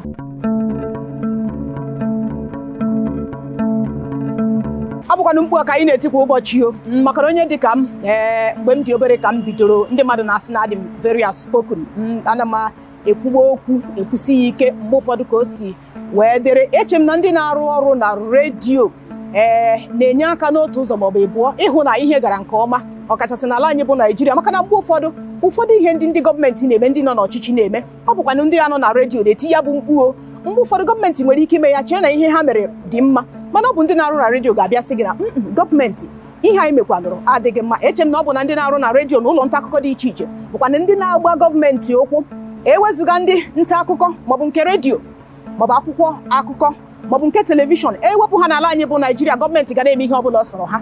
Mana ndị nta akụkọ bụ ndị bụ ị na-elekwa anya n'azụ, maka na e nwere ndị na-ele gị ime emejọ, ndị nta akụkọ enyere gị aka.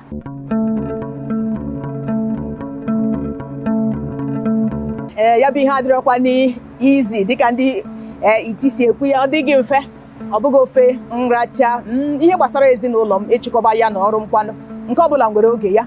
Enwere m oge m ji akwado maka ọrụ m, enwere m oge m ji aga ọrụ, m rụchakwa ọrụ m alawa m ngazie nke ezinụlọ, ngazie elenye anya na nke ezinụlọ iji mee na ihe niile dabara adaba, enye ndị ebe a, enye ndị ebe a, ihe niile wee na-aga nke ọma.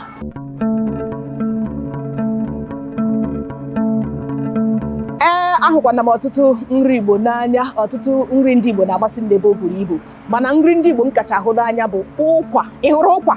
Hey, ejikwala ụkwa etiri m epele o. Ị na-egwusa m egwuregwu, eji n'ụkwa egwu m egwuregwu. Ahụrụ m nri ụkwa n'anya n'ebe o buru ibu. Ahụkwara m ya bụrụ ihe olilo.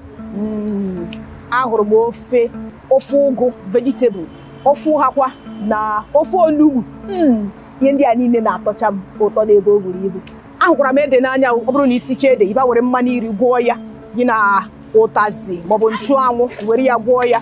Nri ndị a niile na-amasịcha m n'ihi na ha bụ nri ndị na-edozi ahụ. Ndị Igbo nwere ọtụtụ nri dị iche iche bụkwa ndị nke na-edozi ahụ.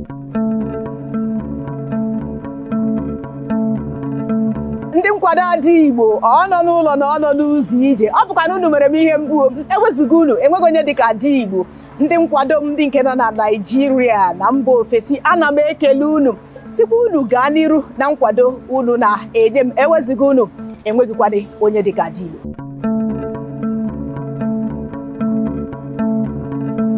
Igbo mụrụ nze m ọzọ, aha m bụ Chika Iro, Adigbo Nwanna, Voice of the People. Abụ m onye nta akụkọ mgbasa ozi ngalaba asụsụ Igbo na Voice of the People 90.3 FM. Nke a bụkwanụ ọrụ aka m, ọ bụ ya bụ ihe m na-arụ, ọ bụ my hustle dịka ndị iti si ekwu ya.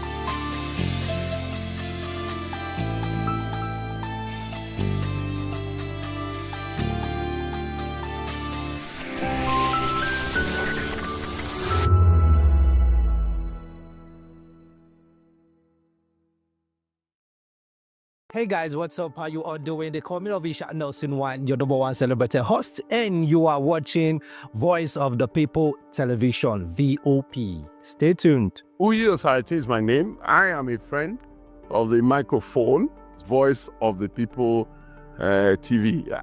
That name is unique, and the brand is very sweet. I like the packaging, picture qualities, camera qualities, and then of course, the quality of human beings that I see sometimes on your channel. I talk and get paid, and I look forward to being in your studios. Oh yes, you are on to Voice of the People TV, live here in Benin City, the cradle of black civilization. What are you waiting for? Tune in, bro. VOP TV. Now, you have more than a voice. 2564 is coming up on Barney 9, right? The 2564 Atlantic. What happens in the hush behind hangar doors? Who signs the papers that gamble with lives? Which truths were grounded before they even ever had wings? If you've ever buckled a seatbelt at 30,000 feet, if you've ever stared out of that tiny window and wondered who's really in control of the skies, it isn't just flight, it's power, it's politics, it's pressure sealed in steel. We're peeling back the clouds from runway risks to sky-high secrets. We're diving deep where most dare not to look. Aviation Scope, every Sunday at 7 p.m. only on Voice of the People TV. We don't just report, we reveal. We don't just ask, we uncover. Because when it comes to the skies, ignorance is turbulence. Aviation scope. The sky isn't the limit, it's just the beginning. My name is Tao Familoni, and here's to VOP TV. Keep watching, stay tuned, do not touch that dial. Arararara, my name is Made Kuti, and you're watching VOP TV. Keep watching. Welcome, my name is Ika Davis. Distinguished ladies and gentlemen, boys, viewers, everybody, boys and girls. This is VOP TV. Do you know what that means? Voice of the People TV. You don't have a voice, don't come here. You better make sure your voice is heard. The red carpets, awards, the razzmatazz, music, fashion, interviews, and more. Spotlight on Voice of the People television. Let's feed you with all the juicy stories in the global entertainment space, bringing you the glitz and glamour as it is hot. Stay tuned to Spotlight, 1 p.m. Monday to Friday. Spotlight on VOP TV. Entertainment like never before.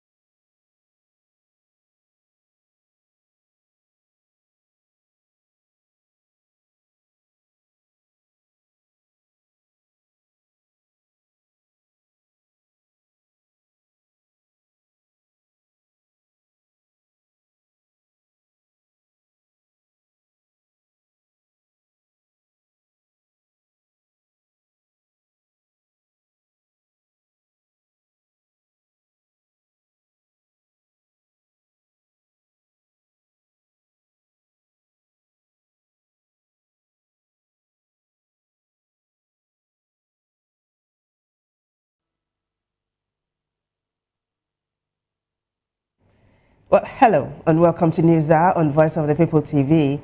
I am Vivian Oguche. Before we begin the news, kindly visit our website www.vop.ng for fresh and trending news. Here are the headlines. Senate urges Tinubu to recruit 100,000 soldiers. Reps reserve Thursday for national security debate. Turaki-led PDP postpones NWC meeting after chaos. House passes bill to lower Gov age to 30.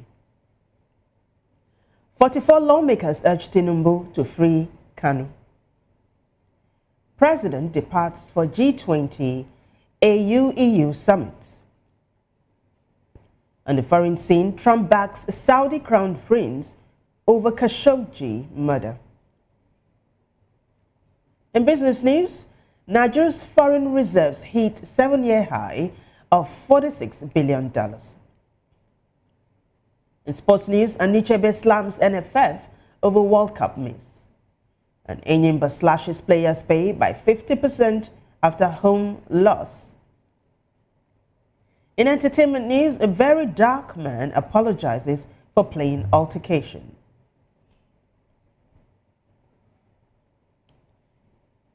Now the news in detail. The Senate has urged President Bola Tinubu to direct the Nigerian Armed Forces to recruit at least 100,000 additional personnel to tackle worsening insecurity across the country. The resolution followed a motion by Senator Abdullahi Yahaya, who highlighted a recent attack on communities in Kebbi South, where terrorists invaded a girls' secondary school, abducting 25 students and severely injuring the principal. Senator Yahaya described the incident as a national disgrace, warning that repeated attacks on schools not only endanger lives, but also discourage girls from pursuing education. He recalled a similar abduction in 2022, which took 4 years to resolve. In response, the Senate has set up an ad hoc committee, including the Committee on Finance, to investigate the funding, spending, and effectiveness of the Safe School Initiative. Senate President Goodluck Jonathan called the pattern of school abductions a troubling recurrence, recalling the Chibok girls' kidnapping in 2014.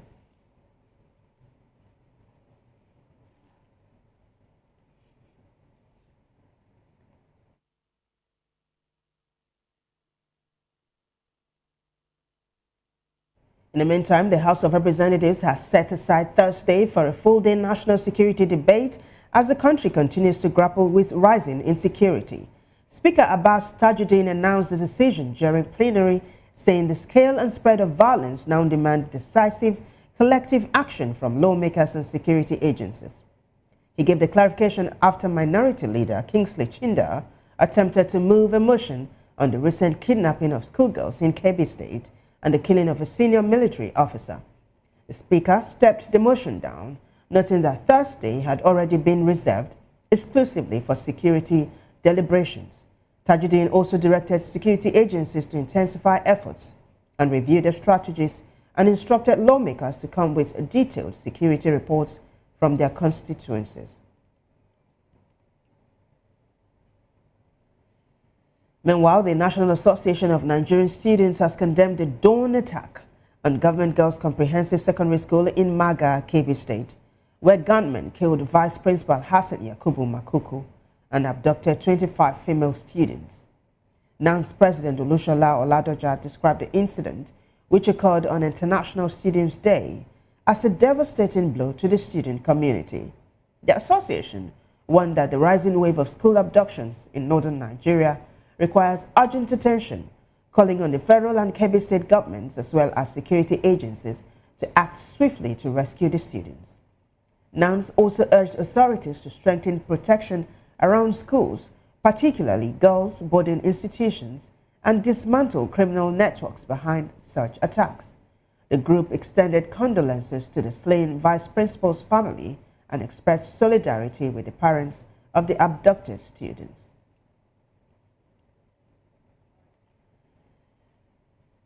And now, Taraba State Governor Abu Kefas has in the meantime postponed his planned defection to the All Progressives Congress APC indefinitely. The governor said the decision follows the kidnapping of schoolgirls in Kebbi State. According to him, at a time when the nation is once again confronted with insecurity, solidarity and compassion must take precedence over politics.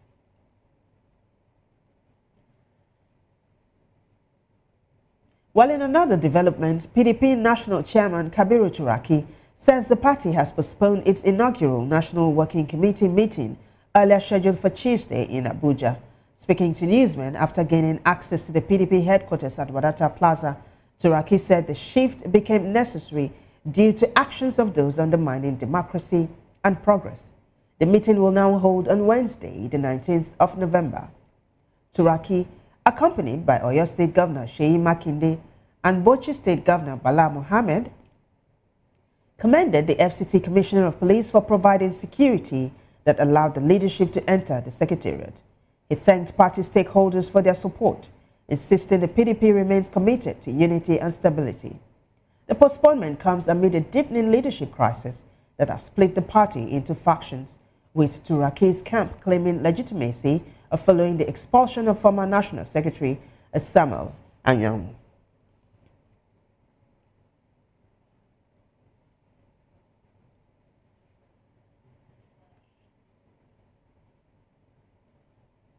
Meanwhile, the factional National Executive Committee of the People's Democratic Party, PDP, led by Abdul Rahman Mohammed, has reportedly expelled several top party members. Those affected include Governors Seyi Makinde of Oyo, Bola Ahmed of Bauchi, and Dauda Lawal of Zamfara, as well as the party's national chairman Taminu Turaki, Board of Trustees Chairman Adolphus Wabara, and Deputy National Chairman South Taufik. The group also claimed to have expelled the South Caretaker Committee Chairman and others for alleged anti-party activities.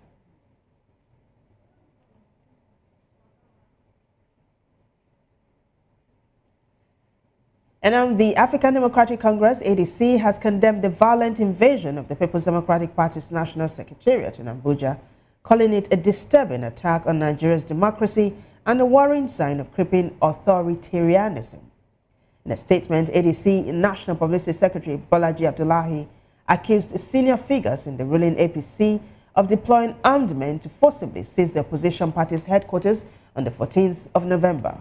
The party described the move as part of a broader strategy to weaken multi-party politics and one that the attack threatens the integrity of the 2027 elections and Nigeria's democratic freedoms.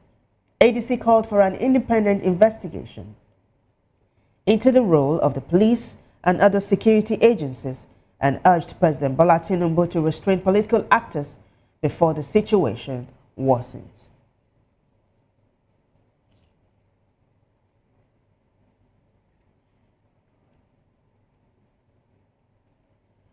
Well, back to the National Assembly, a bill seeking to amend the 1999 Constitution and reduce the minimum age for contesting the governorship and Senate seats from 35 to 30 years has passed second reading in the House of Representatives.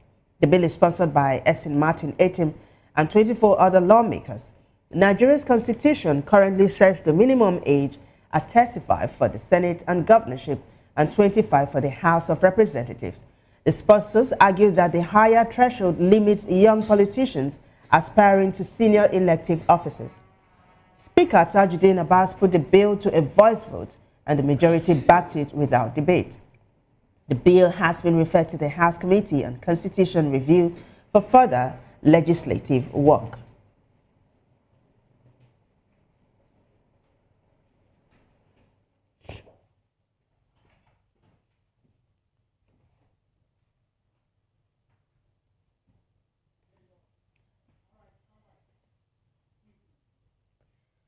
Well, away from that report, 44 federal lawmakers have written to President Bola Tinubu urging the release of Nnamdi Kanu.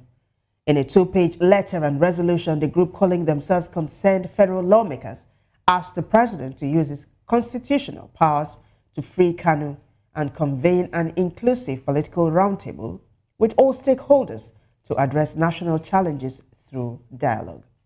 The lawmakers also called on the Attorney General of the Federation to discontinue Kanu's prosecution, stressing that a political solution and constructive dialogue are necessary to achieve a lasting resolution.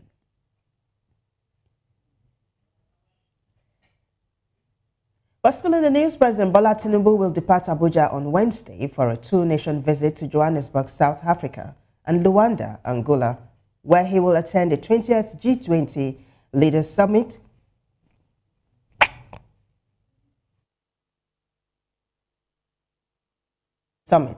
The trip was announced in a statement by the Special Advisor to the President on Information and Strategy, Bayo Onanuga. According to the statement, President Cyril Ramaphosa, the South African leader and current G20 president, invited Tinubu to this year's summit. After the G20 meeting, Tinubu will join other AU and EU heads of state and government for the 7th AU-EU summit, scheduled for November 24 to 25, 2025 in Luanda.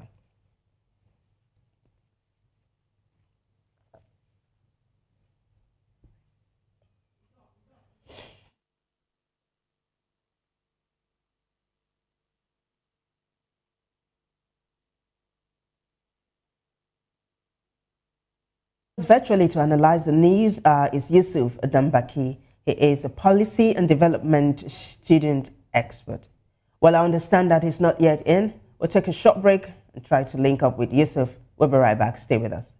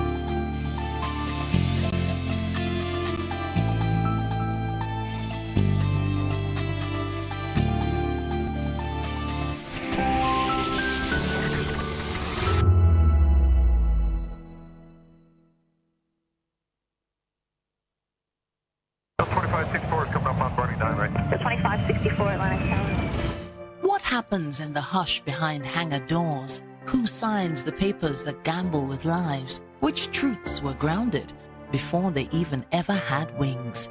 If you've ever buckled a seatbelt at 30,000 feet, if you've ever stared out of that tiny window and wondered who's really in control of the skies, it isn't just flight, it's power, it's politics, it's pressure sealed in steel. We're peeling back the clouds from runway risks to sky-high secrets. We're diving deep where most dare not to look.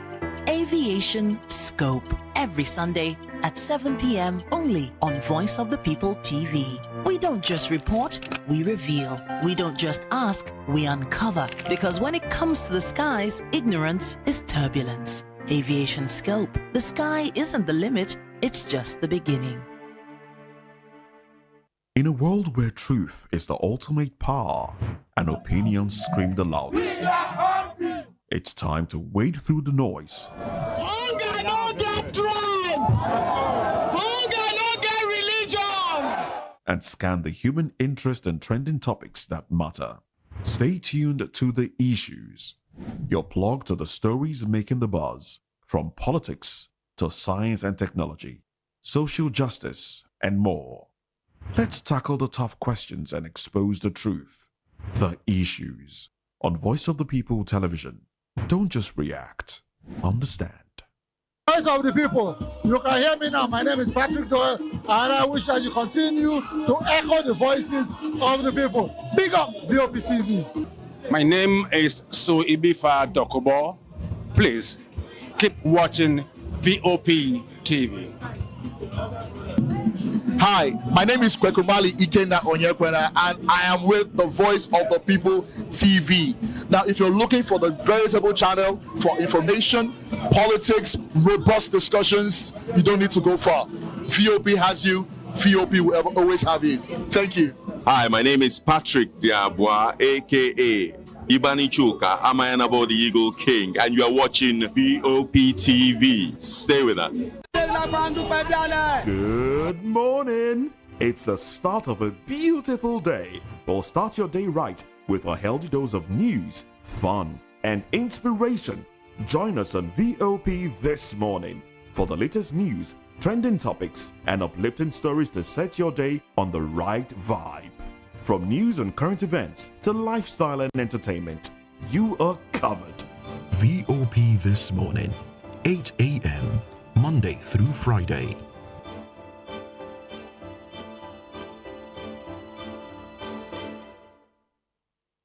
Mr. Familoni, and here's to VOP TV. Keep watching, stay tuned, do not touch that dial.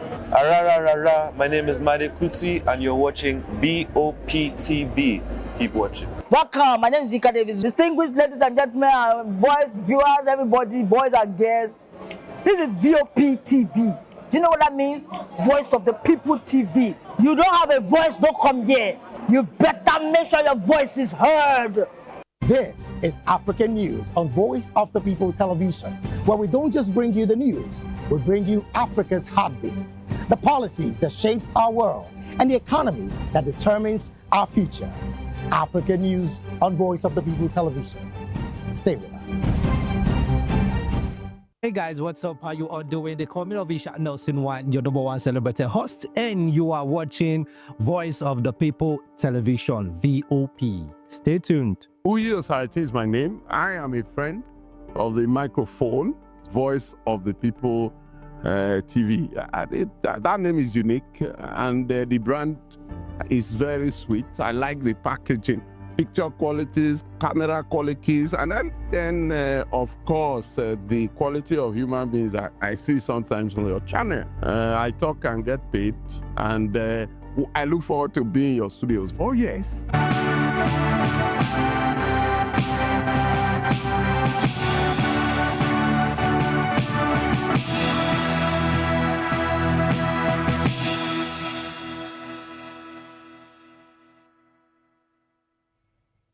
Welcome back, everyone. We will continue to try to reconnect with our guest analyst for tonight. In the meantime, though, a federal high court in Lagos has ruled that the regulation of outdoor advertising lies solely with local government councils and not the Advertising Regulatory Council of Nigeria.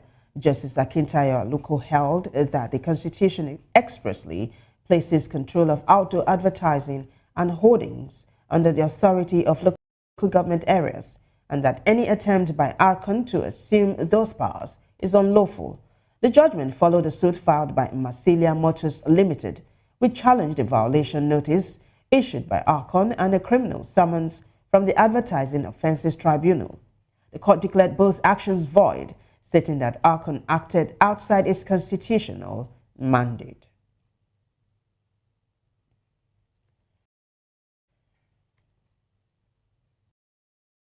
And now the Academic Staff Union of Universities Benin Zone has warned that 9 universities could face shutdown after the federal government failed to resolve key issues from the 2009 agreement. While some non-monetary demands have seen progress, the union says critical matters like salary structures and conditions of service remain unresolved, raising fears of renewed disruption to academic activities. Our correspondent, Rhoda Johnny, has details. Read a press briefing on Tuesday following the suspension of its 2-week warning strike, explaining that despite calling off the strike to allow room for engagement, the federal government failed to utilize the window to conclude the renegotiation of the 2009 agreement and address other lingering issues. The union acknowledged progress on some non-monetary demands, but stressed that key concerns, including salary structure and conditions of service, remain unresolved. We believe as a union that the 1-month window was enough for government to conclude the renegotiation that has been on for years.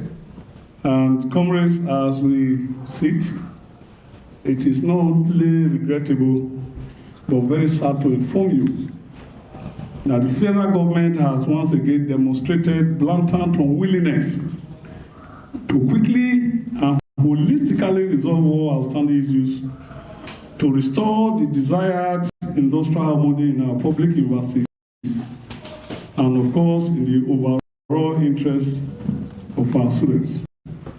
Yes, agreed that while some gaps they have been closed in some non-monetary point or aspect of the agreement, the salary and conditions of service component remain a sole point that need a radical approach to stem the impending crisis in the system.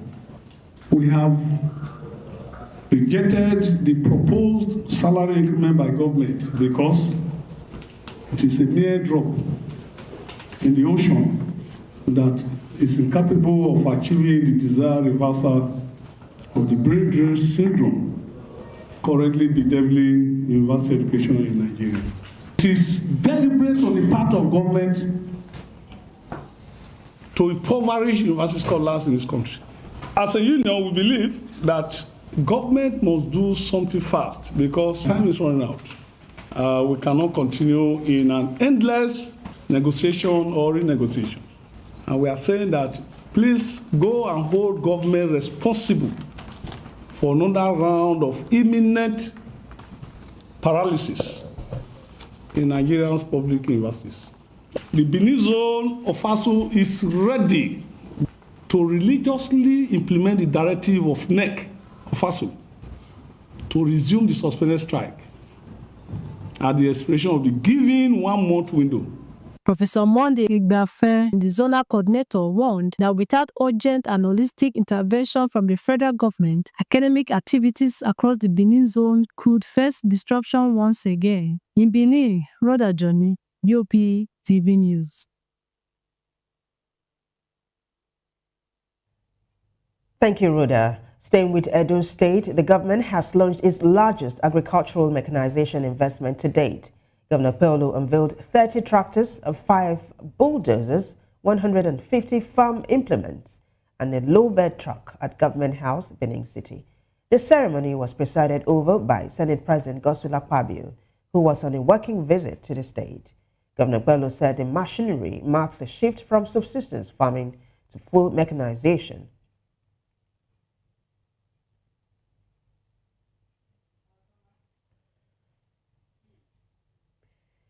Away from Edo State, the Plateau State Director of the National Orientation Agency, Kanang Pangworo, is urging Nigerians to follow proper hygiene practices and seek professional medical guidance before taking any medication.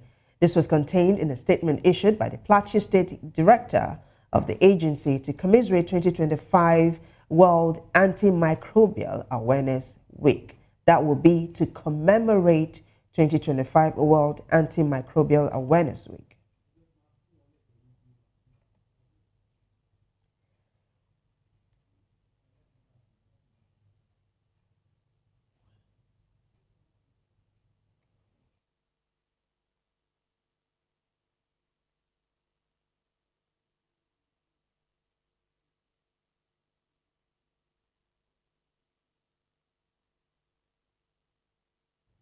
You're still watching News Hour on VOP. We'll be right back after the show break. Stay with us.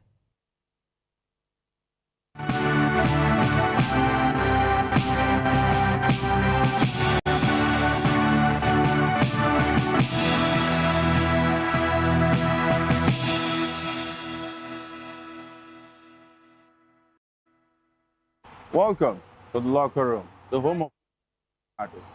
I am Jerry Arpillon. Join us every weekday, Monday to Friday at 5 p.m. Nigerian time, as we share the hot takes and hot debates in the exciting world of football. And joining me are the usual suspects, Ikechukwu and Mayowa, as we break down all the hot takes and everything that's happening in the football. Don't just watch football, live it with us. Catch us on the locker room and Voice of the People television at 5 p.m. Nigerian time. And like I always say, if not going to talk, please discuss. And it's Hakim Ziyech.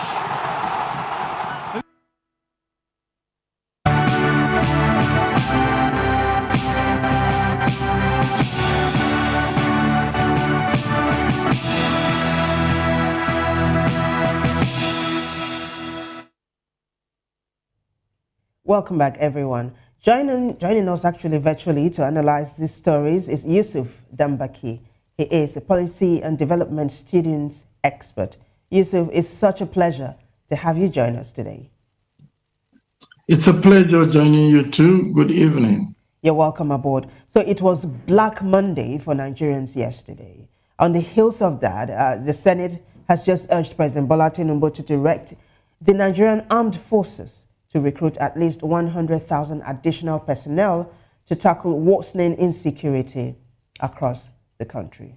So do you think this is a case of number, a case of capacity, or a case of oversight or welfarism when it comes to manning security posts across the country?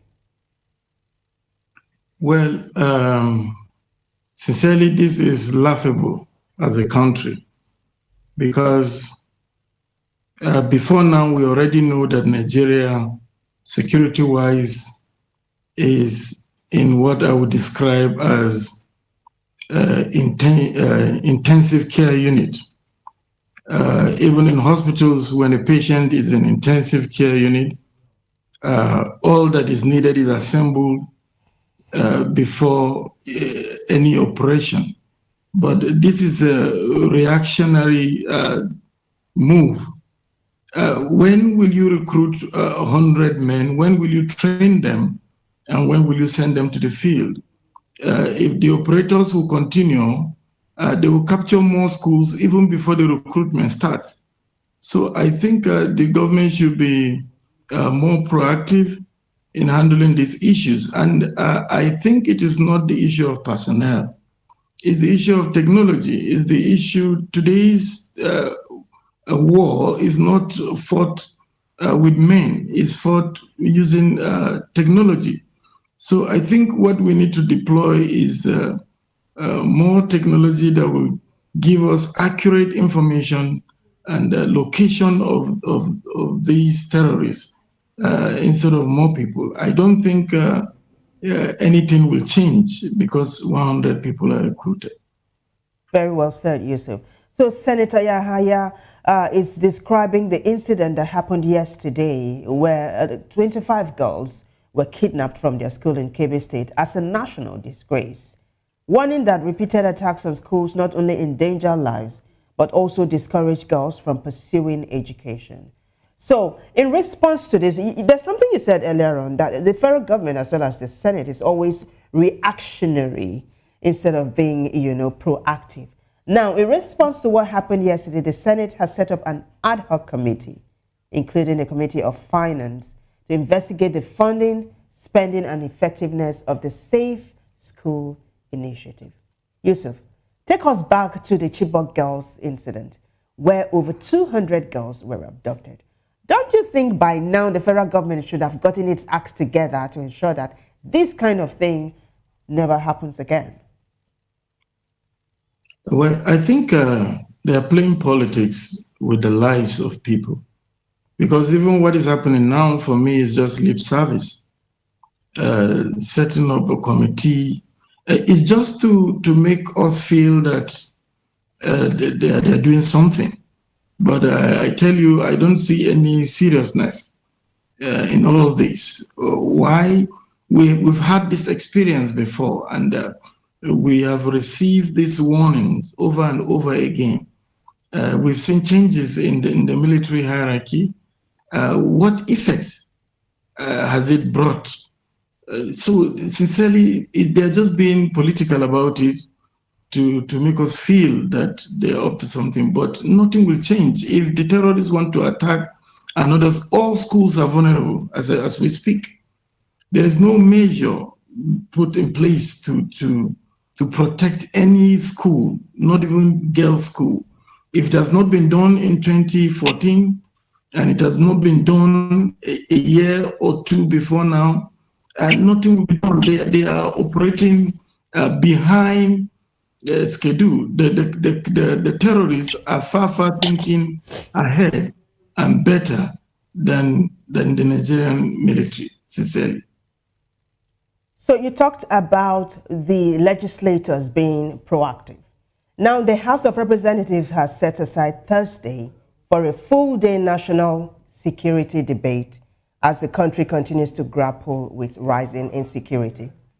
Now, Speaker Abbas Tajuddin announced the decision during plenary, saying that the scale and spread of violence now demand decisive collective action from lawmakers and security agencies. Now, the House of Representatives is saying all hands must be on deck. On Thursday, National Security Debate Day. I'm wondering, how important is this, and if you're going to be part of it at all? Well, for me, it's like forming a committee to kill a snake. When you see a snake, you go ahead to kill it. You don't invite people and say, let's form a committee, let's debate on how do we kill this snake. A snake is a snake. Terrorists are dangerous to the lives of people. The military are on ground. I think what they need is an order to take action. They need to be empowered to go after them. Not to debate. How is the debate going to save lives of Nigerians that are vulnerable every day? So I think the debate is also part of the political strategy to make Nigeria feel that they are doing something. After all, elections around the corner, so every member or Senate wants his constituency to feel that the Senate is doing something. So for me, it's just a fruitless effort. People cannot be dying while we're doing debate. Or even before the date of the debate, more people will die. So how is that unhelpful? That's a gloomy forecast. What I hear you say is that the legislators are just playing to the gallery. That's what I hear you say. But I'm hoping I'm hoping that things will get better for Nigerians so that we can begin to say, yes, the country is working. But let's turn our sights now to politics. So the PDP National Chairman, Kabiru Turaki, says that the party has postponed its inaugural National Working Committee meeting earlier scheduled for Tuesday in Abuja. Why? Because there was chaos at Wadata Plaza today. I don't know if you've seen the visuals. It's all over social media, Yusuf. It was the clash of the titans. Wike on the one hand, and then the governor of Oyo State, Seyi Makinde, as well as the new PDP chairman, Mr. Turaki, and Seyi Makinde's colleague, the governor of Bauchi State, on the one hand. Wike and his allies will not let the new chairman into Wadata Plaza. The new PDP chairman put up a fight, reclaimed the location, and is now seated in his office, and he's saying that they're going to have a meeting tomorrow. What do you make of all of this, Yusuf? Sincerely, it's a national sham. It's a disgrace to the nation that the two major political parties are in this. Because for me, Wike is a representative of the ruling party, trying to stop the opposition party from having their way. Because when you look at it, all members of the neck of the party are with the chairman. So Wike is not a major stakeholder as it stands in the party. He used to be, but with the convention, he has been suspended. And they cannot arrange a kangaroo executive again to suspend the NEC members and the chairman, because you can only not even suspend, expel rather, a member of the party in a convention according to the party. So what convention did they hold that they are also saying that they have expelled them? So the clash was needless, and it's just a national disgrace again by the ruling party being represented by Wike, who is the errand boy, destabilizing political parties, using judiciary, using all means to ensure that no opposition work in Nigeria. And it's not good for the multi-party system, it's not good for our democracy, and it's just leading us to more and more chaos. So you described the unpleasant event that unfolded at Wadata Plaza today as a national disgrace. It's re-echoing what US President Donald Trump had said. He called Nigeria a disgraced country. And today, Turaki the chairman of the PDP called on Donald Trump to not just come and the killing of Christians in the country, but he also said, Trump, come and save democracy in Nigeria or else it's all over. What do you make of that? I think he is right. We are over time proving Trump to be right. First and foremost, in his first tenure, he called us Africa shithole country. We have proven him to be right. And now he said we're a national disgrace, but not just, in fact, international disgrace. And then we're proving him right. So everything Trump said, we're living up to that. So, and I think the national chairman of the PDP is correct that we need Trump not just to rescue us from the terrorists, but also to rescue our democracy. Because to fight the opposition, to hold the opposition to ransom, is killing democracy, is suffocating democracy. So, and we copy this democracy from the developed countries, which includes America itself. So America don't just protect the life of Christians, I think they protect also democracy. And I agree with the chairman that our democracy needs protection at this point. For it to depend on, the country being rescued by a foreign power, talking about Donald Trump for that matter. But let me take you back to the National Assembly. A bill seeking to amend the 1999 Constitution and reduce the minimum age for contesting the governorship and Senate seats from 35 to 30 years has passed second reading in the House of Representatives. What do you make of this? Well, when I heard it, I was surprised that it passed second reading without debate. I think that is also laughable because the National Assembly these days, I think there is a pre-arrangement that if somebody is coming up with a bill, because I've seen a lot of bills now passing without debate, it doesn't make sense. The debate is what makes it interesting. The debate brings all sides of the bill. Now, when you look at it, it's our problem, the age of those qualified to contest or the amount of money being charged.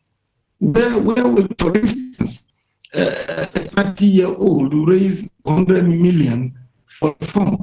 So I think what the youth need to focus on is bringing down the price so that they can afford to buy the form and participate in the election, not the age. Because what is stopping the youth from participation is actually the amount of money involved in the processes of emerging as a candidate. Very well said. Yusuf, you have been fantastic today. Thank you so much for honoring our invitation again. We appreciate it. Thank you. Anytime. Thank you. We have been speaking with Yusuf Dambaki. He is a policy and development studies expert. You're still watching Newsa on VOP TV. We'll be right back after this short break. Stay with us.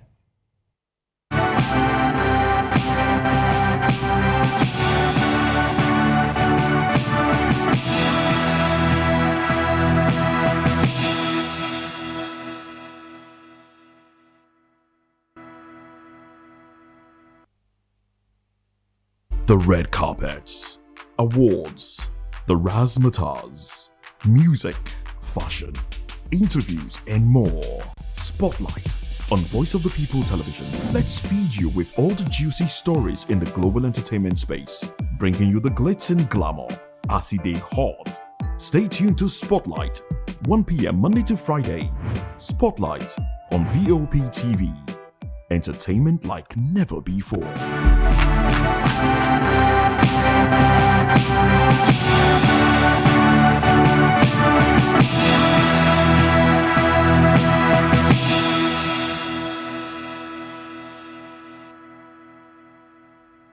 Welcome back, everyone. On the foreign scene now, U.S. President Donald Trump says Saudi Arabia's de facto leader had no knowledge of the 2018 murder of journalist Jamal Khashoggi in Istanbul. Trump made the claim during a meeting with Crown Prince Mohammed bin Salman in the Oval Office, contradicting a 2021 U.S. intelligence report. The leaders also discussed closer economic ties, with the Crown Prince pledging $1 trillion in Saudi investment in the United States. While in business news, Governor of the Central Bank of Nigeria, Olayemi Cardoso, says the country's foreign exchange reserves have risen to over $46 billion. Cardoso, represented by Mohammed Abdullahi, Deputy Governor in charge of economic policy, spoke at the opening of the Monetary Policy Department's 20th anniversary colloquium at the CBN headquarters in Abuja. He said it is the first time Nigeria has reached that level since 2018, adding that the reserves can now cover more than 10 months of imports. Cardoso also projected that lending rates may begin to fall in the coming months as inflation eases, improving credit access and attracting more investment. And following the rollout of Nigeria's new tax laws and financial reforms, real estate stakeholders gathered in Lagos to assess how the changes will impact the profession. Speakers and participants at the 2025 mandatory Continuing Professional Development event organized by the Lagos State branch of the Nigerian Institution of Estate Surveyors and Valuers noted that the sweeping reforms from corporate deductions to personal income require urgent attention from practitioners. VOPTV's Praise Peters has details. It's really great to be here to talk about tax. Unfortunately, you are going to suffer the 30 minutes of listening to tax. After all of I was looking at the agenda, all of the talk around, as professional, taking your place and launching out and being strategic, and now the MC, started the intro and said, from next year, you're going to be paying tax. I'm like, what kind of a setup is this? Discussions at the NIESV event focused on Nigeria's new consolidated tax laws. These reforms fundamentally redesign the system, aiming to align tax liability strictly with economic gain across the board. The new laws converge tax rates on all profits, and a key change is making every incurred VAT liable for deduction.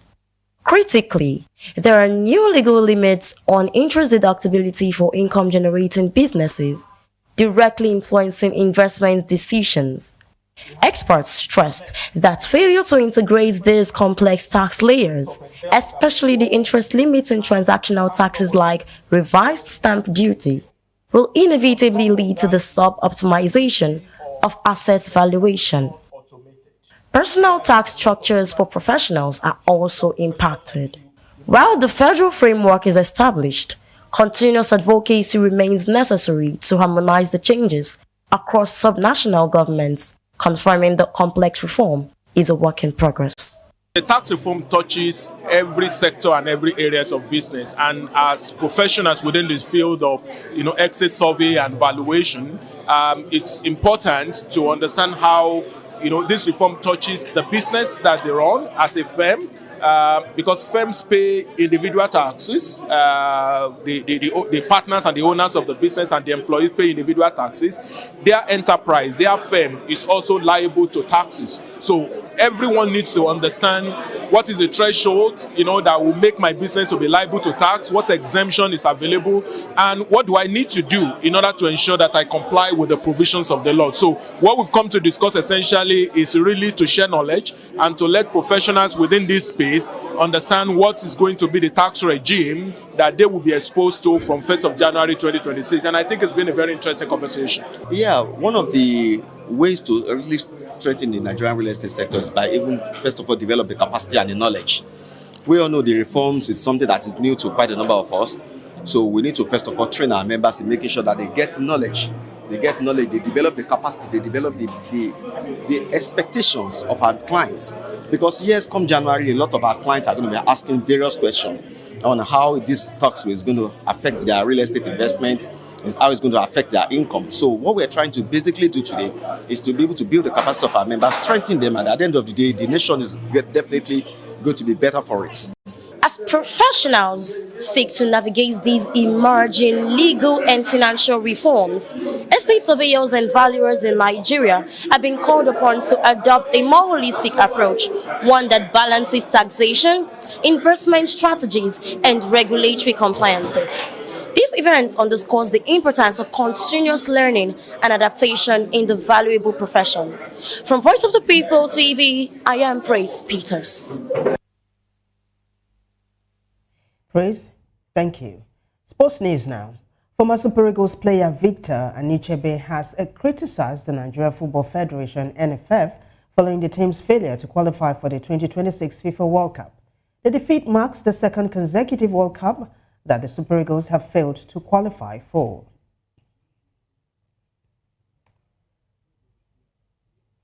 But still in sports news, Enyimba have imposed salary cuts on their players following the team's 1-0 loss to Wiki Tourists in Sunday's MPFL Matchday 13 fixture at the Enyimba Stadium.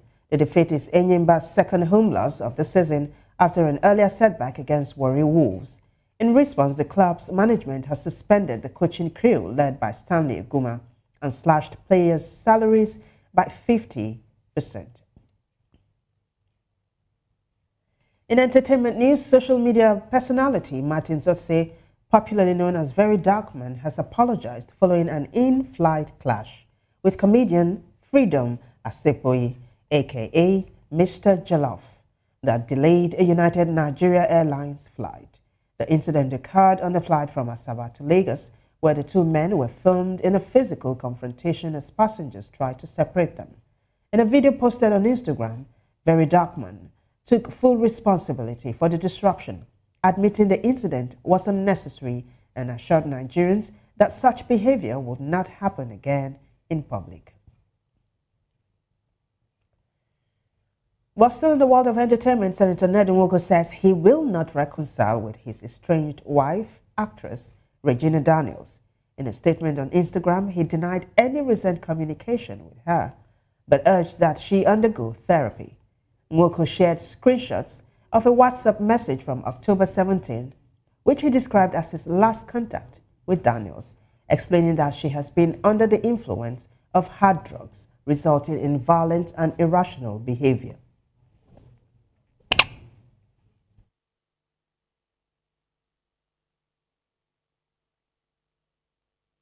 Top for us and news are. Thank you so much for watching. I am Vivian Uguche.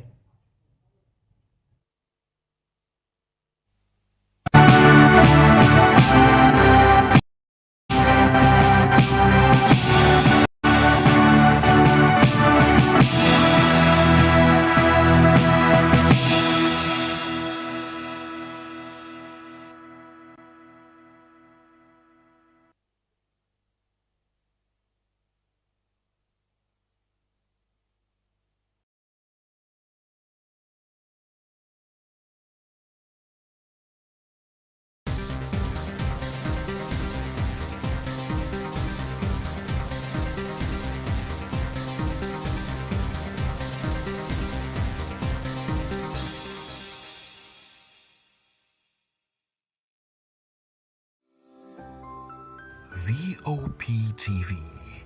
Now, you have more than a voice.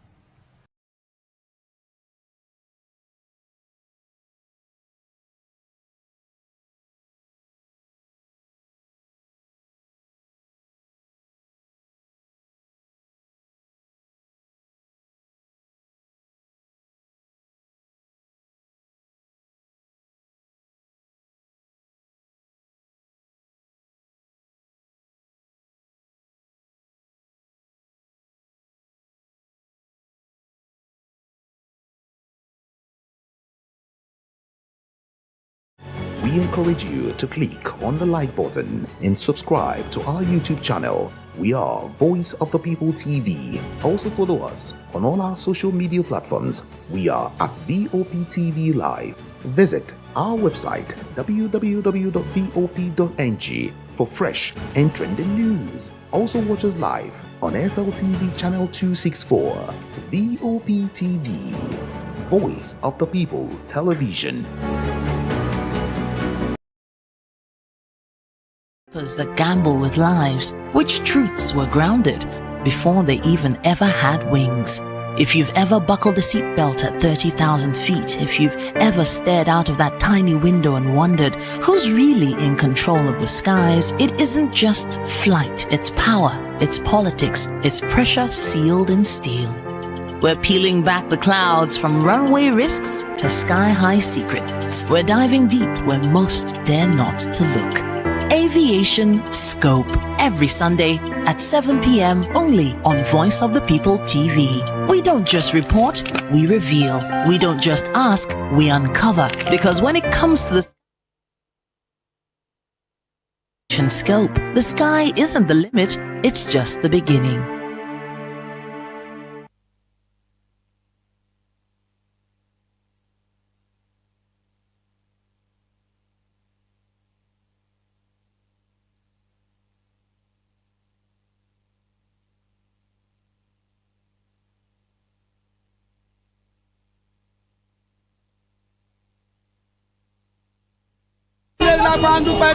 Good morning. It's the start of a beautiful day. Well, start your day right with a healthy dose of news, fun, and inspiration.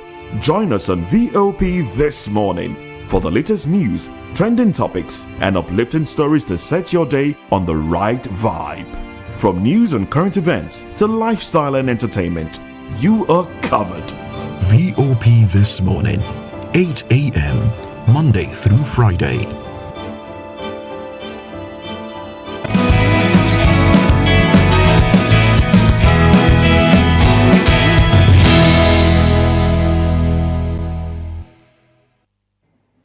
It's a beautiful Wednesday morning here in Lagos, and I hope it is beautiful where you are. We are here again to do what? To serve you very interesting trending stories that happened here in Nigeria in the past 1 day, 2 days, 3 days, and more. Good morning and welcome, and thanks for joining us on VOP this morning. That is Voice of the People Television. I am Chukwuma Okoro, and on the show today, PDP crisis escalates as Wike-backed faction expels top party members. Expulsions, and counter-expulsions going on in the PDP. Quite interesting. Well, we're in very interesting times in Nigeria. And away from that, 44 lawmakers call for Nnamdi Kanu's release.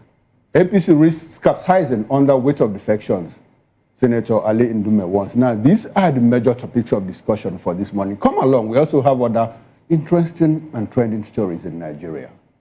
Well, yes, of course, other stories. I am Moses Humphrey, and I'll let Fina introduce herself before we get into the other stories. All right, I'm Fina Okechukwu, and if you're wondering how you can join the moving train, very simple. We have social media platforms. YouTube, we are at Voice of the People TV, and other social media platforms, we are at VOP TV Live. We also have a website, www.vop.ng. There you have fresh and trending stories. More, back to you.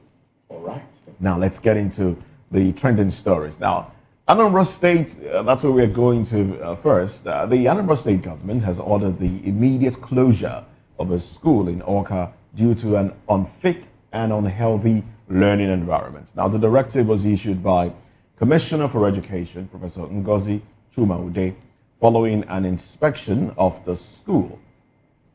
The school environment was deemed unsuitable for teaching and learning. Now, the Operation Clean and Healthy Anambra's OCHA Brigade has been directed to enforce the closure without delay. Now, the state government prioritizes, well, that's what they're saying, that it prioritizes student safety and well-being, ensuring that schools meet required health and safety standards. It's a good thing that they're doing this. How has the school always been like that? When did it degenerate to this point? When did they discover? Well, the governor has started work. I mean, he has another 4 years, and he has noticed this. So yes, it's a good thing. And that's the picture of the school there. This is bad, but we have a lot of schools like this. We have a lot of schools like this, and it just goes to show that government, and I think we've said this here before, state governments, local governments are not paying attention to schools, especially schools that are owned by the state. those Jakonde schools and the rest of them in Lagos and other parts of the country, they haven't been paying attention. And the renovation of schools have been left to the alumni, which is very unfortunate. And of course, the alumni, they do the bit that they can. Some of them even politicize these things.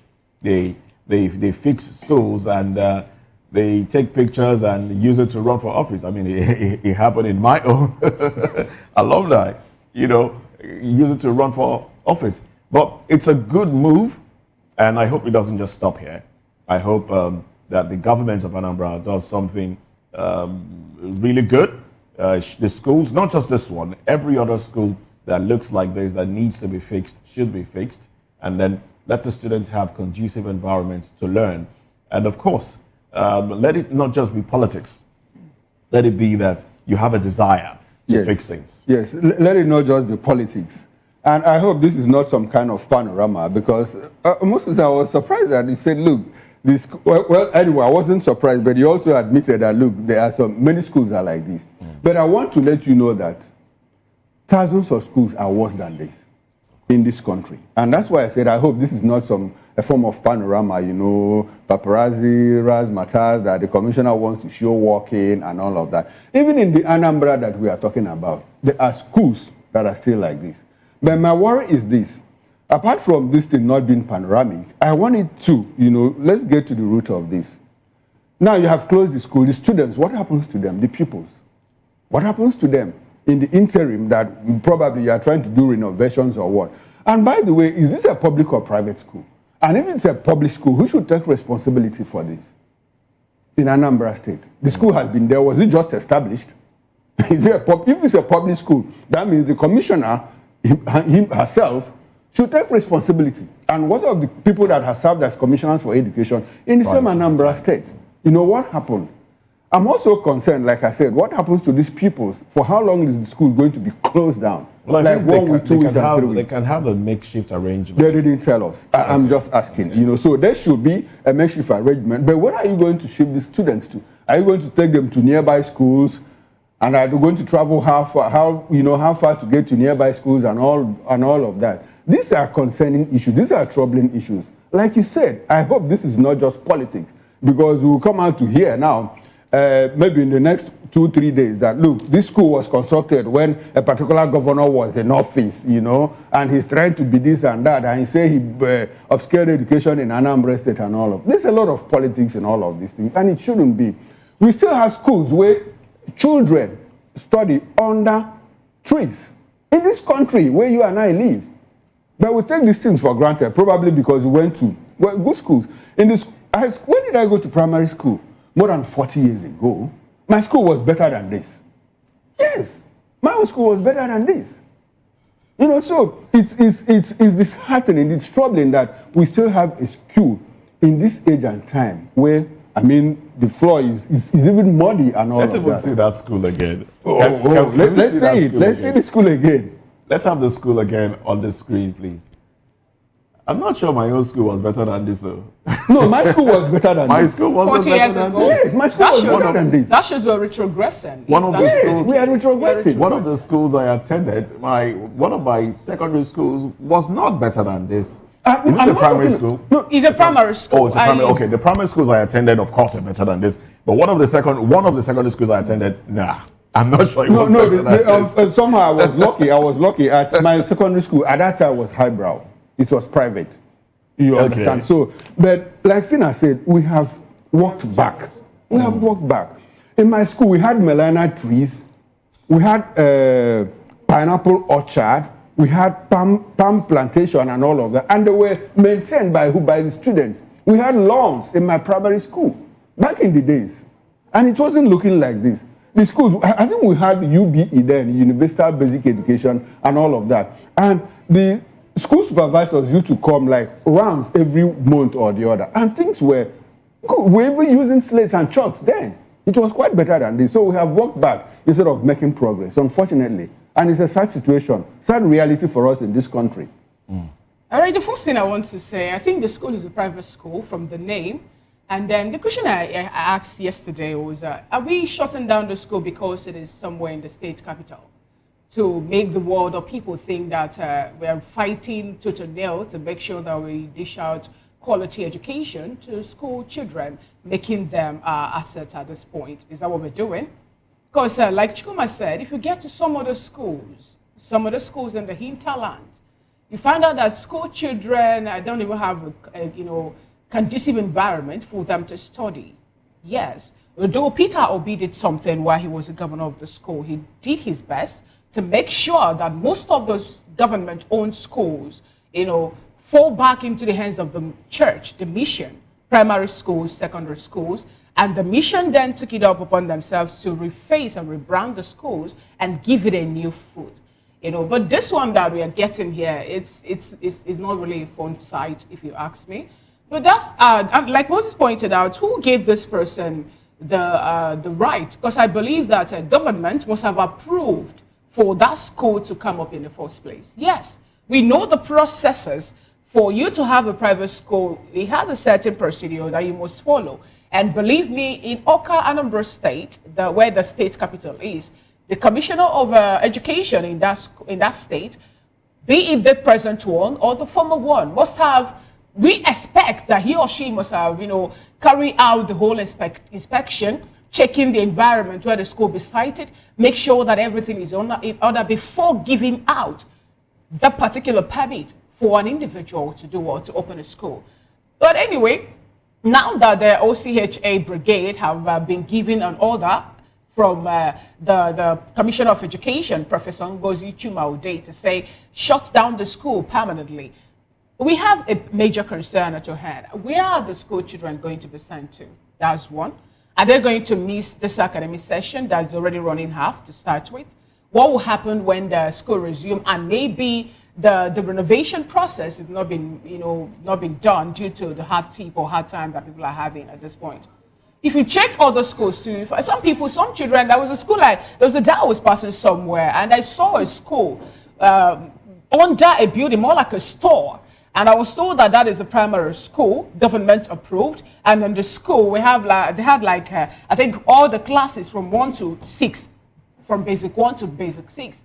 And I checked, there's no playground to start with, no playground, no proper ventilation. And everybody, like the whole children were just in one small cubicle trying to learn something. Such environment is not conducive. So if they are shutting down this one because of the fact they didn't meet up to the requirements, they should also inspect other schools within the state capital and other places in Anambra to make sure that schools that couldn't meet up with the requirement of given a very conducive environment for education should also be shut down. And Governor Chukuma Charles Soludo of Anambra State should do more so that people will stop running to private schools and send their children to government-owned school.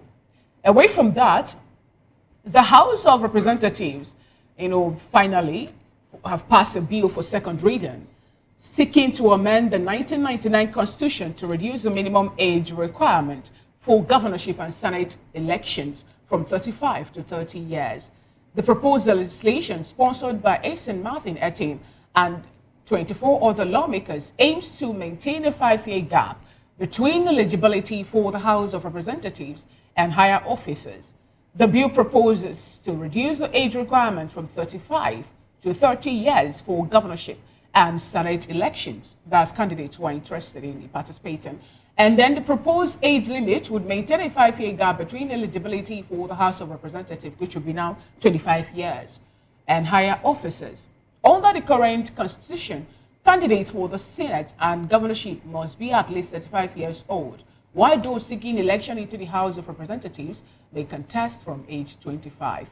The bill aims to expand opportunities for young Nigerians in politics and bridge the gap between young lawmakers and higher office. Legislative progression: lawmakers who enter the House at 25 and complete 2 4-year terms would be 33, making them eligible to contest for Senate or governorship under the proposed age limit. The bill has been referred to the House Committee on Constitutional Review for further legislative election. It's a beautiful one. It speaks also to the Electoral Act that says I'm not too young to run. It's a beautiful one. But I was thinking that we'll have another age limit where we'll say people who are above 70 or people who are above a certain age, 65, I'm looking at 70 now, should not contest in election. They should retire and just be elder statesmen, somewhere giving idea and advice to the young people for them to bring out wonderful ways to rule or lead Nigerians. But what we're seeing here is you're trying to tell the young ones to come, and the old ones are still occupying more of the prominent offices, using it to their own gain, you know, trying to still make the young ones understand that this is the highest you can get to. So this is where I want it to be. I will still be your godfather and all that. If we really want to be truthful to ourselves, 25 years, there's nothing wrong with that. You know, but with the recent movement by JAMB and WAEC saying before you get into old school to study in higher institution now, you have to get to a certain age. Check it out for people who actually have a 6-year course time to do. At the end of the day, would they ask to strike the back and forth? Someone might still be university 25 and all that, but give and take, 25 you're done. And then you can be member of the House of Representatives. 30, 33, 34, 35, you can contest for higher position or higher offices. Good one. But I want us to find a way to say 70 years above, you don't have anything to do with our political space. Retire, be somewhere and help give advices. And by so doing, believe me, I think we'll have vibrant youths who will be interested in Nigerian politics. Mo, you're smiling because you know it will never happen. You know it will never happen. Actually, it's, I think, how old was, I think Buhari was about 41 when he became military president of And he did Nigeria. wonderfully well then. Did he? He did. Well against indiscipline and code, though people say he was kind of high. Okay. He did well. He did well. He did well then. They say, I wasn't born then. They say he did well. You weren't born then. But okay, history tells you that he did well. I want to tell you that was the second. In fact, in less than 6 months, Nigeria went into a recession under his watch. So, and the second time he came back to office, that was another time Nigeria went into recession. Age played its own role on him. So young or old, he couldn't get it right. When he was young, I think it was vibrant. Well, that's Buhari. Let's not get into Buhari's issue. But I think it's a laudable initiative that the age for entry into such positions, governorship and the rest, is being brought down. And it's been brought down. But it's not just about the age now. I think there should be a law that will mandate the political parties not to take their nomination forms above a certain limit. There should be, because if you ask a 25-year-old person or a 30-year-old individual who's probably been in one business or the other, you know, and has good intentions to vie for political office, and you're placing the nomination, expression of interest forms, nomination forms at let's say 10 million naira, which I think is even small compared to what these parties, 40 million, 50 million. What you would only do is encourage those individuals to still get the money through dubious means if they're not into other things like tech and the rest that can give you that kind of money. But they will get the money through dubious means to get into office. And then what will we have? A repeat of what we are having. People getting into office and trying to make up for the monies that they spent and then trying to basically destroy the system, stealing and the rest of it. Or they will lean towards an already political figure, maybe some mentor or something, that will now become a godfather, providing that money, and then we are back to square one. It's still the same problem. So the political parties should, you know, bring their forms down to a level that any Nigerian really, with an interest in politics, can acquire and vie for. And I don't think it's late. It's late in doing.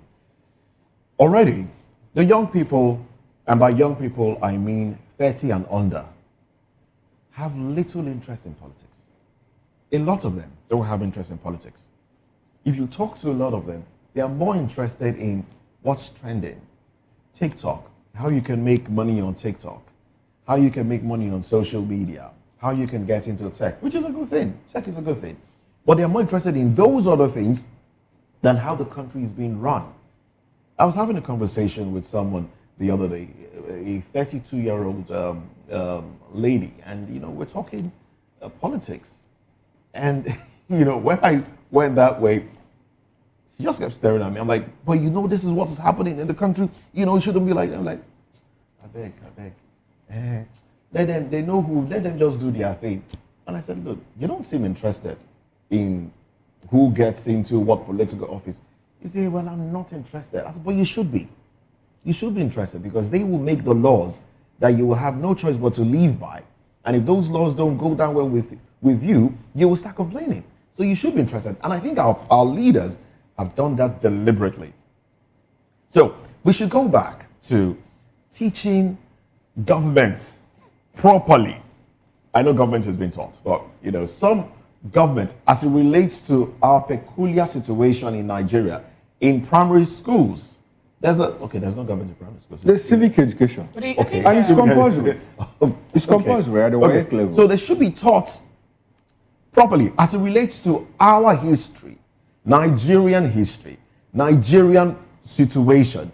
And then as they graduate into secondary and the rest, they get the world view.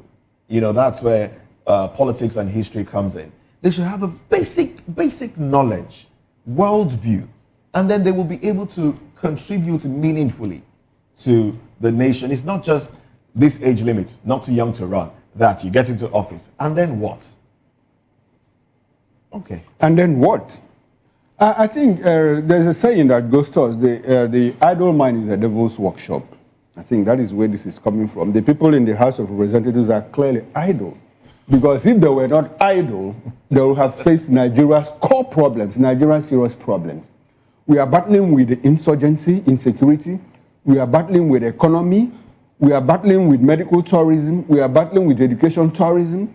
And the only thing they can think of is to sit in that chamber that is supposed to be hallowed, to talk about reducing the age limit from 35 to 30, from 30 to 25. Now, what happened to the not too young bill that we have and all of that? Let's go back to our history in the recent past. The not too young to run, is it a bill or an act? It's an act. It's an act. So it has even gone, it's an act. So you understand, it captures the whole essence of what they are talking about. In our recent history, we had a Yahayo Bello. How old was he when he became governor? Was in his 30s. Was in his 30s. And he did 2 terms. So he basically was about 31 or thereabouts. Good. What did we get from him? Because he left out for 40 something. What did you get from him running back and forth? Kogi State. Let's go to Abia State. Ojus Okalo, when he became governor, he was about the youngest. What did we get from him? Let's talk about Dimeji Bankole, that was tearing clothes and exchanging fisticuffs with Dino Melaya in the House of Representatives. How old was they? How old were they at that point? Let's look at Gowon, that took us into a needless and senseless war. How old was he then? And Moses, I like the fact that you talked about these people not being interested in politics at this moment. And it is deeply troubling. It's concerning to me. You know what? You know why? Because by the time they realize what is happening, they will have gone far beyond, that is backwards. And when we talk about Gen Zs, it looks like as if it's a Nigerian. It's not just Gen Zs, we have Gen Zs everywhere. Who drove the change in Bangladesh? Are they not the Gen Zs? In Madagascar, is it not the Gen Zs and all of that? People are taking responsibility, taking their futures into their hands. And we have a group of people, who say, now, okay, those of them in the House of Representatives, is any of them below 30 years or what? So where is this coming from? I don't even understand. What do they want to achieve? For their children to get into office. Oh, okay, for their children. I get it now. I get it. For their children to get into office. And now, at this time. At this time. You just hit the... So they want to give it to them as a birthright. That is exactly where they are traveling. Oh. You got the point. And so, do we need all this? This is some form of distraction, if you ask me. We have a situation where our Eurobond has matured. We don't even have money to pay it off. We need to borrow to pay it off. We need to borrow. Even as our foreign reserve is increasing. It's increasing, but we're still borrowing. So what is the essence of all of that? All these things have defied the primary economics we studied in secondary school and even at the university level. So what are we doing as a people? And we're coming up with all of this kind of bills. Anyway, let's get into another thing. Like I said in my opening comments, this is Devil's Workshop is an idol, is And I don't mind it's a devil's workshop. That is my payoff line as far as we're concerned. Now, briefly, President Bola Tinubu has called on the judiciary to uphold discipline and integrity, warning that corruption in the judiciary destroys it at its core. Well, he emphasized that justice must never be for sale and the bench must never become a sanctuary of compromise. Well, the president said all of this during the judges' conference and all of that. It's a good thing that the president has recognized that, look, we have a problem with the judiciary. And that recognition is a demand to action for him. He said he's a reformer, he's a reformist. Please, President, reform the judiciary because it's deeply troubling and concerning to us. Anyway, gentlemen, let's get into the papers because we are practically out of time. Moses, you have the papers? Not at the moment, but we can easily get to. Oh, yes. Okay, let's go right ahead with it. The cover page of the Nigerian Tribune will have the banner headlines. The banner headline to be PDP's Day of Tear Gas Chaos. What a headline. PDP's Day of Tear Gas Chaos. Riders to that story. Makinde, Bola Ahmed Tinubu, and others clash over Wadata Plaza. Day is about to break for a new PDP and for our democracy. That's coming from Makinde. Enough is enough. PDP does not belong to one person. Bola. New party leadership thanks Nigerians for supporting democracy. Wiki-backed faction expelled Turaki, Mohammed, Makinde, Bode George, others. Dissolves Oyo Ekiti, Bauchi, Lagos, ESCO. With the headlines, KB school children abduction, how my husband was killed, wife of slain vice principal. Again, ASU accuses FG of non-readiness to meet demands. Riders to that story threatens fresh nationwide strike. Beneath the masthead, a Christian facing genocide in northern Nigeria, Middle Belt, can break silence. Invoke your constitutional power for immediate release of Nnamdi Kanu. 44 reps right to the book. Technology has ended era of voter impersonation. INEC Chairman. Eurobond issuance boosts Nigeria's foreign reserves to $46.7 billion. That's coming from CBN. In the health sector, owning cats could double one's risk of schizophrenia, according to study. So those are the stories on the cover page of Nigerian Tribune. All right. And then let's get to the cover page of the Guardian newspaper. These are the headlines on the cover page of the Guardian at this moment. Fears of one-party drift intensifies as PDP crisis worsens, turns violent. And then the window headlines. House in rowdy session over INEC's powers to monitor party activities. UN world leaders demand faster action on Paris Agreement. ASU rejects FG's proposed salary increment. All right, we're still dealing with the ASU issue. Biafra lobby network fueling Christian genocide campaign in US. Fix the problem. Stop pointing fingers. That's what I would say. That's not part of the headlines. That's just me. Internet users suffer global disruptions, prolonged glitches. All right, and also we have reps probe oil sector, anchor borrowers funds, abandoned properties. Kebbi school abduction sets off military push, political backlash, regional alarms. Well, these are the headlines on the cover page of the Guardian newspaper. And that's it. That will be it on newspaper headline this morning. Moses and I will return on top of the hour, 10 o'clock, to take more interesting trending stories from the newspapers. Do well to join us then. We'll go for a short break now, and when we return, we'll get into the first major topic of discussion. PDP crisis escalates as Wike-backed faction expels top party members. Join us again. We'll be right back.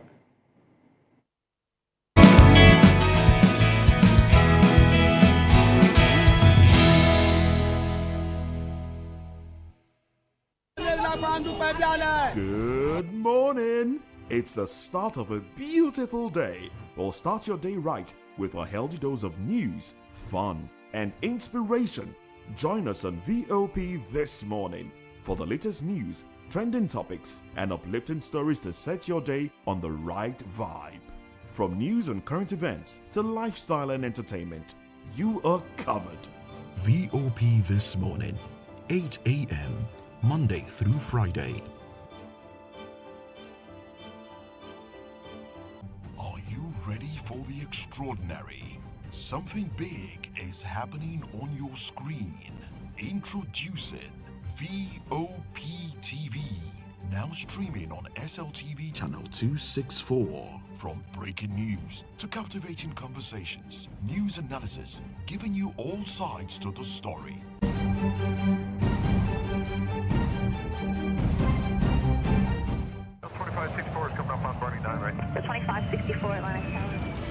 What happens in the hush behind hangar doors? Who signs the papers that gamble with lives? Which truths were grounded before they even ever had wings?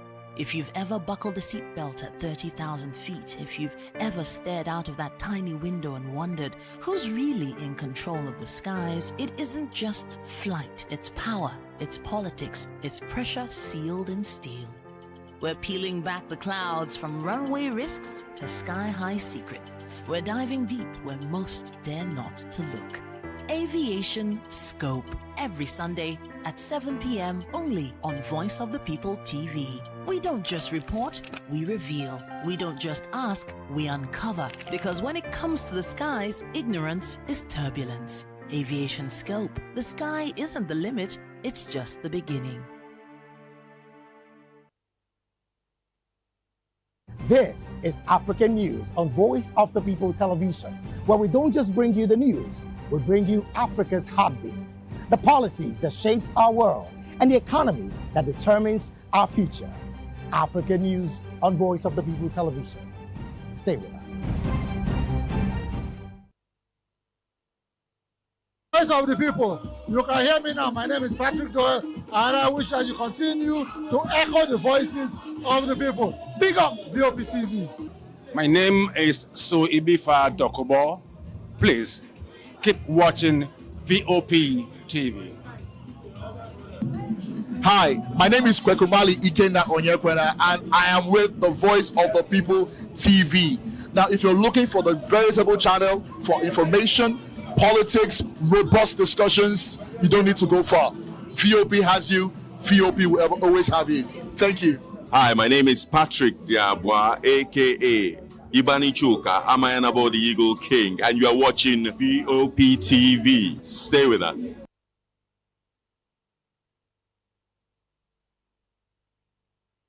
My name is Tao Familoni, and here's to VOP TV. Keep watching, stay tuned, do not touch that dial. My name is Made Kuti, and you're watching VOP TV. Keep watching. Welcome, my name is Zika Davis. Distinguished ladies and gentlemen, boys, viewers, everybody, boys and girls. This is VOP TV. Do you know what that means? Voice of the People TV. You don't have a voice, don't come here. You better make sure your voice is heard.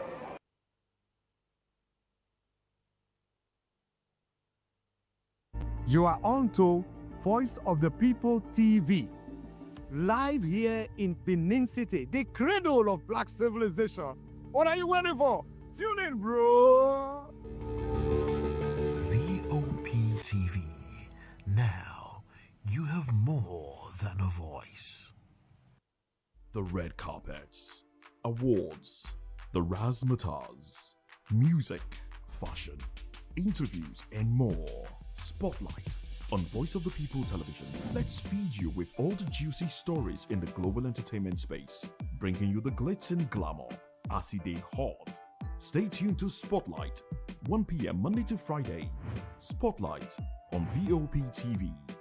Entertainment like never before.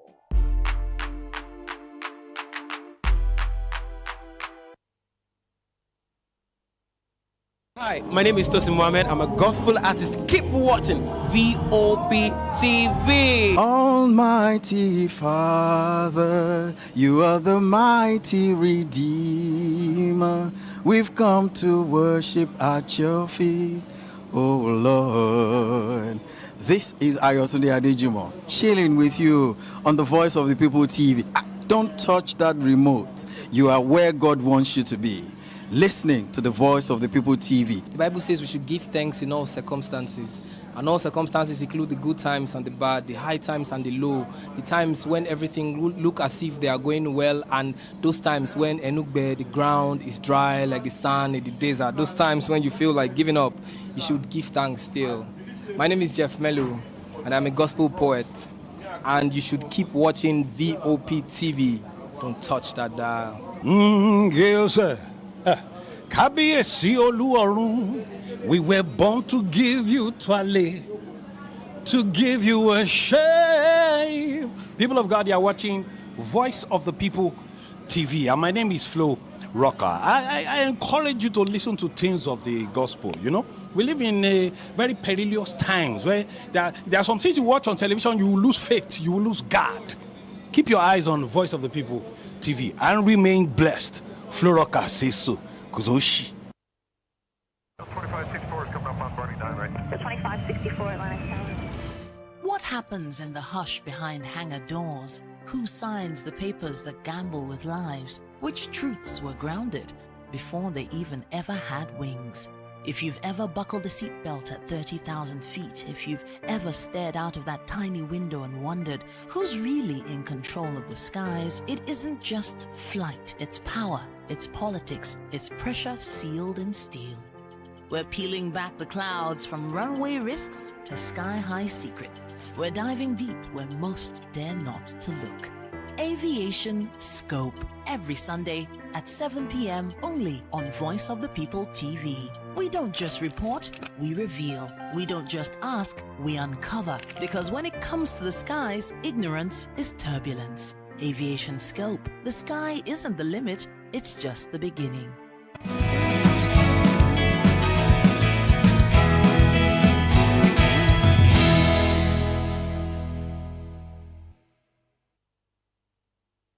All right, welcome back and thanks for staying with us. And if you are just joining us, this is VOP and this is This Morning, the star program of the station. Well, we are going to do something. We're going to take a very interesting story first.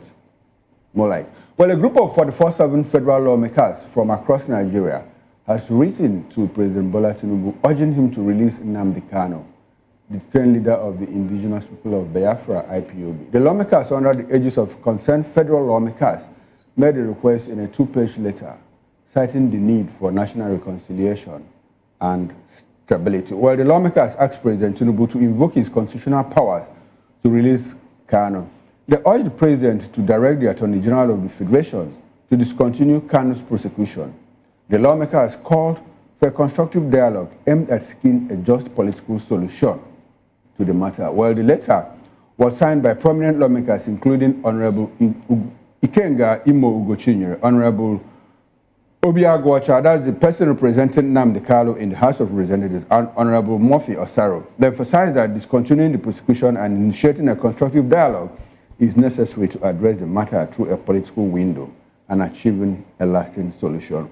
We've been joined in the studio here in Lagos, where we are broadcasting from, by Barrister Darlington Agommo. Barrister Agommo is a lawyer and public affairs analyst. Good morning to you, Barrister Darlington Agommo. Good morning, Mr. Koro, Fina and Moses. Good morning to you, Barrister. Good to have you. All right, we'll also be joined in the course of the show by other guests from our outstations. Well, let's get right into it. Barrister Darlington, yes. You are a lawyer. I would like for you to take us through. You know, these people are asking the president, you know, to use his constitutional powers, yes, you know, to release him. The case is already in court. Does the constitution allow that? You know, for the president to say, okay, take this case out? Yes, there is a constitutional provision for that. Okay. And when you look at it, it has been exercised before in the case of Shawore, where the Attorney General, of course, with the decision of the president, asked them to enter nulli prosecute. That means we no longer want to prosecute this case. The federal government has the power to do that. It's on record. They have done it. I'll give you examples. And so they can do it, no matter the situation, as long as it's criminal in nature. Okay. The federal government can say, look, we don't want to continue this case. And they have done it even milder cases. Milder cases? Yes, milder cases. That is, cases that are less serious than this. Exactly. And they have used equally cases of treasonable felony. Okay. It has been done. So, I am thinking that now that somebody is saying it from the National Assembly and they are the lawmakers, remember that this is not the first time. There was a time 52 of them equally wrote. This one is no longer an Igbo thing. We don't have up to 44 lawmakers from Eastern region. So it means that all the lawmakers from all the geopolitical zones are involved here. Okay, it has a national outlook. Yes, that will tell you that it is a consensus here. And then there was a time equally 52 of them wrote on the same issue. Now, if they can go to, look, let me come please. If they can go to UK and plead for the release of Ike Kuremadu, whom the UK judiciary have taken care of his case, why can't you do this one that is under your nose? Because you are not getting anywhere with the case. From all indication, this man has been freed by your own court. Nnamdi Kanu is not the owner of the appeal court that freed him. It's a government institution. Okay. They have already freed him before. Why not based on that and say, okay, based on the judgment of appeal court, or you go home? All right. Okay. Now, Barrister, a lot of people have been saying, look, people have not begged for Nnamdi Kanu. People are headstrong and all of that. IPOB is headstrong. The Igbo nation has not gone to Koto to the Nigerian state for his release or what. What does this portend? What does this represent? For the four lawmakers, their action, what does it represent? Look, listen very well. Whoever said that is one of their propagandists. Ms. Okoro, with what Nnamdi is alleged to have done and what is going on in that, which one is worse? Please tell me. On that basis alone, your conscience will tell you that this man is innocent. He has not done 1/4 of what Toju Bello and his fellow travelers are doing in the north. He has not done 1/4. 1/4. Is that not enough? Why did the Kanu threaten Tinubu's wife that they should kill her because she's an infidel? These are facts on ground. So on what basis are you holding him? Anybody say that is a propagandist to the court because all the prominent Igbo leaders have gone to plead on his behalf. It's on record. From Buhari to Tinubu, they are going to plead on Nnamdi Kanu's release. So who is saying that people are headstrong, that you are not pleaded for him? I mean, look at it. The other people that you are giving a soft landing, who pleaded on their behalf before you do what you did? Who pleaded on their behalf? Not to talk of every Igbo, Ohaneze, all the chieftains from within and outside, they have pleaded, release this man. Now, Barrister, the question I wanted to ask actually is about you made mention of the fact that 52 also wrote before now, and nothing was done to that regard. Now, do you think that this, statement made by the 44 lawmakers at this point is going to yield any fruit?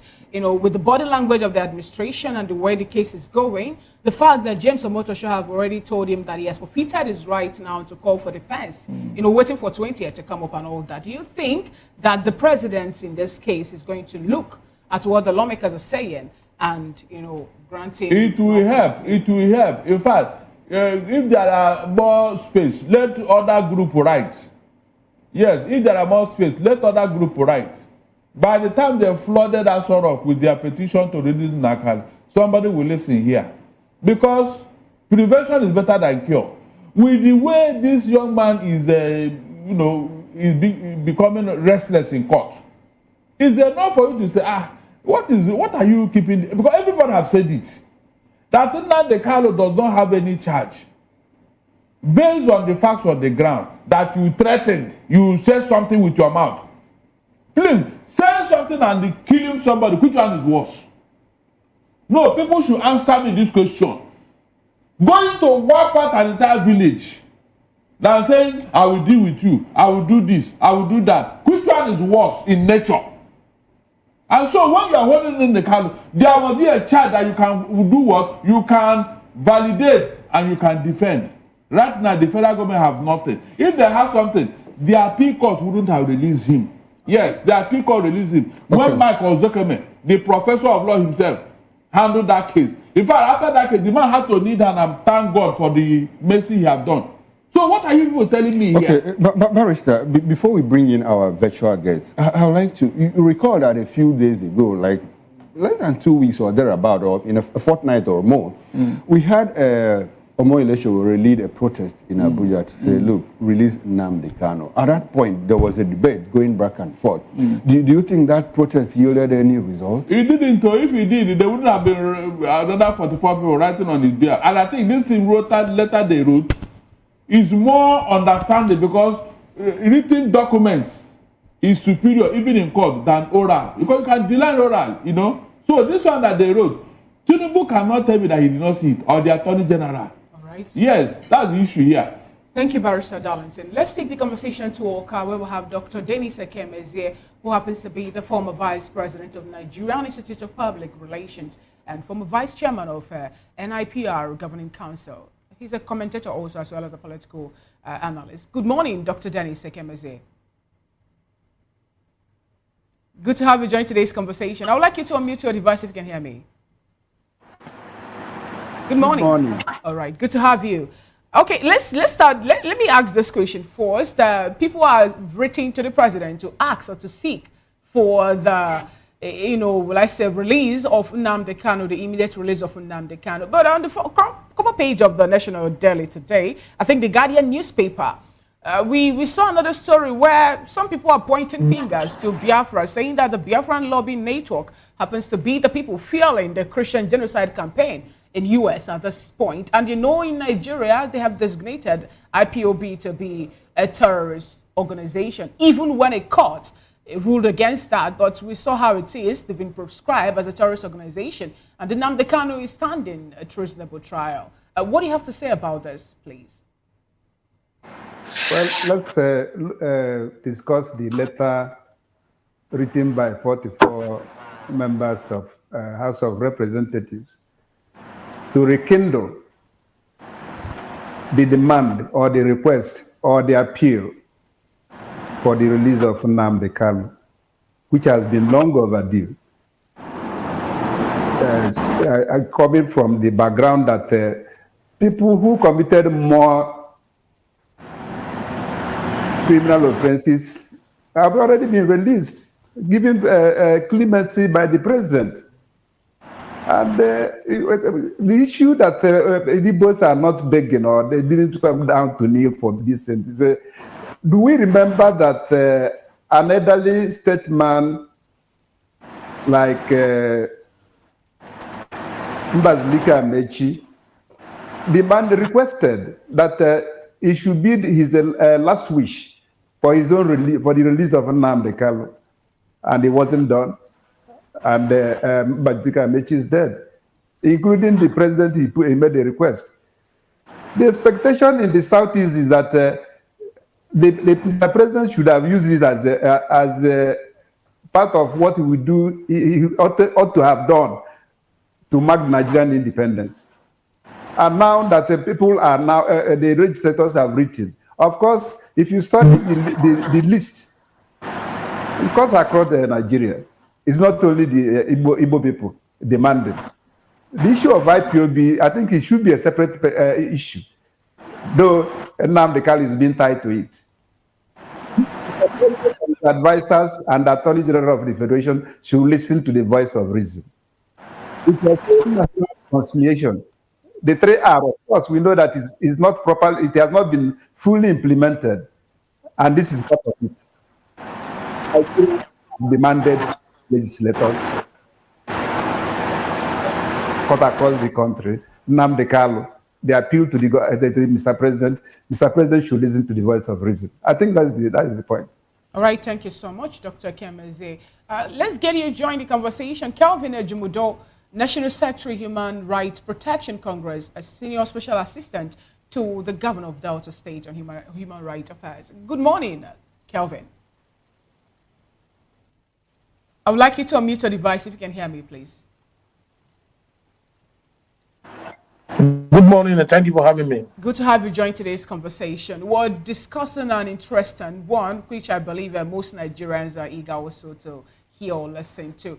The 44 lawmakers writing a letter to the president seeking that the president at this point should release Nnamdi Kanu. And then they say if they are to do this in one of the requests, because this particular letter we're looking at has a 2-page, and they cited the need for national reconciliation and stability, saying that if Nnamdi Kanu is being released, it's going to make Nigeria to be stable again. And then people, especially those of the eastern parts of the nation, will not be calling or agitating to secede from Nigeria. What do you make of that later? And also the hope of the lawmakers at this point that if he's been released, that it will bring stability in Nigeria with us having what's played out before now that led to the civil war. They talk about marginalization. And up until today, the people of Southeast are still talking about being marginalized and how they are not being included in Nigerian governmental affairs. Thank you very much. You know, like the saying goes, you don't beat the child and expect the child not to cry. If you beat the child, certainly the child must respond by crying. Now it is a wake-up call and a call for action by the lawmakers, calling on President Bola Ahmed Tinubu GCFR to, as a matter of urgency, release Nnamdi Kanu to be set free and reunite with his family.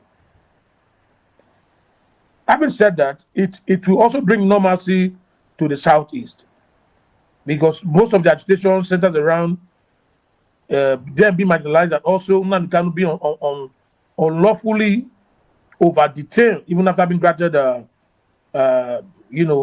freedom by the court. So it looked as if it's a personal vendetta being meted on his person. And on several occasions, his lawyers have come out to say he is not feeling well and all of that. The Nigerian government debunked it and also brought in the enemy to check his medical status. In all of this, it will also bring normalcy. If it's granted freedom, it will bring ease to the issues, the insecurity, and some other agitations going in the Southeast. Because one thing the government must understand, that at this time there is need to unite the people together, because Nigeria is heading towards a failed state, and God forbid if that happens, where a sovereign nation can no longer defend its sovereignty of its people, then external interference becomes inevitable. And when that happens, people resort to also self-help. Because the worst thing that can happen to a man or any nation is when you sit in your house and an intruder comes in and take on your family while you are there, take on you, and you can't fight back and nothing can be done. And the government, who swore on oath to defend you as well, they are also helpless in this circumstance. We agree that the Niger Delta region has been very calm of late. Kudos to our stakeholders in Niger Delta. The Southeast, sometimes it boils, sometimes it's cool. The North is having issues. The Southwest, we have boundary creeping into Southwest. At the end of the day, we saw what happened yesterday in Kwara when they invaded the church. All of this is not the time to put people into anger, because emotions are rising. People are talking. Some even in a quiet state, things are going through their mind of what to do. Vengeance looms in the affairs of the country. People are bitter. People are hungry. People are vexed. People are looking for where to avenge their frustration into. So the government must be sensible to listen to the plight of the people, and thank God it's coming from the lawmakers. All right. They understand the rhetoric of the law. They've looked into it closely and said, okay, if this man is released, it will calm the Southeast for them, and other things can fall into place. Because nothing thrives in an environment of chaos and conflict and crisis. But when there is peace, then a nation can build on that, and we can get to the next level. All right. Outside that, giving them here to... Okay. Permit me to button at this point. Let me just ask you a very quick one, and then I'll bring it to Barrister Darlington here to answer the same question. Do you think the release of Nnamdi Kanu will put to rest the agitation for Biafra? It will ease it for the now, but I know even outside Nnamdi Kanu, some other generation will come up as well, and there will also be an agitation that will come up and say, we want to go our own way. We've been marginalized over the years. We want to go our own way. But for now, it will help to bring normalcy, because he has most of the boys, they are loyal to him, and the old men don't carry guns. The old men don't go to battlefield. It's the youth, the vibrant youth that go to battlefield, and he controls a large number of them in the Southeast. And they are the ones agitating. So if it comes out that it's released today, certainly to bring ease and normalcy to the Southeast. And government can negotiate their way through going forward to see how they can strike a better balance for ease. All right, isn't it for the now? Barrister, I would like you to react to that question. But my next question would be, do you think government wants it to be eased off now or put to rest entirely? Barrister, go ahead, please. Good. When they released Mandela after 27 years in detention or in prison, and they asked him something similar to what you're asking me now, that Now that he has come out to and all that, is the ANC going to preach peace and all that? Mandela told them that if the situation that warranted what ANC did comes up again, that he will repeat the same thing. No. What is wrong in treating people equally in a country? A very prominent ethnic group in Nigeria that are contributing so much. Why would you sideline them in everything? In this country today, Ogun State have 4 prominent ministers in government. Igbos only 1. Oh my. Please. The whole South is so, but in South is one state alone. One state. Prominent ministers. But the issue is, does those in government, do they think that they are being sidelined? Do they think that they're not given equal opportunity? Because we heard Senator Umahi say, look, he is a major minister. He's worked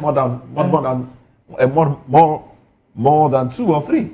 Well, that man is an APC man. We know them for propaganda. Whether they are in or out of government, as long as an APC person. I've told you here, the criteria for you to be given those on the ministerial list are APC. Sorry? Those on the ministerial list right now are supporters of the APC.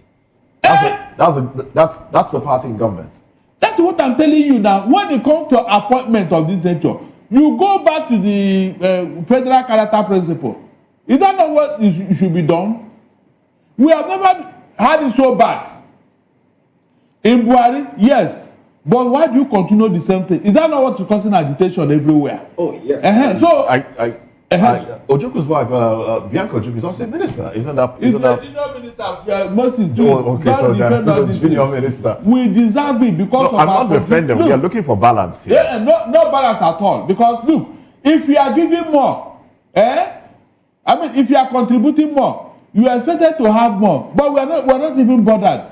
Moses, let's go back to that. Who is contributing more to this economy? In terms of... Can you say only Igbos are contributing? Did I say more? I said more.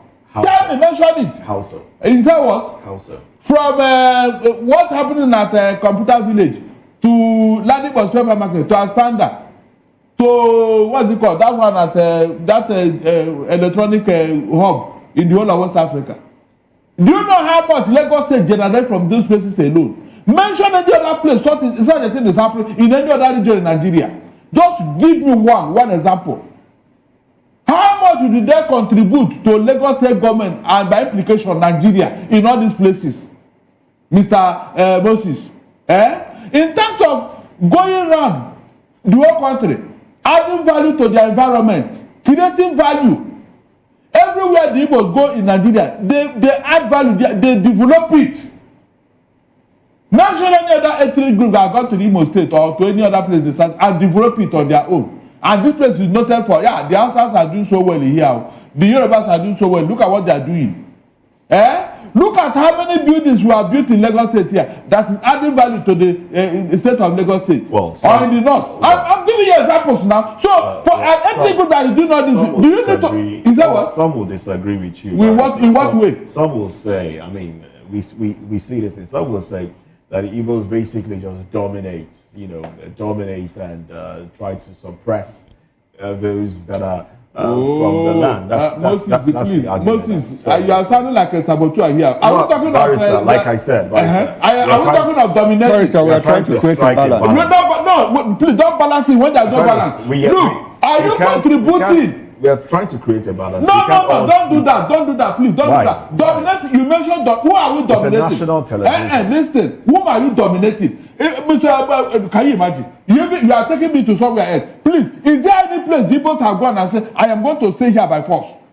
No, I am going to stay here by force. They did not buy the land. They are not paying for it. Mention the place. Do you know the meaning of domination? Some will also say that. There is no domination here. They are working with their own energy. Barrister, some would also say, I mean, these are things that we hear on social media. And some will say that getting land to buy in the east is difficult for those that are not from the south. Who came out to tell you that you wanted to buy land in the south, they did not sell for you? Who came out? Some people have said. So who? Where the person come out? And I will show you examples in this. Even to even rent a house, they don't give the Igbos here. It's on record. To rent a house, not that the Igbos don't pay or they don't want to rent a house. But you deliberate, every propaganda is against the people because of what? Their energy, their industry.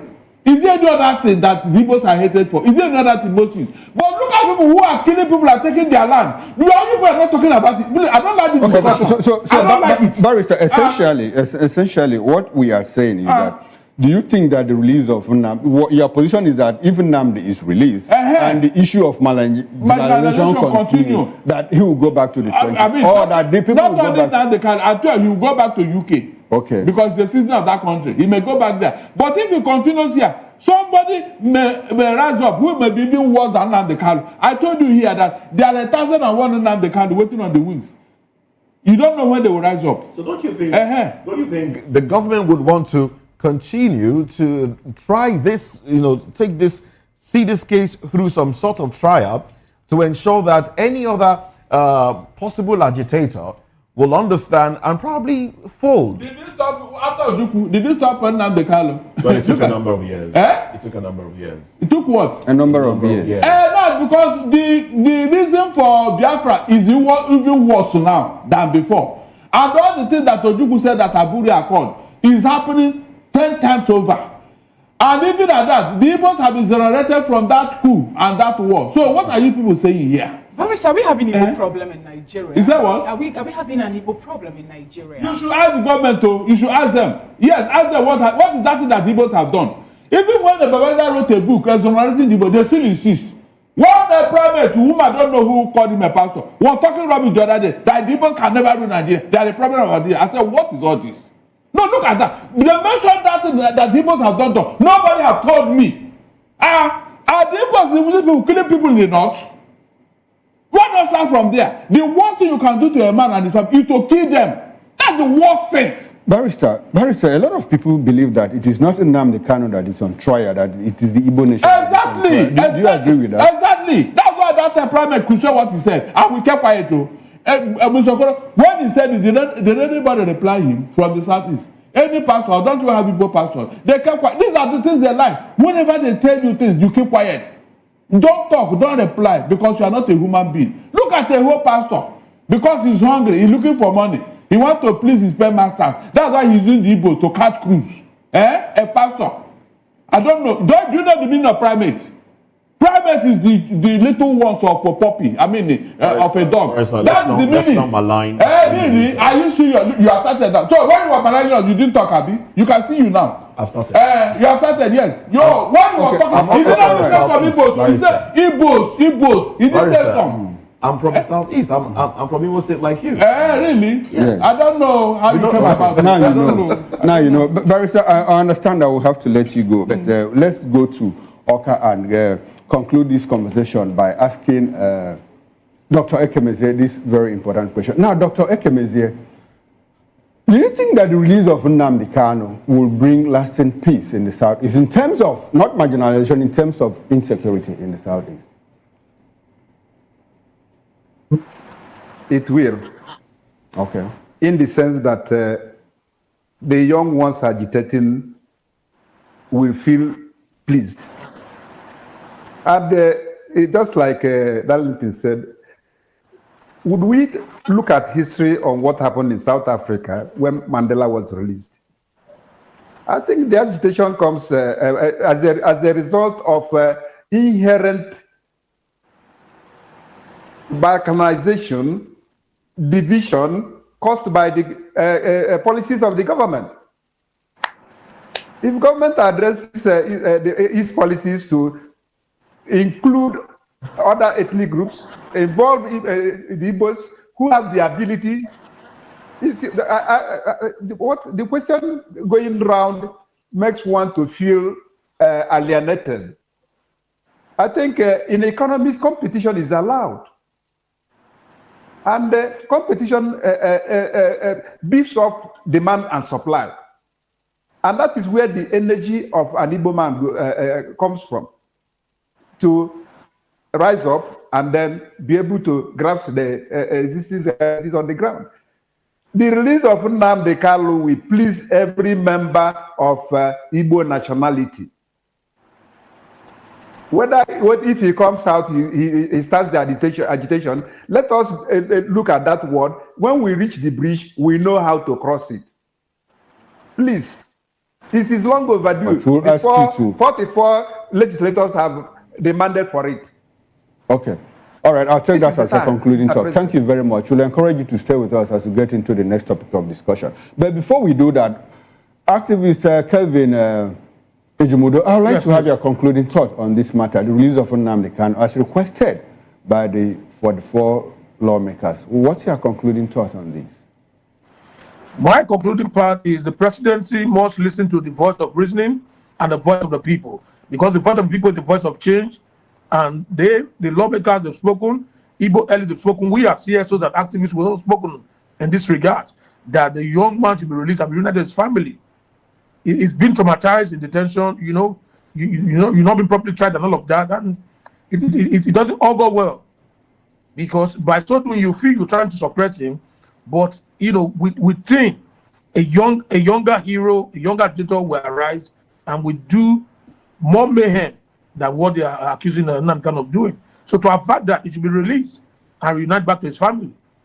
All right, and thank you very much, Mr. Ejimude. We appreciate your presence, and I encourage you to stay with us as we get into the next topic of discussion. We'll go for a short break, and when we return, we'll go to Abuja. PDP crisis escalates as Wike back faction expels top party members, and the fracas that ensued yesterday between the Wike-led and the Makinde-led factions of the PDP. Join us again, we'll be right back.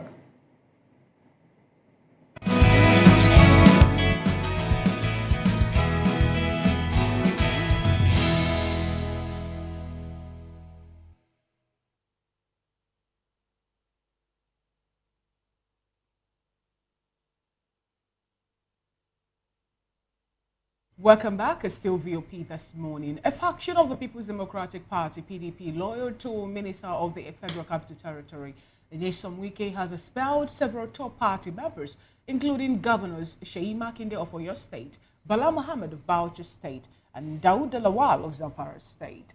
Others expelled from the party includes former Board of Trustee Chairman, Senator Adolfo Suabara, former National Vice Chairman, Bode George, and newly elected National Chairman, Kabiru Turaki. The expulsion comes days after the PDP's National Convention in Ibadan, where Wike and his loyalists were themselves expelled. The Wike-backed factions of National Executive Committee also dissolved the State Executive Council in Oyo, Bauchi, Zamfara, Yobe, Lagos, and Ekiti, directing the constitution of Caretaker Committee and fresh Congress. The development triggered a heated confrontation between both camps at the party's national secretariat in Abuja, where parallel NEC and Board of Trustee meetings were scheduled. Police fired tear gas to disperse supporters and journalists, and the situation escalated into chaos, with both factions dashing and brandishing sticks. PDP National Chairman Kabiru Turaki has called on U.S. President Donald Trump and the international community to intervene in Nigeria's political situation, warning that the country's democracy is under threat. He expressed surprise that FCT Minister Nyesom Wike, who he claims was expelled by the party, was granted access to the party's secretariat and its premises. We have with us in the studio Dele Fanimo, a seasoned reporter, and he's here in the capacity of Republican political affairs analyst. And then we also have still in Oka, Dr. Dennis Ekemeze, who we told you earlier as a former vice president of Nigerian Institute of Public Relations and the former vice chairman of NIPR Governing Council. We also have activist Kelvin Ejimudo, a National Secretary, Human Rights Protection Congress, and also a senior special assistant to the governor of Delta State on human rights affairs. Thank you so much, gentlemen, for being with us. Mr. Fanimo, good morning. Good to have you join today's conversation. All right, good to have you here.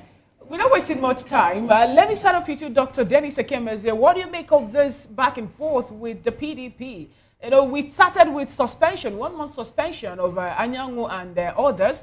the suspended team come up to suspend the people that suspended them. You know, it was more like they were going back and forth. And at this point in time, finally, after the next meeting that took place in Oyo State, some persons were expelled from the party for anti-party activities, to the point that an individual was accused of saying that the only thing that can help them to resolve the internal wrangling with PDP is if the PDP did not field in any candidate for the 2027 election. And this time, we saw the faction led by that particular individual coming up to say that the people that expelled them from the NEC have been expelled. What is really happening? What is playing out? Not a laughing matter anyway. But you can see the national disgrace, our leaders. My question is, what are they teaching the young ones? And you will see from the realities on the ground that what we normally say in labor movement, the struggle continues. And in another palace, we say scatter and gather. The rainbow could not, the umbrella could not protect the people from the either sunshine or the rainfall. Well, for my opinion, I think it's the beginning of the struggle to revive PDP. It's a struggle. Nobody would dash them that democracy if they are not Democrats themselves.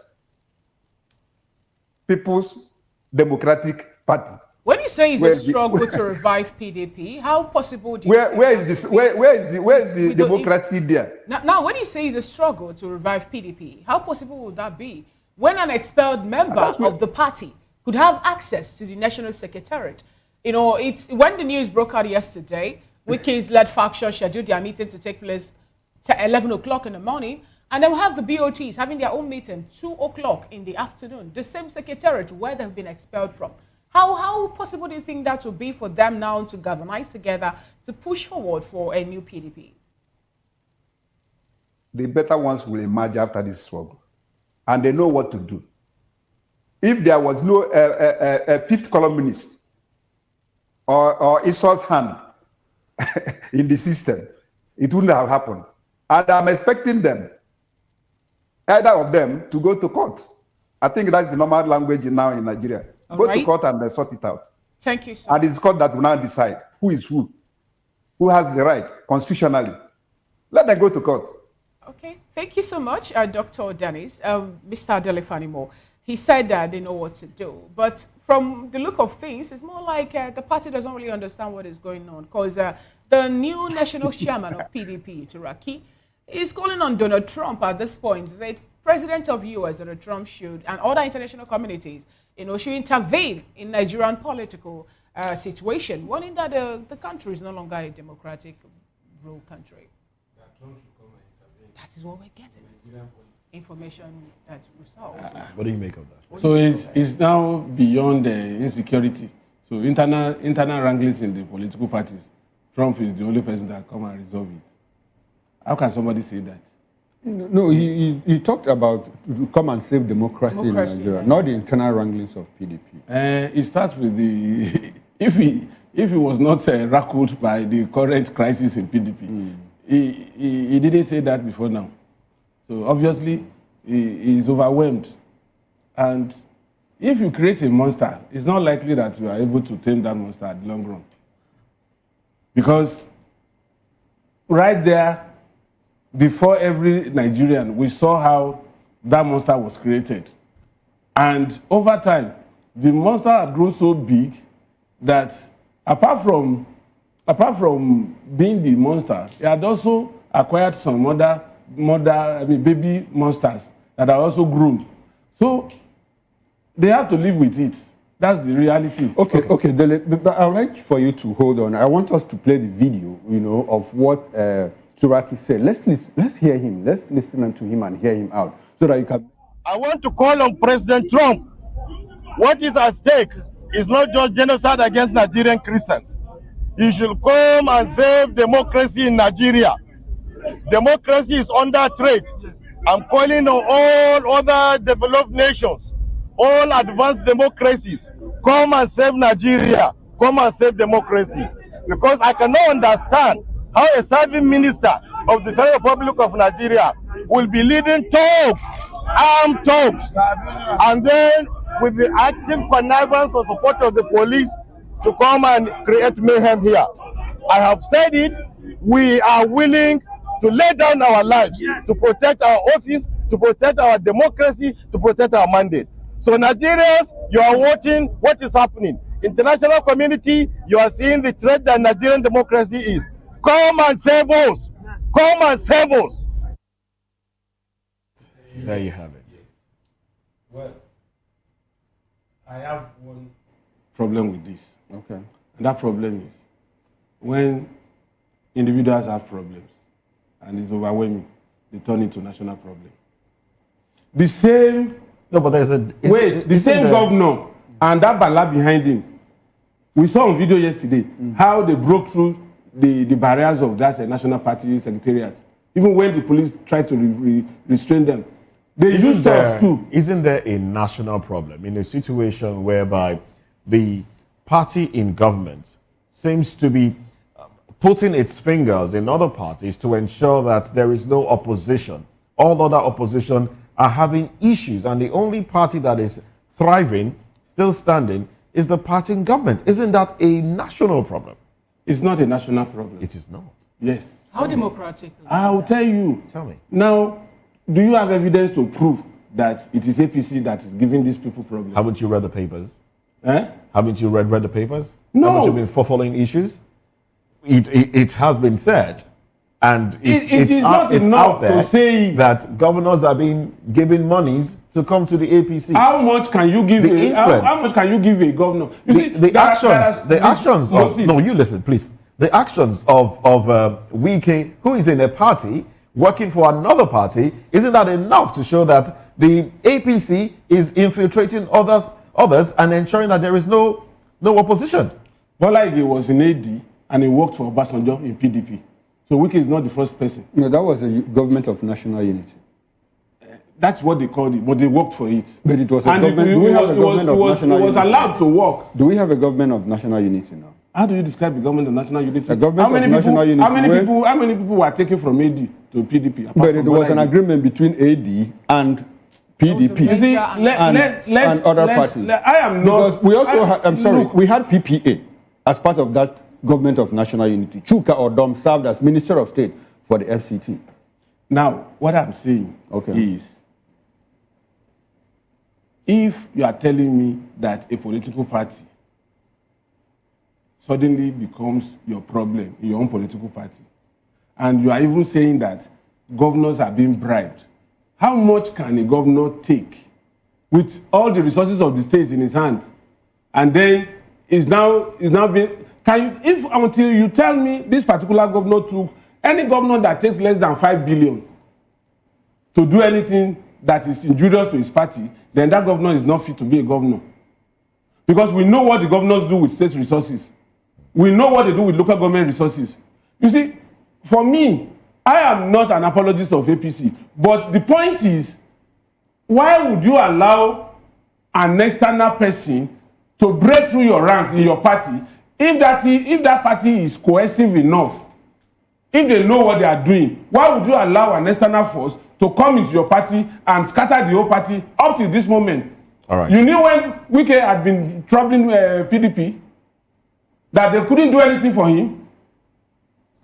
I mean, for me, I don't want to believe it, except when they begin to see, they begin to point it out.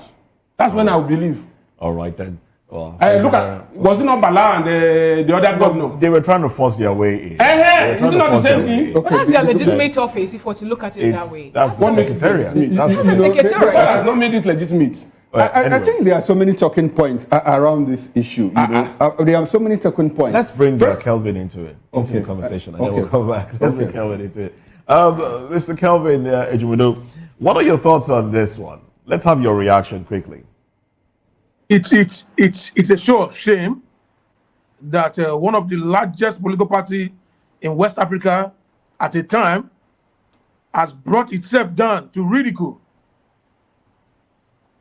in the days when you hear PDP in West Africa, they were given the center stage because of how they carry themselves democratically, how structured the party is, from the rank to the files, from the top. Is it the PDP that brought itself to this position, or the PDP was pushed into this position? They weren't pushed into it. They brought themselves into it. Okay.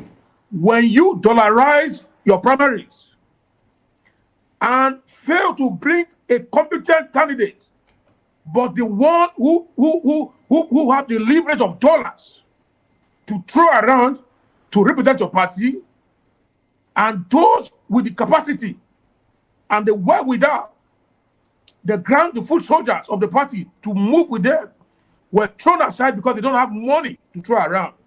This is repercussion. Because for every action, there's a counter reaction. This whole issue started before the 2023 presidential elections, whereby primaries was being held and delegates were given a humongous amount of money. And some of them, they saw the good man for the party, but they felt, nah, good name, I want job. Okay, so basically your point is it is the dollarization of the PDP that has led it to this point, that has made a Wike remain in the PDP while working for the APC. In the same coin, they paid, the PDP paid him. Remember, Wike was the one that held this party together when the party when this fell apart. And in the beginning of the presidential election, he was also a governor at that time. Okay. And the chairman of the Governors Forum, Dr. Ifeanyi Ato Okowa, who was then governor of that state, also betrayed Wike and some other governors. Okay. It was unanimously agreed upon that it's going to be a southern candidacy of the party. Remember that Peter Obi also left the party on the basis of the fact that they will not give him the president ticket because he doesn't have money to throw around. And the highest bidder came in and it was given to the highest bidder. They left the agreement they had that it's going to be a southern candidacy and they shifted it to the north. That's where PDP, that was from the government's back. And that's where they have issues they are suffering today. All right. It's not that Wike. No, Wike is paying them back in their own coin. Wike paying them back in their own coin. Avalanche of betrayals, it seems. Yeah. All right, let's get to Mr. Dennis Ekemeze. You watched the video that we just played. I mean, you also saw it in the news yesterday. Things that happened, all the parties. Wike, in fact, at a point, Wike, the minister Wike, drove to the venue, and his car was blocked by, other PDP stakeholders, preventing him from even alighting and getting into the venue.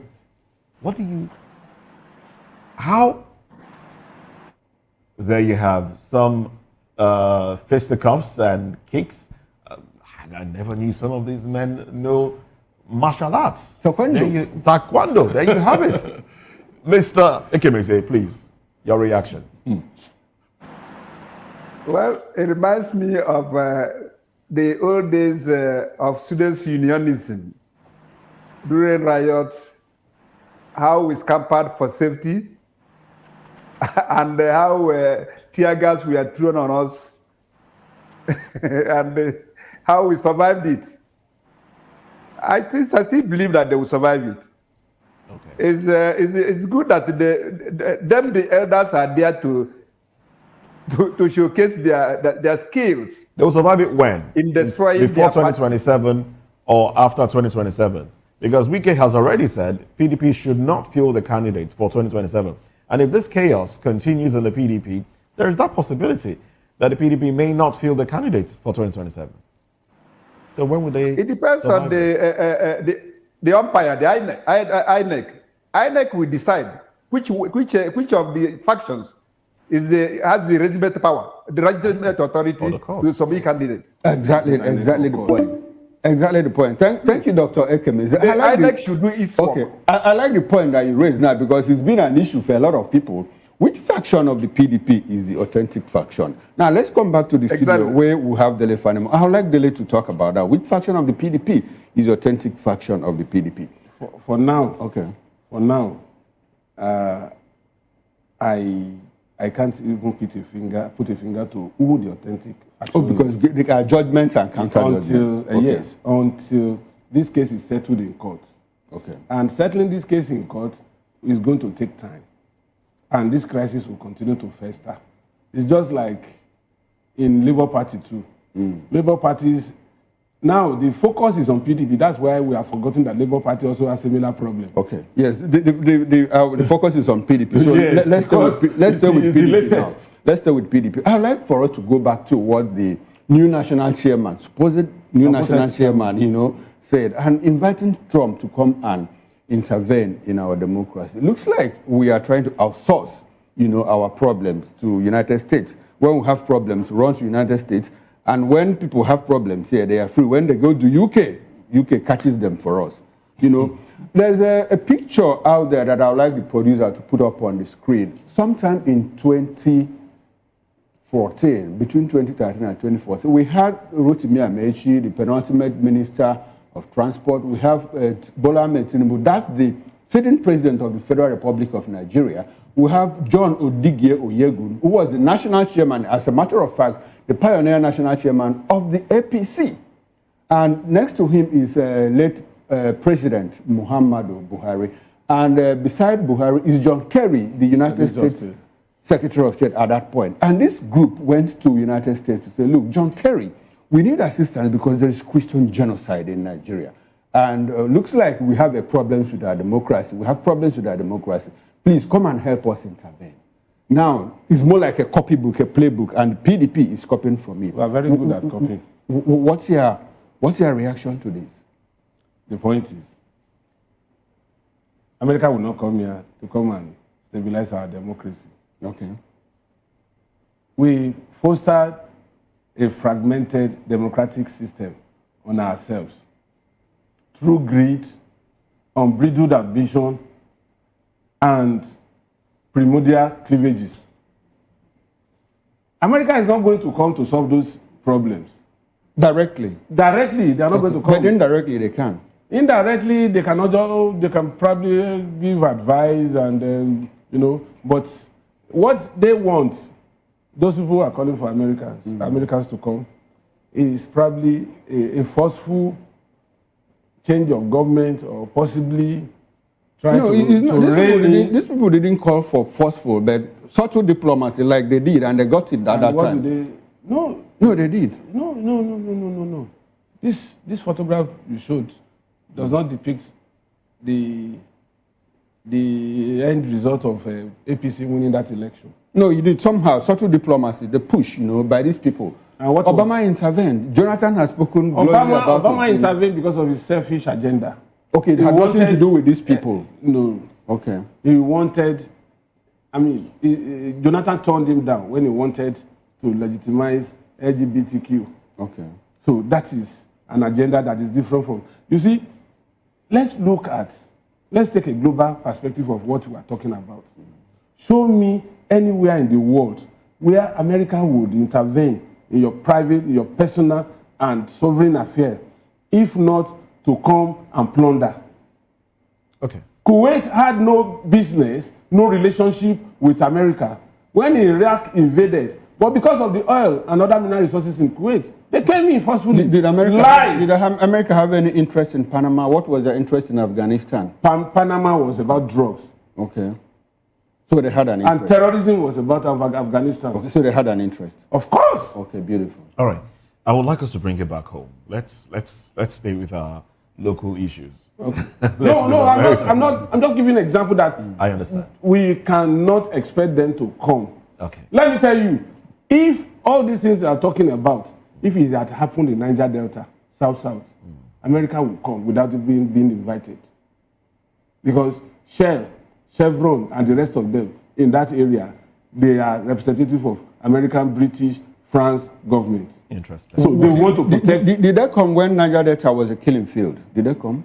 Niger Delta, they didn't come because it was a kind of minimal balance of force. Okay, let's bring it back home. You said something. You said when my colleague here asked you about the authentic national chairman, and then you said the supposed national chairman. Because INEC has not ratified. Turaki. Yes, the new ESCO of PDP. So, but the Suspended National Secretary of the PDP, Sam Anyanwu, convened some sort of BOT meeting. Does he have the powers to do that without the express signature of a national chairman? Well, secretary is the head of the secretariat. Can he convene without the? He would only notify the chairman. He would only notify the chairman for approval. So, which of the chairmen did he? He doesn't have to notify? write to the chairman. Well, until you see how you won't know. The chairman is answering to. I think the constitution of the PDP is very clear on that, and it states, look, any correspondence that is going out, especially for this kind of issue, inviting INEC or who, must be signed by both the national chairman and the secretary. And now, who signed? Maybe Damagun is. And then he also went ahead to suspend people. Maybe will that suspension stand? They also believe that they have convened a parallel Congress. All right. And from that Congress, they also believe they have the power to sack. Kelvin, please help us out, with your thoughts on this one. The rascality, as I would like to put it, going on within the PDP. Where does this put everything? A suspended national secretary convening a meeting, suspending what, please help us out here. It shows how ill-structured and ill-mannered personalities we have within the ranks and fight of the PDP. You see, a party at war with itself cannot fight an opposition. They cannot be a good opposition to the likes of President Bola Ahmed Tinubu, who is a political gymnast. This whole issue will come to, and at the end of the day, 2020, they will not have a candidate for presidency. It's hard time they sit on the round table and say, okay, let us apologize to one another. Let's say sorry to those we've offended. Let's make it party first. Because they're not calling for US to come. How does US come into your personal political affair? Now, none of them have made a statement to condemn the killings in Nigeria or to condemn there was an admittance. There was an admittance in that statement. Politics, their name, their person, their tenure, their image, their party. They don't the ills of sight. They've been dormant, they've been docile. They prefer to take their center stage in matters that have to do with national interest and the people. And where does this bring them to? A point of ridicule. They've not shown empathy to the Nigerian populace. And you want us to show empathy to you as a political party? The answer is no. They must come together and apologize to those they've offended within the party. Say, I'm sorry when you are wrong. From the point of repentance, we model the party back to their strong force. PDP is a great party. They have well-seasoned technocrats within the party rank and file that can unturn if they come together and put in their strength together. The Bible says one will chase 1,000, two will chase 10,000. The power of synergy. But the synergy must come from a point of a non-compromised candidacy. Giving the best man to run the affairs of the party is the best, not the best man with dollars to lavish around. By so doing, they will still go back to the same circle where they were coming from before the 2023 elections, and they will still, this fight will continue to 2030. Mr. Kelvin Ejimujo, when you say they should apologize to the people that they've offended, it was made known to Nigerians by one Mr. Sani, who outtold Nigerians that the only thing we has said should be the way for them to end the internal wrangling in the party is if the PDP, as a strong opposition party that we see them to be, will not file in any candidate for the 2027 election. Recall that Wike said that, yes, now, if the party, how it started for say, if the party is to zone the presidential ticket to the south, then the issue in the party will end. And that was what they did. They signed and they say that the next presidential candidate is going to come from the south. And then he went for that to say, no, at this point, I have a principle I want to serve. The person who made me the minister is who I want to throw my weight behind. So we should make sure that we don't have a candidate for the 2027 election. Let the incumbents continue. How possible do you think that will be for PDP to accept such condition for peace and normalcy to be restored in the party? The party is well structured along its dictate and its constitution. One man cannot dictate for a party of millions of persons. But because they brought themselves to ridicule, you know, when a house collapses, the goat will climb the rooftop and defecate on the house. That's what has happened to PDP. Wike cannot hold the party to ransom. But because he knows their weakness as the party, he's writing on that to say, don't file a candidacy for 2027 election, which is a no-no for me.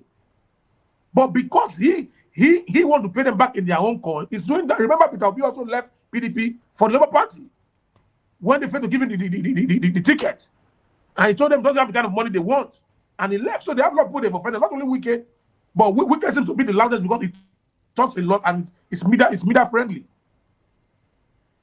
All right. Thank you so much, Kelvin Ajimodo, for your submission. We appreciate. And without wasting much time, we'll have to move on to the next topic of conversation, still within the Nigerian political party, where APC risks capsizing under weight of defection. That is a revelation made by a chieftain on the swords of APC, Ali Ndume. We'll discuss this after this break. Stay with us.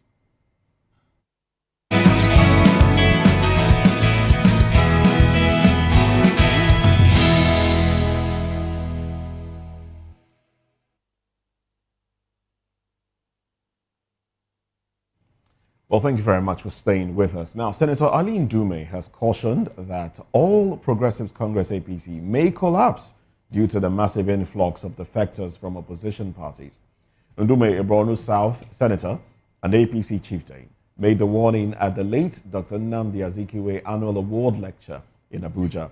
The APC has recently welcomed several high-profile defectors, including Governors Umar Eno of Akwa Ibom, Sheriff Oboriwori of Delta, Peter Mbao of Enugu, and Doyediri of Bayelsa, who all left the People's Democratic Party, PDP. Now, this wave of defections has given the APC a two-third majority in both chambers of the National Assembly. Ndume expressed concerns that many defectors contribute little to nothing to the party, despite being generously accommodated. Now, some governors join and automatically become leaders of the party in their states, yet they remain silent and add no value, he said. He warned that if the party becomes overloaded with unproductive members, it risks capsizing. Despite these concerns, Ndume urged Nigerians to support President Bola Ahmed Tinubu's administration as it works to address the country's growing challenges. However, he expressed doubts about the capacity of some ministers and key presidential aides to deliver on their mandates. Well, we still have with us the gentleman. Well, let me come to Daily Fanimo now. With all the powers, let me put it that way, all the powers coming into the PDP, the statement of Senator Ali Ndume, does it trigger something in you? Does it, does it give you the impression that truly PDP might implode? Because, of course, there are people within the PDP, I beg your pardon, within the APC who have aspirations to become one thing or the other. Maybe governors, maybe senators, House of Reps members, or, and the likes. But then we've seen governors move from the PDP into the APC with the entire structure, the entire, PDP in their states, all into the APC. Wouldn't that cause an implosion? Ndume's fears may not have been misplaced after all. There are indications that such things may happen. But it also depends on the ingenuity and the firmness of the leader of the party. As we speak today, chairman or NWC or INEC of any political party are not the owners of the party. It is the higher ranking officer at either national, state, or local government level. That changed during this Fourth Republic. It wasn't like that in the Third and Second Republic. Those were days when Joseph Wires would travel all the way from Lagos to Ibadan to meet Akinloye as the chairman of MPN before he could take decisions on the floor of the House. But it's no longer like that. Now, legislators go to Aso Rock to see president, to say, sir, which one do you want? It is always now a kind of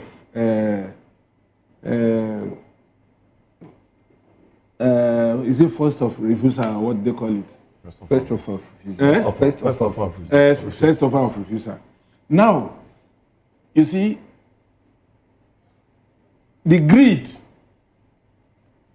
inherent in politicians will come to play towards 2027 election. And this is how it will come to play. The governor that left his political party with all the structures to subsume existing machinery in APC would also want to field those he can trust. And most times, it is those who had worked with him in the previous political party that he will want at all costs. And so there's going to be clash. But in most cases, the pendulum will swing to the side of the incoming governor from another party. Because the question will be asked, if you are that formidable in your party, how come I won election against you? So I am bringing my political capital into that state to continuously win election, and it will cause some rift. But in all of this, the ability of the president, who is the leader of the party as we speak today, forget about chairman APC, secretary APC, is the president. In Lagos State today, Sanwo-Olu is the leader of APC, though he differs to somebody bigger than him, which is obvious. In some other states too, who is that person to question somebody like Makinde in Oyo State on PDP affair? Who is that person to question Ayedatiwa in my state today on the affairs of APC? So this would cause some disquiet, but how it will snowball into a crisis or otherwise will be largely dependent on the ability and the sagacity of the leader of the party at the national level. All right, thank you so much, Mr. Delefanimo, for your submission.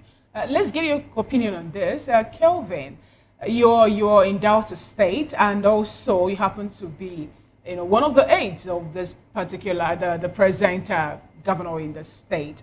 How do you feel about this revelation made by Aline Dume after there was a mass defection from, the PDP to the APC in Delta State? Well, I guess that question is for Dennis Ekemize. Mr. Dennis Ekemize, please react to the question. Well,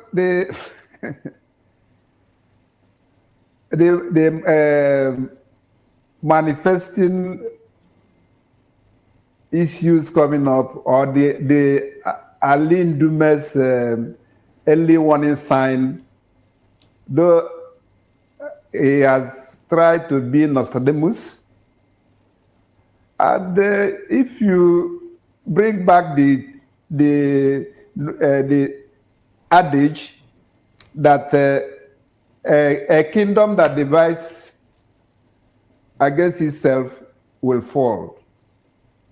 And then if you be able to look at the marriage of convenience of a polygamist, and what will happen when he will start to share or share his properties and others, okay, to whom will he give more?